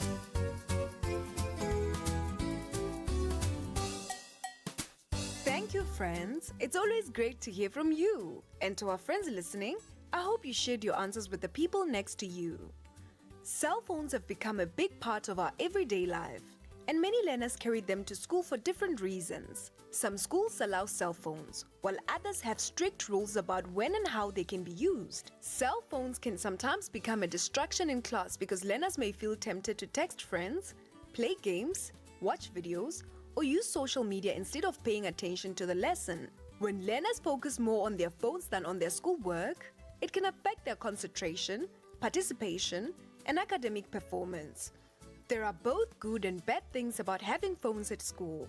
On the positive side, phones can help learners contact parents in emergencies, research information for school projects, use educational apps, or stay connected after school activities. Phones can also be useful for learning when used correctly and responsibly. However, there are also negative sides. Phones can lead to distractions, cheating during tests, cyberbullying, arguments, and less face-to-face interaction between learners. Some learners may also feel pressure to always be on their phones instead of focusing on learning and socializing in healthy ways. A complete ban may reduce distractions, but phones can still be used in certain situations. Many schools choose to allow phones during specific times for educational purposes. If you are allowed to bring phones to school, you should use them responsibly. This means keeping your phone on silent during lessons, not using them without permission, avoiding social media during class time, and respecting school rules. Learners should also use phones in a way that is respectful to others and does not interrupt learning. Cell phones are tools, and like any tool, they can be used positively or negatively. Responsible phone use will teach you discipline, self-control, and respect, which are important life skills both inside and outside the classroom. That's it for today, friends. See you next time.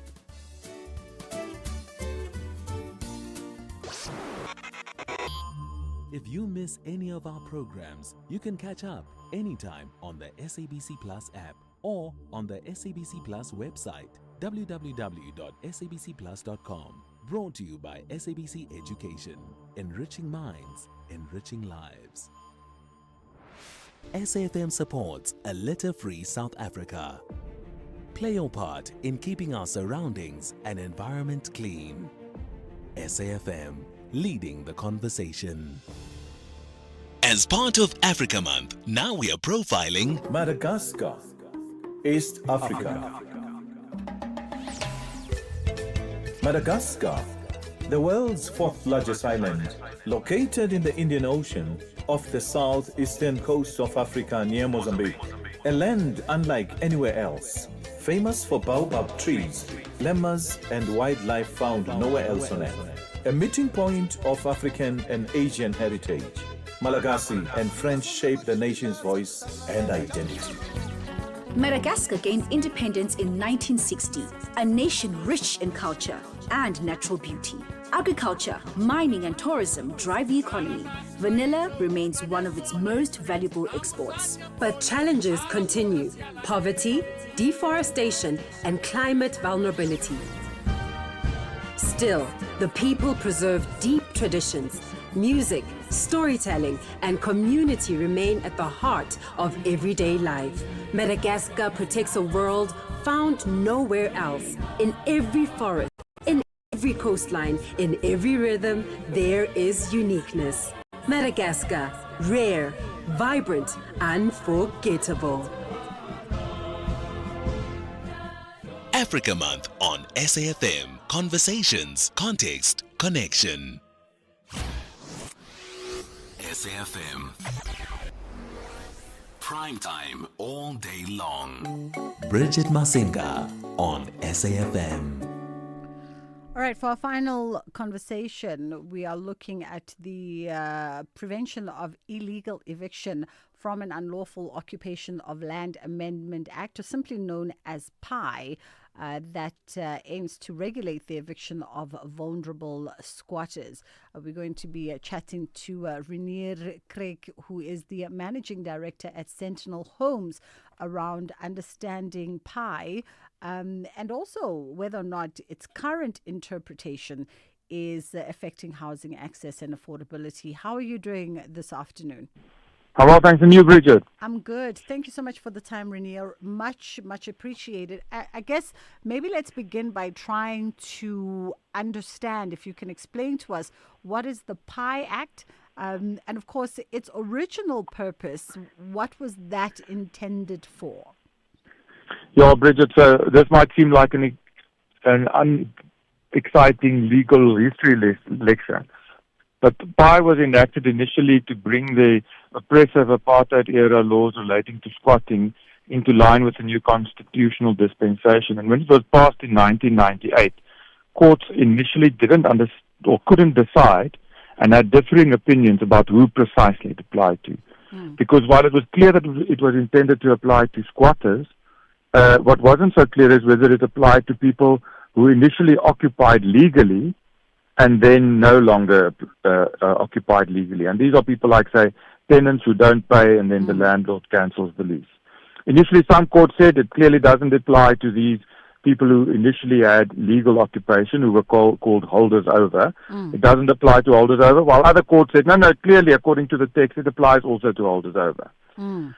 And this created a lot of uncertainty until it was resolved by the Supreme Court of Appeal in 2003, 5 years after the law was passed, when the Supreme Court of Appeal decided, and they have the deciding vote, that PI applies to everyone. So if you want to evict a consumer in an urban area in South Africa, you have to comply with PI, which introduces all sorts of novelties procedurally, or introduced 23 years ago, all sorts of novelties procedurally that didn't used to apply. And initially people thought, it introduces this idea of justice and equity and whatever, and so it's probably going to achieve our constitutional objectives. What I'm arguing, and what you'll find many practitioners in the property industry will tell you, people who are involved in all sorts of ways, is that this justice and equity framing is performative only. Our housing policy and our housing laws speaks the constitutional language of justice and equity, but unfortunately deliver apartheid era geography. They speak about equity, but they impose arbitrarily and they restrict unnecessarily. And so what I'm arguing for is a more rationalized version of PI, and since the Amendment Act is on the table, I'm saying it's not going far enough. There is some material in the 2006 Amendment Bill, which wasn't passed, that we should introduce now in order to increase access to housing for South Africans. And I want to double back to, the act not going far enough in just the moment. But for now, perhaps I also want to just find out, because it almost seems from what you explain, it was a law enacted initially to protect the vulnerable and to reverse the injustices of the past. But it almost seems like it's become weaponized to protect lawlessness behavior. Exactly. This is a rather a trite point, Bridget. I mean, bear with me, but it's not so clear that those who interpret and make the law understand this point. If you make it difficult to get rid of a non-paying tenant, then fewer people will be willing to be landlords. That seems trite to me. And what the law does is it is overly exacting on private landlords. It imposes on private landlords to be a stopgap for people who somehow can't afford housing, when there is no logical reason to do so, and given that consumers in the market who could be landlords, people who have capital, could say invest in listed shares and not be forced to provide free housing arbitrarily to another consumer, you're disincentivizing the investment in residential rental properties by landlords if you make the eviction regime overly exacting. And that's precisely what we have in South Africa. It's overly exacting, and just the sentiment that it is overly exacting is enough to discourage investment in rental stock, which is a problem, because there are some people who were born free in South Africa, but their freedom to them doesn't mean that they're being granted access to housing, which is precisely what Section 26 of the Constitution guarantees them. Everyone shall have the right of access to adequate housing. And the current PI Act, which is overly exacting and unduly limits and complicates eviction in the case of non-paying tenants, is impeding access rather than promoting it. Absolutely. Obviously, speaking to the current interpretation of PI affecting housing access and affordability, and we're seeing a lot of municipalities and a lot of owners around metros pushing back on this particular law. Yes. So, I mean, there's a lot to be said. Regulating holders over, those who occupied illegally and suddenly became unlawful occupiers, say like tenants who don't pay, is a conceptually different category from regulating, say, a vulnerable group of squatters occupying a piece of private land. And a law that tries to address both of them at the same time is difficult. So there's a lot of criticism against PI and a lot of things in PI that should change when we look at it from the point of view of those vulnerable large groups of people who need to have, rational eviction laws that apply to them. But when it comes to holders over, people who are already in the formal market, they should not be granted undue protection. And before PI, we had a legal regime that worked for them. It was the action procedure. And if you wanted to say that the owner can't evict me, then you had to indicate that you had a bona fide defense. In other words, you had a defense in good faith. Like, for instance, I fixed the roof It was necessary because it blew off, and now the owner doesn't want to pay me for the repairs, and so I'm exercising a lien. That's a bona fide defense. But if you don't have a bona fide defense and you just didn't pay, then the court grants judgment and you're evicted. You must go. And I mean, that looks to me like a rational housing policy that will allow the people who are not paying or refuse to pay or can't pay to get out the system, so that the people who can pay, who need access, can be given access into the system. That surely is rational. And also the content of the constitutional law that's supposed to govern this area of the law. Yeah. So, I mean, where is it that the laws are failing to keep up with the situation, or failing to address the different nuanced perspective of each category and each situation? Yes. So my proposal is that PI should be limited and should only apply as it was originally intended to large groups of illegal occupiers who have occupied illegally from the beginning. And essentially we're talking about squatters. And there should be an amendment that says that PI does not apply to tenants or anyone else who occupied under an agreement, or people who previously were the owner of the property and now no longer are the owner of the property, who are, despite losing their legal right to occupation in terms of the lease contract or their ownership, are still occupying adversely the property. Those people should not have PI apply to them, and while they still have guaranteed their constitutional rights, procedurally they should be subject to the action procedure, which, if they want to avoid an eviction proceeding, they must indicate a bona fide offence.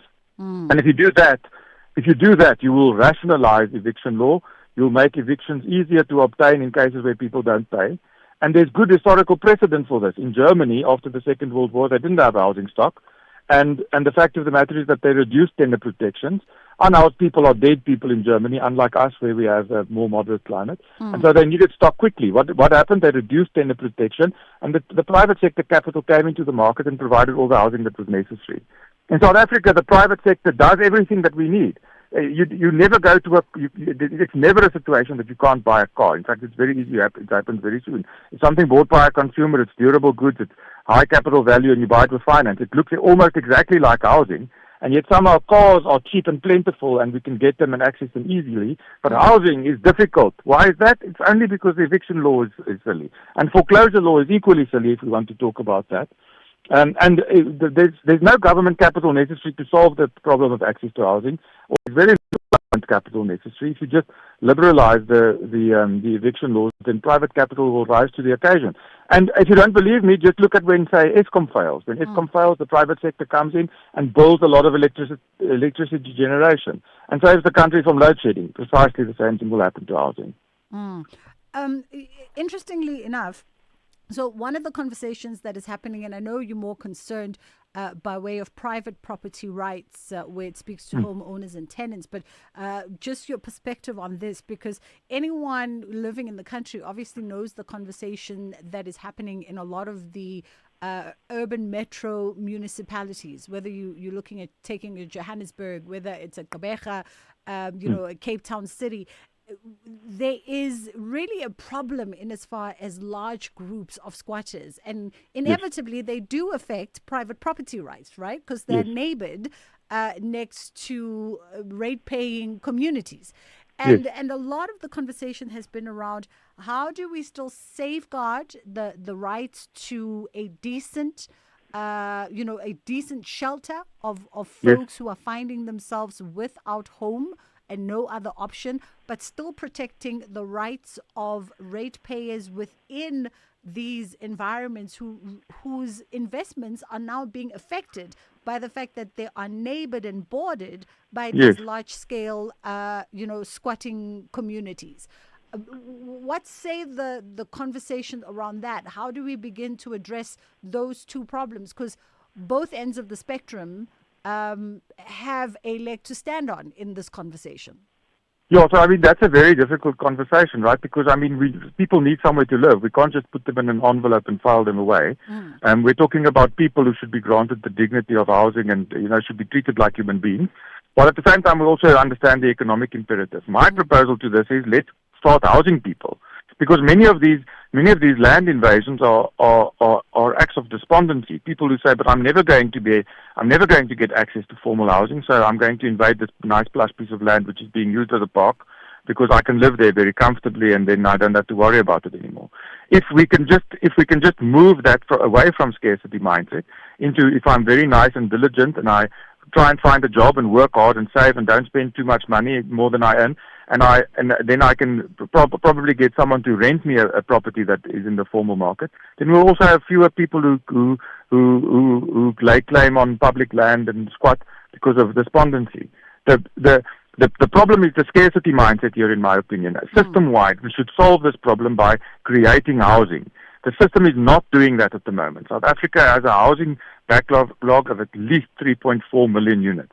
Imagine what it'll do to the economy if we start building all 3.4 million units tomorrow. So the problem is that the housing laws and foreclosure and eviction law, and we're talking about eviction law today because the government proposed the 2026 amendment bill to PI, but I mean we can do the same for foreclosure law. Both sets of laws relating to the reset of the transaction in the case of the consumer's non-payment are irrational, and while they performatively speak the language of justice and equity, they deliver exactly the opposite. Rationalizing them would release the supply and allow the supply to meet the pent-up demand. And just as we wind down, Rainier, speaking of that 2026 amendment bill, you say that it's actually essentially going to make the situation worse. Yes. What is the recourse for South Africans here? Is there still time for them to let their views be known? Yes. If you've ever had a situation where a tenant gave you the runaround, it's a good idea perhaps then to comment on the Act. The Act is currently open for comment. You won't find it on the Department of Human Settlements website, but there is a press release that gives you the email address to which you can send your comments. I would strongly encourage everyone to send comments, including the comment that tenants who are holding over should not be included inside PI.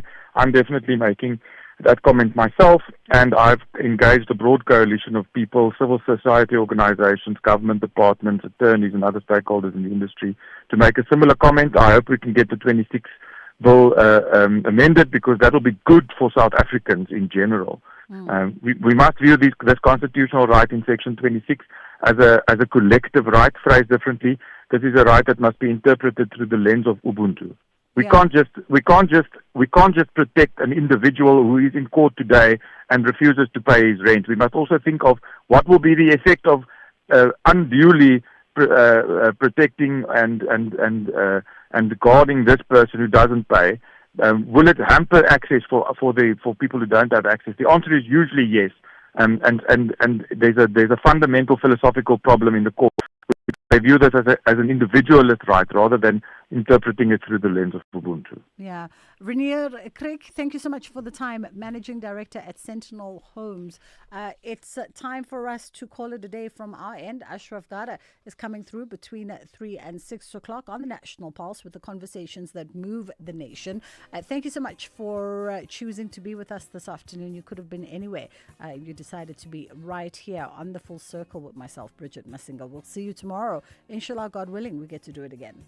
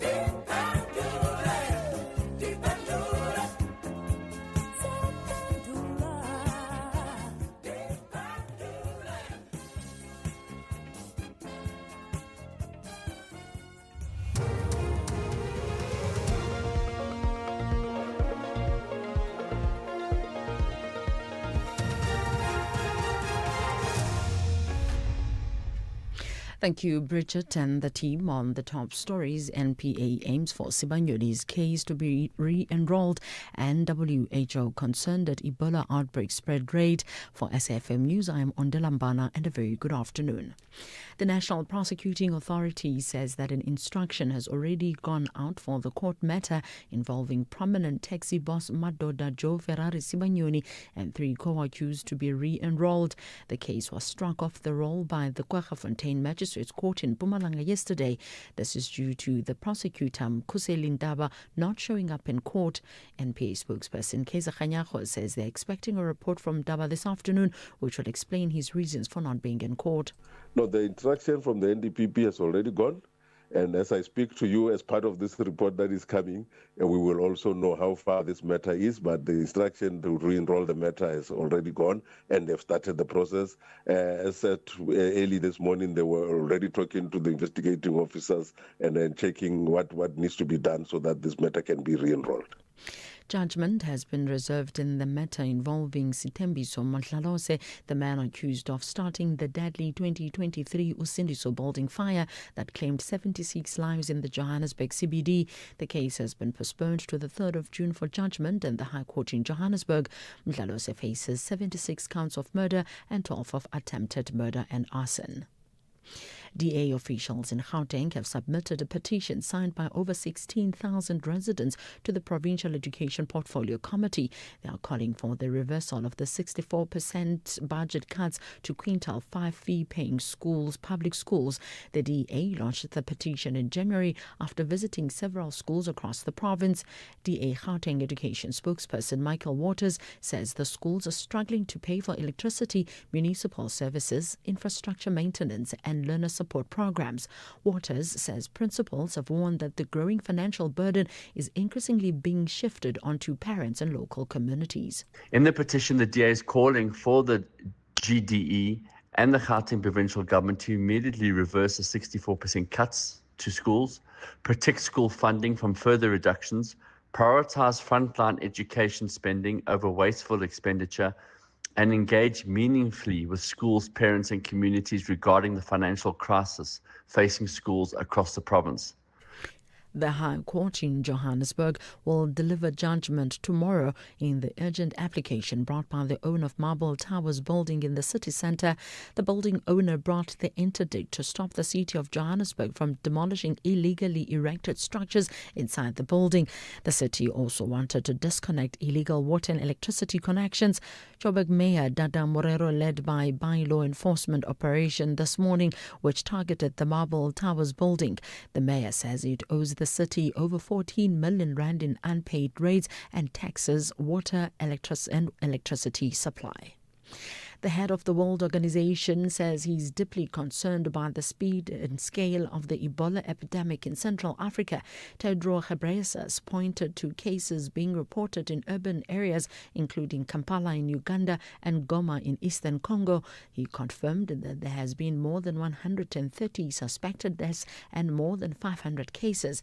Dr. Anne Ansia, a representative of the WHO in the DRC, is in Bunia in eastern Congo. The way that we're going to have to work to be able to decrease and stop the transmission of this virus is working very closely with the local population to make sure that, they have the right behavior. For example, if they feel the symptoms of the disease, they need to come directly to the health facilities to get treated. And then they need to give us the list of the people with whom they've been in contact for the past days so that we can go and find those people and isolate them. Recapping the top story, the National Prosecuting Authority says that an instruction has already gone out for the court matter involving prominent taxi boss Madoda Joe Ferrari Sibanyoni and 3 co-accused to be re-enrolled. I'm on Delambana for SAfm News Headlines at 3:30. In sports this hour, Rassie Erasmus receives national orders, Cape Verde named World Cup squad, and SA Hockey names women's squad for World Cup build-up. More details at 3:30.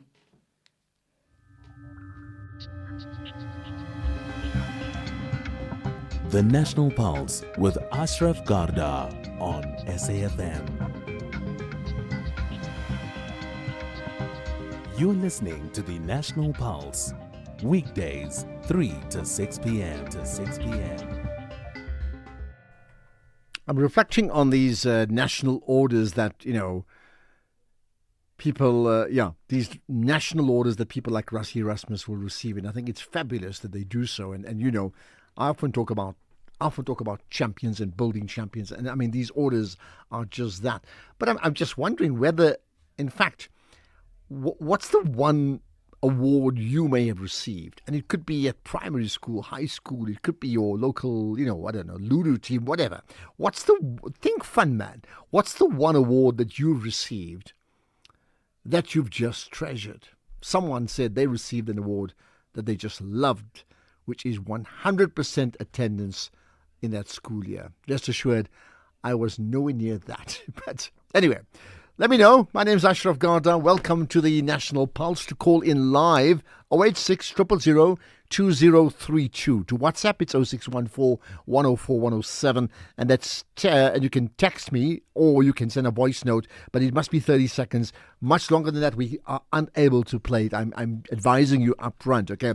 Now, as I talk to you, I'm looking at the pictures coming out of Durban because foreign nationals have marched in Durban, but they've also sought refuge at the Durban Central Police Station. Refuge against what? We'll find out about that and a whole lot more. That comes up next on the National Pulse. Do you ever call you like to sell, but don't trust your uncle or your pal? Then we buy cars, it's just for you. Buying cars is what we do.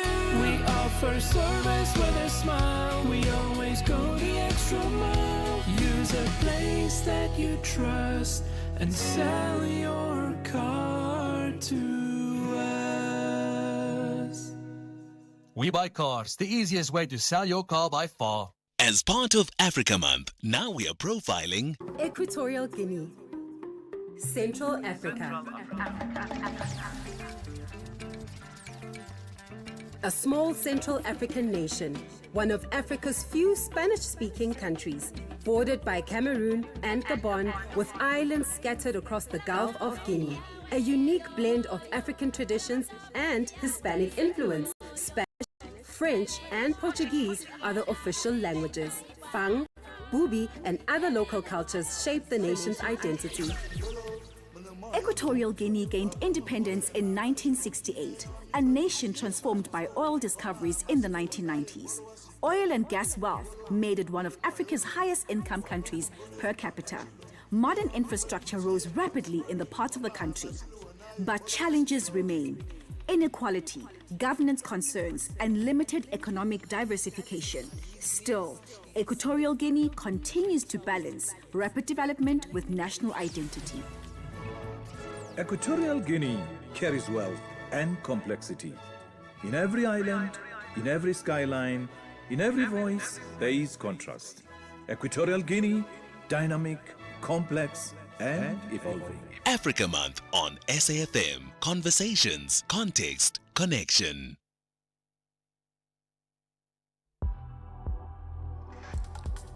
Ashraf Garda on the National Pulse. All right, now particularly if you're an eyewitness on this, you can call in and tell us what's happened. Here's the story. Hundreds of foreign nationals, including young children, fled their homes to seek refuge at the Durban Central Police Station. Now, this group claims they are facing severe victimization, harassment and death threats from locals in their respective communities following recent what is termed anti-foreigner march, according to them. Let's find out what's happened today, because there's certainly lots of foreign nationals marching in Durban as well today. With me is the SABC News reporter Kalesake Mbenze. Appreciate your time and thanks for joining us on the National Pulse. Thanks very much, Arthur. Thank you. So what has happened? I mean, I'm looking at pictures right now and I see a whole lot of foreign nationals being interviewed, but I also understand some of them have gone to the Durban Central Police Station. What has actually happened? Now, in fact, from yesterday, foreign nationals from different areas around Durban flocked to the Durban Central Police Station seeking for protection because they strongly believe that they're not safe where they reside. So they say after the march, after several march by March and March, they feel threatened because some of them they've been saying they were shot by by these people who are living with, they say, don't remember that on the in June, at the end of June, is the last month to go to your original countries. If they say if you don't go to the original countries, it means will not be responsible to what will happen to you. So that is why they decided to come to the police station to seek for protection. Okay, but unfortunately, when you speak to the police in the report, I also mentioned that, in fact, there are 2 cases that have been opened by foreign nationals, the cases of assault. But unfortunately, this is not the place where the foreign national can come to, because this is a police station. If they want protection, they must go to their respective police stations and talk to those local authorities to make sure that they are protected. But who's saying that? I mean, you're saying, let me, you were not very clear. Let's just be clear. Are you saying that someone told the foreign nationals they cannot go to the Durban Central Police Station, they must go to the police station where they live? Is that what you said? In fact, Robert mentioned the police spokesperson was invalid, says, in fact, these foreign nationals were not supposed to they were not supposed to come to the police station, because the security and protection of the foreign nationals or whoever resides in South Africa is the duty of the police. So if they come to the police station, they don't solve any problem, which means that they must go to their respective police station. For example, Robert also mentioned that some of them come from KwaMakhutha. So the question is, why do they come to town to seek for protection? Because there is a police station at KwaMakhutha. That is what is raised by Robert. And what did they say about that? Because I mean, clearly they're coming in numbers to march in the same way that others march to give off their views. What did they say? No, they say in fact they are not going anywhere because they feel not safe at all. Because we also ask some of them, said, why don't you go back to your original countries? Because you have already mentioned that you are not safe in South Africa. They say no, they can't go there because it is not easy, because here they have property, they have families, their children are here. So it is not easy for them to go to their original countries because they have no future there. Okay. So this is a problem, because now, as I'm speaking to you right now, the police have dispersed them. They are at Albert Park right now. So I don't know what is going to happen, but they insist that they're not going anywhere. Okay. What about as I talk to you? I'm looking at Jade Lee from the SABC, right? And she's speaking to people who've been allegedly shot with rubber bullets. So I'm seeing pictures of them being shot not being shot. They claim they've been shot. There's rubber bullet markings on their legs and thighs. And the stories that one person allegedly shot with a rubber bullet. What can you tell us about that? No, in fact, it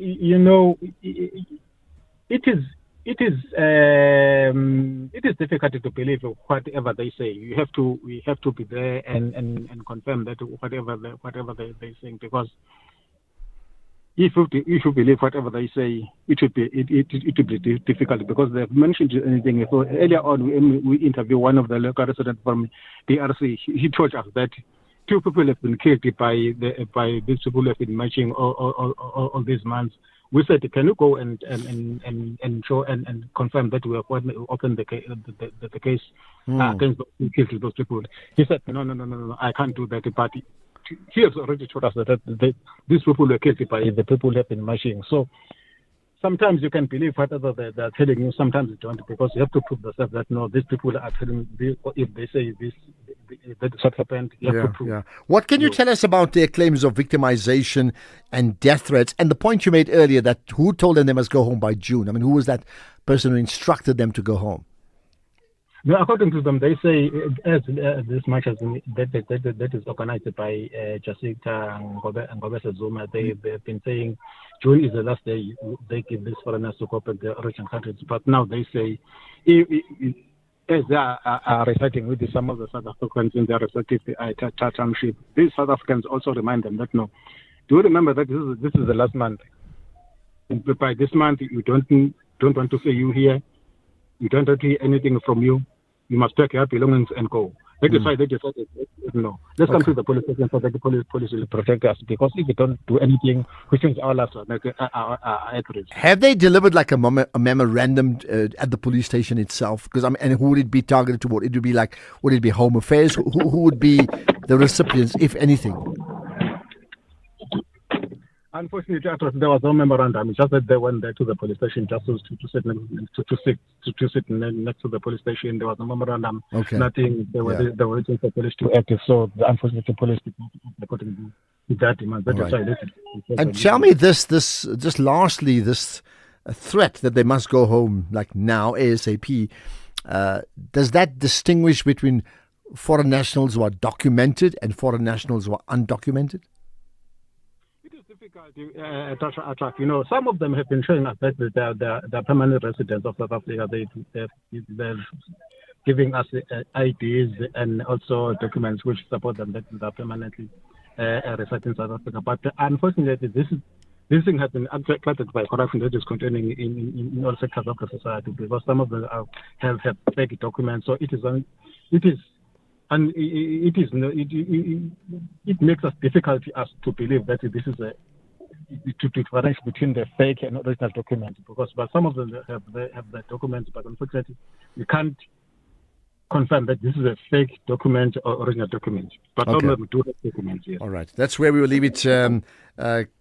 Kalisake Mbensa, the SABC News reporter, covering the story in the Durban area, around the Durban Central area, where there's a group of foreign nationals. In fact, they've sought refuge at the Durban Central Police Station. There's been marches. There's a whole list of allegations, amongst them, as you've heard, that they must pack up and go, like ASAP, June, or maybe even before that. Now, let me reach out to you. If you can be the citizen reporter, if you are from that region and you've seen what's happened, why don't you call in and tell us what you've noticed and what you've observed? I'd love to get your thoughts on that. This is the National Pulse. There's more to come on the issue of foreign nationals, this time round from the Gauteng Premier, Panyaza Lesufi. Have you discovered the TV license WhatsApp yet? We see you binging reruns, living for the drama, loving the SABC Plus sports replays. Now, paying your TV license fits the vibe. Simply say hi on WhatsApp to 077 6069 060. Get your balance, make a payment, or set up a debit order all in one chat. No queues, no please hold, just convenience that feels like it should have been here all along. Because every screen in South Africa is a stage and yours is lit. So why wait? Send hi on WhatsApp to 077 6069 060 and get your TV license sorted today. Hashtag your screen, your story. Right, we're going to play that clip from Panyaza Lesufi in just a moment, but make a note of this, right? Buying stuff with your loyalty rewards saves money. Well, you know that, right?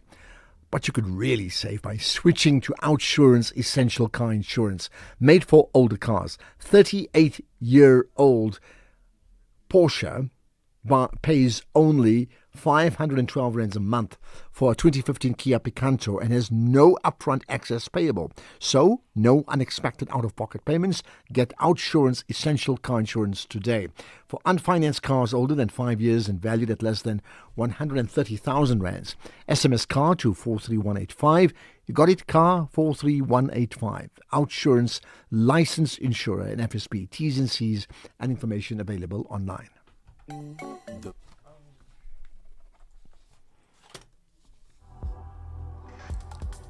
Ashraf Garda on the National Pulse. Right, I'm staying with the issues of, foreign nationals and illegal immigration, and it's such a big issue in our country right now. A few days ago, the Gauteng Premier, Panyaza Lesufi, joined President Ramaphosa at the closing session of the National Council of Provinces, taking Parliament to the People program at the Spirit Word House in Stilfontein. That's in the northwest, right? Now, the Gauteng Premier then used the opportunity to address a number of issues, but in this case, specifically the issue of illegal, and I have to use that emphasis, illegal immigration. But Honourable President, we want to urge you, President. We want to urge you to enter the serious debate of undocumented foreigners in our country, Honourable President.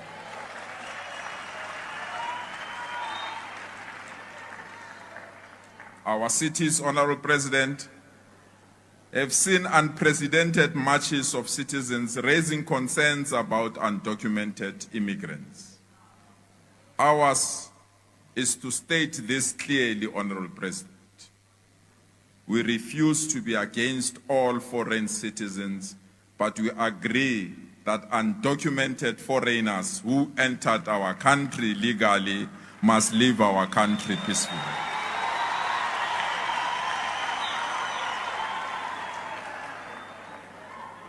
Once more, President, we want to make it clear we are not against foreigners, but we can't tolerate people we don't know how they came in our country, what they need in our country, what they are doing in our country, and where they stay in our country, President. So, President, we urge you to enter the debate and allow us to ensure the new immigration laws and the immigration bill that is currently in public participation mode, that it must be utilized to be the final document to resolve this matter once and for all. And those that have given foreigners up until the 30th of June to leave our country want to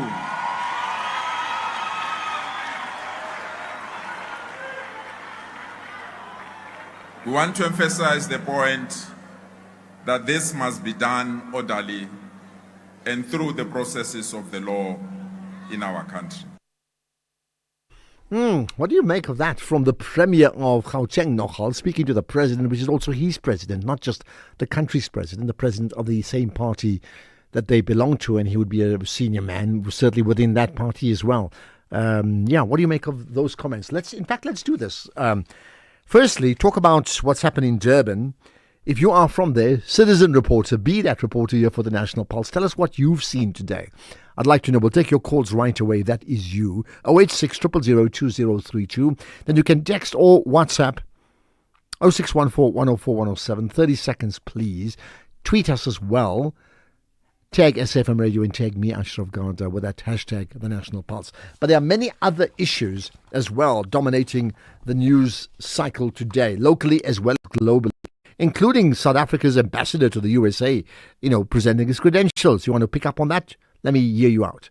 Good afternoon, Ashraf Garda. I'm going to comment about this issue of undocumented migrants. As citizens, we've been complaining about this thing for way too much now. As a country or the powers that be, they are circumcising a mosquito or building a toilet when they are pressed, seeing that the problem now is in the door. The citizens are complaining. This is not right. And delay in breaking down. Thank you, Ashraf. Okay, this is not right, is what you say. Here's an important question. Hi, Ashraf. While the country is burning with the issue of foreigners, where are our leaders? It's only Julius Malema who come in defense of the foreigners. But the rest of the political leaders, they keep quiet because they don't want to lose the election, especially the ANC. Currently, you cannot even tell the position of the ANC on this issue. Yeah, this is Jacob in Mugopanis Khakapeng. Dango. Okay. I don't know, it's very easy to say it's only Malema. First of all, it depends on the position he's taking, and different parties have different positions. But more than anything else, just listen right now to the Premier of Gauteng. He's pronounced on it. He's not happy with undocumented foreign nationals. He's fine with foreign nationals. And he is saying that the bill that's currently being tabled in Parliament must solve the problem. So there we are. That's one leader that's speaking up. Now, you may or may not agree with his view, but he's definitely speaking up. So I think it's incorrect to suggest that just one person called Julius Malema speaks on behalf of the nation and nobody else talks. Right, let's get your thoughts. Coffee Fontaine is where we go. Charlie, hi. Good day, Afshna. Yeah, good day, Coffee. Good day, Charlie. Charlie, yes. Yeah. I'm asking myself a simple question here, Ashraf.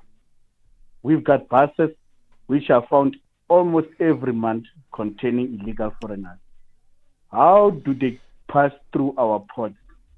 What is the mandate or the work of the BMA if we've always got buses which are carrying illegal immigrants? They are passing through border bridge. We've got our BMA there. Or are these people being given cold drink money? Because it cannot be that from April, I think from April, we've already got something like 5-6 buses which are intercepted all of them always have illegal foreigners here. But then we've got people working. But how do you know they're all illegal in the bus? Like all of them? I'm not saying all illegal. I'm saying they've got illegal immigrants. Each and every bus got illegal immigrants in the bus.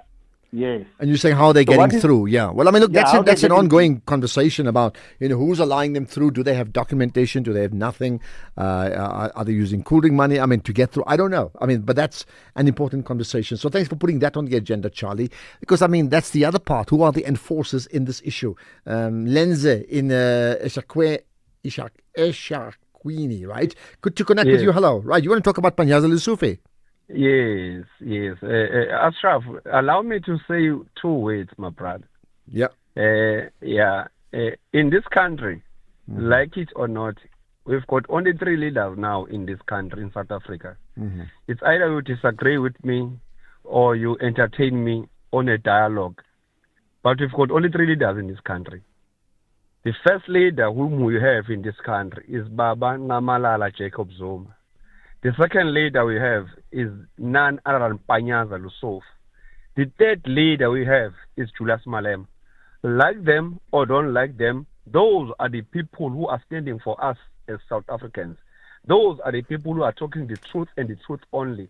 Those are the people whom they are embodying us as South Africans.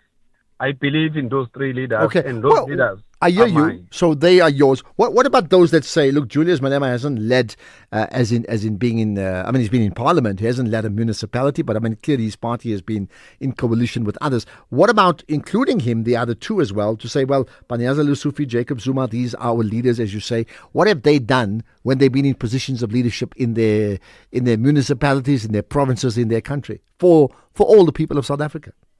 I like your question, Ashraf. This shows that we are an anchor who is very much experienced, who can ask a very inquisitive question. Let me answer you, Ashraf.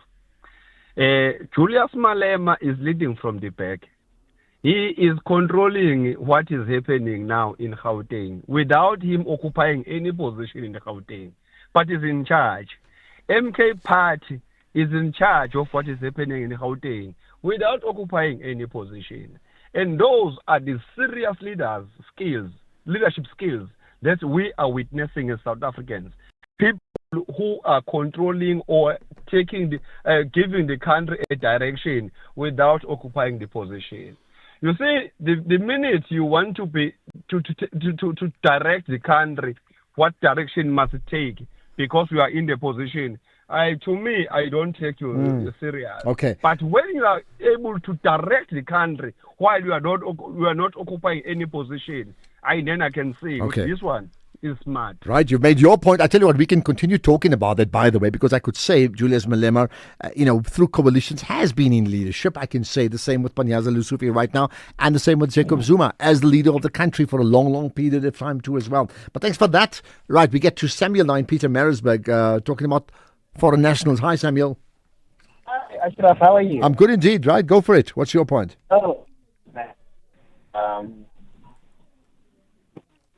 Samuel, no, I think we're struggling with we're just struggling to pick up that. Yes, further comments on Panyaza Lesufi. Good afternoon, Ashraf. I actually like what Panyaza has done, like speaking openly about either that's what he feels or what. Because I'm sure there are a lot of other politicians who can see and feel the same way, but for a fear of not wanting to be politically incorrect, they always say things that, don't rub the wrong way to whoever, like the international or whoever. So I like that he just put it out there. This is how I feel, and then he sees what the people on the ground are seeing.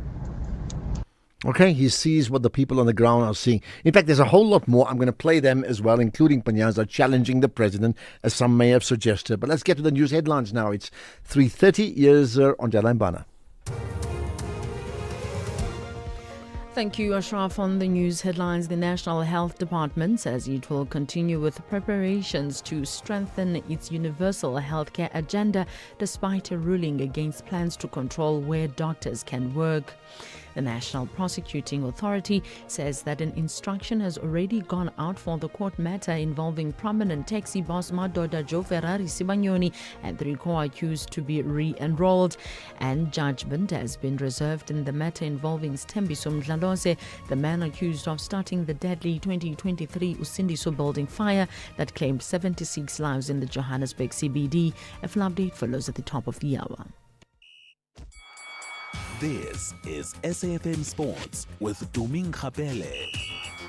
Right, on a day of national orders, it's not marching orders for Rassie Erasmus, right? Absolutely. A very good afternoon to you, Ashraf, and our listeners. Well, we start things off where President Cyril Ramaphosa has awarded Springbok coach Rassie Erasmus the Order of Ikamanga in gold for his contribution to rugby and his role in promoting national unity through sport. The honor recognizes Erasmus's leadership in guiding the Springboks to international success and also helping bring South Africans together through the team's achievements, and the recognition comes 2 years after Northwest University awarded him an honorary doctorate in 2024 for his innovative coaching approach as well as his commitment to diversity and social responsibility. So a big congratulations to Coach Erasmus.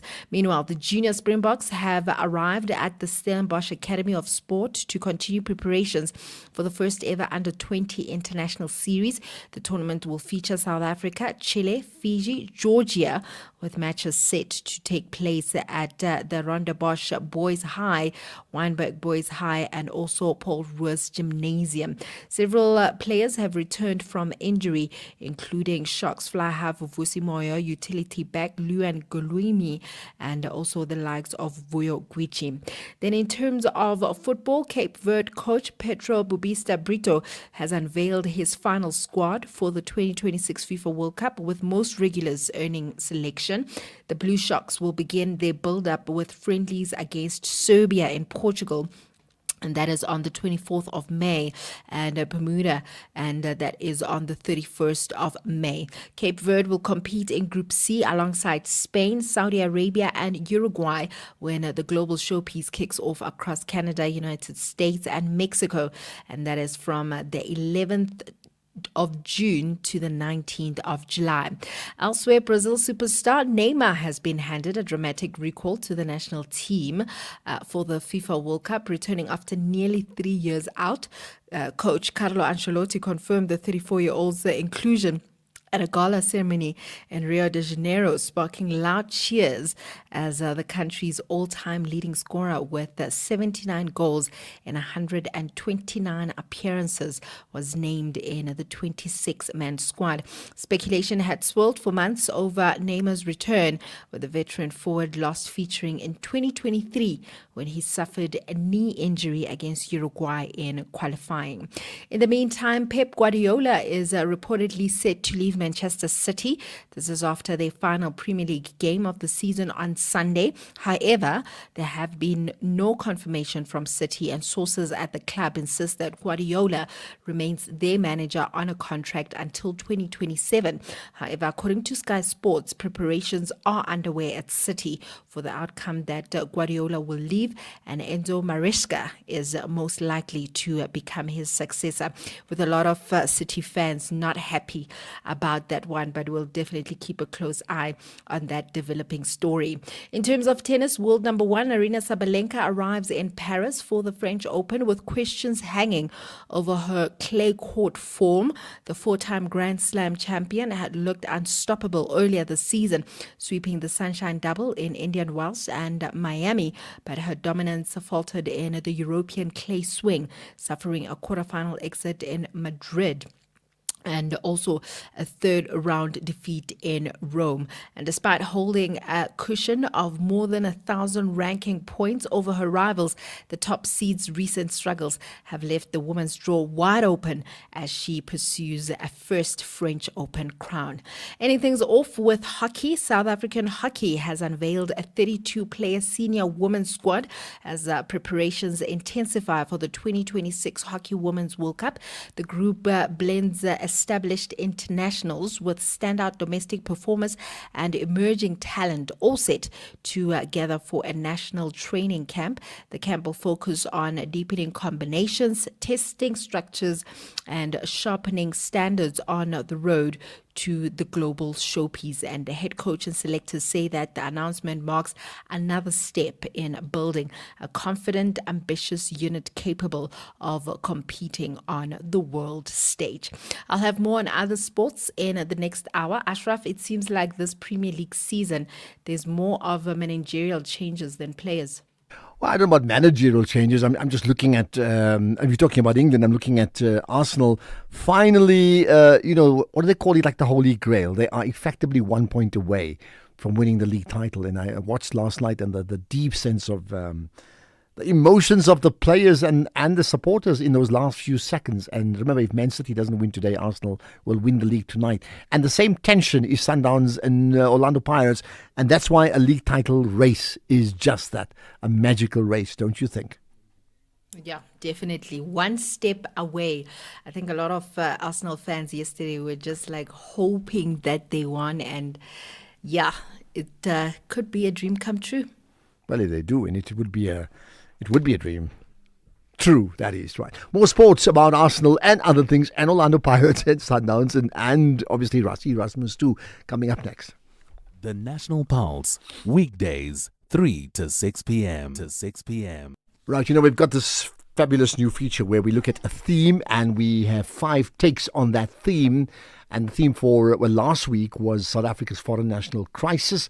How did we get here? How do we deal with it? You can check out podcasts of all of them. Go to the website, you'll find it, right? And then this week, it's about how do we grow South Africa's economy. Yesterday, we had a specific focus on the township economy. Today, just in general, we'll talk about growing South African businesses. But we'll also chat to Shaka Sisulu shortly about, in many ways, related to that. How businesses can contribute effectively to nation building. That comes just now. In the meantime, let's get further thoughts from you, Yoya. Hi, good afternoon, Ashraf. Nora here in Heidelberg. Well, the ANC is too little too late. Panyaza Lesufi to acknowledge the damage that illegal immigration is doing to this country. We've been complaining for many years. The government has failed. Law enforcement has failed. So we've got to do things our way, the people, because nobody is hearing us. All those NGOs that are talking there for the illegal immigrants, they don't stay with them. We live in townships. We live with them, with these people. We have to compete for hospitals, schools, and everything, electricity, water, everything we've got to share with them. So we are the ones that suffer, not them. Okay, the question is, and therefore, even though we discussed it last week, how do we deal with South Africa's immigration crisis? We can't ignore that. So I'm putting it to you for solutions. We know the problems, you just mentioned it, but seriously, how then do we respond to the crisis in a way that's practical and very, very possible? Ashraf, good afternoon. Sarata here from Limpopo. Look, the gentleman who spoke about Zuma and Malema and Lesufi as good leaders, please let him not to include us. He shouldn't say for the South Africans. He should say for him, because he can't tell me of Zuma. He collapsed this country. Thank you. Okay, well, I expected someone to go and challenge him, as I've asked him showing me how he's led, right? So yeah, you've done just that. But here's another.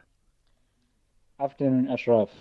The March on March and the other groups here in Durban, they gave this deadline of 30 June. And our leadership, they don't come down to before that date, because I'm telling you, Ashraf, something will come up. I'm telling you. And leadership, the whole cabinet, not even a single leader who's coming down to people and listen what people are saying. Because I'm telling you, Ashraf, I'm just worried. I'm worried, Ashraf. It's Anonymous in Pinetown, Durban. Okay, it's understandable if you're worried. And well, I mean, Yoya, do you think South Africa's leaders, those who are elected in Parliament and others as well, I mean outside of Parliament, are they doing enough to publicly front up and address South Africa's immigration crisis? I mean, do you hear direction? Do you hear empathy and concern and strategy from our leaders? And if so, which ones? And I'm talking about speaking for everybody here. That means understanding where the issues are and how do we solve it. Right, let's talk about, well, in fact, we'll talk to now Dr. Shaka Sisulu right after this. Ashraf Garda on the National Pulse. Well, it's interesting we certainly often talk about champions and those that do, who champion great causes, but are also best in class at what they do. A good example of that would be Dr. Shaka Sisulu, who's got a PhD in international business from the Gordon Institute, a place where I had the privilege of giving a talk on Saturday, ironically. Shaka, good to chat with you, and thanks for joining us on the National Pulse. Thank you very much for having me, Ashraf. Thank you. I tell you what, last week I got an SMS from someone who you know. He said, Ashraf, check this out. Now that's a champion. And that's from Mike Sharman. So you would understand you'd understand why, right? So good we're talking to you, because this is exactly what he shared, the information around yourself and your PhD. So well done on that, right? But interestingly enough, I thought the topic that you chose in terms of your thesis was very, very significant. Looking at how business leadership and other forms of leadership impacts across their own countries, right? Tell me about that. Yeah, thanks, Ashraf. Thanks for the compliment. I started looking at the way that business leaders influence the institutions of a country, and I then contrasted that between 4 different types of countries, institutional makeups that are very, very, very different. For instance, some African countries have got a very competitive democratic marketplace. Others are kingdoms, and others are extremely fragile. And the question then was, what do the differences in the institutional makeups of these different countries, how do they influence what the choices that business leaders have in those countries to bring about change, or even to derail change? There's always someone who wants the world to change, and then there's people who say, no, that's too much for us. And so that was the investigation that I undertook. And 4 or 5 years later, I myself was quite surprised by some of the findings that actually came out of that. Yeah, perhaps that's in the time we've got. Maybe let's focus on maybe five key takeouts, and let's talk us through them. Yeah, what are they? Well, what I found is that one of the going into this is that business people are always in it for themselves. And what I found that was interesting was this common thread amongst people who own big businesses or who are managing big businesses on behalf of other shareholders, is that a lot of them had this nationalistic sentiment. They would say, I would want my country to look better, to be better, and people who are in particularly very well traveled, who are doing business with with people outside of South Africa, they in particular were very keen that, look, we don't want South Africa to look bad to these other guys, we want South Africa to improve. And this is a sentiment across many different African countries. So what about those that say, the problem with, and we're talking big businesses here, right? The problem with them is they tend to milk the country dry. They set the agenda and they effectively extract what they can in terms of the wealth via their own profits and other things. You're saying that's not quite true? No. You will always find someone who does that. But of course, there's an interesting lifespan. It's almost like today, if you and I, Ashraf, start a business and we want to be, extremely successful billionaires and we're not going to list the company, we might want to do some work with the government, get a huge contract. There'll be some controversy initially. 20 years down the line, you and I, as the owners of that company that was subject to controversy, will be sitting in a different position, watching the new guys who are trying to do that and say, no, don't do it like this, don't do it like that. You need to have some sort of protocol or decorum. So you find that newcomers, entrants, are much more likely to try and bend or break the rules or protocols or the norms, whereas the old guard is very, very much in favor of kind of stabilizing things. So Okay. it's not one brush. You can't brush everyone with the same brush. But is there sufficient evidence that big businesses, besides employing people naturally and therefore paying taxes, are genuine contributors to a country, not just South Africa? I mean, the countries that you researched as part of your PhD. The most interesting revelation for me was that big business can play a significant role in retarding democracy, as in pushing back democratic values in a country. And this can happen either by big business getting in bed with particular, politicians that are undemocratic, or big business, as we saw in South Africa, can be a catalyst for democratic process. So the orientation of the leaders of big business matters. And where business kind of finds some sense of cohesion amongst themselves and a common consensus and an agenda, there is the possibility that business can contribute significantly in driving the development of a country forward beyond their everyday investments in people and in the economy. Okay, that part, and we'll talk about, businesses that can retard democracy. I think it's a whole conversation in its own right. What else did you pick out in terms of your findings? Look, I think one of the things that intrigued me was seeing how the business community in a neighboring country, Eswatini, for instance, how they have contributed to an economic recovery, even though there happens to still be political uncertainty. The economy has recovered significantly, and this is because the business community there, big business there, decided to take a leading role and say, no, we want the economy to improve, want it to be better. And His Majesty began to appoint some of these business leaders, put them into his cabinet. And for a while after the COVID period, that country had one of the fastest growing economies in the SADC region, simply because they came in and did a few smart things.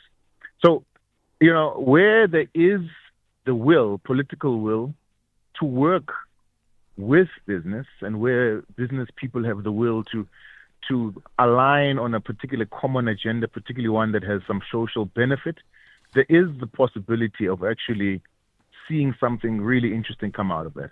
Okay. Is there anything that absolutely surprised you, like you didn't even have an inclination that would be the case, and yet you found that was the case? I think what surprised me the most is how limited the influence of extremely wealthy people in more fragile countries is. Because we always take the sense that, look, if you are in most African countries that have a leader that's been in place for a very, very long time, or that has, they haven't had an election, there have been coups, we always tend to think that the business people surrounding those politicians or those army generals are really entrenched and really influential. And I found that wasn't the case. They themselves found that there are a lot of restrictions that they have in terms of growing their businesses. And they are also extremely uncompetitive in the face of foreign companies that come into the space. And that for me was quite surprising, because the mythology we have around businesses that if you get into a business in another country, you just get into bed with the political leader of that country and everything is hunky-dory. And that doesn't always bear out, particularly if you come from that country. Okay, that may surprise many people, saying South African business people have no influence over our government or vice versa. Who knows? We'll touch on that maybe some other time. But let's just end with this then, and going back to South Africa. Knowing what you know about South Africa's economy, and we've been talking about governance and economy, what's the one piece of advice now you could give the president? And we're talking about how to grow South Africa's economy. What could you give the president? I mean, how does anyone advise the president in 2 minutes? But I think South Africa has, for a long time, been on the right track in terms of trying to unlock the potential of its citizenry. And I think that is the right approach to becoming a much more competitive country, is looking at what are the restrictions to people having access to different financial and economic institutions. How do you break that? And once you have an elite class that buys into this concept that certain barriers to entry to these economic institutions need to be done away with, that kind of change will happen and can happen very quickly. Okay, I quite like that. The big challenge, how do we unlock the potential of our citizenry? That for me is champion thinking. So let's leave it at that. Dr. Shaka Sisulu, much appreciate your time. By the way, feel free to tweet some of your thoughts as well. If there's any links you want to share, just tag SAfmRadio and myself. I'll gladly share that here to our own followers here on the National Pulse. Thanks for your time. And a fascinating one here that ties in with Africa Day, right? African businesses and what they do in their own countries and in South Africa as well.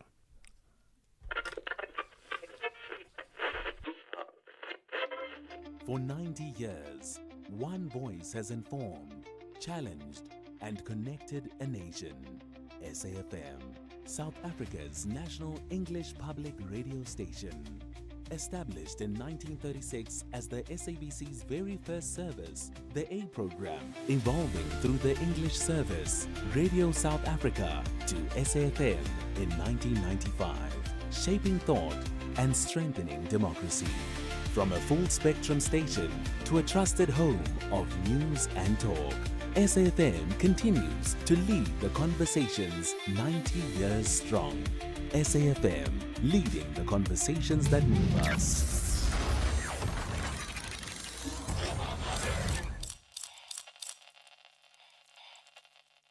As part of Africa Month, now we are profiling Eritrea, East Africa. The Horn of Africa's Red Sea nation, with a coastline stretching along one of the world's most historic maritime routes, bordered by Sudan, Ethiopia, and Djibouti, a land of mountains, deserts, and coastal plains. Ancient trade routes connected Eritrea to Africa, Arabia, and beyond. Tigrinya, Arabic, and English are widely used. 9 ethnic groups shape the nation's cultural identity. Eritrea gained independence in 1993 after a long and costly struggle for liberation. Mining, agriculture, and port activity support the economy, but isolation, limited freedoms, and economic pressures remain major challenges. Still, Eritrea's sense of national identity remains strong, built on sacrifice, resilience, and unity. Eritrea stands resilient through every chapter. In every coastline, in every village, in every voice, there is endurance. Eritrea, resilient, historic, and determined. Africa Month on SAfM. Conversations, context, connection. The National Pulse, weekdays, 3 to 6 p.m. Right, let's get answers on how to grow South Africa's economy. It's a series we've been running all week, and we'll continue doing that. Different angles on that one. Yesterday was the township economy. Today, just South Africa in general. How do we grow South Africa's economy? With me, John Roos, who's an independent economist. Appreciate your time, John, and thanks for joining us on the National Pulse. Good afternoon, Ashraf. Thank you. So how do we grow South Africa's economy? Well, I think the broad philosophy has to be to look at where we've achieved great success and then to try and understand what the underlying causes of that are. So, excuse me. So if you look at sectors that really work and some that are world class, say for instance the financial sector, that's highly rated worldwide. You see a pattern. There's a significant degree of competition. Healthy competition drives human performance up, but well regulated. Not free markets, not free for all and chaos, but well regulated competition. And I think that's a guiding principle. I think firstly the guiding principle should be that government is suited to be a regulator, not a deliverer of goods and services. The private sector delivers the goods and services in a well-regulated, competitive environment. If you look to professional sport, that's pretty much how it always operates. FIFA does not play soccer. It regulates, or the rugby ball, whatever, and then the clubs play the game in a well-regulated, competitive environment. So you try and get that competition right. And if you can get that right, I think you can achieve great things. Where we have problems in South Africa, you normally find some sort of protected monopoly, and therein lies a big issue.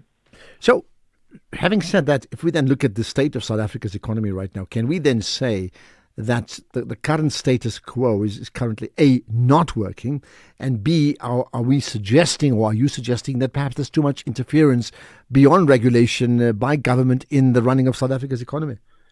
Yes, I mean, I think where the public sector is responsible for delivering goods and services directly to the public, that seems to be where we have a major problem, be it many councils or be it many state-owned enterprises. That's where we have had our problems. I think it's very easy to see. Now, the people... But you wouldn't want to privatize that, would you? I mean, if there's like a Department of Education and they need to have textbooks printed, would you want government to step away from that?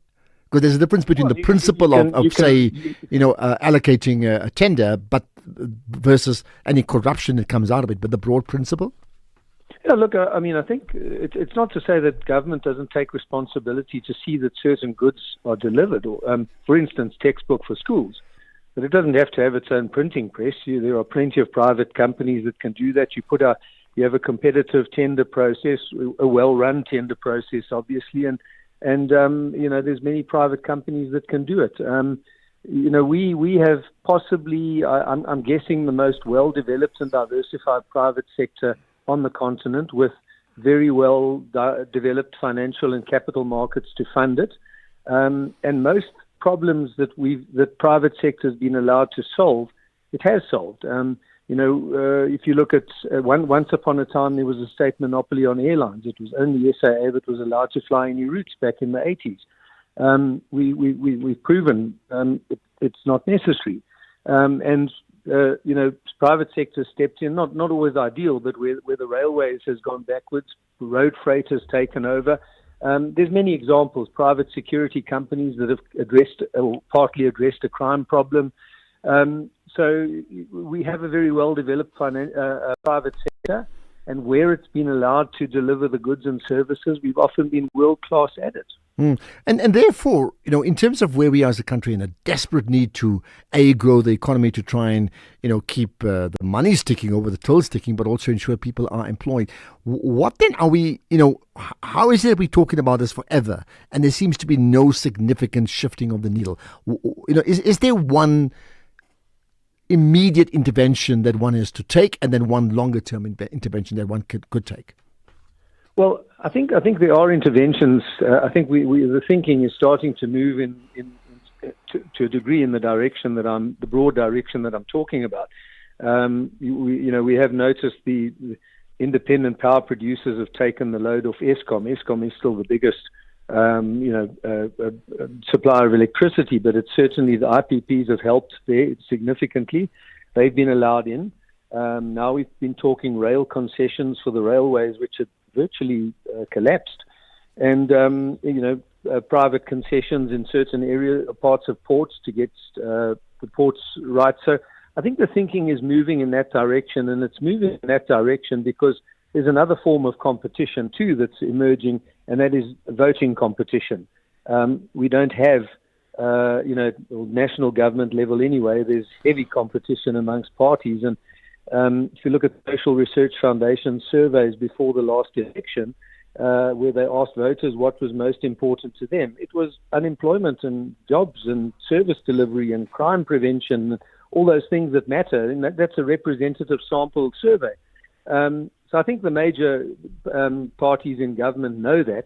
And, slowly but surely the voter pressure has emerged. So I think we are slowly going in that direction, probably not fast enough, to fixing those major sectors that need fixing to get the economy firing on more cylinders. Okay, let's leave it at that. And the question is, how then do we fix those major sectors? Because I would agree that a person listening in who represents the Pulse community would understandably say, we don't want slowly. We don't want slowly. We want fast and quick. John Lewis, appreciate your time and thanks for joining us here on the National Pulse. Let's get the news now. It's 4 o'clock. Here's Ondela.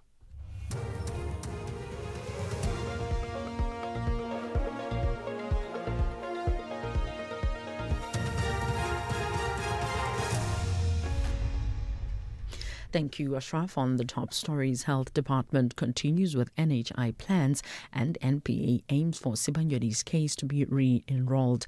For SAFM News, I'm Ondela and a very good afternoon. The National Health Department says it will continue with preparations to strengthen its universal healthcare agenda, despite a ruling against plans to control where doctors can work. The department suffered a setback yesterday when the Constitutional Court confirmed a High Court ruling that the Certificate of Need provisions in the National Health Act were invalid. Trade union Solidarity had approached the courts challenging the Section 36 to 40 on the basis that it unjustifiably limited the rights of healthcare workers. In a statement, the department spokesperson Foster Mohale says there is no direct impact of the judgment on the National Health Insurance Scheme. No section of the NHI has been declared unconstitutional. Therefore, the department will continue with all necessary health system strengthening preparations for the National Health Insurance as the mechanism for South Africa to realize universal health coverage. The National Prosecuting Authority says that instruction has already gone out for the court matter involving prominent taxi boss Madoda Joe Ferrari Sibanyoni and 3 co-accused to be re-enrolled. The case was struck off the roll by the Kwaggafontein Magistrate Court in Mpumalanga yesterday. This is due to the prosecutor Mkhuseli Ndaba not showing up in court. NPA spokesperson Kaiser Khanyago says they're expecting a report from Ndaba this afternoon, which will explain his reasons for not being in court.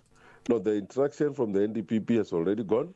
And as I speak to you, as part of this report that is coming, we will also know how far this matter is. But the instruction to re-enroll the matter has already gone, and they've started the process. As said early this morning, they were already talking to the investigating officers and then checking what needs to be done so that this matter can be re-enrolled. The Minister of Mineral and Petroleum Resources, Gwede Mandashe, says some mining companies and government financial entities have supported the fund established for gas exploration in the country. Mandashe revealed this while tabling his department's expenditure of 2.86 billion rand for 2026-27 financial year in Parliament. Judgment has been reserved in the matter involving Stembiso Mdlalose, the man accused of starting the deadly 2023 Usindiso building fire that claimed 76 lives in the Johannesburg CBD. The case has been postponed to the 3rd of June for judgment in the High Court in Johannesburg. Mdlalose faces 76 counts of murder and 12 of attempted murder and arson. Gauteng NPA spokesperson Mahaboke Mutlatlule elaborates. The Gauteng Division of the High Court in Johannesburg has reserved judgment in the Usindiso building fire case until 3 June 2026. The accused, Lawrence Mdlalose, is alleged to have set fire to the building in Johannesburg in August 2023, which claimed the lives of 76 people and left 12 others injured. Mdlalose faces multiple charges, including murder, attempted murder, and defeating the ends of justice. Police in KwaZulu-Natal are investigating allegations of assault after hundreds of foreign nationals fled their homes and sought refuge at the Durban Central Police Station. The group, which includes children, comes from various townships and surrounding areas in Durban. They spent the night outside the police station, appealing to authorities and government officials for protection. The foreign nationals claim they have been subjected to intimidation and victimization by members of local communities following recent protests against undocumented migrants. Police spokesperson Robert Nchiwunda. They've opened a case or two of assault, which we are going to investigate. But we have informed them that two wrongs don't make a right. If a case was committed, which is registered now to be investigated, can be solved by them coming to the police station and them saying they want to stay here for them to feel safe. This is not an area for them to reside. This is a police station. We agreed with their leaders that they will tell their people to move to where they were staying. Recapping the top story, the National Health Department says it will continue with preparations to strengthen its universal healthcare agenda despite a ruling against plans to control where doctors can work. I am Undalambana for SAFM News Headlines at 4:30. In sports this hour, Bafana drawn in Group D of AFCON qualifiers. SA Rowers shine abroad and SA Rugby congratulates Erasmus on national order. More details at 4:30. SAFM, guiding you through the rush hour traffic. Very good afternoon. If you're heading north around Pretoria, just a reminder about the roadworks that are in place there between, well, effectively Linwood Road and Stormful Road. So heading north into the lane closures, likely to get busy again today. SKM Pathlali coming out of Pretoria, heavy up through towards the mighty Mopani Highway. Joburg's N1 south on the brakes, heading down towards William Mandela. Queues there from around about Ravonia Road, and roadworks on the N17, Boxburg through to Brakpan, holding you up. The roadworks start around Rondebolt Road and go through to sort of Carnival City area. Looking okay, Ashburton, Pietermaritzburg, always worth checking there these days. Breakdown in the usual spot for Durban motorists, the N2 South, just by Clare Road Bridge after Magenta Road. It gets slow getting through there. And Cape Town fairly busy already on the N1 out of town, up as far as the Durban Road exit. Marine Drive jammed up to Sunset Beach, delays from Milnerton, and the M3 under pressure from Hospital Bend down to Rhodes Drive. With your traffic update, I'm Rob Byrne.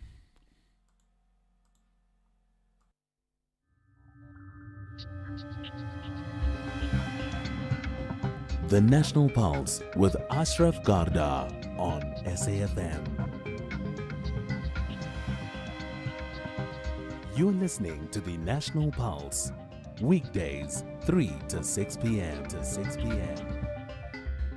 I've been looking at visuals, one, those in Durban, and many of these foreign nationals marching and congregating around the Durban City Police precinct in protest against what they see as threats by South Africans against them, including that they must pack up and leave by the end of June. That's one. The other is a tweet from Jeffrey York, who I think he was part of the BBC before, but now he writes, he's a correspondent for the Globe and the Mail in Canada, but based in Johannesburg, right?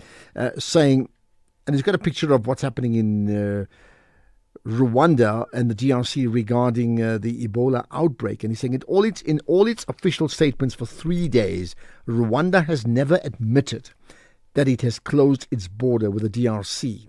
But reality, Rwanda has closed the border without any announcement or explanation. The other thing hard at work is the city of Joburg. They are enforcing bylaws regarding illegal structures in that city. We'll talk about that next. With the ever-changing financial landscape, it can be difficult to make sense of all the moves at times. Join me, Jimmy Moyaha, on the SAFM Market Update with MoneyWeb, Mondays to Thursdays, 6 to 7 p.m, as we break down the key market trends, top financial stories, and smart investment insights, all in one place. It's everything you need to stay financially informed and ahead of the curve. As part of Africa Month, now we are profiling Liberia, West Africa. West Africa's historic republic, bordered by Sierra Leone, Guinea, and Cote d'Ivoire. With a coastline along the Atlantic Ocean, Africa's oldest republic, founded in the 19th century by formerly enslaved Africans returning from the Americas. English is their official language. Dozens of indigenous languages shape the nation's cultural identity. Liberia declared independence in 1847, a symbol of freedom and self-governance in Africa's colonial era. Rubber, mining, and agriculture support the economy. Monrovia remains a key coastal capital in the region. But the country has endured civil wars, disease outbreaks, and economic hardship. Still, Liberia continues to rebuild with determination and hope. Liberia carries the meaning of freedom in its name and history. In every coastline, in every anthem, in every generation, there is resilience. Liberia, historic, resilient, rebuilding. Africa Month on SAfm. Conversations, context, connection. Ashraf Garda on the National Pulse. Not quite now, just now. We're going to look at a significant community development project in rural KZN. I mean, it's just part of, people who champion communities, which is really important. I suppose you could say the same thing about the city of Joburg right now, because they've identified some serious problems in the city and they are looking at illegal infrastructure and they are dismantling all of that. And it's come with its own bit of drama around that, understandably. Well, with me is Moshe Koma, with the MMC for Public Safety in the city of Joburg. MMC, good to connect with you on the National Pulse. Thank you very much, and good evening to the viewers. Good afternoon indeed, right. What has been the plan from the city of Joburg? What has been the problem and what's the plan? No, the problem has been an ongoing illegal structures that are being instructed in the CBD, the ongoing illegal water connections, the ongoing illegal electrification of buildings that are hijacked. So we have developed a plan and operation to intervene in that regard. So we are on that operation in restoring and reclaiming the city back to its former glory. Okay, tell me the nature of the intervention. No, we have made an assessment as a portfolio, rather, a department. And we have seen that we are sitting with almost 80 court orders that have been granted for us to pursue these demolitions and make sure that we remove these illegal structures that are happening in the city of Johannesburg. And we are of a firm belief that we are going to restore the CBD. Okay, so tell me more specifics. I mean, practically, which type of buildings have you identified and what have you done to them? So, if you have seen in Small Street and the Marble Towers as well, so we are ongoing. There's a couple of them. Unfortunately, when we do these operations, when we come out in the public and say we are going to go here, we are very much often faced with this interdict that they are sent to us. Tell me about the interdict, because I understand there's some drama around that. Tell me about it. Yes. No, it is not much of an interdict. Last night, the other parties approached the court because they knew that we were coming to demolish. And the magistrate and the courts decided to give them the opportunity to present their story. And we went to the court this morning and we submitted a very comprehensive affidavit to that effect. And the court decided to, because of the other parties were not well prepared, and they decided to give them the opportunity for tomorrow, 1 o'clock, to hear from the stories from both sides. Okay, what has been the response of the people who are working in the area, living there, but then also people who are occupying those buildings, and sadly they may not have a place to stay? Yes, the workers that are working in the CBD, our community members that are traveling, crossing, taking transportation in the form of taxis, to the respective areas where they come from. They are happy with the current developments and what we are doing in making sure that we enforce the bylaws and demolishing those structures that are illegally affecting them, so that they can able to work properly and they can enjoy their city from the previous moments. But we are affected mostly by the PI Act. As you know, that most of these people, when you evict them, you need to have an alternative accommodation for them. And therefore, as a result, it slow pace our operation. But we are working together with the other units and other departments in a form of housing and the Johannesburg property, in making sure that we expedite the processes of evicting those people in those hijacked buildings, which are not safe for human occupation anyway. Okay, so has there been a response from then the people who are living there and their frustrations? You talked about alternatives. What have they told you? I would think there'd be lots of frustration and desperation amongst them too.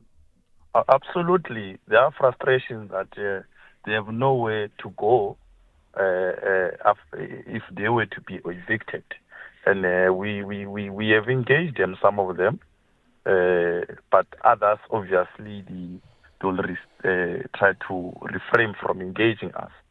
But we have presented to them that some of this building, as a matter of fact, they might even end up, falling, and because the condition that they're living at, they are not correct. What about the building owners?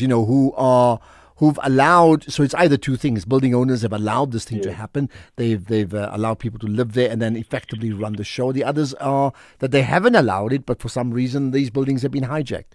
What's happened in both cases? Absolutely. So in most cases, you find that the building has almost 5 owners. And it can even be more than that. Because over a period of time, this person will claim it. And then as time goes on, another person will also come in the fourth. So you might find that one building can be hijacked 5 times. So that is the unfortunate part. And it also entrench on our revenue collections, on the safety of the people at large, the usage of water that we are suffering from in Joburg. So those are the issues that we are confronted with at the moment. Okay, what happens next year? Because, I think that the obvious question many would ask is like, we're glad you're cleaning up, but like, how did the city of Joburg get into this position in the first place? So lessons learned, what happens next? So we are going to continue the operation because we are of a view that all these operations that we are doing, we have done our due diligence in terms of the compliance, and we are in the right authority to continue the operation as we have indicated. We are all going to proceed with the demolition of those illegal structures that these people have put on our streets and outside the shops. So we are continuing because we've got a 100-day operation, that program that we have adopted, that we have also presented in the Joburg Lekgotla that was happening. And we have of a firm belief that we are going to be victorious in rooting out the criminal activities that are happening in the city, and also generally in the whole of Johannesburg, ward by ward. We are going to make sure that our people enjoy the safety and we restore the hopes of our people that we can also do it and we can also deliver services to our people of Johannesburg in terms of making sure that they're safe. Just lastly, Joburg's got many, hawkers, people living on, working on the streets, selling apples, selling oranges and other things. In your efforts to, clean up the city, there has to be a humane element to the point where you can't render those who are employed, even if they're self-employed, now effectively unemployed, because this just adds to the problem in the country. How do you address that? Absolutely. Look, we are of a firm belief that due to the economic reasons that are happening, as you see, the unemployment rate in our shops that we are facing is too high. So people will result in selling those small items on the street. Hence, we have called upon the intervention and the cooperation with working with Johannesburg Property so that we are able to locate these people properly where they can legally sell with the proper infrastructure, and they can also get permits in that regard of selling those premises. Okay, that's where we're going to leave it. Permits, will they really get the permits, is another question. Moshe Koma, the MMC for Public Safety in the city of Johannesburg. Now, again, I call upon you. I mean, you're part of the Pulse community, especially can you be the citizen reporter? If you live in the city of Joburg and you've seen what's been happening over the last 2 days, what can you tell us about it? And if you have a story to share, then just call in. We'll take your call. You could even text us. Or you can send us a WhatsApp voice note. Either way, right? We'd like to get your story. You can tweet as well. Tweet Facebook. Just tag SAfmRadio and tag me, Ashraf Garda. Now, let's talk about a positive development in KZN after this. We asked rugby legend Francois Steyn what he thinks of the all-new Toyota BZ4X. France, would you say the BZ4X is a rugged all-wheel drive SUV? Yeah. Cool. Was the acceleration and handling good? Yeah. All right. So you think the BZ4X can handle South Africa? Waarom jy? Well, there you have it. The all-new Toyota BZ4X, an all-wheel drive battery electric SUV made to handle South Africa. The BZ4X, it just got real.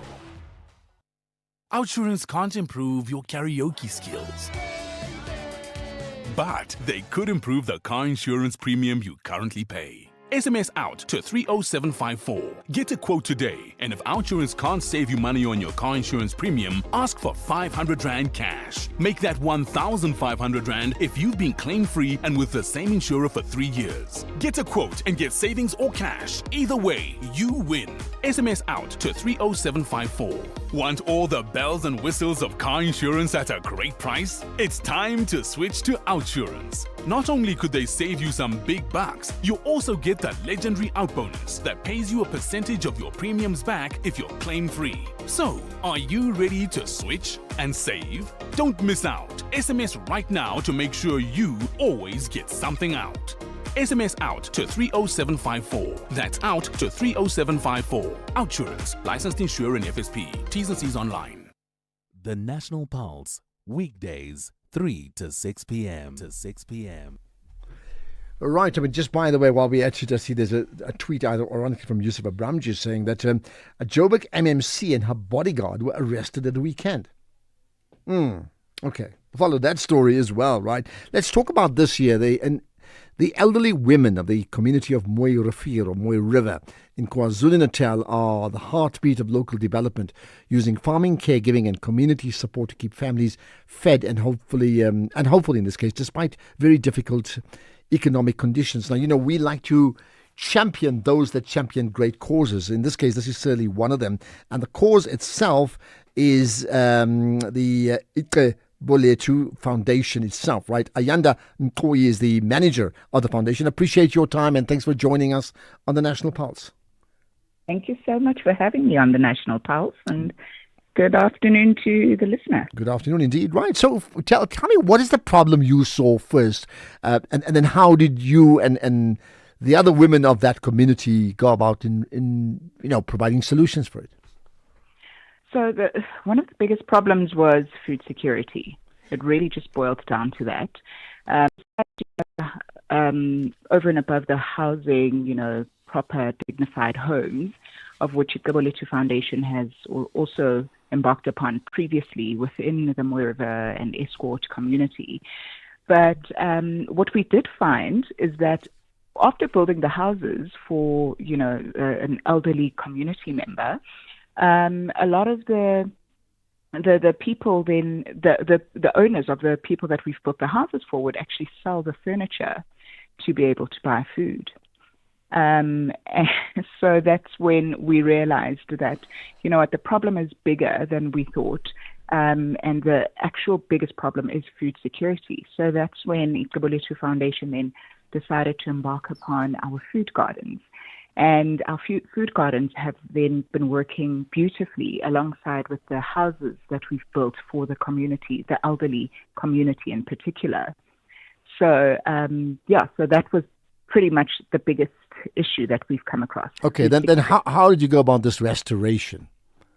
Right. So as a Gaboletu Foundation, what we did was we then developed food gardens in different areas within rural communities. And what we do there is put together, make sure that the garden is fully fledged, fully functional with all the tools and Jojo tanks, whatever it is that the elderly community requires to make the food garden functional. So then the ladies then would come through and plant the vegetables and fruits and have some chicken as well. And then once that was done, when it was time to harvest, what they would do then is to sell the fruits and vegetables back to us as a Gaboletu group, because we predominantly own a funeral business and we have a huge catering department.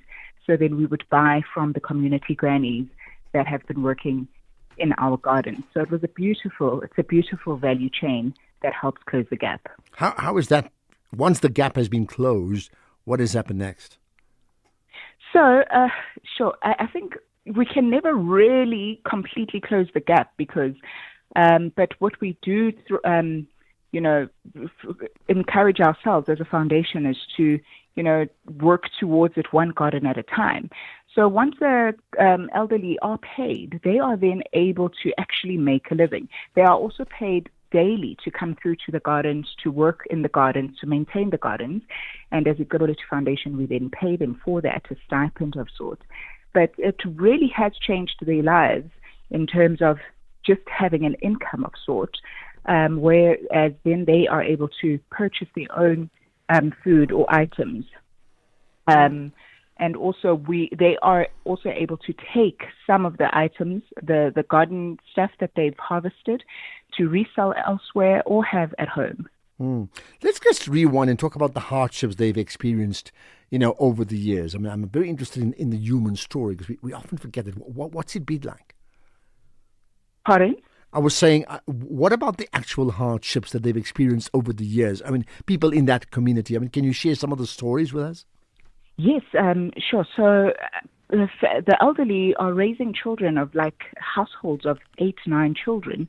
Their grandchildren, their parents, the parents of the children have passed away for various reasons. And of course, we would know this because we run a funeral business. So we picked up on the orphaned children or households that are headed by elderly. And the challenges that they face is that, firstly, they are too old, they are very disabled, they aren't able to work. And the children some children have to stop going to school because they have to look after granny or grandpa. There's been rape cases, elderly getting raped. So sure, the elderly community has really come through and has really had the worst experience. So also we've taken it upon ourselves as a Gaboletu Foundation to go back to the communities and celebrate the hardships that they've conquered over the years and provide them with a month's supply of groceries.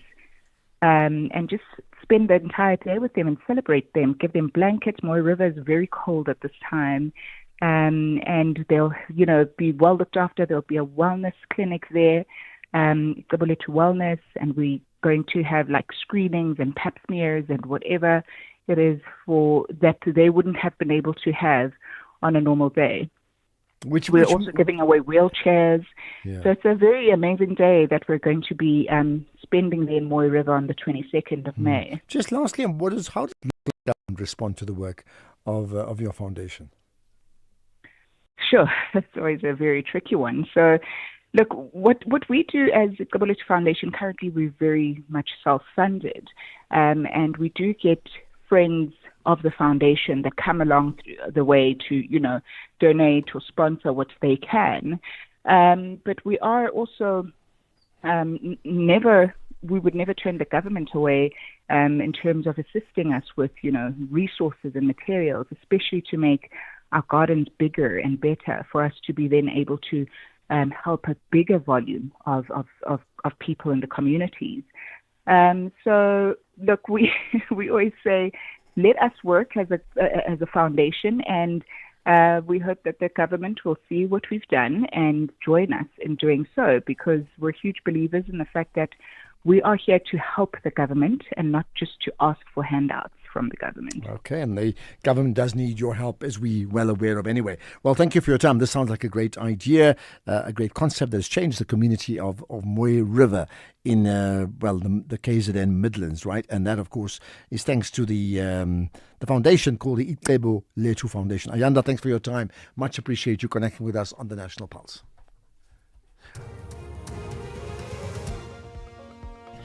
Thank you, Ashraf. On the news headlines, the EFF and MKP have expressed their dissatisfaction with the cancellation of a higher education and training portfolio committee meeting that was scheduled for today.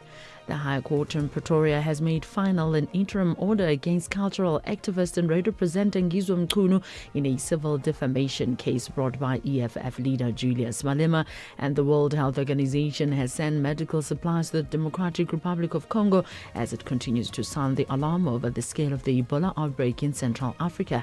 A full update follows at the top of the hour with Greg Hose. SAfm, guiding you through the rush hour traffic. Very good afternoon. A reminder of the roadworks on Pretoria's M1 North. The lane restrictions up towards Storumful Road. The backlog down around Linwood Road. There will be some delays as you come out of Hatfield and try and join in to that N1 northbound. It's pretty heavy and it will get worse as we go from here. Joburg's N1 from Ravonia Road down to William Mandela, very slow. Also getting into four ways. William Mandela coming up from Bryanston Drive towards Leslie, and the main road up through Bryanston on towards Witkoppen, looking quite heavy as well. Bit of pressure on the Mike 1 from Melrose in towards Sandton, and the N17 standing between Boksburg and Brakpan as you drive into the single lane roadwork section. Durban, the N2 South after Umgeni Road is being cleared. There may well be another along shortly. They break down there regularly. It is a bit slow, but the vehicle is out of the way now. There are some queues on the M19. This is between Reservoir Hills and Dunkeld Road. Very slow on the M19 heading towards New Germany and the Claremont area. And Cape Town, the N1 out of town, fairly busy all the way through to Brackenfell. The M5 from the Kuba interchange down to Racecourse Road is slow. There's a queue and a half coming off Fischhoek up through Clovelly into Cork Bay on the main road. With your traffic update, I'm Rob Byrne.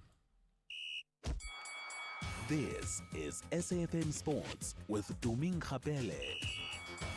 Chumi, it's a case of, I know there's a World Cup starting next month, but for now, it's the eye on the AFCON qualifiers, right? Yes, Bafana have been drawn in Group D alongside Kenya, Guinea and Eritrea for the 2027 Total Energies CAF Africa Cup of Nations qualifiers. The qualifiers will begin in September and October this year and continue in November and conclude in March 2027. A total of 48 teams are competing for 24 places at the tournament, which will be hosted by Kenya, Tanzania and Uganda. And CAF says that the tournament will run from the 19th of June to the 17th of July 2027. Still sticking with football, Mamelodi Sundowns coach Miguel Cardoso is banking on a fully fit squad to help them get over the line in the second leg of the CAF Champions League final against AS FAR in Rabat on Sunday. Managing player fitness has been one of the biggest challenges for Cardoso and the Sundowns medical team throughout a demanding campaign packed with domestic and continental commitments. Sometimes people think that the coaches are magicians, but no, there's no magic. There's players that can obviously be assets and be important, and we are on the level of the players that we have available. And that is exactly what's been happening with this team in the last 1.5 months, that is being on a level of aggression that the best ones, or some of the best ones, not the best ones, some of the best ones, were not able to give the help to the team, and that obviously touched a little bit the performance. There's no teams that can resist to losing several players that are important, especially when you play a lot. And having availability is decisive for the coaches. If you go on this team of Asfar and you take them 2 or 3 or 4 of those main players of that team, the team will also not show the same level. So having availability of the players is the way the coaches can manage even scenarios of game and create variants and bring something that can indeed overcome the structure and the adaptation that the opponents sometimes get throughout the 90 minutes of the match. Elsewhere, Manchester City are preparing for life after Pep Guardiola, with former Chelsea boss Enzo Maresca set to take charge. This is before next season. BBC Sport reports that Guardiola is expected to leave following Sunday's clash with Aston Villa, ending a decade that delivered 17 major trophies. Talks with Maresca are at an advanced stage, with the 46-year-old eager to return to the Etihad. In rowing, the South African Schools Rowing Union under 16 team toured the United Kingdom, where they trained and competed at Dorney Lake, the venue that was used for the 2012 Olympic Games. The girls' quad scull team won at the Wallingford Regatta, while other rowers earned podium finishes at the Junior Sculling Regatta. In Italy, coastal rowers Mare Bale-Smith and Violante Lama competed in the Filippi Lido Trophy in Naples, and Bale-Smith finished 12th overall, while Lama won the club division. South Africa's rowers are now preparing for major upcoming events, including the World Rowing Cup, Henley Royal Regatta, and the Under-19 and Under-23 World Championships.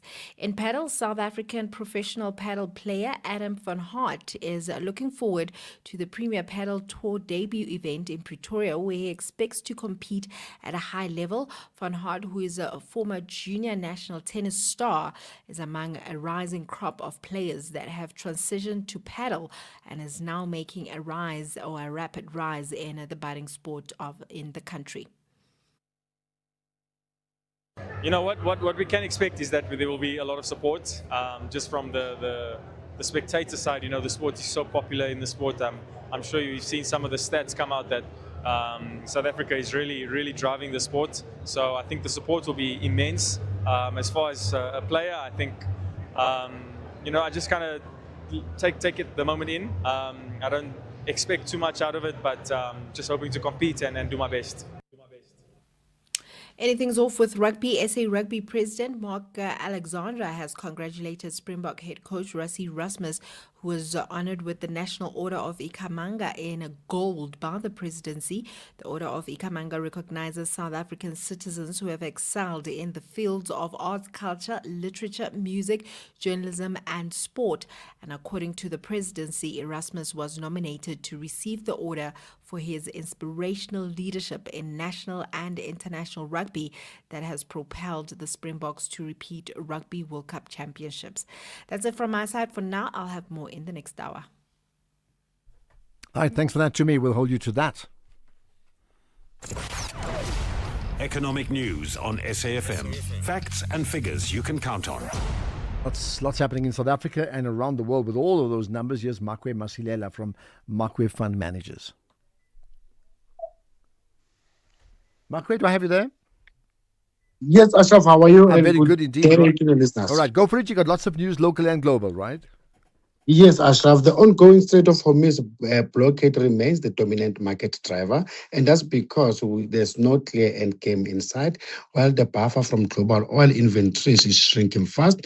Ashraf, concerns about Iran persist, even after Trump said he was holding off on fresh strikes on the Islamic Republic. Global markets now face a key test as bond yields around the world climbed and crude oil prices remain elevated, increasing the likelihood that interest rates will be higher for longer. Traders waited for any signs of progress towards a peace deal in the Middle East. Seen money managers increasing their exposure to stocks by most on record last month and are now the most overweight when it comes to stocks that they have been since January 2022. Ashraf, yellow metal fell, weighed down by inflation concerns and some strengthening in the US dollar as investors remained on edge over the possibility of a peace deal between the US and Iran. As we are talking, gold is down 1.4% at 4,494, platinum down 1.6% at 1,943. Oil prices are down after Trump postponed a planned attack and also extended a waiver on sanctions against seaborne Russian oil. That is to offset supply disruptions in the Middle East. Brent crude is down 1.8% at $109. And with global stocks, Ashraf, are in the red as a jump in bond yields threaten the bull market, with the local bonds down 1.7%, tracked mainly by resources which are down 3%. Rent fell 1.1% against the dollar 16.75. and weaker commodity prices exacerbated the fall. Against the pound, the rand is 22.38, and then against the euro, we are at a 19.40. Okay, perfect. Thanks for that, Marco. We'll connect again with you, well, tomorrow. Don't forget, we have a deeper dive into the markets coming up from 6 to 7 this evening. When Avukile was diagnosed with blood cancer, his only hope was a stem cell transplant from a matching donor. Thankfully, a perfect match was found, and Avukile received the transplant that saved his life. But thousands of patients in South Africa are still waiting to find their match. Together, we can give more patients like Avukile a second chance at life. Visit dkmsafrica.org. This is an SABC-supported initiative. Is your business struggling with cash flow, job losses, or low productivity? You're not alone. Productivity SA's Business Turnaround and Recovery Program provides expert turnaround strategies to restructure operations, save jobs, and boost growth. Get practical tools like early warning systems, performance improvement plans, and access to productivity champions. Visit productivitysa.co.za or call 011-848-5318 to apply now. Your recovery starts here. Quantum on SAFM. Step into the future with Quantum. The radio show that goes beyond the headlines to explore how you can evolve, adapt, and thrive in times of rapid change. We will explore cutting-edge thinking coupled with practical life design applications. I'm Angela Ludek, and I invite you to join this community where real progress begins with human capital development. Quantum, Monday to Friday, 3 to 5 a.m. on SAFM. Ashraf Garda on the National Pulse. Right, you know that today has been, I suppose it's award giving, if not prize giving, with the national orders. We'll chat to two people who've received national orders today. One is Adele Kirsten, and the other is a boxer you'd be very, very familiar with, I would think, isn't it? And that's Norman Klabani. So we'll talk to both of them coming up pretty shortly. To take us there, let me talk to you, Willie in Kuma. Hello, Willie. Yes, Ashraf. Yeah. Look, Ashraf, first, Ashraf, you cannot say you're giving us the voice notice less than 30 seconds to speak, whilst your callers... Willie, you're supposed to speak about Panyaza. I mean, seriously. Yeah, but this is it's the point I called yesterday to complain about this as well. You see, who you complain? I mean, what we? Yeah, it's a proposal. I'm asking. Okay, what's your proposal, Willie? Okay. The proposal was that just say we should speak for at least 39 seconds downward, not only 30 seconds downward. Go and think about it. Number two, the man, the premier of Gauteng is in order, and the people have spoken, and the premier is responding. That's good. Okay. For your question to say, is it only Panyaza who is going for this problem of illegal immigrants? No. We've got the premier of KwaZulu-Natal as well. We've got Popular Mukhoba in Limpopo also. He's complaining also, and he's positive. He's listening to the people. And then, Okay. And also All right, I think you made your point, Willie. I've noted your point. At the moment, it's 30 seconds on the WhatsApps. I heard your 39 seconds. Interesting one. As far as Panyaza Lesufi, I think the comment made was that only Malema is the only one taking on these issues, and I argued against it, and you've just confirmed that. Thanks for that, Willie. Right, let's get to more comments from you, who makes up this important constituency called the Pulse community. Ashraf, hi. I well, this JCK counter from Sin. Ashraf, I fully support the march led by Vicenzo Meiwa family. Court proceedings are dragging. Fabrication and protection of people who were in the house by the state, police, and the judge. Bravo to Sergeant Mudau and the General Leshabane, who stood their ground, and they are spilling the beans. And it tells one that Advocate George Baloyi is implicated in one way or another. Let's watch the space. People will fall on their sword one by one. Bambelela siyajiga, wacha mkuku. Let me rest my case for now. JCK, Kaunda from Sina. Thanks for that, JCK. Right, here's another. Good afternoon, Ashraf. I'm Sweden. The caller who says Jacob Zuma is our leader, he mustn't include us in his confusion. Where does Jacob Zuma lead us? To the highest bidders in the world? Because he sold this country to the Guptas. Just recently, he's been meeting with AfriForum. What did they discuss? When Trump won American elections, he became the first one from this country to congratulate him. Just few weeks after that, AfriForum was in America, bad-mouthing this country. The guy must not patronize us. Thank you. He must not. Ashraf, I wore this JCK counter from Okay, I'm not too sure what happened there. Okay, but I got that. Jay must not patronize. I wonder what others will say about that. Let's talk to Adele Kirsten after this. The National Pulse, weekdays, 3 to 6 p.m. We certainly like to focus on, people are winning at what they do, best in class.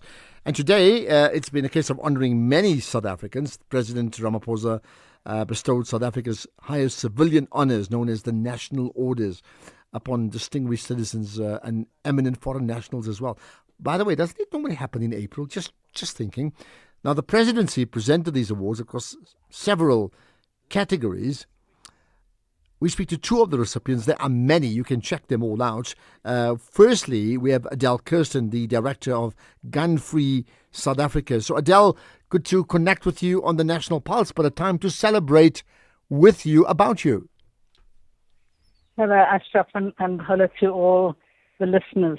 It's been an amazing day. It's been an incredible day, just very special and honoured. Yeah. Tell me about the award you received.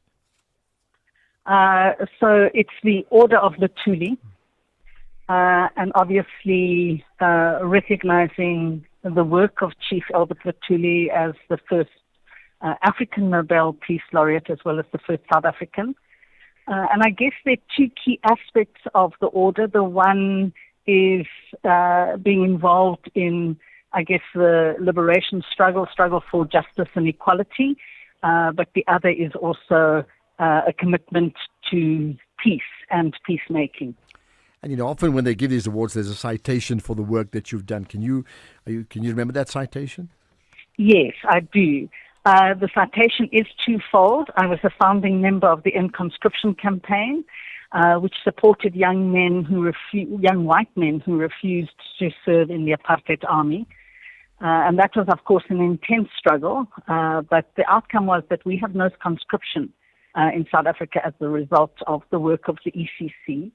And then secondly, for my work with Gun Free South Africa, and the way they've phrased it is playing a leading organization in evidence-based policy towards reducing gun violence in particular, but violence prevention in general. Have you, it's an important point, because you also, naturally, when you get these awards, you say, how successful have you been? So let's start with the first one, the End Conscription campaign. People tend to forget about that yes, there were, in those years, just white South Africans were conscripted to the army, but there were others who were, probably the best known in the USA would be Muhammad Ali, effectively, right? But of course, there are many South Africans who did that. So what did they do in terms of, them not wanting to go to the army, and what did you do to support them? So Ashraf, I think what's really important for young people now, because globally there are hundreds of young men and women right now refusing to serve in the military in the current wars. And I think what we learned from the ECC was that there were very many different ways to resist and to refuse to serve. So for some, like David Bruce, who was sentenced to 6 years imprisonment for his refusal, but others who did community services, others who went into places like Bophuthatswana where they could get deferment of their military papers, And then, of course, others sort of ducked and dived. Some people carried on studying. So there were very many different ways to resist. And I guess in the South African context, essentially it was about destabilizing the military and undermining what it was trying to do, not just in townships, but on our borders. And our work as conscription campaigners was to raise awareness of the issue, was to support the COs, but was really to, in a way, popularize this idea that this is something you could do. And I think it's a really important part of the award ceremony today, is that in many ways, most of us there are ordinary people. And somehow, through a whole range of things, to our families, to our community, we've been able to, I guess, have an agency to make a difference. And it's a reminder that there are hundreds of us out there who are actually currently doing work that's contributing to building this country. And I think that's important, because if we're romantic, we tend to think that activism started and ended with Mandela, which is not the case. Not to take anything away from him, but there are thousands of people of all different walks of life who played a role, and they continue playing a role. Let's talk about very quickly about Gun-Free South Africa and your role there. Well, again, as you know, this is an important moment to be recognized for this work. Because it's really, and I'm no longer at Gun-Free South Africa. I'm sort of semi-retired. I'm no longer the director. I think it's one of the reasons they were able to give me, in a way, the award, is that the work that Gun-Free is doing, whether at the grassroots level or in the policy arena, it's really a commitment to building a society in which gun violence is just not the norm. And I'm sure there is kind of media coverage of this, that there's an amendment bill coming to Parliament. And I think what the signals from our government in particular as a kind of policy initiative is that it's signaling an intention on the part of the state that it is committed to saving lives, because we know that the gun law that came in 2000 made a significant impact and helped reduce our gun violence by almost 50%. But we are back up there at the numbers of the late 90s, early 2000s. And I think so. The other thing I think today that sort of came to me as receiving the award is this work is not done. This work is not done. We have a huge task ahead of us. And with Gun-Free and its reach into communities and its ability to use evidence to inform policy, there is, a trajectory of making a difference and doing something right. Okay, well, I'll tell you what, we wanted to congratulate you. Well done. And as you said, the work is not done. So retired or not, you would know more than anybody else that you have to inspire others to carry the baton. And maybe this is just a good start for that. Adele Kirsten, thanks for connecting, and best wishes to you on this memorable day for yourself and the many other South Africans who are, well, effectively champions. They've been endowed with that. So thanks for your time. Now, let's move on to another big winner on the day, and that's Norman Tlhabane, who's been listening in. He's been boxing is his space, trainer, manager. Norman, appreciate you joining us here on the National Pulse. Hi, my man. Thank you. So you received the Order of Ikamanga Silver, right? That's right. Well, congratulations to you. Fantastic acknowledgement. How do you feel about it? Well, I feel great because I did a lot with these youngsters, and unfortunately that the boys that made me to get this award, they were all passed on. So, it's something that I felt emotional when they told me that they're going to award me with this, now knowing that my two boys are gone. But fortunately, I still got some youngsters that I'm training. Mm-hmm. In fact, I've got one South African champion in my gym. So those are the people that keeps me going. And and that's what you've been a boxer yourself, but really as a trainer is where you've truly made your mark, right? Let's run through some of the people that you have trained, people that listeners will know about. Well, besides Dingan Tobela, Honorable Dwaba, both Peter Malinga. Those are all world champions. And I've got two boys in Tanzania that are made world champions. They were two brothers, the Matumla brothers, Rashid Matumla and Mbwana Matumla. They are all from Tanzania. And one that I really trained here, but he was from Namibia. He also made a big name for himself, Harry Simon. Okay. I also trained in 2 years. How did you get into training? You know, not every boxer becomes a trainer. And how did you I get used into to training? train myself.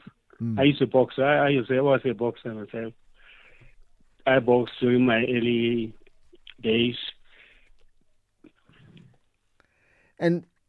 But again, what makes a good trainer? Again, not every trainer is a good trainer, right? What are your, the skills you've got that you see now? You are able to turn out one champion after another. Clearly, you are good at what you do.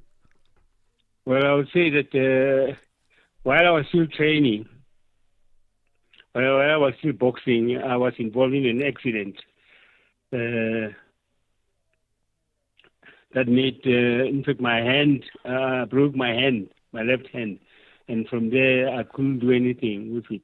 And the doctor told me, said, look, there's nothing that you can do, but the only thing that you go to retire from boxing. But I thought maybe I'll carry on. I stayed, went back, and I couldn't help. My hand was always painful. So my uncle from Alexander, I said, hey, you got all the ingredients, come train boxers. And then he gave me two boys that I started training with, Thomas Troteti and Elias. But unfortunately, there was no gym in the township. So he went and he spoke to a gentleman that was still Bree Street, John Middleton. He had a nice gym there, so that's where I started. And I had Thomas Troteti, may his soul rest in peace, he passed away, and Bobby Chisale. But fortunately, within a year, Bobby Chisale became a Gauteng champion.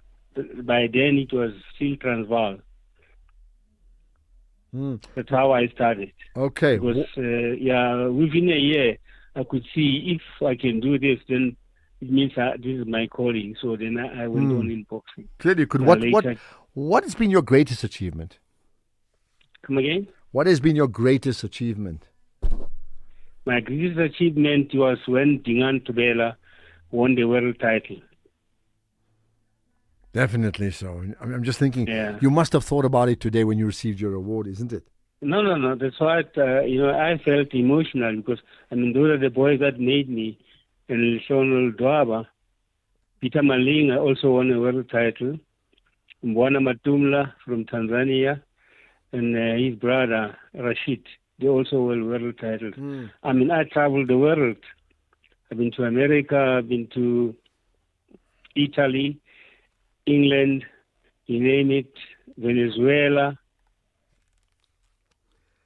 and Mexico. There we are. But all the same, as I say, those boys that made me became what I am today is because of winning the world titles.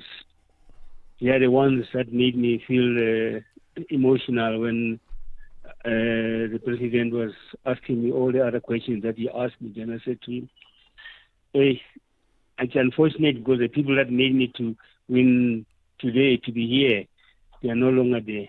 Yeah. Just to end with, you're 79 now, but in receiving this award, how are you going to use this award? 80 now. You're 80 now, okay. How are you going to use this award then to benefit the boxers that you're involved in even now? Well, seeing that I'm still in boxing, I'll carry on. I will definitely carry on. Well, carry on is what you need to do. Norman Tlhabane, I appreciate your time. Well done to you on receiving that award, the Order of Ikamanga, Silver from President Ramaphosa today being Awards Day, and I mean, you've done amazing things, and we just want to acknowledge you as well. Lovely to chat to a winner, to a champion. 6 decades committed to boxing, and you mentioned Tingantobela, but it's not all you've done. You've delivered some top-rated champions in the world at what you do. So, Norman, wonderful to connect with you, and thanks for your time here on the National Pulse. Let's do this before we get to the news. There's comments from the conversation we had with Adele Kirsten. Good afternoon, Ashraf, and the listeners. Talking about conscription, I remember a student having to start late. He was Jewish, but he refused to do national service. It was against his principles, and he had to do 5 years hard labor. Thank you. Okay, well, there you are. Thank you for that. In fact, I mean, it's a good way to prompt others. Do you know? So in this case, we are talking about white South Africans, because obviously black South Africans didn't have conscription in apartheid South Africa, right? None of us can relate to it. But as a white, do you know white South Africans who were conscripted and were reluctant to go to the army, but went anyway because you were bang, understandably so. So you went, and what was it like? Or do you know others who went the boycotting of the army, refused to go, tried to make a plan to avoid it, and then what happened to you by not going? This conscientious objector, because you didn't want to prop up apartheid South Africa. I mean, surely you'd be against the state if you did that. So what happened to you? You may know somebody. If you know somebody, just share their story. I'd love to talk about it. Let's get the news. It's 5 o'clock. Here's Greg House.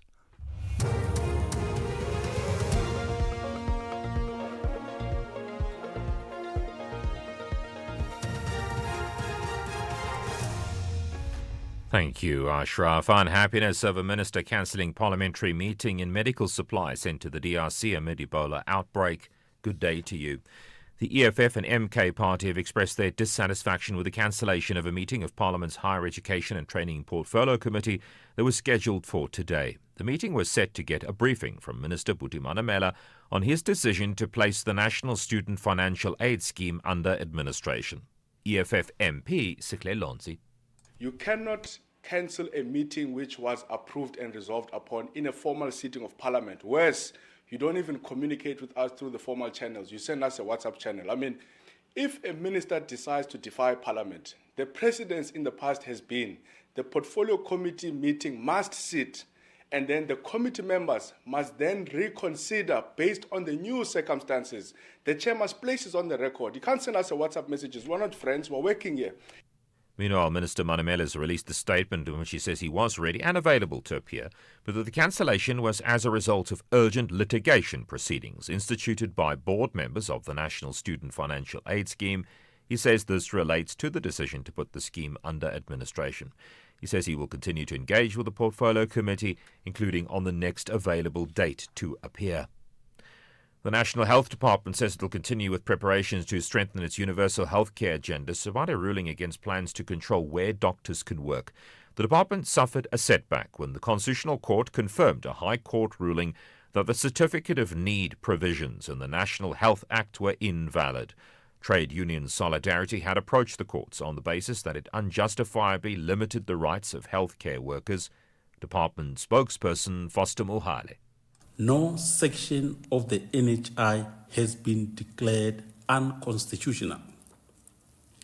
Therefore, the department will continue with all necessary health system strengthening preparations for the national health insurance as the mechanism for South Africa to realize universal health coverage. Retired Senior Police Commander Vincent Leshabani says he was told by someone that the same firearm allegedly used by accused number 1, Muzi Sabia, in KwaZulu-Natal, was also used in Senzo Mayiwa's murder. Leshabani was involved in the early stages of the Mayiwa murder investigation in 2015.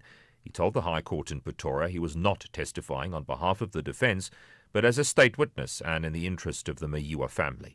Leshabani says this is in order to address allegations raised about him during the trial. He testified about efforts to trace the suspects and the firearm allegedly used to kill Mayiwa. So sorry, General, I'm clarifying. Don't be in a hurry, because I want to get the totality of your evidence as crisply in chronological order so that it makes sense to the trial of fact at the end of the day. So he tells you that firearm that is allegedly used by accused number 1 to shoot some person in KwaZulu-Natal is the same firearm that is used to murder the deceased in the Yes. The World Health Organization has sent medical supplies to the DRC as it continues to sound the alarm over the scale of the Ebola outbreak. The BBC's Emran Makomino reports from the DRC capital, Kinshasa. There should be a robust communication from authorities here in the capital or everywhere there have been confirmed cases, because people are going about their usual businesses everywhere. And some have even told me from Bunia saying that we are waiting for maybe to have more cases so we can take it seriously. So this is how people are reacting over here. They know Ebola is dangerous, it's deadly, but they put forward their survival, their livelihood before this outbreak. The top story, the EFF and MK Party have expressed their dissatisfaction with the cancellation of a meeting of Parliament's Higher Education and Training Portfolio Committee scheduled for today. That's SAFM News. I'm Greg Kos. In sports this hour, Bafana drawn in Group D of AFCON qualifiers and Rassie Rasmus receives national orders. More details at 5:30. SAFM, guiding you through the rush hour traffic. We've been keeping a track on a heavy N1 North around Pretoria this afternoon. Still queuing up between Atterbury Road and the Storenville exit. That's into the roadworks. They were there last week at Linwood. They've moved north further towards Storenville. But backlogs, you pick it up maybe Garsfontein, definitely Atterbury. Crash coming out of Pretoria on the R21 just south of Fountain Circle, causing some delays. Fairly busy getting into four ways today. William Mandela from Bryanston clogged to Leslie. Main Road getting up from Bryanston in towards Witkoppen, looking quite slow as well. Delays on the N3 between Alex and the Heldenace interchange. That's running south. If you're northbound, there's quite a queue from Heldenace up into Galuli's interchange. And pressure on the N1 south. No traffic lights at the 14th Avenue off-ramp. Delays coming down from Randburg into that hot mess. That bridge heavily congested on 14th Avenue. Durban, the M19 out through Reservoir Hills, Dunkeld Road. That has eased up nicely. Bit of pressure on the N3 from Sherwood into Spaghetti Junction. A crash on the M4 Southern Freeway near Basil February. It's the bottom of the Southern Freeway, queuing up through Jacobs, and a crash scene on the Grimsby Road, Higginson Highway, if you like, at the N2. So coming across from Leicester Road, trying to get into Chatsworth very slow. Cape Town today, the Ottery Road from the M5 all backed up down through Ottery as far as Link Road, and the M5 is fairly solid from the Coburg Road at Brooklyn right through to Kenilworth's Racecourse Road off-ramp. With your traffic update, I'm Rob Byrne.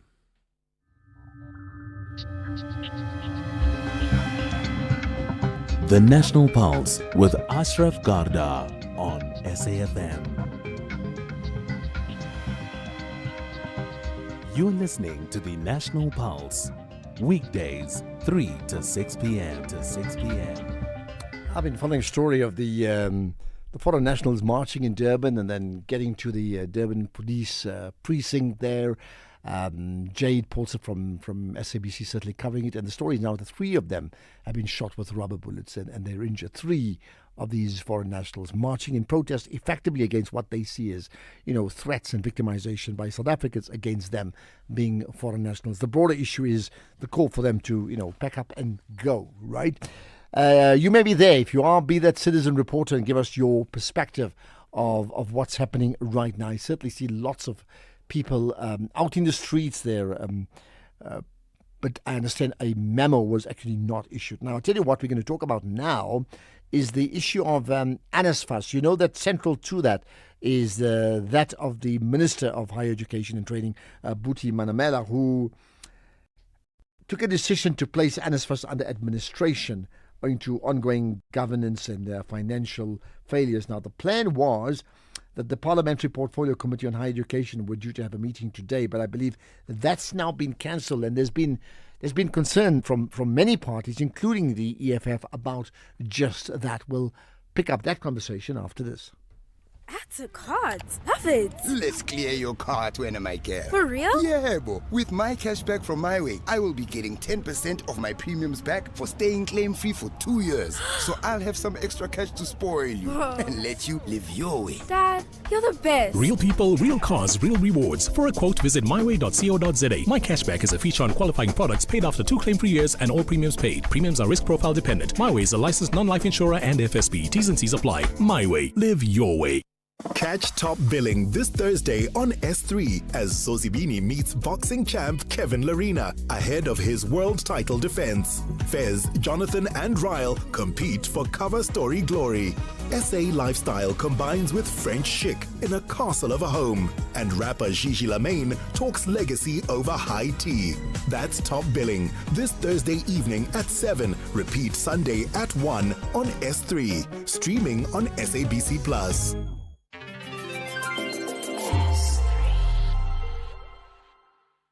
As part of Africa Month, now we are profiling Senegal, West Africa.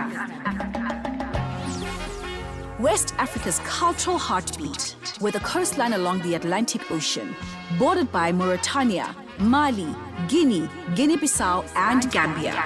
A nation known for music, art, fashion, and storytelling, Dakar stands as one of Africa's most influential cultural capitals. French is the official language. Wolof connects people across communities and daily life. Senegal gained independence in 1960, a country recognized for stability and democratic tradition in the region. Fishing, agriculture, trade, and tourism drive the economy. And Senegal's creative industries continue to shape African culture globally. But challenges remain: unemployment, migration pressures, and the rising living costs. Still, Senegal moves forward with energy, pride, and vision. Senegal turns culture into global influence. In every rhythm, in every coastline, in every generation, there is creativity. Senegal, vibrant, cultural, inspiring. Africa Month on SAFM. Conversations, context, connection.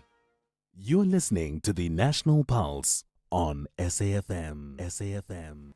Right, so let's talk about this NSFAS meeting that did not happen. We've got two guests. Firstly, we'll chat from an EFF perspective, and then we'll chat to the chairperson of the Portfolio Committee on Higher Education, Tebogo Letsie, coming up later on. So first things first, disappointment by some people in terms of the decisions taken by the Minister, Buti Manamela, to place NSFAS into administration, and therefore there's been this Parliamentary Portfolio Committee that's been set up, in fact, to look into it, right? And I understand that meeting did not take place. It's been cancelled. Let's find out more about it. Certainly a response, firstly, from the EFF's Sitle Lonzi. Sitle, I appreciate your time. Thanks for joining us on the National Pulse. Thank you very much, and good afternoon to the listeners on the driveway home. Thank you. Well, absolutely. And I'm looking at, your EFF statement, and I'm quoting. It says, the EFF has rejected any attempt to convert parliamentary committees into protective shields for delinquent ministers and politically connected individuals. What do you mean by this? I think this is what the courts of South Africa have always warned against Parliament, where you have a situation where Parliament is being used to either protect a state president who has broken his oath of office or committed some form of a crime, where you have got a situation where portfolio committees of Parliament, instead of holding ministers accountable, are actually being used to either protect or assist the minister in evading that particular accountability.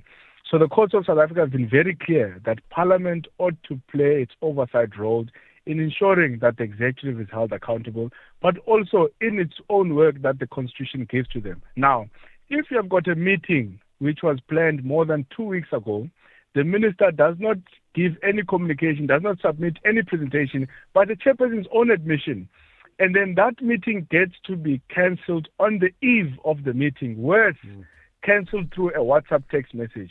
Now, that raises many questions about the integrity of Parliament, about the integrity of portfolio committees of Parliament in their ability to perform their constitutional mandate of holding the executive accountable. Now, I understand, the Minister, Buti Manamela, He requested, in this case, the reason for the delay, additional time to finalize and to quality assure, and I'm quoting, quality assure his presentation. Notwithstanding your point about 11th hour WhatsApp, would he not be right if, in fact, that he didn't have enough information to deliver a quality presentation to convince you as to why he's made the decisions he's made?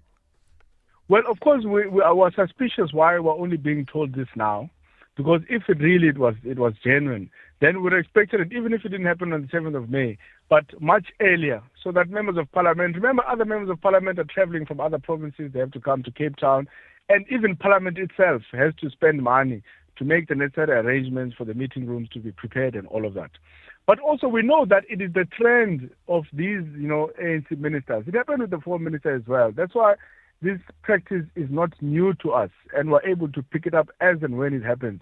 The former Minister of Higher Education, who has now been released from her duties, was released from the duties, used to make similar excuses when she was trying to run away from accountability in the committee. She will say, no, I've got an induction that I'm addressing in some TVET. She'll say, no, I'm still waiting for more information. If the minister is honest and has nothing to hide, the meeting is already on the program of Parliament. The minister must come before members of Parliament, present the new circumstances, and then it must be placed before the members. The members must be the ones who make the decision. And this is why, we take great exception to the decision that was taken by the chairperson. We said the chairperson is not a supreme leader of the portfolio committee. The chairperson cannot decide on behalf of members of parliament. So who then can decide? If the chair is not the chair, then who decides? I mean, what then would be the role of the chair? It's the members of parliament that must decide. So what the chairperson was actually supposed to do, and the House Chair of Chairs actually agreed with the EFF, because we had a meeting with him today at 12:30, midday. The chairperson was supposed to come to the meeting and present the circumstances before the members of parliament as the people who resolved to have the meeting in the first place. And then it must be placed on the record, and it must be the members that decide on the way forward. But what we're seeing now is that an individual overrides the will of the majority in that committee without any consultation. Right. It's wrong. It's unprocedural. You've made your point, Sitle Lonzi. Thanks for your time. Let me tell you now, we'll be chatting to the chairperson of the portfolio committee in a moment, so you can actually listen in to that conversation too. In fact, let me jump right away to that. The chairperson being Tebogo Letsia, the chairperson of the portfolio committee on higher education. Tebogo, thanks for joining us on the National Pulse. Good afternoon, Ashraf. Good afternoon to all the listeners of the National Pulse, and thanks for having us. Well, appreciate you talking to me. I would think maybe you would have preferred being in a meeting where NSFAS was being discussed as priority number one. Indeed, we were looking forward to having the meeting, but unfortunately, circumstances were followed up with the department to submit a presentation to the committee, because the meeting was about getting to the bottom of what led to NSFAS being dissolved, and we did not get any presentation, and I kept abreast fully, from the weekend that the minister had written to me on a Friday asking for an extension to submit. I spoke to members the whole day on Monday, indicating to them that we are following up with the department and the minister, and we have not received anything from them.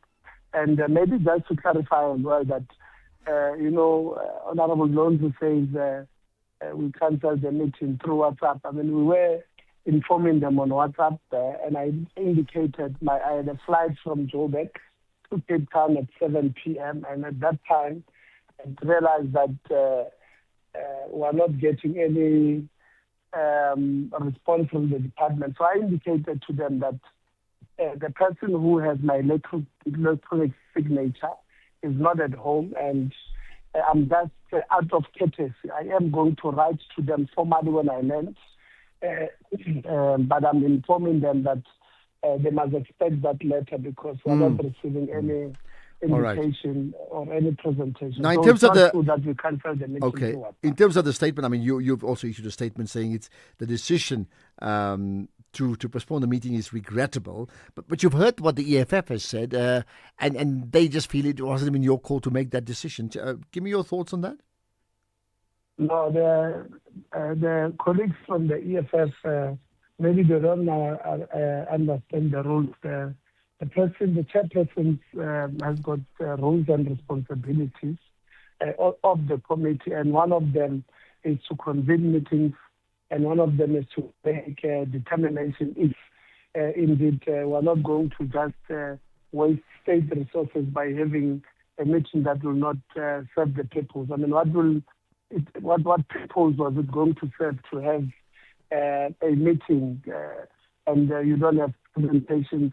NESFAS has told us that they are not bringing on the eve of it, on the eve of the meeting. They tell us that they are not bringing former board members. So the meeting was just going to be a talk show amongst members, and I felt that the aspect that we can take to bring the minister in parliament, and one of them is to summon the minister to come and appear before the committee instead of us having a chat amongst ourselves. Do you agree that this puts you on the back foot? Parliament or the chair? Well, I mean, as the chair and Parliament, the decisions taken by others have put you on the back foot? No, I don't think so. I mean, I wrote to the chair of chairs. I indicated to the chair of chairs, this is the problem that we have. We don't have a presentation. What do we do? The chair of chairs agreed that we must not proceed, but there are steps that he will take himself because he's responsible for all committees. But even I will give members maybe the first hour of tomorrow's meeting to have a discussion on the way forward, because I can't take a decision, for an example, to summon the minister on my own. It must be a committee decision. And I told them that on Wednesday we have a meeting, so let's sit on Wednesday to deliberate on this matter for an hour. Let's take a decision on the way forward. Okay. We'll take it from there. So I was going to ask you about the way forward. You're saying you won't know until tomorrow, yeah? The way forward, obviously, the committee is sitting tomorrow to have a conversation with other matters, but we'll start with this matter, and then we'll take a decision on the way forward. And the options that we have will be, one of them is to report the government, which is the deputy president, to write to the speaker to ask the speaker to allow us the minister now the department and the have. Okay.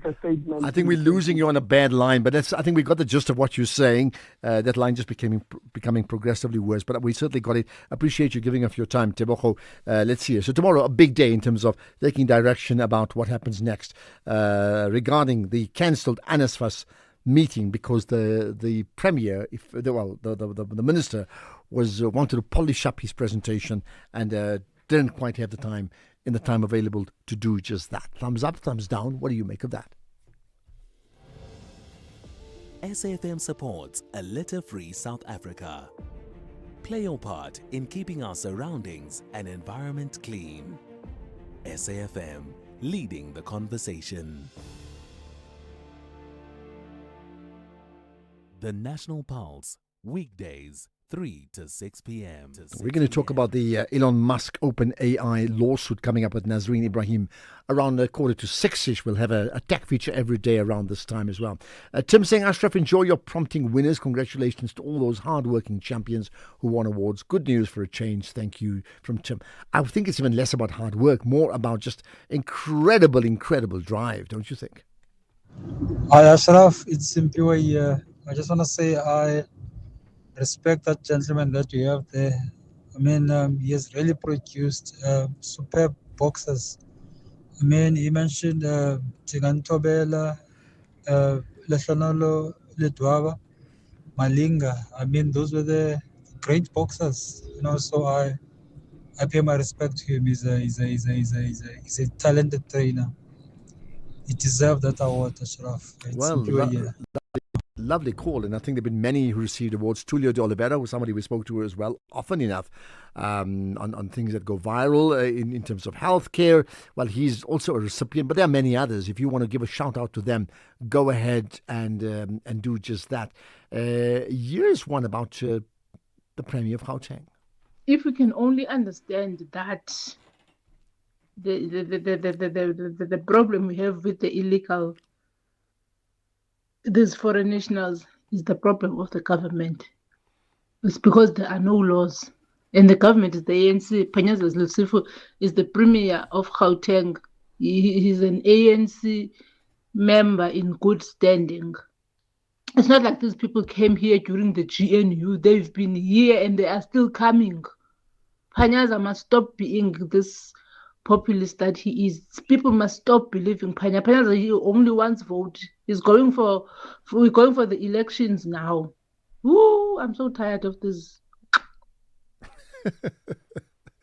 Well, you're being very, very original, and there's more. Hi, quick one, Ashraf. I just want to check then. That means the guys at the borders and our corrupt Home Affairs officials and all of those things, it's just going to stop overnight because Panyaza is agreeing, the ANC is suddenly on board, and governments is... So does this mean overnight we don't need rules, regulations, legislations, and all of those things? Overnight, all of this is going to stop. So is that what we're saying here? Because I can hear the excitement because Panyaza said and ANC is doing what they're doing. Anonymous Cape Town. Well, I don't know if it's going to stop overnight, but I'll tell you what's interesting about your point is this, right? And listen, maybe my trivia question is wrong. Okay, so I stayed under correction. But my question would be, name the one province that has got no borders to an outside country and therefore would have no discussions around actual border management like all the other provinces. In my sense, that province would be Gauteng province. So your question about Panyaza, not affected, if I got my facts right. But if it's wrong, you can certainly tell me as well, right? Just thinking. Hi, Ashraf. This is Sabata from Durban. I would like to quickly disagree with JCK from Mosina, JCK Kaunda. There's no way that the judge can be included in the plot of Senzo Meyiwa, plot of fabricating the witnesses or fabricating the story on what happened in the Senzo Meyiwa matter. There's no way. Because this is a new judge. There wasn't a previous judge. Are you trying to tell me this judge was bought as well? Like the previous one, if you can assume the previous one was bought. Thank you. Well, thank you for that. And there's more. Yeah, this is an interesting point. Good afternoon, Ashraf. Ashraf, our people are very angry, but their anger is totally misdirected. They should direct it towards those border officials who allow them in on a bribe, or those people who are responsible for marrying them off to South Africans, or those employers who employ them illegally to take advantage of cheap labor.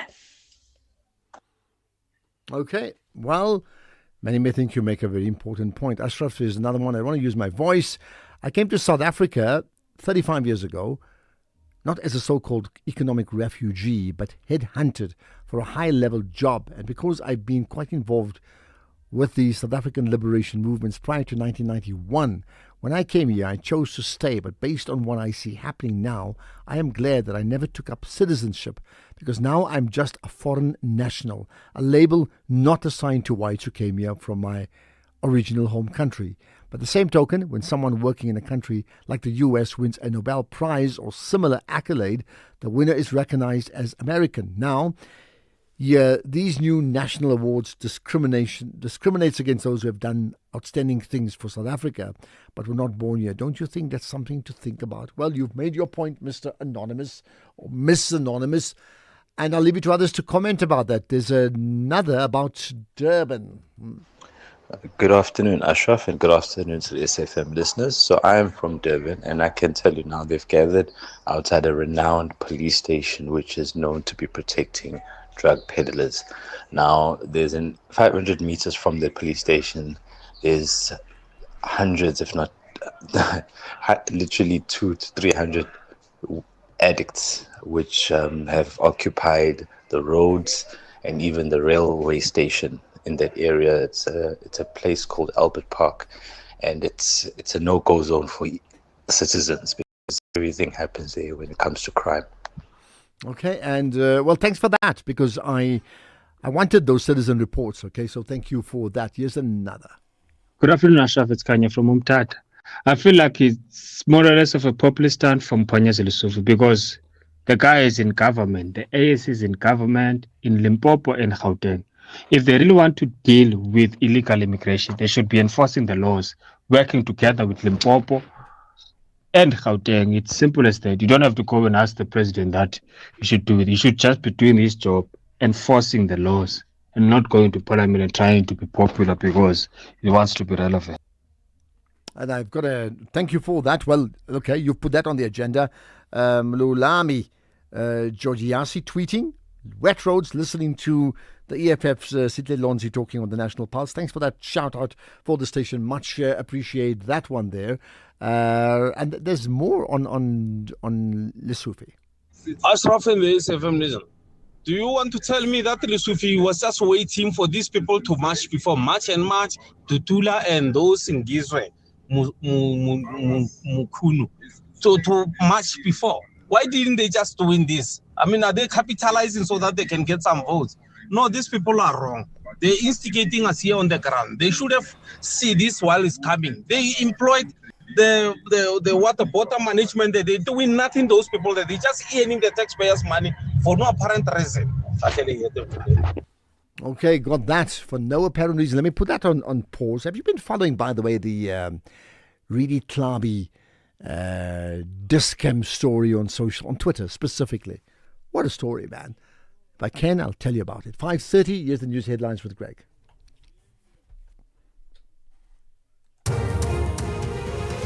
Go straight to it. Government's developed township and rural economic development as well as revitalisation policy. The EFF and MK Party have expressed their dissatisfaction with the cancellation of a meeting of Parliament's Higher Education and Training Portfolio Committee earlier today. And the US Embassy in Uganda has suspended visa services, citing public health and safety risks as health officials there race to contain the Ebola virus. I'll be back at 6 with all the details. SAfm, guiding you through the rush hour traffic.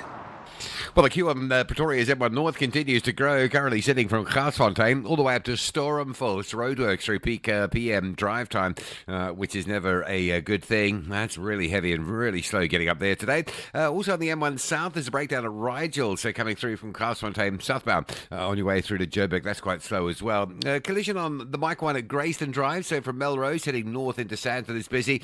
Queues on the M1 from Rivoni up down to William Mandela, then four ways all the way down to 14th Avenue. It stays heavy. There's no traffic lights at the 14th Avenue Bridge again today, plus a breakdown just past 14th Avenue. N12 home to Benoni, queuing down towards Atlas Road. N17 through Boxburg towards Brakpan, queuing up towards Carnival City. That's the roadworks, just a single lane section to work through there. Durban, crash on the M4, the Southern Freeway, just down the bottom in there by Basil February. It has been cleared. That's the good news. An earlier crash on the Higginson Highway at the N2 has left a bit of backed up traffic coming off Grimsby Road, if you like. And the M19 again queuing between Reservoir Hills and Dunkeld Road.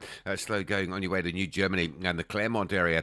Cape Town, Baden-Powell jammed up between Jaftake Masemola and the N2. That's at the bottom of Khayelitsha. Still plagued with traffic light problems. And Marine Drive outbound, probably heavier than it has been for a while today, from Milnerton, Pardon Island, all the way through to Sunset Beach. Racecourse Road off the Coburg Road to get into Marine Drive's heavy. And I think a lot of people are taking Coburg Road, which is jammed up from Milnerton through to Montague Drive. With your traffic update, I'm Rob Byrne. This is SAfm Sports with Duming Khapele.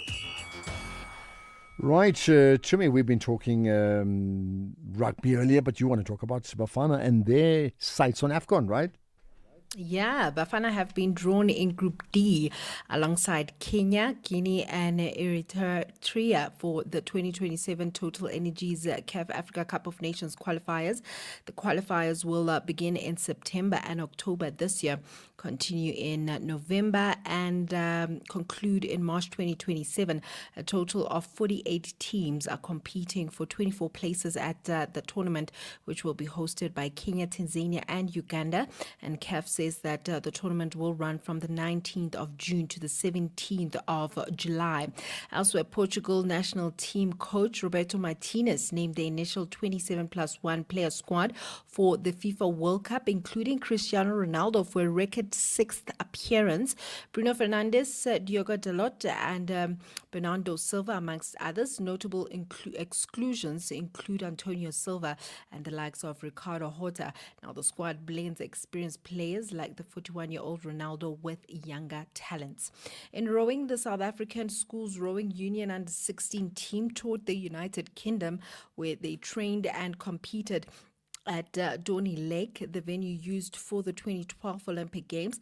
The girls' quad scull team won at the Wallingford Regatta, while other rowers earned podium finishes at the Junior Sculling Regatta. South Africa's rowers are now preparing for major upcoming events, including the World Rowing Cup, Henley Royal Regatta, and the Under-19 and Under-23 World Championships. In tennis, world number one, Aryna Sabalenka arrives in Paris for the French Open with questions hanging over her clay court form. The four-time Grand Slam champion had looked unstoppable earlier this season, sweeping the Sunshine Double in Indian Wells and Miami, but her dominance faltered in the European clay swing, suffering a quarterfinal exit in Madrid to Hailey Batiste and the third-round defeat in Rome to Sorana Sursti. Now, despite holding a cushion of more than 1,000 ranking points over her rivals, the top seed's recent struggles have left the women's draw wide open as she pursues a first French Open crowd. Then, in terms of rugby, SA Rugby President Mark Alexandra has congratulated Springbok head coach Rassie Erasmus, who was honored with the National Order of Ikamanga in gold by the presidency. According to the presidency, Erasmus was nominated to receive the order for his inspirational leadership in national and international rugby that has propelled the Springboks to repeat Rugby World Cup championships. And then in hockey, South African hockey has unveiled a 32-player senior women's squad as preparations intensify for the 2026 FIH Hockey Women's World Cup. Now, the group blends established internationals with standout domestic performers and emerging talent, all set to gather for a national training camp, and the camp will focus on deepening combinations, testing structures, and also just sharpening standards on the road to the global showpiece. Head coach and selectors say that the announcement marks another step in building a confident, ambitious unit capable of competing on the world stage. And just before I leave, Ashraf, just touching on that Bafana story with regards to Bafana being in Group D alongside the likes of Kenya. We actually have a message on X from Togozo saying, nice matchup, Bafana versus Kenya, obviously, because Kenya is coached by Benny McCarthy, and it'll be interesting to see that happen. However, McCarthy is also tipped to replace Hugo Bruce if he does leave after the World Cup. So it'll be interesting to see how that one pans out. But then he also says that I don't remember we playing them in the tournament. And Ashraf, I had no idea paddle even has a league in the country. What a rapid rise. So who said that? Dokozo on X. Oh, I see. Okay. Well, I mean, to answer that, the arms of paddle are growing really big, and the guy that you quoted earlier on, right? The player, he's definitely one of the best players we're talking about Adam van Harten, one of the best players in the country, and in a sport that's still predominantly white at the top. I need to just say that he stands out as being a not so white player, and I'm just emphasizing that because without being fussy about numbers, it does matter in terms of the growth of the sport, in terms of where people come from. So that's important. By the way, the last thing on my mind tonight is I did text Temba last night at 11 o'clock. I said, Temba, you're hours away. Temba Dlamini, that is, right? So Man City tonight, if they draw, Arsenal are league champions tomorrow. And I expect about 100 people at the SABC wearing Arsenal tops. Or else.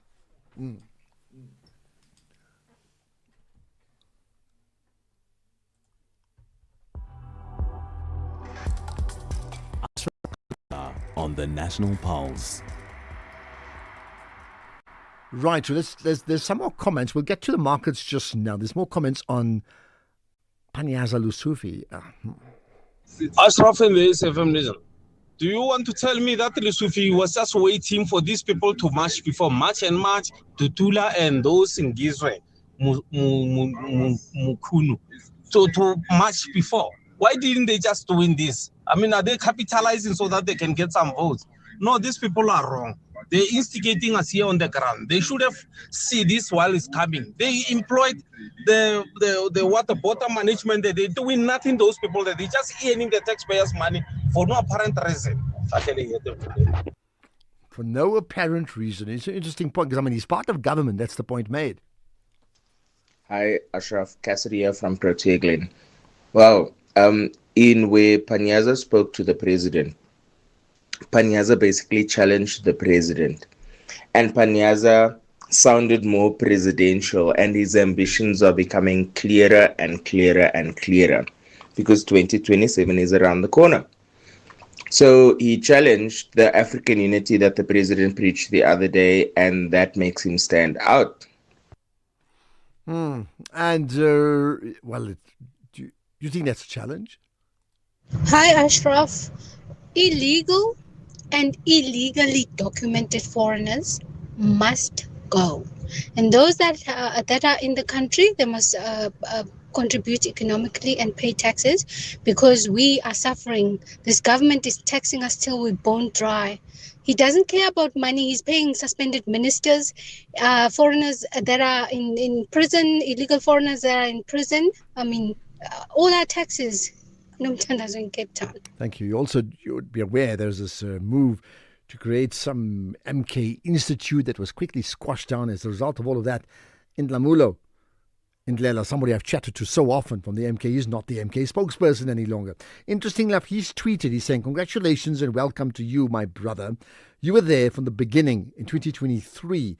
As per our call last night, we reflected on the role you played when the MK party was announced. There couldn't have been a better person to take over this responsibility than you. Welcome, Comrade Sifiso Matlangu, the MK party's national spokesperson." Message of congrats coming from the former spokesperson. Let's get to Jimmy Muyaha now with the SAfm Market Update. Economic news on SAfm. Facts and figures you can count on. So, Jimmy, you have a show coming up shortly. What's top of your agenda? Good afternoon, Ashraf. Good afternoon to the listeners. I'm having a conversation with the International Trade and Administration Commission on the steel tariffs they have been reviewing. This has been quite an extensive review, and we know that this has caused quite some commotion in the steel sector, with some of the steel players saying that this review's come too little too late, it's taken too long, and we don't really know where we're going to from here. So we're going to speak to the team at ITAC. We're going to get a sense of what it is that they were reviewing and what the outcome is of that review, more importantly. We also have a conversation with the head of transport economics and logistics management at the Northwest University to take a look at the decision by Yango, one of the e-hailing companies, to expand into sub-Saharan Africa. They're targeting Botswana, Namibia, Mozambique as a start, and potentially South Africa to follow. We're going to take a look at that in the context of South Africa's travel and transport ecosystem. We know that the likes of Uber and Bolt have recently made financial commitments, but also that South Africa's bus rapid transit systems have been facing some challenges. So we're going to take a look at what a new player could potentially look like in South Africa and in the context of sub-Saharan Africa in general. We'll also have a conversation taking a look at the sugarcane milling production. We're going to speak to the team at South African cane growers. That sector has been another sector alongside the steel sector that has been hard hit by some challenges over the last couple of years. We're going to see what the sugarcane milling production numbers look like at this stage and what it says about that market, and rather that space locally and from an export perspective. Before we get to those conversations, though, a sense of some of the market movements throughout the day. The Brent crude price is not in the best of shape. It is back at around $107 a barrel. The gold price is a little softer at $4,500 a fine ounce. There is a lot of weakness in the market. The rand is at 16.73 against the US dollar, down almost 1%. It was more than 1% at one stage. It is at 19 rand 41 against the euro, and down about 2/3% against the British pound at around 22 rand 42 cents. The all share was down 1% on the day's trade, 1.1% in the case of the top 40. The resource stocks leading the charge to the downside, 3.8% down there. Industrials tried to save the party, coming up almost a full percent, but financials were down 0.5% as well. So not a good day on the local equities front. Look at international equity markets. By and large, Asian markets were in the green. The biggest winner, surprise, surprise, is the ASX in Sydney. That had the best trading day of the Asian markets. The Nikkei in Tokyo was the only market that finished in the red, down almost 0.5%. European markets, bit of a mixed bag. The DAX in Germany up 1/3. The FTSE in London and the CAC 40 in France basically flat on the day's trade. The Nasdaq at the moment 1.2% to the downside, so that's not having a much better day. Their markets are really feeling a bit risk off at the moment, and leaving a lot of the equity spaces and kind of flurrying into government bonds. We're seeing that the yield on the bonds is a little bit firmer, not by much, but markets really feeling the pinch of some of the risk sentiment at the moment. I have Chantal Marx of FNB Wealth and Investments to unpack that risk conversation a little later on, but that comes up just after the 6 p.m. news. For now, Ashraf, back to you. Perfect, and that means you've got 15 minutes to go, Jimmy. Thank you. Ashraf Garda on the National Pulse. Right, one of the things we've, as you see, some of the changes we've made. We have a marketing and branding feature on a Friday. We talk about growing your business on a Monday, and we talk tech on a Tuesday. So on Tech Tuesday, let's talk about the OpenAI lawsuit, as in Elon Musk and the OpenAI lawsuit. What does that really mean? Why should it bother all of us? With me is Nazreen Ibrahim, who's certainly an expert in the AI and technology space. Nazreen, appreciate you connecting with us on the National Pulse. Ashraf, it's always a pleasure to talk to you. Thank you. What's happening? What do we need to know? What you need to know is that Elon Musk took what you and I once talked about in a what we're going to call X space quite a few years ago, when he took over the social giant. It's a very well-placed attempt at a PR stunt, I would think, both from a communications and a technology analysis perspective. But, of course, we know the California jury tossed out his high-profile lawsuit against OpenAI and its boss, Sam Altman. And the jury agreed that Musk had waited too long to file his lawsuit, leaving all of his claims essentially expired. His argument was that he accused Altman of breaching a non-profit contract by shifting ChatGPT who are the makers of ChatGPT, OpenAI, to a for-profit company after Musk donated a small sum of $38 million early in OpenAI's history. A very fascinating history and insider look from Karen Howe's Empire of AI, if everyone has had a chance. But therefore, interesting in terms of the ruling, it's not so much about the merits of Elon Musk's case, but the fact that he was just too late. He was too busy tweeting, I think, too late in actually filing a lawsuit. Is that what it is? Indeed, that's what it is. He seems to have learned a few tricks from his good now again pal and former boss, Donald Trump, President of the United States, who we're not strangers to seeing rants and raves and sudden world decisions being made on Truth Social.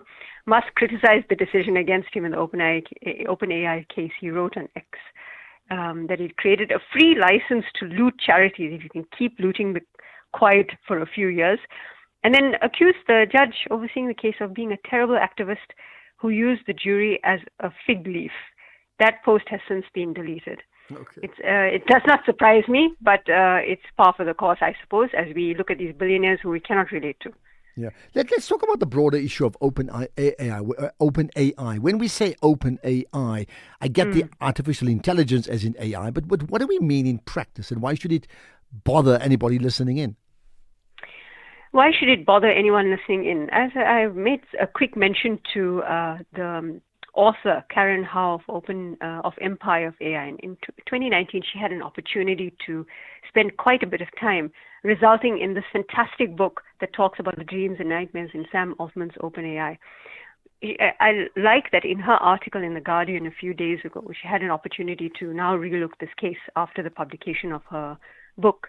She talked about the fact it's not so much that there's this feud going on between the billionaire bad boys in the playground, throwing sand at one another. That should not worry us so much as it would just be replaced by another mega company who, while maybe an Anthropic as an example, are equally adequate competitors to OpenAI, Musk's Grok AI as an example. They have sidestepped quite a bit on their guardrails that they initially promised of fairness, justice, favoring innovation above the safety guardrails that they have. And so what it means is that we're still in a case where there are one or two big players, like we saw Jensen Huang of NVIDIA, Michael Dell of Dell Foundation, or rather Dell, the company itself, at the Dell conference yesterday, both speaking very positively, aggressively, proactively about their now partnership on what it means to take AI to the edge, because they have to bring compute into our hands through laptops.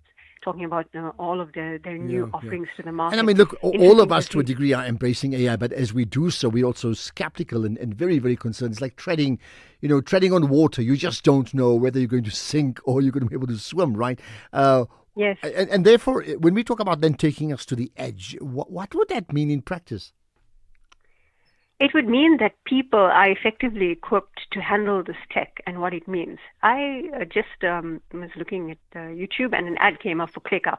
Now, but in no means am I advertising the product here. I want to just use this as an example, as many other software tools that they are. But they all have been positioned or primed to advertise to us the benefits of what it means to use AI as an integration tool within their systems. They're talking about agents and simply typing in what you need. Set up an agent and it will be able to help you prompt. This is the same narrative and language for many other tools that we're using. But are people adequately prepared through the lens of AI literacy, Ashraf? This is something we have to understand, not only at a South African level, but at a global level. But should we be prepared? I mean, when I say we, people like myself and the people listening in that makes up the Pulse community, should we be prepared with AI literacy? And if so, how do we get prepared with AI literacy? What do we need to do? Absolutely. I want to quickly share a very valuable hack with all listeners, all citizens, all people, no matter who you are, where you're from. A hack that you must have in your back pocket, a way to understand AI as a general purpose technology. And that hack is called, what I have developed is a quadrant of AI fundamentals. So these are 4 areas, very quickly: AI literacy, AI policy, AI ethics, and AI governance. These are talked about interchangeably, Ashraf. One of the quadrants we've just mentioned is AI literacy, the way for people to get hands-on, practically understand it in its entirety so that they are empowered to make decisions and to learn effectively, is to first take a step back. Know your sense of computer literacy. How confident and comfortable are you with your device, with connectivity, with understanding how to manage your data on your machine, on your mobile? The second part and the foundational part of that is your sense of cyber awareness. So how much of a sense of cybersecurity does a person have about themselves? Am I effectively capable of protecting my password on my machine? Or do I have two-factor authentication on the number of digital identities that I have? Because it's just simply a next step to how we use these tools, how we log on to the services like ChatGPT or any other enterprise AI tool, and how are we transacting with that in order to have an outcome that is fair to us, fair to others, and verifiable and validated, so that we are not then putting out, I don't know, maybe a national report of high importance that has 6 fictitious sources. This is important. Okay, I'm dwelling on all that's your AI hack, as you call it, Nazreen Ibrahim. Thanks for your time. Appreciate the input here on the National Pulse. Good to talk to you, Ashraf. Thank you. Very important. I think, that point, AI literacy. Do you know your A to Z's, as they may call it, of AI? And if you don't, are you just going to ignore it? Or do you think you need to learn it at a time where AI as a vocabulary is part of, it's fast becoming part of many, many people's vocabulary? I'll get to some of your comments after this. The National Pulse, weekdays, 3 to 6 p.m. Right, let me pick out, there's a point about paddle. Evening, Ashraf. Grant, yeah, just listening to your comment about paddle, the best player. And anyhow, the thing about black players, is there something that limits black players to playing paddle? Didn't understand that point. No, I think what I meant is he's amongst the leading players. Adam van Harte in the country, probably top 10. Well, he may well be number 1 or number 2. Richard Ashworth may argue with me about it, but I mean, anyway, they're the top 2, 3, right?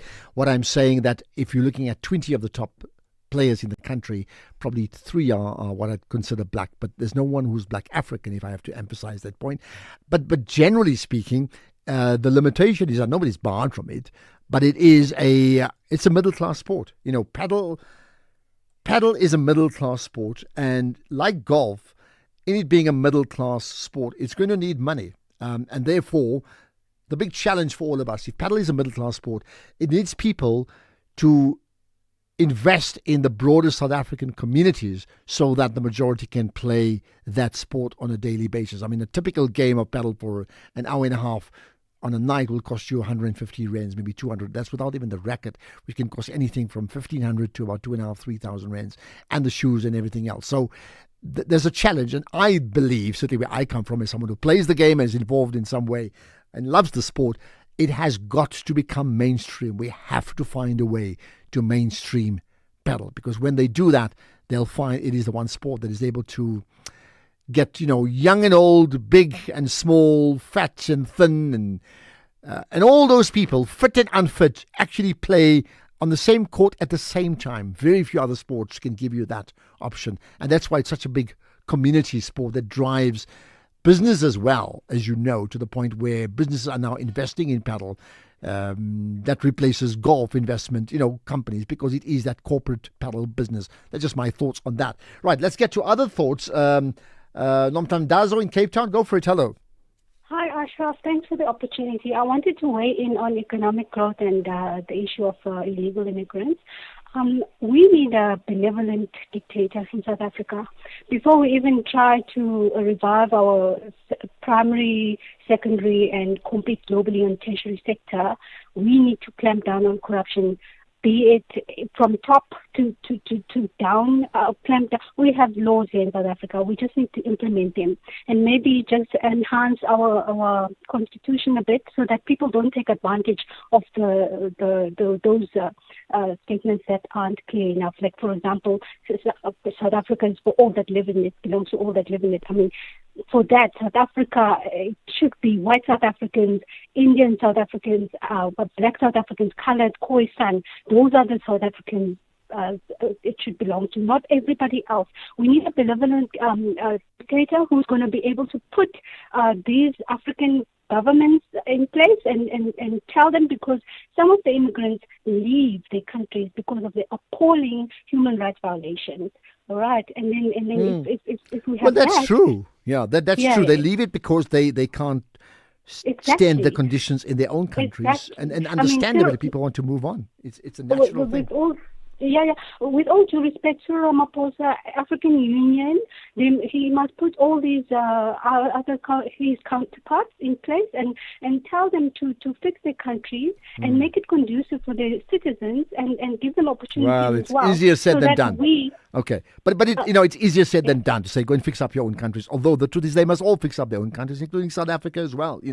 Okay, let's move on. I think you've made your point, Nomthandazo. Thanks for that. You. By the way, I picked up this fascinating tweet between Dis-Chem and Really Tlabi. Now, it's been going on because the Dis-Chem director, Mark Salzman, effectively took on Really Tlabi for a very pro-Palestinian stance and what he termed anti-Semitic. But a lot of it, he used expletives and 5-letter words that were just not acceptable.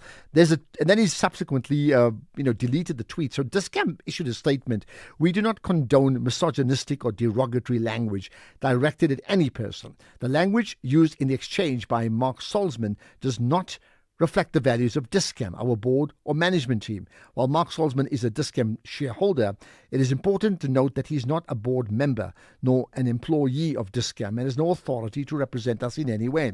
We reiterate that we unequivocally reject and distance ourselves from the comments and the sentiments. It's also important to state that Dis-Chem Foundation has always conducted its work with the utmost integrity and with strong financial and operational guardrails in place. We have no record of any payment being made to Ms. Tlabi in a personal capacity by either the company or the Dis-Chem Foundation.